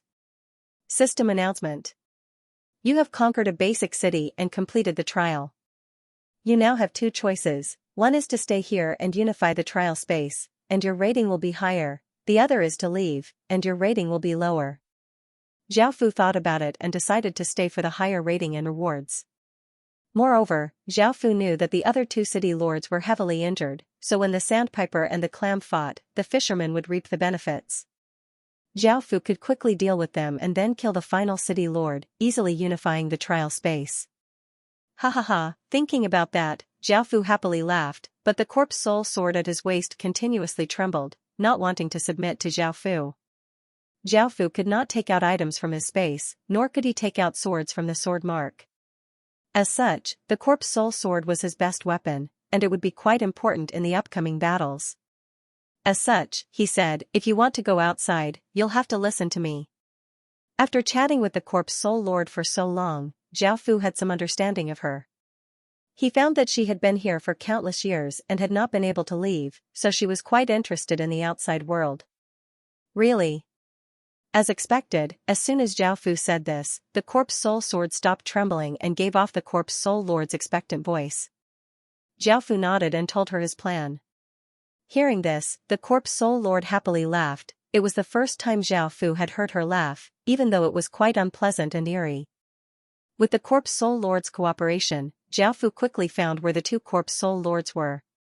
This time, Zhao Fu did not bring any corpse ghosts, as they were too big of a target. Zhao Fu did not want to face them head-on, so he wanted to see if he could sneak in and assassinate the corpse soul lords. That would be much faster and more convenient. After coming close to a zombie city, Zhao Fu found many corpse ghosts tightly guarding the city, looking warily at anyone. It was most likely the corpse soul lord who had ordered them to stand guard, while the corpse soul lord was recovering. Back then, the two corpse soul lords had been forced to retreat, but they had been heavily injured, even more so than the female corpse soul lord from before. Zhao Fu held the corpse soul sword and stealthily snuck into the city. Now that he had the assassin profession, it was incredibly useful. Even though the assassin profession's skills had been sealed, Zhao Fu had not forgotten about his experience as an assassin. Adding on the corpse ghost's low intelligence, it was quite easy for Zhao Fu to sneak into the city. Following this, Zhao Fu found a young man sitting cross-legged on an ancient temple. He was the corpse soul lord, and he was currently recovering from his injuries. There was a bloodstain on his chest, and his aura was quite weak. His injuries were not light, and his eyes were closed as he focused on recovering. Zhao Fu held his breath and held the corpse soul sword. He came 10 meters away from the young man and sent his power into the corpse soul sword. The corpse soul sword gave off a terrifying gray-white sword light, and at that moment, Zhao Fu turned into a black blur and rushed at the young man. The young man sensed something, and suddenly opened his eyes. However, Zhao Fu's sword pierced through his heart, and the gray sword light pierced through his chest. The young man had died in shock, and Zhao Fu felt quite surprised that he had been able to kill him so easily. In actuality, after staying in the corpse soul space for so long, the 4 city lords had always brought their armies to fight, and they had never been assassinated before. Moreover, he had ordered all of the corpse ghosts to be on guard. But today, he had met Zhao Fu, and Zhao Fu had come from the outside world. His way of thinking was different from those in the trial space. More importantly, it was his experience as an assassin. After killing the corpse soul lord, a gray-white stone seal appeared, and Zhao Fu picked it up. The corpse soul city was in chaos, and roars sounded out as the corpse ghosts went out of control. Zhao Fu immediately went to the city hall and chose to conquer it. All of the corpse ghouls returned to normal, but they now obeyed Zhao Fu. Standing next to the city heart, Zhao Fu released the sword spirit from the corpse soul sword, which was the female corpse soul lord from before. Seeing Zhao Fu kill a corpse soul lord so easily, he grinned. After all, their battle had lasted for a long time. Zhao Fu took out the city lord seal that the young man had dropped and gave it to the female corpse soul lord as he said, "See if you can use it." Now that he had 2 city lord seals, they were an important source of battle power, and he couldn't waste them. If he gave them to the other corpse ghouls, they would not be able to unleash the full power of the city lord seals.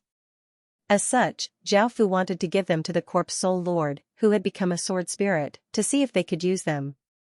The corpse soul lord took the city lord seal from Zhao Fu and tried to activate it. After finding that it worked, it replied, "Yes. I can use it."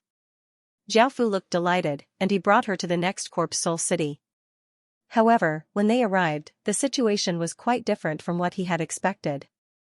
There were 2 armies of corpse ghouls fighting, and a young man was holding a sharp sword in the sky as he continuously attacked an elder.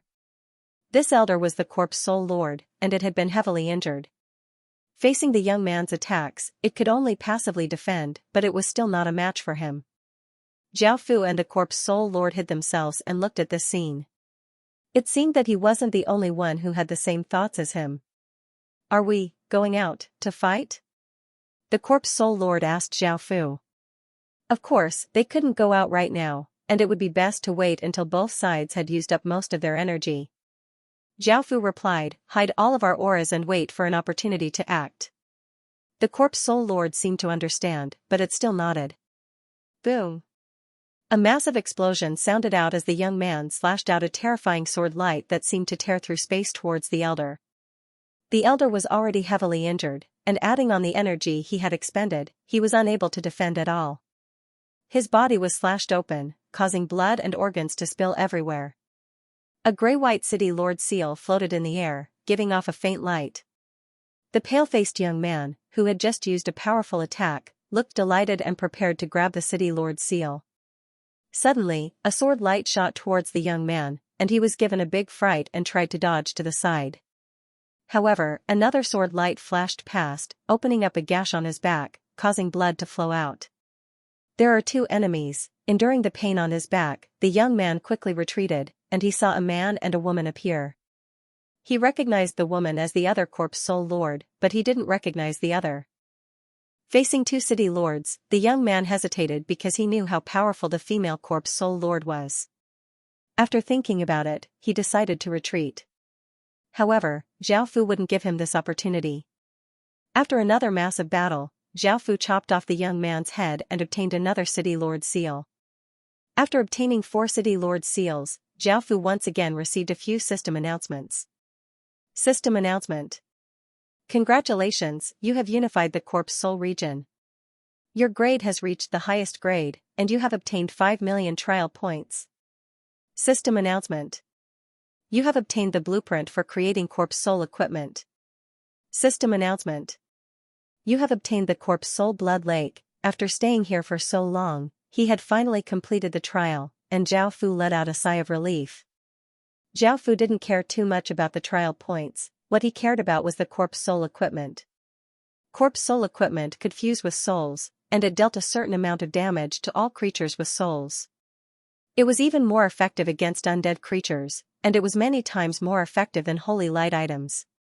It was a type of equipment that countered the death race. Zhao Fu looked at it and found that it required a type of soul iron. This soul iron could be created by killing people, which required finding a metal mine and setting up a formation to kill people one by one. After fusing their soul energy into the mine, they would be able to create soul iron. As for the corpse soul blood lake, Zhao Fu took a closer look and found that it could nurture a large number of people with the corpse soul bloodline. Thinking about how the corpse soul leader looked like, even though it wasn't very intelligent, it was incredibly powerful. If he could obtain a large number of these soldiers, they would be incredibly powerful weapons for Qin. Zhao Fu wouldn't use the corpse soul blood lake on his own soldiers, as the side effects were too powerful. Zhao Fu planned to use it on those who didn't want to surrender. After transforming the corpse soul bloodline, their will would be destroyed, and Qin would be able to control them. Apart from the 3 system announcements, Zhao Fu could now use his spatial ring and sword mark, and he could also choose to leave the trial space. After collecting the equipment, Zhao Fu now had 500,000 sets of corpse soul equipment, each of which was a weapon and a piece of defensive equipment. With 50 sets of corpse soul equipment, Zhao Fu grinned and left the trial space. A rainbow light once again shined out from his body, and Zhao Fu's body once again became hazy. Suddenly, the scene before him blurred, and Zhao Fu appeared somewhere else. Looking at the scene in front of him, Zhao Fu was quite surprised to find that he had not returned to the Heaven-Awakened world but to a palace. Now that his equipment, cultivation, and skills had been sealed, Zhao Fu had once again become an ordinary person without any power. Zhao Fu felt quite confused. He had clearly left the trial space. Why was he here? Looking at the clothes he was wearing, they seemed to be unit clothes. Zhao Fu instinctively touched his lower body and found that it was still there, causing him to let out a sigh of relief. However, looking at the palace in front of him, Zhao Fu did not know what to do, and he did not know what dynasty this palace belonged to. Zhao Fu looked to the side and saw a little eunuch. Zhao Fu went over and asked, "Little brother, what is this place?" Zhao Fu asked, "What is this place?" The little eunuch looked at Zhao Fu strangely and replied, "This is the Spring Sun Palace. Do you not know the way?" Zhao Fu still did not know the Spring Sun Palace, and he awkwardly asked, "What is the Spring Sun Palace?" The little eunuch looked at Zhao Fu as if he was an idiot and said, "The Spring Sun Palace is one of Great Tang's palaces." Great Tang's palaces? Hearing this, Zhao Fu frowned. He did not understand why he had returned to Great Tang's palaces. Seeing Zhao Fu frown, the little eunuch immediately left. It was best not to interact with strange people in the palace, or else he would be dragged down. Zhao Fu once again looked at the palace.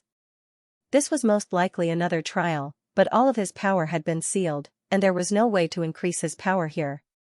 In other words, he had to pass this trial with the power of an ordinary person. Actually, cultivation was a bit too mystical. If it was in the real world, it could still be cultivated. Everyone was just an ordinary person without any great power, and there was a clear hierarchy. Zhao Fu planned to look around to see if he could find a way to complete the trial. The emperor has arrived. A loud shout rang out, and everyone in the surroundings, whether they were guards, eunuchs, or maids, all knelt on the ground.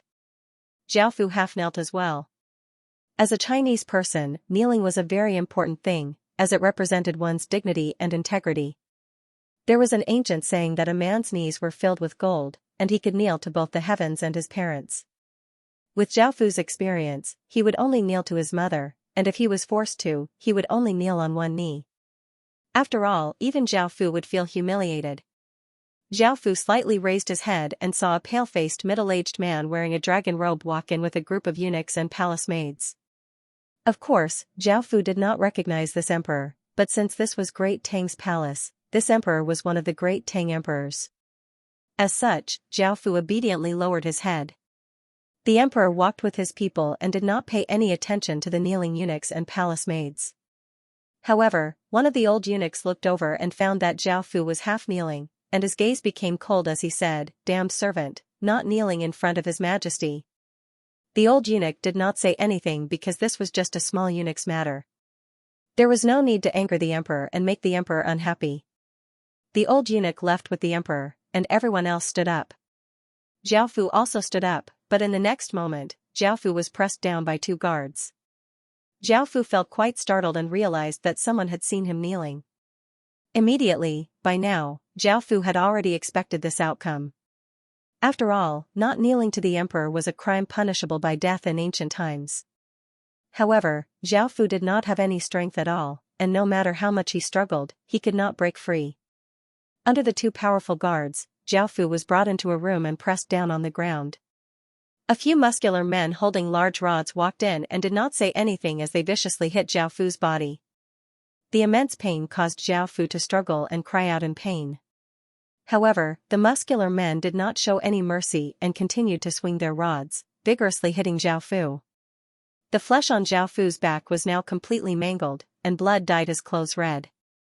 Zhao Fu's struggling became weaker, and his cries became powerless moans. However, the muscular men did not stop. Their orders were to beat Zhao Fu to death. As the rods hit his body, Zhao Fu's consciousness became weaker and weaker until his consciousness fell into darkness. System announcement. You have died. After receiving this system announcement, Zhao Fu could not help but sigh. If he died like this and failed the trial, Zhao Fu felt quite unwilling. Thinking about how he had knelt, he felt quite conflicted. On one side was the trial, and on the other side was his dignity. In the next moment, a white light flashed, and Zhao Fu once again returned to the Chunyang Palace. Zhao Fu felt quite surprised, since he had not failed the trial and had to start all over again. The people around him were the same. His Majesty has arrived. Another cry sounded out, and everyone knelt. Zhao Fu hesitated. On one hand, he had the trial, and on the other hand, he had to protect his dignity. He was Emperor Qin's legatee, the future ruler of the Qin kingdom. How could he kneel to someone else? However, in the next moment, Zhao Fu was dragged to another room and beaten to death. He was then sent back to the starting ground, and everything went back to the same cycle. After dying 5 times, the intense pain caused Zhao Fu to realize that he was nothing. He was just a lowly eunuch who could be killed at any time. This was reality. If he had not revived, he would have died 5 times already. His Majesty has arrived. Another cry sounded out. This time, Zhao Fu deeply breathed in and abandoned everything in the past. He saw his current identity and obediently knelt on the ground with his head lowered. He still felt quite uncomfortable, but this was his current situation. He could either submit or die. As expected, Zhao Fu obediently knelt, and no guards came to arrest Zhao Fu. However, Zhao Fu could not feel happy, and his emotions were quite complicated. Following this, Zhao Fu found someone who knew him. He was a tall and skinny eunuch called Xiao Gaozi, and Zhao Fu was now called Xiao Fuzi. Zhao Fu quickly accepted this identity and started to do his job, which was to wipe the ground. The palace here was made of marble, and the marble here was all manually polished and moved. It was extremely expensive, and only the palace had marble. Before, Zhao Fu's job was to wipe the ground with a piece of cloth every day. However, as Zhao Fu was carrying a wooden bucket, someone knocked into him, and some of the dirty water splashed onto his body. It was a fair-skinned young man who wore luxurious clothes and gave off a trace of arrogance. It was obvious that he was from a royal family. Even though this person had accidentally knocked into Zhao Fu still immediately apologized. After all, there was no right or wrong in this matter, it was just a difference in status. "I'm sorry, sir. This lowly one didn't see you, so this lowly one will help you clean it up." Now that Zhao Fu had seen the truth, he no longer thought of himself as a lowly eunuch. He took the initiative to admit his wrongs, and he spoke in a humble tone, hoping that the other party would not blame him. However, even though Zhao Fu apologized sincerely, when the young man saw that some of the dirty water had splashed onto him, his expression changed, and he viciously slapped Zhao Fu's face. Zhao Fu felt a fiery pain on his face, and he felt furious. However, Zhao Fu endured it, but the young man once again kicked Zhao Fu's stomach, causing Zhao Fu to fall to the ground. Zhao Fu felt an intense pain in his stomach, and he once again felt furious. However, thinking about his status, he endured it. However, the young man was still unwilling to let Zhao Fu off, and he vigorously kicked Zhao Fu as he cursed. "You dog! Damn slave! Lowly person!" As the young man continuously kicked and cursed, Zhao Fu finally could not endure it anymore. He got up from the ground and heavily punched the young man's face. The young man was quite shocked, he had never thought that such a lowly person would dare to hit him. At that moment, a group of guards passed by, and the young man angrily pointed at Zhao Fu and said, "This lowly slave dares to hit me? Hack him to death." Yes. The imperial bodyguard knew that this eunuch had a noble status, so he obeyed his orders. He raised his large saber and walked towards the eunuch. This eunuch dared to hit such a noble person, he truly deserved to die. Zhao Fu looked at the guards walking over and felt furious, but he still turned and ran. If he continued to stay, he would definitely die. However, in the end, Zhao Fu was unable to outrun them and was hacked to death. His corpse was casually placed in a bag and thrown into a mass grave. A white light flashed before his eyes, Zhao Fu carried the barrel and appeared on the path again. This time, Zhao Fu knew what was going to happen, so he carried the barrel and stood to the side to avoid colliding with the young man. However, when the young man passed by and looked at Zhao Fu, he slapped Zhao Fu's face for no reason, causing Zhao Fu's face to burn with pain. Before, it was dirty water that had splashed onto the young man's body, so the young man had a reason to be angry. However, this kind of unreasonable beating was infuriating. Zhao Fu clenched his fists and gritted his teeth, but he still endured it. This person had a noble status, so everything he did was right. However, Zhao Fu had a lowly status, so everything he did was wrong. "Ho! You damned slave, you dare to be angry at me?" The young man said coldly and disdainfully when he saw how Zhao Fu was enduring it. "Lowly one. I wouldn't dare." Zhao Fu suppressed his anger and replied. However, Zhao Fu was still kicked to the ground by the young man, who then vigorously kicked him while cursing, "You dog, do you think I'm blind? You still dare to be angry at me? You deserve to die." This time, even though Zhao Fu had endured it, the young man still called over a few guards and beat him to death. Zhao Fu felt that he was going to die from anger, and his heart was filled with flames of fury. He wanted to change everything and stop enduring this humiliation. A white light flashed, Zhao Fu held the wooden bucket.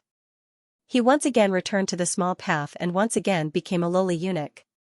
He did not have the option to leave the trial space, and it was just that cruel. The young man once again walked out, and this time, Zhao Fu suppressed his anger and knelt on the ground with his head lowered as he said, "This lowly one greets sir." This time, the young man smiled in satisfaction and did not attack Zhao Fu. As the young man walked by, Zhao Fu gritted his teeth and punched the wall beside him. He felt incredibly powerless and could not change anything. If it was in the trial space before, even though everything had been sealed, he would at least have had a chance to become stronger. However, there was no chance at all now, and he would forever be a lowly person. This was very realistic and cruel.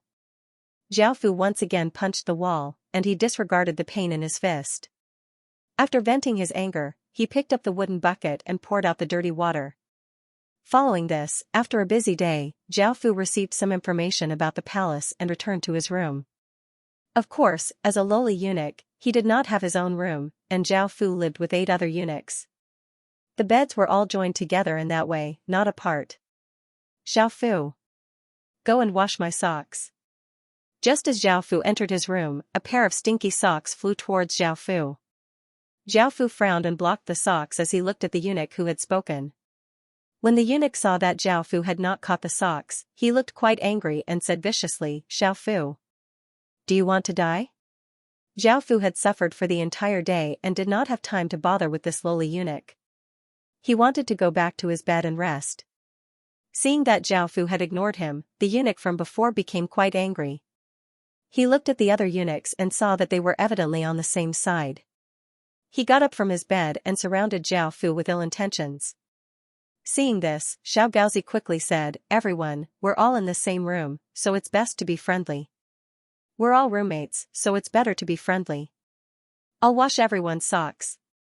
However, the eunuch did not appreciate this and slapped Xiao Gaozi to the ground before savagely glaring at Zhao Fu. Zhao Fu looked at Xiao Gaozi, the only person who had a good impression of him, but now, he had been slapped to the ground. Zhao Fu understood that these eunuchs would not let him off, so he attacked first and punched the eunuch in the face. In the end, Zhao Fu was viciously beaten up by the 6 of them and thrown into a corner. The eunuch stepped on Zhao Fu's body and spat on Zhao Fu's head as he said, Behave yourself next time. Otherwise, I'll continue to beat you up. Following this, they returned to their beds. Zhao Fu's entire body was sore, and he did not have any strength to crawl up. Thinking about what had happened today, Zhao Fu felt that he was going to be angered to death. He had felt so wronged, so angry, and yet so powerless. This was what a lowly person's day was like.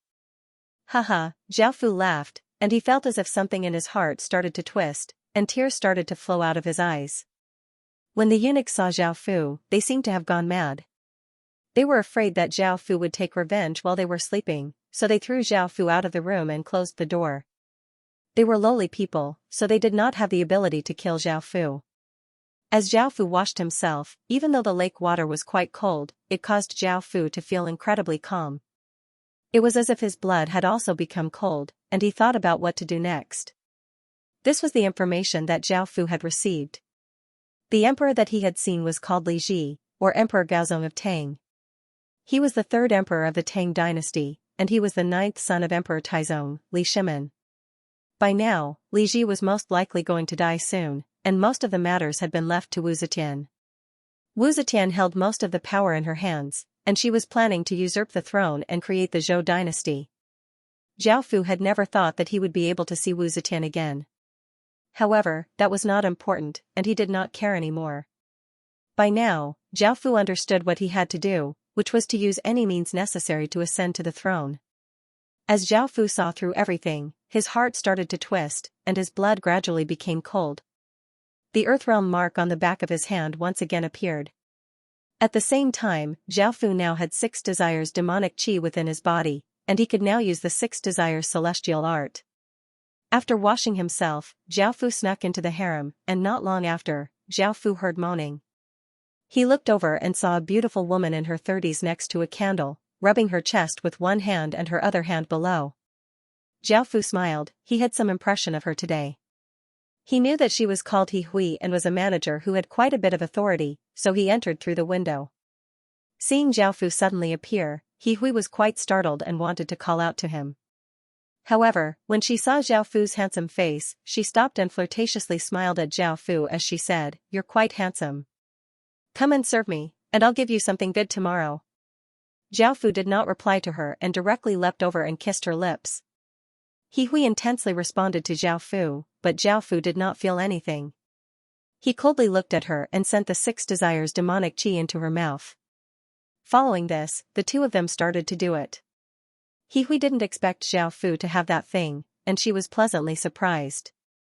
Zhao Fu was also quite surprised that He Hui was still a virgin. However, when he thought about how there were no men in the harem, only palace maids and eunuchs, he didn't think too much about it. Afterwards, He Hui blushed and lay in Zhao Fu's arms in satisfaction. She said coquettishly, I didn't expect you to have that thing. I really like it. From now on, you can stay by my side. Zhao did not answer her, but said directly, I want to see Shang Wanwaner. Shang Wanwaner was the person that Wu Zetian placed the most importance on. After Wu Zetian ascended to the throne, not only did she manage the major matters of the imperial court, but she also managed the harem. She was also very knowledgeable and was quite talented. It could be said that she was a nameless woman. Of course, a little eunuch like Zhao Fu would not be able to see Wu Zetian, so he could only rely on Shang Wanwaner to introduce him. Why do you want to see her? Hearing that the man who had just done it with her wanted to see another woman, He Hui felt quite displeased. Zhao Fu was incredibly calm and sensitive, and he could sense He Hui's emotions. He once again pressed down on top of her and started to do it, and He Hui agreed. The sun had just risen, and the sky was a bright blue. The air was quite fresh, and Zhao Fu left first. If anyone else found out that a woman had done it with another man, it would be a crime punishable by death. When He Hui woke up and saw that there was no one by her side, she felt quite disappointed. She got up and left the room, and when she saw Zhao Fu not too far away, she gave a sweet smile. In a hidden corner, He Hui could not help but make out with Zhao Fu before taking Zhao Fu to a room. Shang Wanwaner had also woken up early and was about to wash up. She was around 20 years old, and she was quite beautiful. Her clothes were slim, and she gave off a cultured and elegant aura. As one of Wu Zetian's most important people, Shang Wanwaner lived by herself in a large and beautiful room, and there was no one else around. When He Hui brought Zhao Fu in, Shang Wanwaner gave a slight smile and said, Deacon He, what business do you have with me? Just as He Hui was about to say something, Zhao Fu patted her shoulder and signaled for her to stand guard outside. He Hui glared at Zhao Fu before walking out and closing the door. Shang Wanwaner felt quite confused and asked, What business do you have with me? Zhao Fu lightly smiled and nodded before saying unconcernedly, It's about Empress Wu's rebellion. Shang Wanwaner's expression fell and she asked seriously, What do you know? Zhao Fu beckoned for Shang Wanwaner to come over. Because this matter concerned Wu Zetian's great cause, Shang Wanwaner did not dare to be careless. She walked over with a serious expression, wanting to hear what Zhao Fu had to say. However, just as she walked over, Shang Wanwaner was hugged by Zhao Fu. Shang Wanwaner was quite startled, but she immediately reacted and started to struggle. Just as she was about to cry out, a mouth covered her mouth, and the 6 desires demonic chi flowed from Zhao Fu's mouth into Shang Wanwaner's. Shang Wanwaner's struggle gradually weakened, and she looked at Zhao Fu with lustful eyes as she shyly responded to Zhao Fu. Zhao Fu skillfully took off her clothes piece by piece. The 6 desires demonic chi was incredibly domineering, and almost no one could resist it. This was especially so with the cold-blooded Zhao Fu controlling it. Now, Zhao Fu did not care about anything, he would do anything to achieve his goal, even if he had to be ruthless. For the first time, Zhao Fu understood just how important power was and how alluring it was. Zhao Fu had started to desire power, and he no longer cared about it like before. Now, Zhao Fu did not have any desires, and he only had a single goal, which was to become someone above tens of thousands of people. He wanted to become an emperor, to make everyone submit at his feet, and to make everyone in the world respect and fear him. Now, Zhao Fu understood that his heart was quite twisted, and he understood that he had been too naive before. However, this was all because of Zhao Fu's own choice. Hearing the sounds within the room, He Hui's face became red and she tightly clamped her legs together, doing her best to endure it. It would not be good for others to find out about this, and luckily her lover had promised to make it up to her, causing a beautiful smile to appear on He Hui's face. After doing it again, Shang Wanwaner lay in Zhao Fu's embrace and angrily pinched Zhao Fu, saying, You're a bad person. A trace of a smile appeared on Zhao Fu's face as he hugged her and said, I want to see Empress Wu. Shang Wanwaner felt quite hesitant. Asking someone like Zhao Fu, who was a fake eunuch, to see Empress Wu would be a serious crime. However, Shang Wanwaner could not refuse because she really wanted him, and she had already become his woman. Zhao Fu could tell what she was thinking, so he hugged her and comforted her, saying, Don't worry. I'll take care of everything.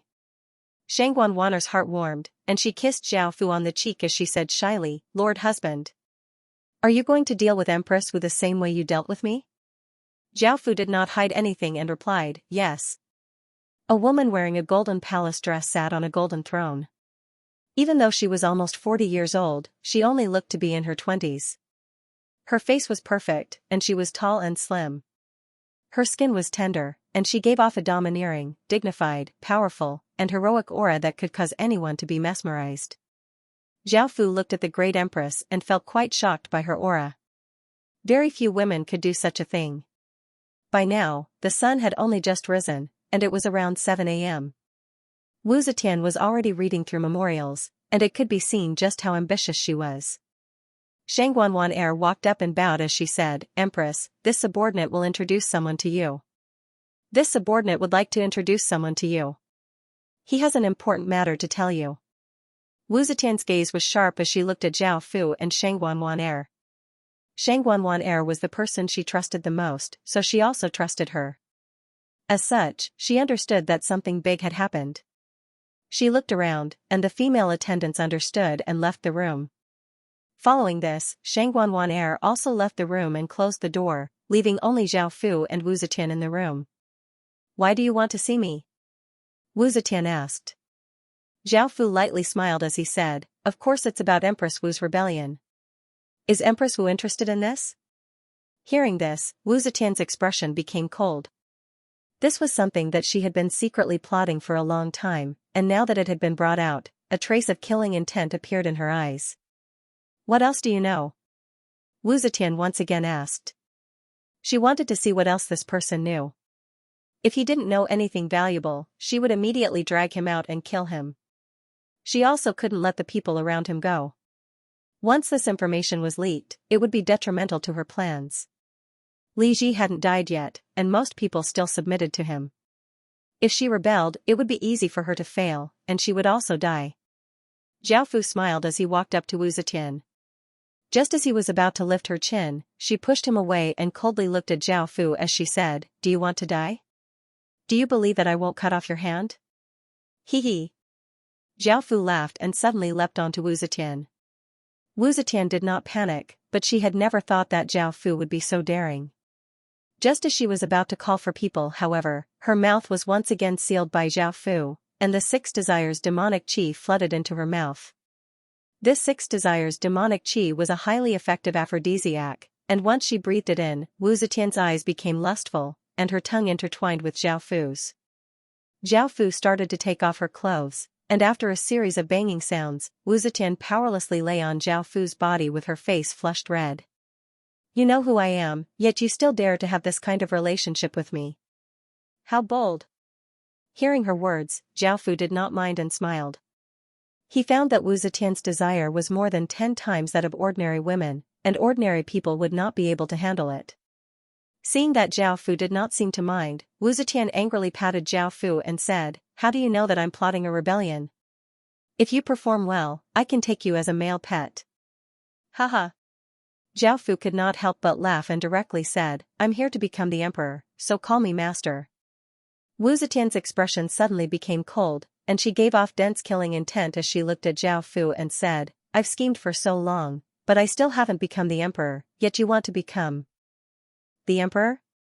Do you know how big of a joke that is?" Facing Wu Zetian's killing intent, Zhao Fu did not mind at all. He placed his hands on her large breasts and started to move, sending even more 6 desires demonic qi into her body. "You're just things that the trial space created to test me. You know that I hate the Li family, so you placed me in the Great Tang Dynasty. Now, I'm just taking what belongs to me." Zhao Fu's smile was quite domineering because he had long since seen through all of this. After coming to the Great Tang Dynasty, it was impossible for him to have traveled through time. Even though Wu Zetian, Shang Wanwan, Li Ji, and the various eunuchs and palace maids looked exactly like the people from history, they were all fake. They were all people that had been created using power, and once the trial was over, they would all disappear. Wu Zetian's face started to become red from being touched by Zhao Fu's hands, and she could not help but call out, "Master!" However, after a while, Wu Zetian's body suddenly gave off a rainbow-colored light, and her eyes became clear again. Her gaze became as sharp as a blade, and she said coldly, "Zhao Fu. Do you really think that's the case?" Zhao Fu was given a big fright, and his body stiffened. He had never thought that Wu Zetian would call out his name, and her words seemed to have other meanings. Could it be that they were not people created by power?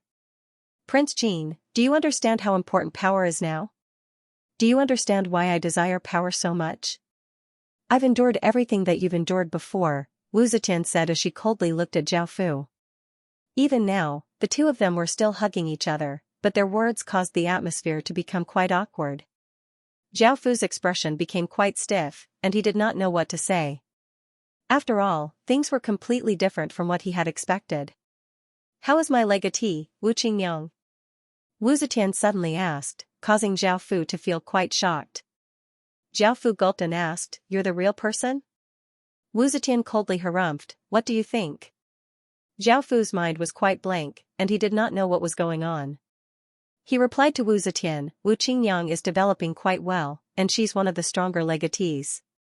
When Wu Zetian heard Zhao Fu's reply, a trace of a smile appeared on her cold face. She then looked at Zhao Fu and lightly patted Zhao Fu, her face becoming slightly red as she said, "Hurry up and move." By now, Zhao Fu and Wu Zetian's private parts were still tightly intertwined, and Zhao Fu recovered from his shock and looked at Wu Zetian, whose face was completely red. This time, for some reason, when Zhao Fu saw how shy she looked, the twisted things in his heart seemed to calm down, and he felt as if his state of mind had improved. He now understood the path that he would take to become an emperor. Seeing how deep in thought Zhao Fu looked, Wu Zetian once again patted Zhao Fu and said coquettishly, "Hurry up." Zhao Fu came back to his senses and gave her a slight smile before going at it again. Wu Zetian put on her clothes and looked at Zhao Fu, who had also put on his clothes, and her expression became serious as she said, "I can help you complete this trial, but you have to treat Zhou Wu well in the future." Hearing this, Zhao Fu earnestly nodded. Following this, Zhao Fu left, followed by the red-faced Shang Wanwan heir. Looking at her, Zhao Fu wondered if she was also a person from history. The next day, Zhao Fu once again came to the palace. This time, Wu Zetian gave Zhao Fu the position of a rank 7 official, allowing Zhao Fu to officially show his face at the center of Great Tang's power. He could not be in a rush right now, as taking the throne would have to be done step by step. After returning to the resting palace, Wu Zetian had all of the female attendants leave and called Zhao Fu in. When Zhao Fu walked in, he saw a heroic-looking woman with a graceful figure and tanned skin standing next to Wu Zetian. After walking in, Zhao Fu pretended to pay his respects and said, "Greetings, Your Majesty." "Greetings, Your Majesty." Seeing this, Wu Zetian lightly laughed and said, "There are no outsiders here, so there's no need to put on an act. She's my daughter, Princess Taiping, and she's called Li Lingyue. She's your woman now." Zhao Fu felt quite surprised. This woman was the famous Princess Taiping, and Zhao Fu felt that there was no need for Wu Zetian to give her daughter to him. Li Lingyue stood next to Wu Zetian and looked at Zhao Fu. She had felt quite surprised when her mother suddenly said that she was going to choose a man to be her man, and she felt quite conflicted. After all, she had never met him before marrying him. However, as a member of the royal family, she could not make her own decisions. Li Lingyue understood that her mother had other intentions, or else she would not have married her to him. Wu Zetian could tell what Zhao Fu was thinking, and she glared at Zhao Fu as she said, "You'll know in the future. Right now, you're getting lucky, so hurry up and accept it. Don't make things difficult for my daughter." Hearing this, Zhao Fu laughed. Even though he did not know what Wu Zetian's goal was, Zhao Fu still walked up and looked at the valiant-looking Li Lingyue. He picked her up and carried her to a large bed. Li Lingyue had never thought that it would happen so soon. Looking at Zhao Fu's handsome and devilishly handsome face, Li Lingyue's face became red as she said in a small voice, "Be gentler." Zhao Fu gently nodded and placed her on the bed. He pressed down on her body and kissed her on the lips. At first, Li Lingyue was a bit restrained in front of Wu Zetian, but when she saw her mother and that man entangled, Li Lingyue no longer felt restrained and completely immersed herself in it. Afterwards, because it was Li Lingyue's first time and she had been tossing and turning for a long time, she fell into a deep sleep. She lay on Zhao Fu's left and Zhao Fu's right, and Li Lingyue powerlessly lay on Zhao Fu's chest. She started to tell Zhao Fu about her plan and the things that he needed to pay attention to.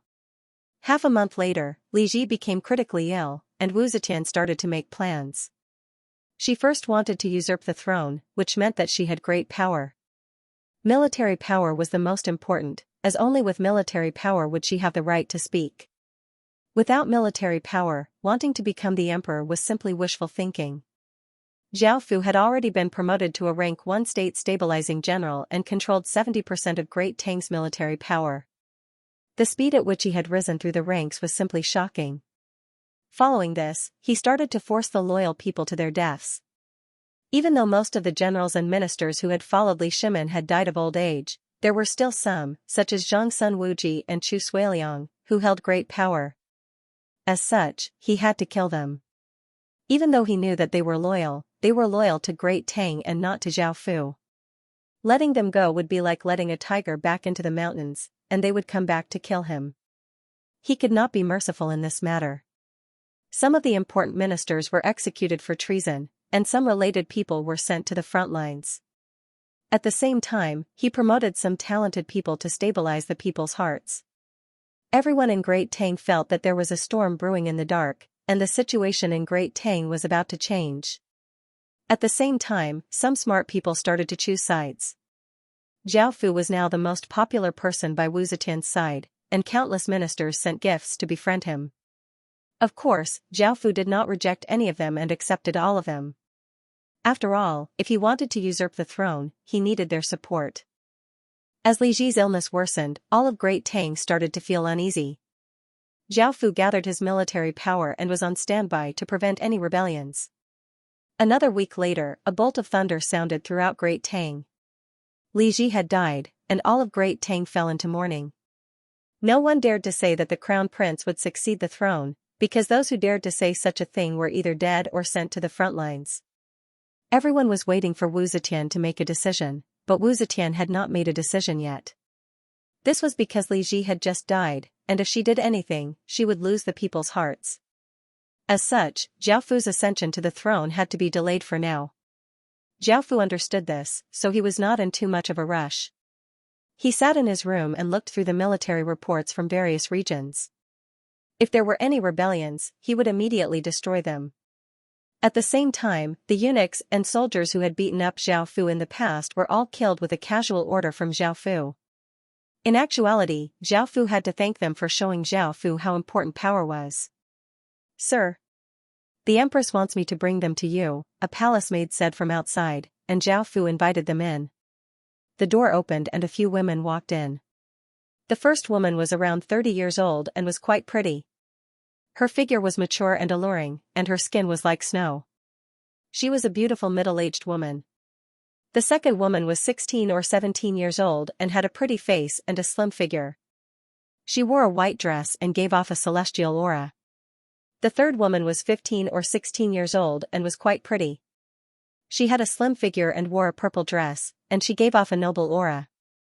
The fourth woman was 14 or 15 years old. She was peerlessly beautiful and had a slim figure.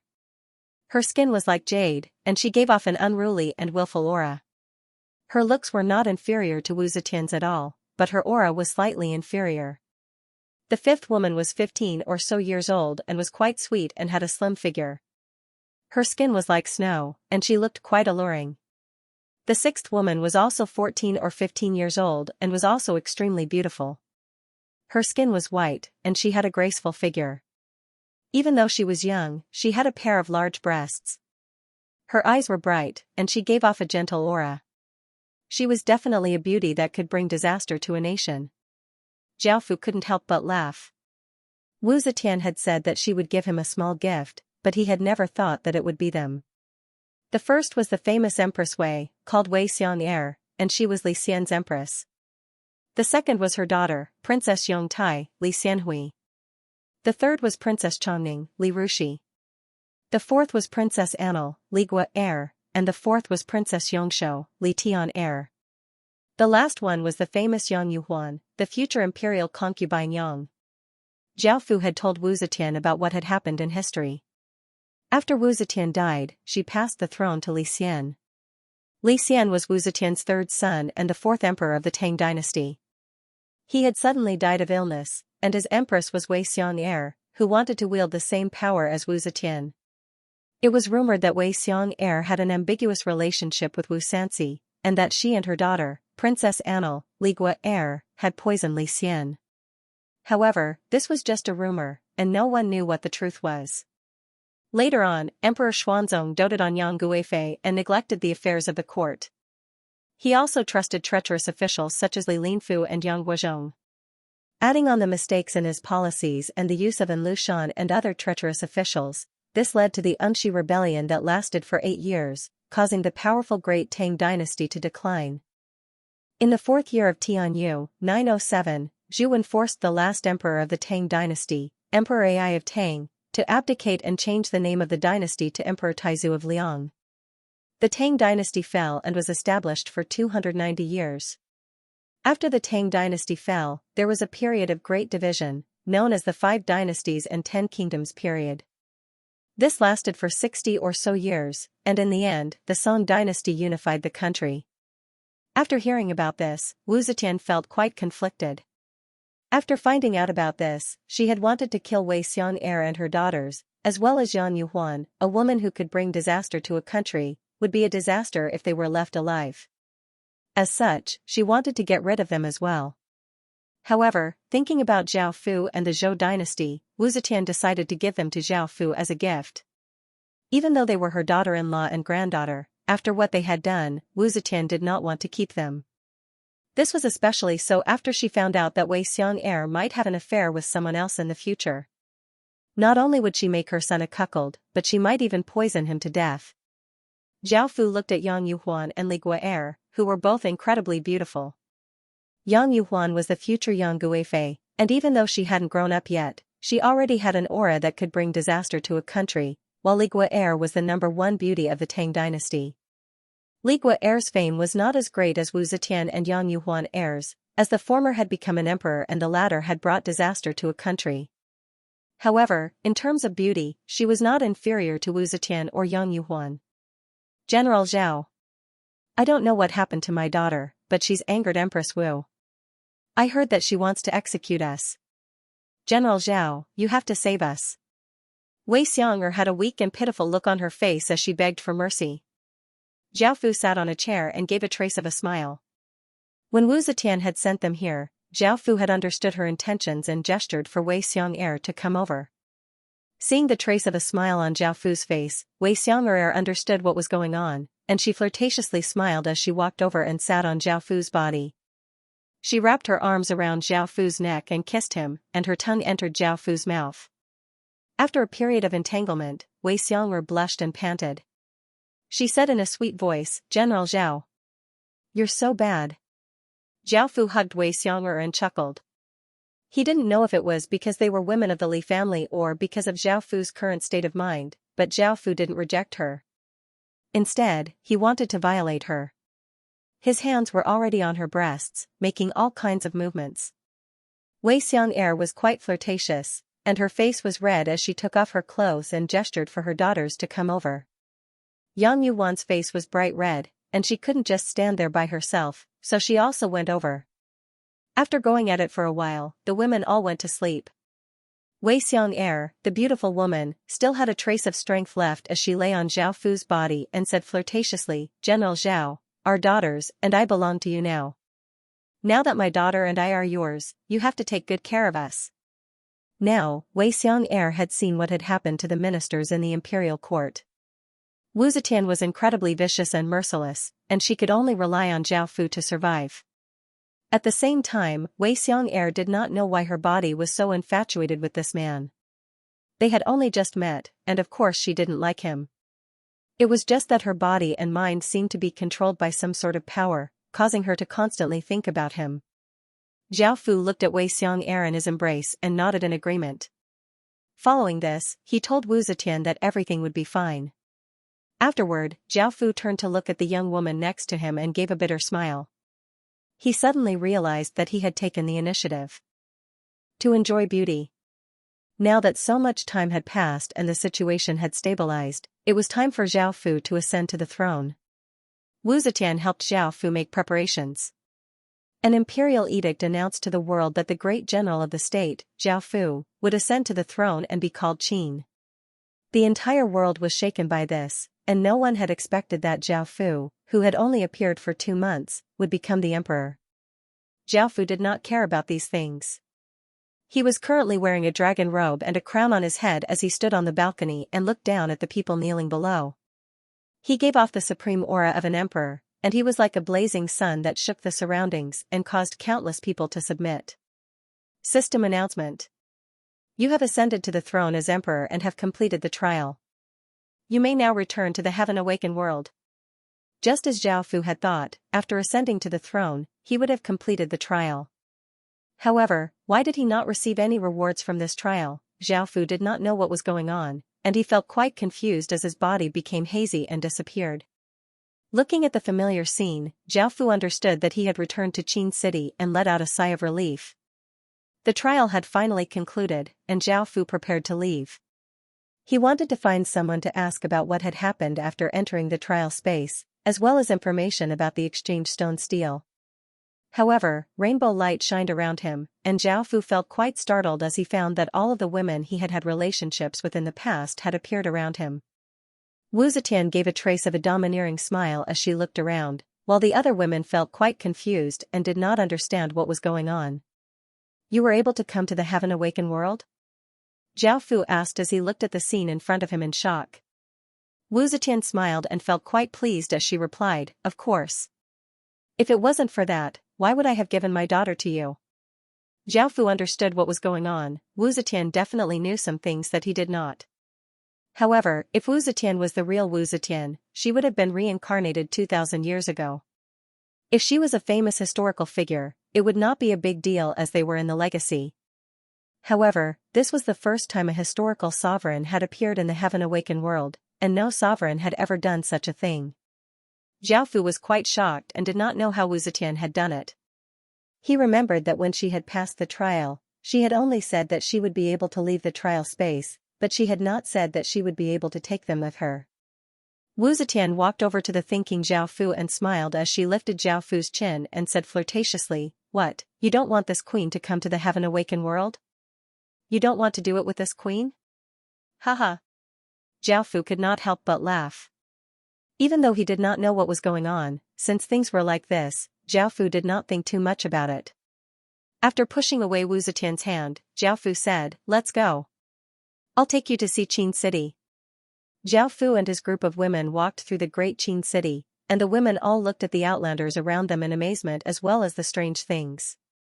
Following this, everyone in Qin City heard that Zhao Fu had completed the trial and returned to the heaven-awakened world, so they all hurried over. What's going on? Zhao Fu had never thought that he would not be one of the 8 legatees. Zhao Fu could not believe this news, and he looked at the exchange stone steel.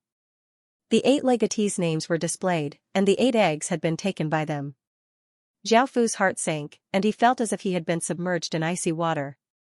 His body felt incredibly cold, and he looked at the names on the exchange stone steel without saying anything. The 8 legatees all had source energy and would decide the fate of the human world in the future. If other races invaded, their power would be the main factor, and the 8 legatees would become the saviors of the human world. He had not obtained such an important position. Was it because he was inferior to others? Or was it because of something else? Zhao Fu thought about the 2 trial spaces. In the first corpse soul region, was it because he had not killed enough corpses? Or was it because he had swept through all of the villages and left no survivors? Or was there something hidden that he had not discovered? In the second Great Tang region, was it because he had died too many times? Or was there something else hidden? Or was it because he had slept with women? Or was it because he had not slept with enough women? Could it be because of Wu Zetian? She seemed to know something. Thinking about that, Zhao Fu turned to look at her. Wu Zetian was looking at the exchange stone steel with interest and did not notice Zhao Fu's gaze. Zhao Fu looked at her and felt that it was most likely not because of her. Then what is it? I don't know. Just where did I go wrong? However, since he was not one of the 8 legatees, there was nothing he could do about it. As such, Zhao Fu could only sigh and not dwell on it. Zhao Fu looked at the 8 names on the exchange stone steel. In the future, they would be the brightest stars in the human world and would decide the fate of the human world. The first was King Arthur's descendant, Tina Pendragon.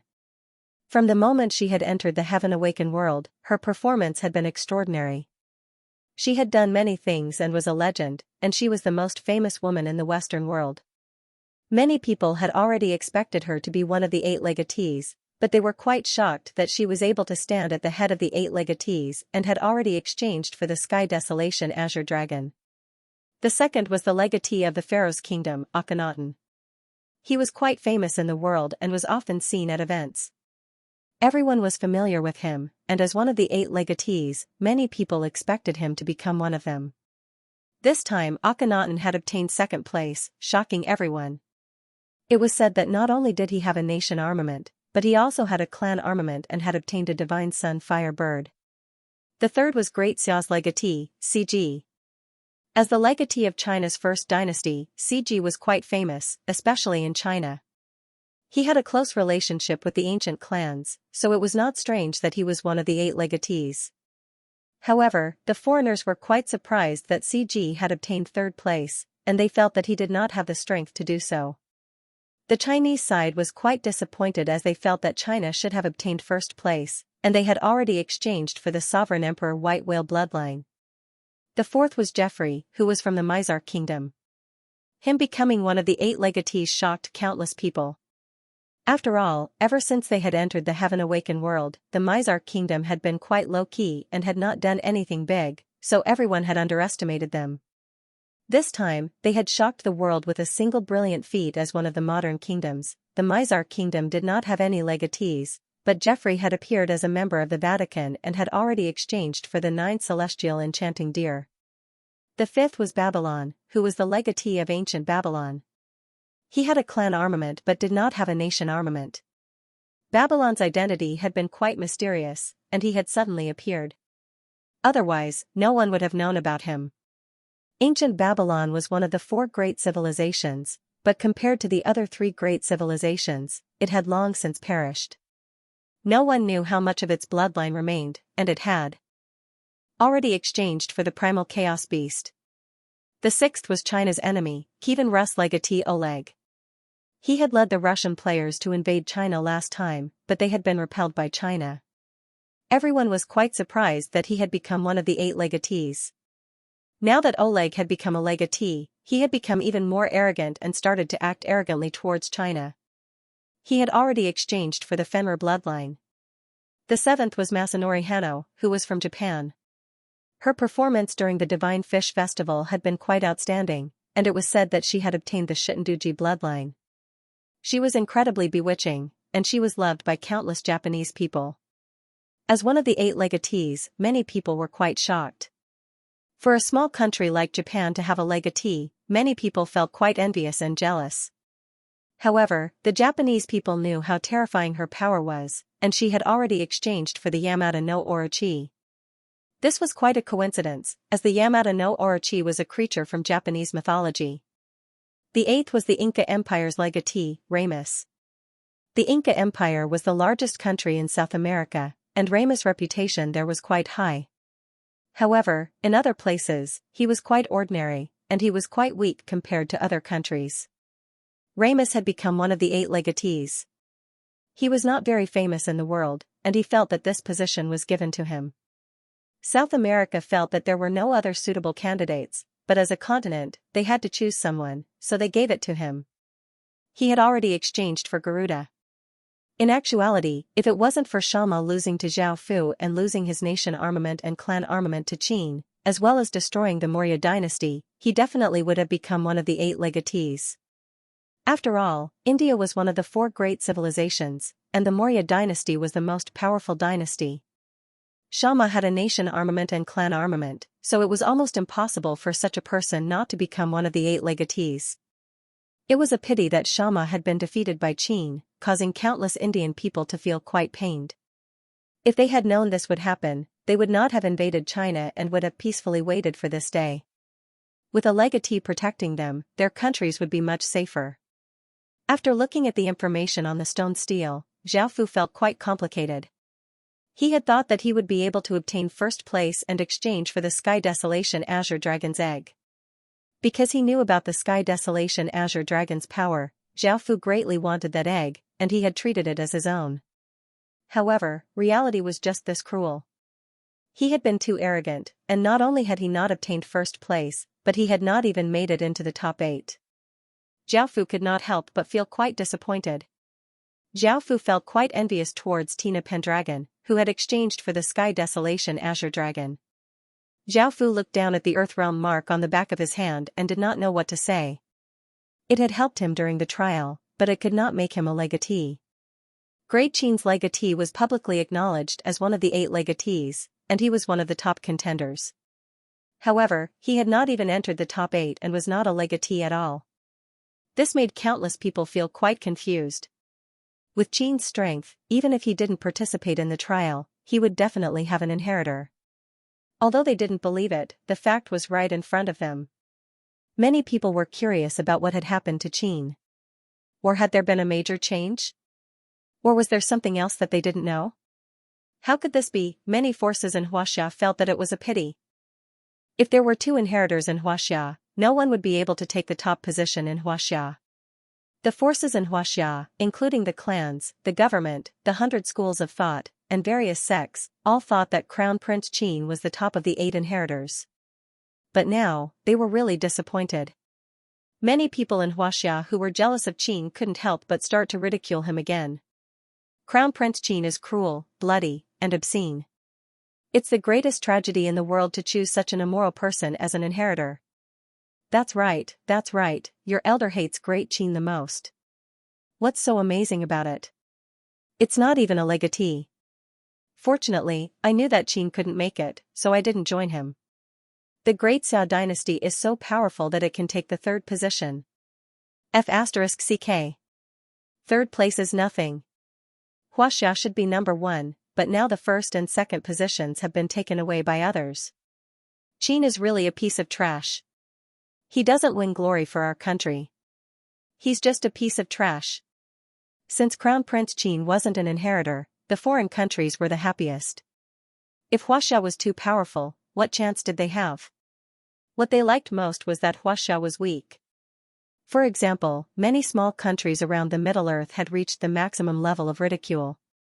Because of what happened to India, they didn't dare to directly ridicule Crown Prince Qin. They were afraid of Qin's revenge, so they ridiculed Huaxia in a roundabout way. Huaxia still calls itself the Celestial Empire? What a joke. Look, Crown Prince is number 1. With her leadership, Huaxia will definitely surpass Huaxia. The Pharaoh Kingdom might also surpass Huaxia. Then Huaxia will be number 3 forever. Let's see if you still have the face to call yourself the Celestial Empire. What a joke. Huaxia is actually relying on Qin's power. If Qin wasn't powerful, you would be useless. As the oldest country in Huaxia, you only managed to get 3rd place. That's all you've got. That's right. China is trash, and they only know how to bully small countries like us. If they have the ability to bully a big country, they should go and fight the Western countries. I don't think that's possible. China is just too cowardly. They really don't have the guts. The smaller countries around the Midland continent had enmity with China, so they mocked China quite a bit. However, the people from the other continents were more restrained. Even though they were secretly delighted that China had fallen, they still expressed their pity that no one from China had taken first. He even said some comforting words and pretended to be kind and righteous. Some of the Chinese people did not know about this and thought that it was really like that. They started to praise the various countries and say that they were China's friends. Right now, the happiest ones were the Western countries. Tina Pendragon had taken the highest position, and she would lead the Western countries to the peak of the world. Her popularity reached the peak, and all of the Western countries went crazy over her. She was like a living goddess. Tina Pendragon was also quite surprised that Qin had taken first place. She also thought that Qin's legatee should have taken first place.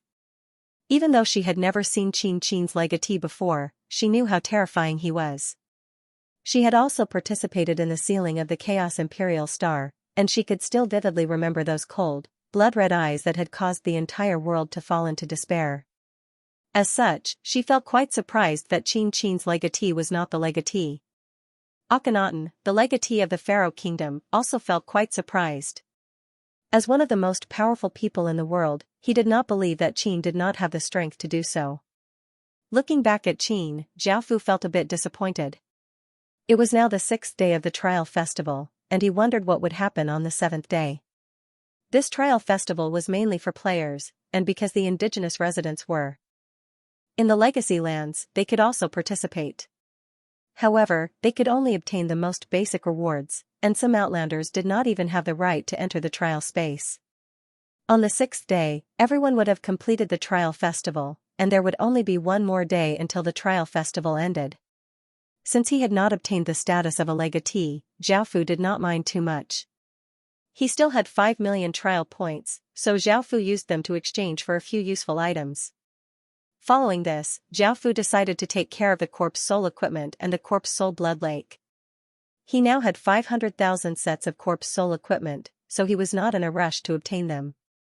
What he cared about was the effects of the corpse soul blood lake. Zhaofu looked at Wu Zetian and said, "I'll get people to prepare a room for you, you can stay there for now. It might be a bit crude and can't compare to the Great Tang Imperial Palace." Hearing this, Wu Zetian lightly smiled and said, "That's no problem, but I still want to go around and see this new world." Zhaofu nodded and sent people to take Wu Zetian around Qin. As for the other women, Zhaofu also made arrangements for them. Following this, Zhaofu went to an empty area and prepared to set up the corpse soul blood lake. In actuality, the corpse soul blood lake was a forbidden technique that turned living people into monsters. These monsters were from the death race and had all sorts of power enhancements. Not only did they have great resistance to all types of attributes, but they also had holy light skills. The only weakness was that their intelligence was too low. However, as a killing machine, this was quite suitable. Zhaofu started to set up the corpse soul blood lake. He first needed to dig a large hole, which was quite simple. Zhaofu ordered people to dig a large hole that was 100 meters wide and 20 meters deep. Next, he needed a type of ghost stone, which was a stone that contained yin qi.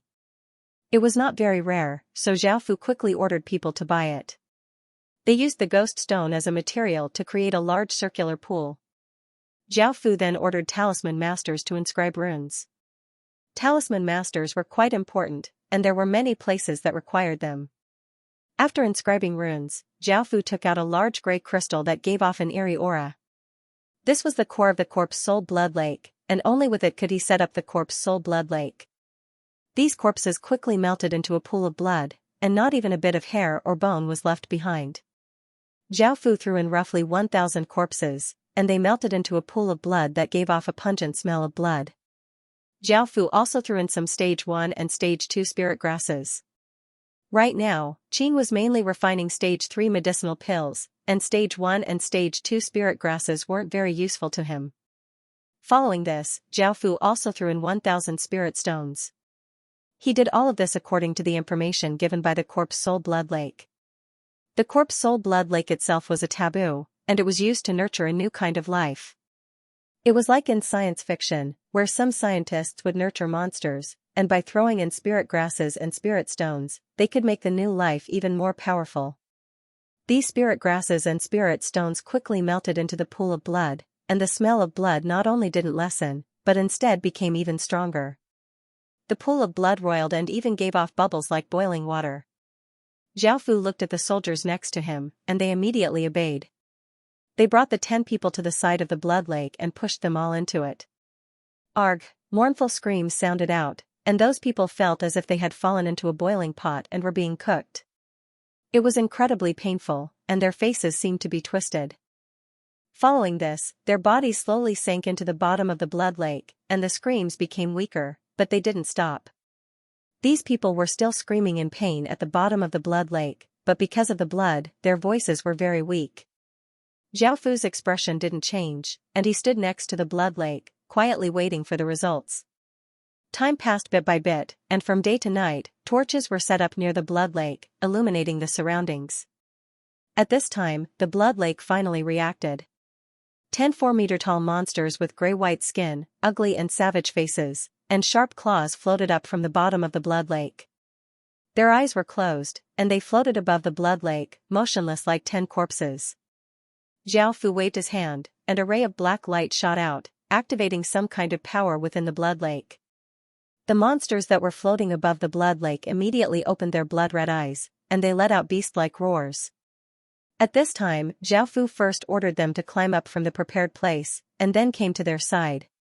The 10 monsters gave off powerful auras and panted like wild beasts.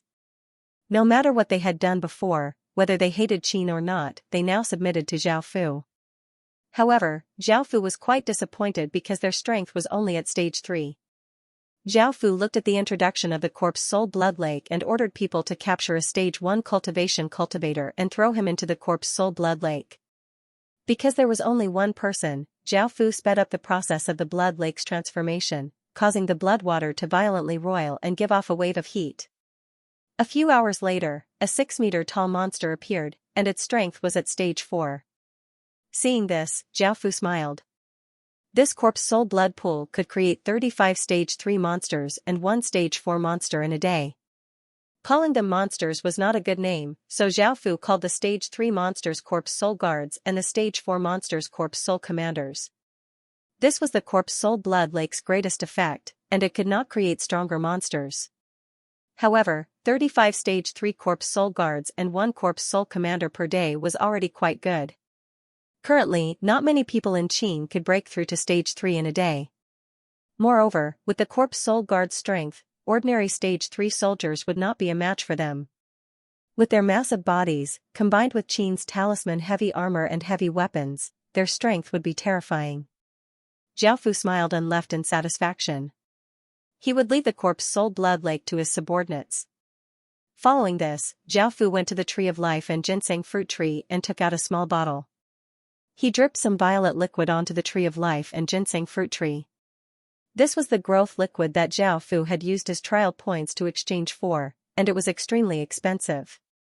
Zhao Fu had spent most of his trial points on it, and it could cause spirit items to instantly grow for 10 years. However, it could only be used once. After using the growth liquid, the small trees quickly grew, reaching 10 or so meters tall. Their crowns were massive and lush, and they were filled with life. However, whether it was the tree of life or ginseng fruit tree, they could not be used yet. Right now, they could only grow by 10 years, and if Zhao Fu wanted to use them, they would need to grow by 30 years. Finally, Zhao Fu rebuilt the city creation stones that he had obtained from the corpse soul space, as well as the 4 basic cities. After taking them out of the trial space, they became unused city creation stones and could be used directly. By the time Zhao Fu finished doing these things, it was already dawn. A faint light appeared over the horizon, and Zhao Fu wanted to rest for a while when a system announcement sounded out. System announcement. The 7th day of the trial festival has arrived, and the final trial has begun. All otherworlders with villages can participate. Zhao Fu was quite confused. What was the final trial? After thinking about it, Zhao Fu called over Xianru and Gaoli. They were both otherworlders and had cities, so they should be able to participate in the final trial. Husband. I also want to go in and have a look. Nulu hugged Zhao Fu's arm as she looked at Zhao Fu expectantly. Seeing her like this, Zhao Fu smiled. He knew that as Nuwa's legatee, she had obtained many benefits during the trial. She was even more beautiful than before, and her aura was even more alluring. As such, Zhao Fu was not worried about her abilities. The newly established basic cities did not have a city lord yet, so Zhao Fu gave Nulu the position of city lord. Right now, Zhao Fu did not know what the final trial would be like, nor did he know if they would be together after entering the trial space. He did not know for now and was filled with many unknowns. Looking at the 3 women in front of him, Zhao Fu asked, "Are you ready?" The 3 women nodded, and seeing this, Zhao Fu decided to enter the trial space together. A white light flashed, and the 4 of them arrived in a very large space. There were many people around them, and it was quite noisy.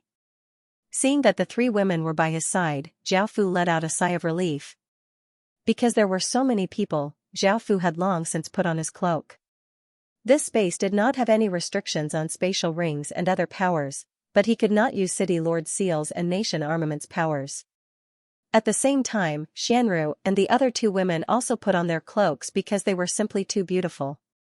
This was especially so for Nu Lu, As the #1 beauty on the China beauty rankings, many people recognized her. In order to avoid trouble, everyone put on their cloaks to hide their appearances. Zhao Fu had no idea how big the space was, but there was already an ocean of people. Apart from Chinese people, there were also people from all over the world. They most likely all had villages. The final trial was to ascend the stairway to heaven. The higher one went, the more benefits they would obtain. They didn't know what the benefits were, but they knew that they were definitely very precious. It was unknown how long each step was, but it was 15 centimeters tall and 100 meters wide. Many people were already walking on it, but their expressions were quite difficult, as if there was some sort of power preventing them from moving forward. Zhao Fu looked over and said, "Let's go up as well." Xianru nodded, and Nulu happily smiled as she hugged Zhao Fu's arm. Dowli looked at Nulu, and it seemed that she wanted to do the same, but she was a bit embarrassed, so she could only follow behind Zhao Fu. When they stepped onto the stairway, Zhao Fu felt a very weak pressure on his body. Even though it was quite weak to Zhao Fu, to ordinary people, it was a massive force. Zhao Fu brought the 3 women with him, and they walked 1,000 meters without any pressure. At this moment, there weren't many people because the pressure on their bodies was incredibly great, and it wasn't something that ordinary people could endure. A well-built man was covered in sweat as he breathlessly said, "Your elder can't take it anymore. I can only go this far. This power isn't something a human can endure." "Old Zhang, your sister, how can you still leave?" The other honest-looking middle-aged man was also panting as he said, "The higher you go, the greater your rewards will be. No matter how tough it is, you have to persevere. This is a chance for nobodies like us, we can't compare to those geniuses."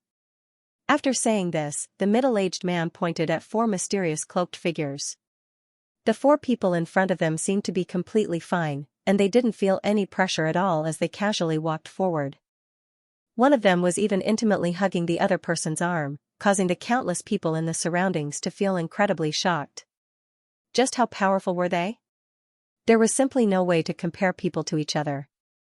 Facing countless gazes, Zhao Fu and the others ignored them and continued onwards. As they went higher and higher, there were fewer and fewer people, and Xianru and Gaoli felt a trace of pressure. Nulu was still quite relaxed, and Zhao Fu didn't have any reaction at all. As they continued onwards, Xianru and Gaoli felt quite tired, and Nulu also felt some pressure. However, they were able to endure it in the end and arrived at a large platform. The platform was very big, covering an area of 10 or so kilometers. However, there were very few people on it, perhaps less than 10,000. At the same time, it was also very tall, reaching over 10,000 meters. Looking down, the people on the stone steps looked like ants walking around. The people who ascended the stone platform were undoubtedly the best in the human world. Almost every one of them possessed great power. Because of the different countries and races, some people also gathered together and formed small groups. At the center of the platform, there was a massive rainbow-colored ball of light floating in the air. There were already many people standing below it, and they were mainly split into 8 large groups, with the 8 heirs as the leaders.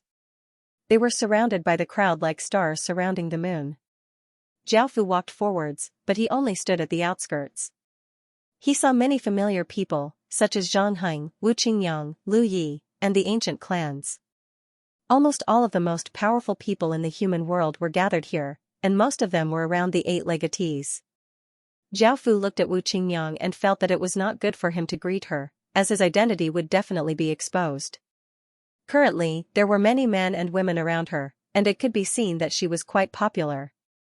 After looking at Wu Qingyang, Zhao Fu turned his gaze to the 8 people at the center. They were the 8 legatees, the future saviors of the human world. There were 4 people that Zhao Fu paid attention to. The first was, of course, Tina Pendragon. She had a peerlessly beautiful face, long golden hair, and a pair of golden eyes. She wore a silver-white knight's dress and had a golden sword at her waist. Her body gave off a powerful aura that could cause others to submit to her. This woman was undoubtedly his greatest opponent, and it was the first time that Zhao Fu had seen her in person. As such, he glanced at her a bit longer, but she still noticed him. Tina Pendragon turned and looked at Zhao Fu in the distance as she gave a slight smile. Zhao Fu nodded in response before turning to look at Akhenaten. Because of the terrain, his skin was quite tanned and he was quite handsome. He already had a clan armament and nation armament, and his power was quite terrifying. Great Xiao's legatee, CG. Because they were both from China, Zhao Fu was quite familiar with news about him, so he did not pay too much attention to him. The third person that Zhao Fu paid attention to was the American legatee, Jeffrey. Zhao Fu felt quite surprised. Before, the American legatee had been keeping a low profile and had not sent out any news, acting weak. However, they had suddenly exploded out and revealed their strength. Jeffrey had short, golden hair and a bright smile.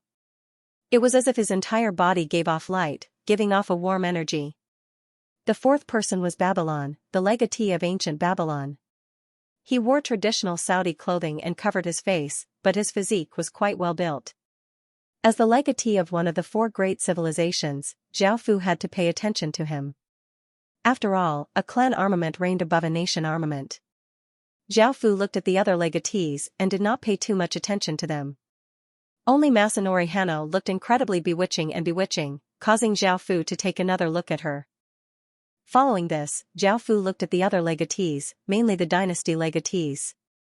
One of them was the Great Tang Dynasty's legatee, Li Baiqing. This was the first time they had met.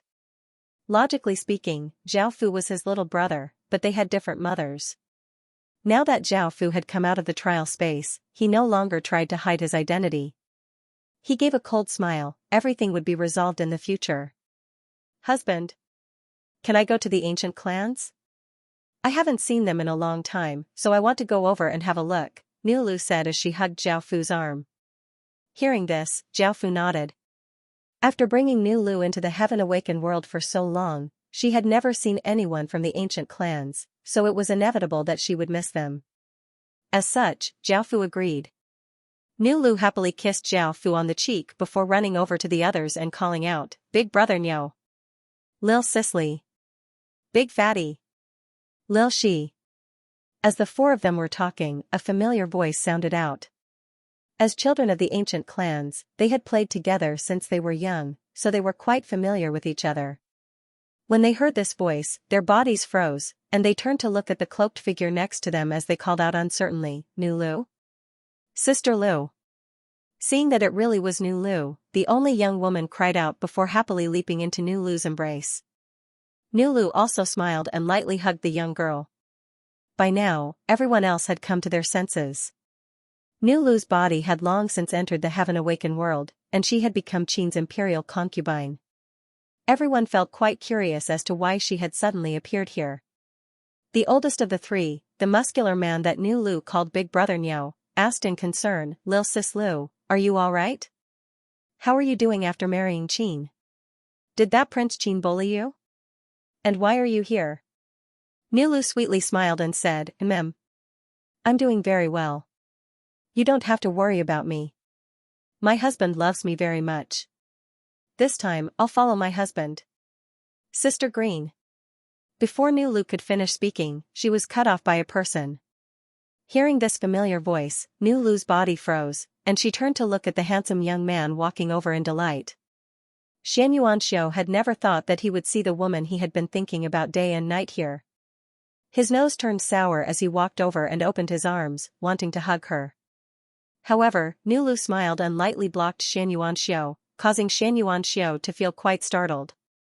Long time no see, and I already have a husband, don't be like this. Hearing her words, Xianxia felt the pain in his heart again. He couldn't help but cry again. Seeing this, a trace of sadness appeared on Nulu's face as she said, Big brother Xianyuan, I'm truly sorry, I've let you down. Xianxia shook his head and said with a trace of hatred, Lil Sis Lu. It's not your fault, it's all that Prince Qin. He stole you away, and it's all his fault. Seeing him like this, Nulu felt quite uncomfortable and said, Big brother Xianyuan, it's not my husband's fault, it's my own choice. Also, don't talk about my husband like that. Hearing the woman he loved call someone else husband, Xianxia felt furious. He grabbed Nulu's hand and called out, Lil Sis Lu. Let's leave now and find a place where no one is around. We won't care about anything in the world in the future. That Prince Qin is cruel and ruthless. You must have been abused by him often. Come with me now.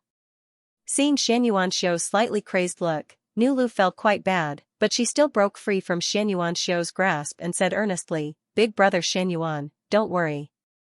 My husband treats me very well, and I love him in both my heart and body. It's over between us. Don't be like this. I don't believe it. Xianxia madly roared, unable to accept that the woman he loved someone else. As he spoke, he grabbed Nulu's hand and tried to forcefully take her away. Seeing how crazy Xianxia was, the people beside him couldn't help but try to calm him down. Xianxia. Younger sister Lu said it very clearly. You better not make things difficult for younger sister Lu. I don't believe she likes other men. Don't mind my business. Xianxia seemed a little obsessed as he shouted with a somewhat crazed look on his face. His voice attracted many people's gazes. When they saw the woman he was holding, they could not help but cry out, She's Nu Lu. The most beautiful woman in China. This caused even more people to look over and see that it was indeed Nu Lu. It was the first time that many people had seen Nu Lu, and they couldn't help but sigh in amazement at her beauty. Moreover, hadn't she become Qin's imperial concubine? Why had she appeared here? Let go of her. A cold voice sounded out from beside Xianxia. Seeing that Zhao Fu had arrived, Nu Lu struggled free from Xianxia and leapt into Zhao Fu's embrace. Her eyes were slightly wet as she said apologetically, I'm sorry, Lord Husband. What? Nu Lu leapt into that person's embrace and called that person husband? Was that person Qin's imperial concubine? A cry sounded out, and everyone's gazes immediately gathered over. This included the 8 legatees and the legatees of the various kingdoms. Hearing this name, they instinctively looked over. Imperial concubine Qin's name was incredibly terrifying, and he held a very important position in their hearts, making them constantly pay attention to him. All of the unrelated people around Zhao Fu looked quite afraid and instinctively retreated. Within the 100 meters around Zhao Fu, there was no one who wasn't related to him. The expressions of the 4 people from the ancient clans became quite serious. Perhaps everyone's expressions became quite serious as they looked at the cloaked figure in Nu Lu's embrace. He was the rumored imperial concubine Qin's imperial concubine, and he was incredibly cruel and bloodthirsty. The lively scene where everyone was chatting with each other also turned cold and silent. Your imperial concubine Qin? Xianxia asked, his eyes filled with hatred. Zhao Fu looked down at Nu Lu, who was about to cry, and he comforted her warmly, I'm fine. I'm not angry. Nu Lu let out a sigh of relief and happily nodded as she smiled. Zhao Fu looked up at Xianxia and nodded, admitting that he was imperial concubine Qin's imperial concubine. Immediately, everyone in the surroundings once again sucked in a breath of cold air and cried out, he was indeed great Qin's legatee. At that moment, countless people walked over, including not only the 8 legatees but also countless foreign legatees. I hope you can spare my lil sis Lu. Xianxia said rudely as he looked at Zhao Fu and gripped the Xianyuan sword at his waist. Others might be afraid of imperial concubine Qin's imperial concubine, but he wasn't afraid at all. Zhao Fu's gaze became cold as he looked at Xianxia and replied, she's my woman now, and no one can take her away from me. Husband, don't be angry, alright? I'll take care of this. Nu Lu could sense that Zhao Fu was quite angry, so she hugged Zhao Fu and said in a pleading tone. Seeing this, Zhao Fu couldn't bear to see her like this, so he agreed. Following this, Nu Lu's expression became cold as she looked at Xianxia and said, Big brother Xianyuan, if you keep acting like this, I'll really get angry. I'll say it one last time, I already have a husband, and I really, really love him. I hope you understand. Xianxia stared at Nu Lu in a daze. It was the first time he had seen her so angry and resolute. He felt as if his heart had fallen into an icy cavern, and he did not say anything else. His figure gradually disappeared, most likely leaving the heaven-awakened world. This made many people on the Chinese side feel that it was quite a pity. Xianxia was the descendant of Yellow Emperor Xianyuan and had great potential, but he had given up on this trial. Nu Lu's eyes became wet, and she leapt into Zhao Fu's embrace and tightly hugged Zhao Fu as she said, Husband. I like you. Zhao Fu felt a warmth within his heart, and he comforted her as he stroked her back. This matter finally concluded, but countless people did not leave and stared at the cloaked figure at the center. Wu Qingyang stood by the side with a serious expression. It was the first time she had seen imperial concubine Qin, and she understood how terrifying he was. She wondered what would happen if he appeared here. The 8 legatees looked at Zhao Fu seriously. Tina Pendragon had noticed him from the start, but she had never thought that he would be Prince Qin. However, Tina Pendragon did not like Great Qin's legatee too much either. Great Qin's legatee was simply too cruel and perverted, and he stole women all over the place. As a woman, Tina Pendragon did not like such things. Akhenaten's expression became serious. Because of Prince Qin's appearance, the final trial would not be simple at all, and it seemed to be much more difficult. CG also looked at Zhao Fu. He was the true ruler of China, and he should have led China to glory. However, all of his fame and glory had been stolen by Zhao Fu, and CG could not help but feel a trace of jealousy. At the same time, he made Zhao Fu his strongest opponent. Everyone else's expressions were quite grim, and they all had their own thoughts. Because of Zhao Fu's sudden appearance, they all felt quite uneasy.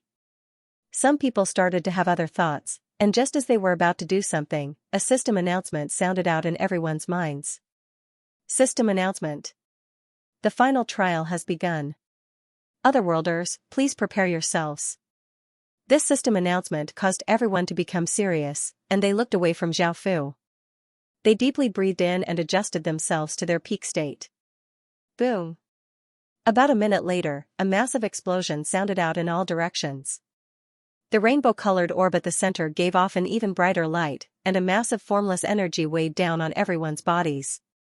Everyone felt as if there was a massive boulder weighing down on their bodies, making it impossible for them to move. Their bodies were covered with sweat, and their legs trembled. Right from the start, some people could not hold on anymore. Their legs gave way, and they collapsed to the ground, panting heavily. They were powerless to stand up, and a formless energy pushed them to the edge of the flat ground. Their trial had failed. Zhao Fu looked at how difficult it was for everyone to resist, and he felt quite confused. Zhao Fu did not feel even a trace of energy weighing down on him. What was going on? Boom. 10 minutes later, another explosion sounded out, and a power that was twice as heavy as before weighed down on everyone's bodies. Some of the dynasty legatees found it quite taxing, and beads of sweat appeared on their bodies. However, some of the dynasty legatees were much more relaxed. Zhao Fu looked at the 3 women next to him. They also felt that it was difficult, but Zhao Fu could not help them and could only rely on themselves. As time passed, more and more people couldn't hold on any longer. They slumped to the ground, gasping for breath, powerless to stand up. Then they were pushed to the edge of the platform by an invisible force. They were closer to the center than the first batch of people who had fallen. In other words, they were closer to the center, while the first batch of people who had fallen were further away. It seemed that the rewards they received would be different depending on how long they lasted. Many people noticed this and continued to persevere. Boom, half an hour later, another massive explosion sounded out as the rainbow orb gave off an even more intense light. The formless energy became 4 times more powerful than before, and it was as if it was corporeal as it weighed down on everyone's bodies. Some people directly fell to the ground and were then pushed to the edge of the platform by an invisible force. They were closer than the second batch of people who fell, and some of the people who fell climbed back up in an extremely short period of time. They could still continue to stay within the platform and accept the trial. They were not pushed to the edge by the formless energy. In order to pass the trial, countless people gritted their teeth and persevered. Zhao Fu looked at how difficult it was for the people around him, but he did not feel any pressure at all. Zhao Fu had no idea what was going on. The 3 women, Nu Lu, Xianru, and Gao Li, were also finding it incredibly difficult, and they gritted their teeth as they endured. Beads of sweat continuously rolled down their bodies, and their bodies slightly trembled. How do you feel? If you can't hold on any longer, just give up. Zhao Fu said caringly to the 3 women. Nu Lu forced out a smile and said, Lord Husband, I can still hold on for a bit longer. I can still hold on for a bit longer, so you don't need to worry. Xianru smiled with great difficulty as she said, Your Majesty. I can also hold on for a bit longer. Dao Li was already panting, and her legs were slightly trembling. However, looking at the other two women, she deeply breathed in and continued to endure as she said to Zhao Fu, "Your Majesty, I can also hold on. I can also hold on." Zhao Fu lightly laughed and nodded. The longer they could hold on, the more rewards they would receive in the future. Boom! A massive explosion once again sounded out as an even greater power weighed down on everyone's bodies like a mountain. Some of the dynasty legatees were unable to hold on any longer and collapsed to the ground. This immense power made some of the dynasty legatees feel quite difficult, and they felt like they could not hold on any longer. The 8 dynasty legatees also felt quite strained. However, Zhao Fu still did not feel any pressure on his body, making him feel quite confused and unable to understand what was going on. By now, Dao Li's legs were trembling, and she was covered with sweat. She started to breathe raggedly, and it seemed that she would not be able to hold on for much longer. Zhao Fu could not bear to watch anymore, and since there was no pressure on his body, he did not have to expend any energy to resist. As such, he sent his power into Gao Li's body. Traces of black aura flowed out of Zhao Fu's palm and into Gao Li's body. Gao Li received a wave of power, and the pressure on her decreased. Seeing that it was effective, Zhao Fu gave a trace of a smile, but he felt that something was off about Gao Li. Even though Gao Li was holding on, her face was bright red, and her eyes were lustful. Her body gave off an enticing aura, as if she wanted to do it with him. Suddenly, only then did Zhao Fu realize that he had sent 6 desires demonic chi into Gao Li's body, making him feel quite awkward. He had forgotten that he was cultivating the 6 desires celestial art, and his cultivation power was the 6 desires demonic chi. This power could not be used carelessly, as it had a powerful aphrodisiac effect. Realizing that he had made a mistake, Zhao Fu immediately sent his king's power into Gao Li's body, suppressing the 6 desires demonic chi. Gao Li's face became red, and she looked at Zhao Fu in embarrassment. Following this, Xianru could not hold on any longer, and Zhao Fu also sent his king's power into her body. Finally, Nulu was able to hold on, but Zhao Fu could not bear to see her suffer, so he also sent some of his king's power into her. Beside Zhao Fu, the 3 women barely managed to hold on. This scene caused everyone to feel quite shocked. They had never thought that Zhao Fu would be able to help the 3 women while enduring such immense power. What's more, he looked incredibly relaxed and did not seem to be under any pressure at all. Just how powerful was Qin's legatee?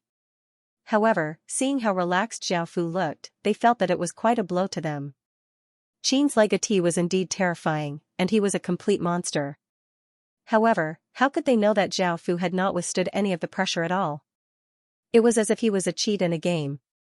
An hour later, only a few hundred people remained out of the thousands. With Zhao Fu's help, Nu Lu and the other 2 women were able to hold on.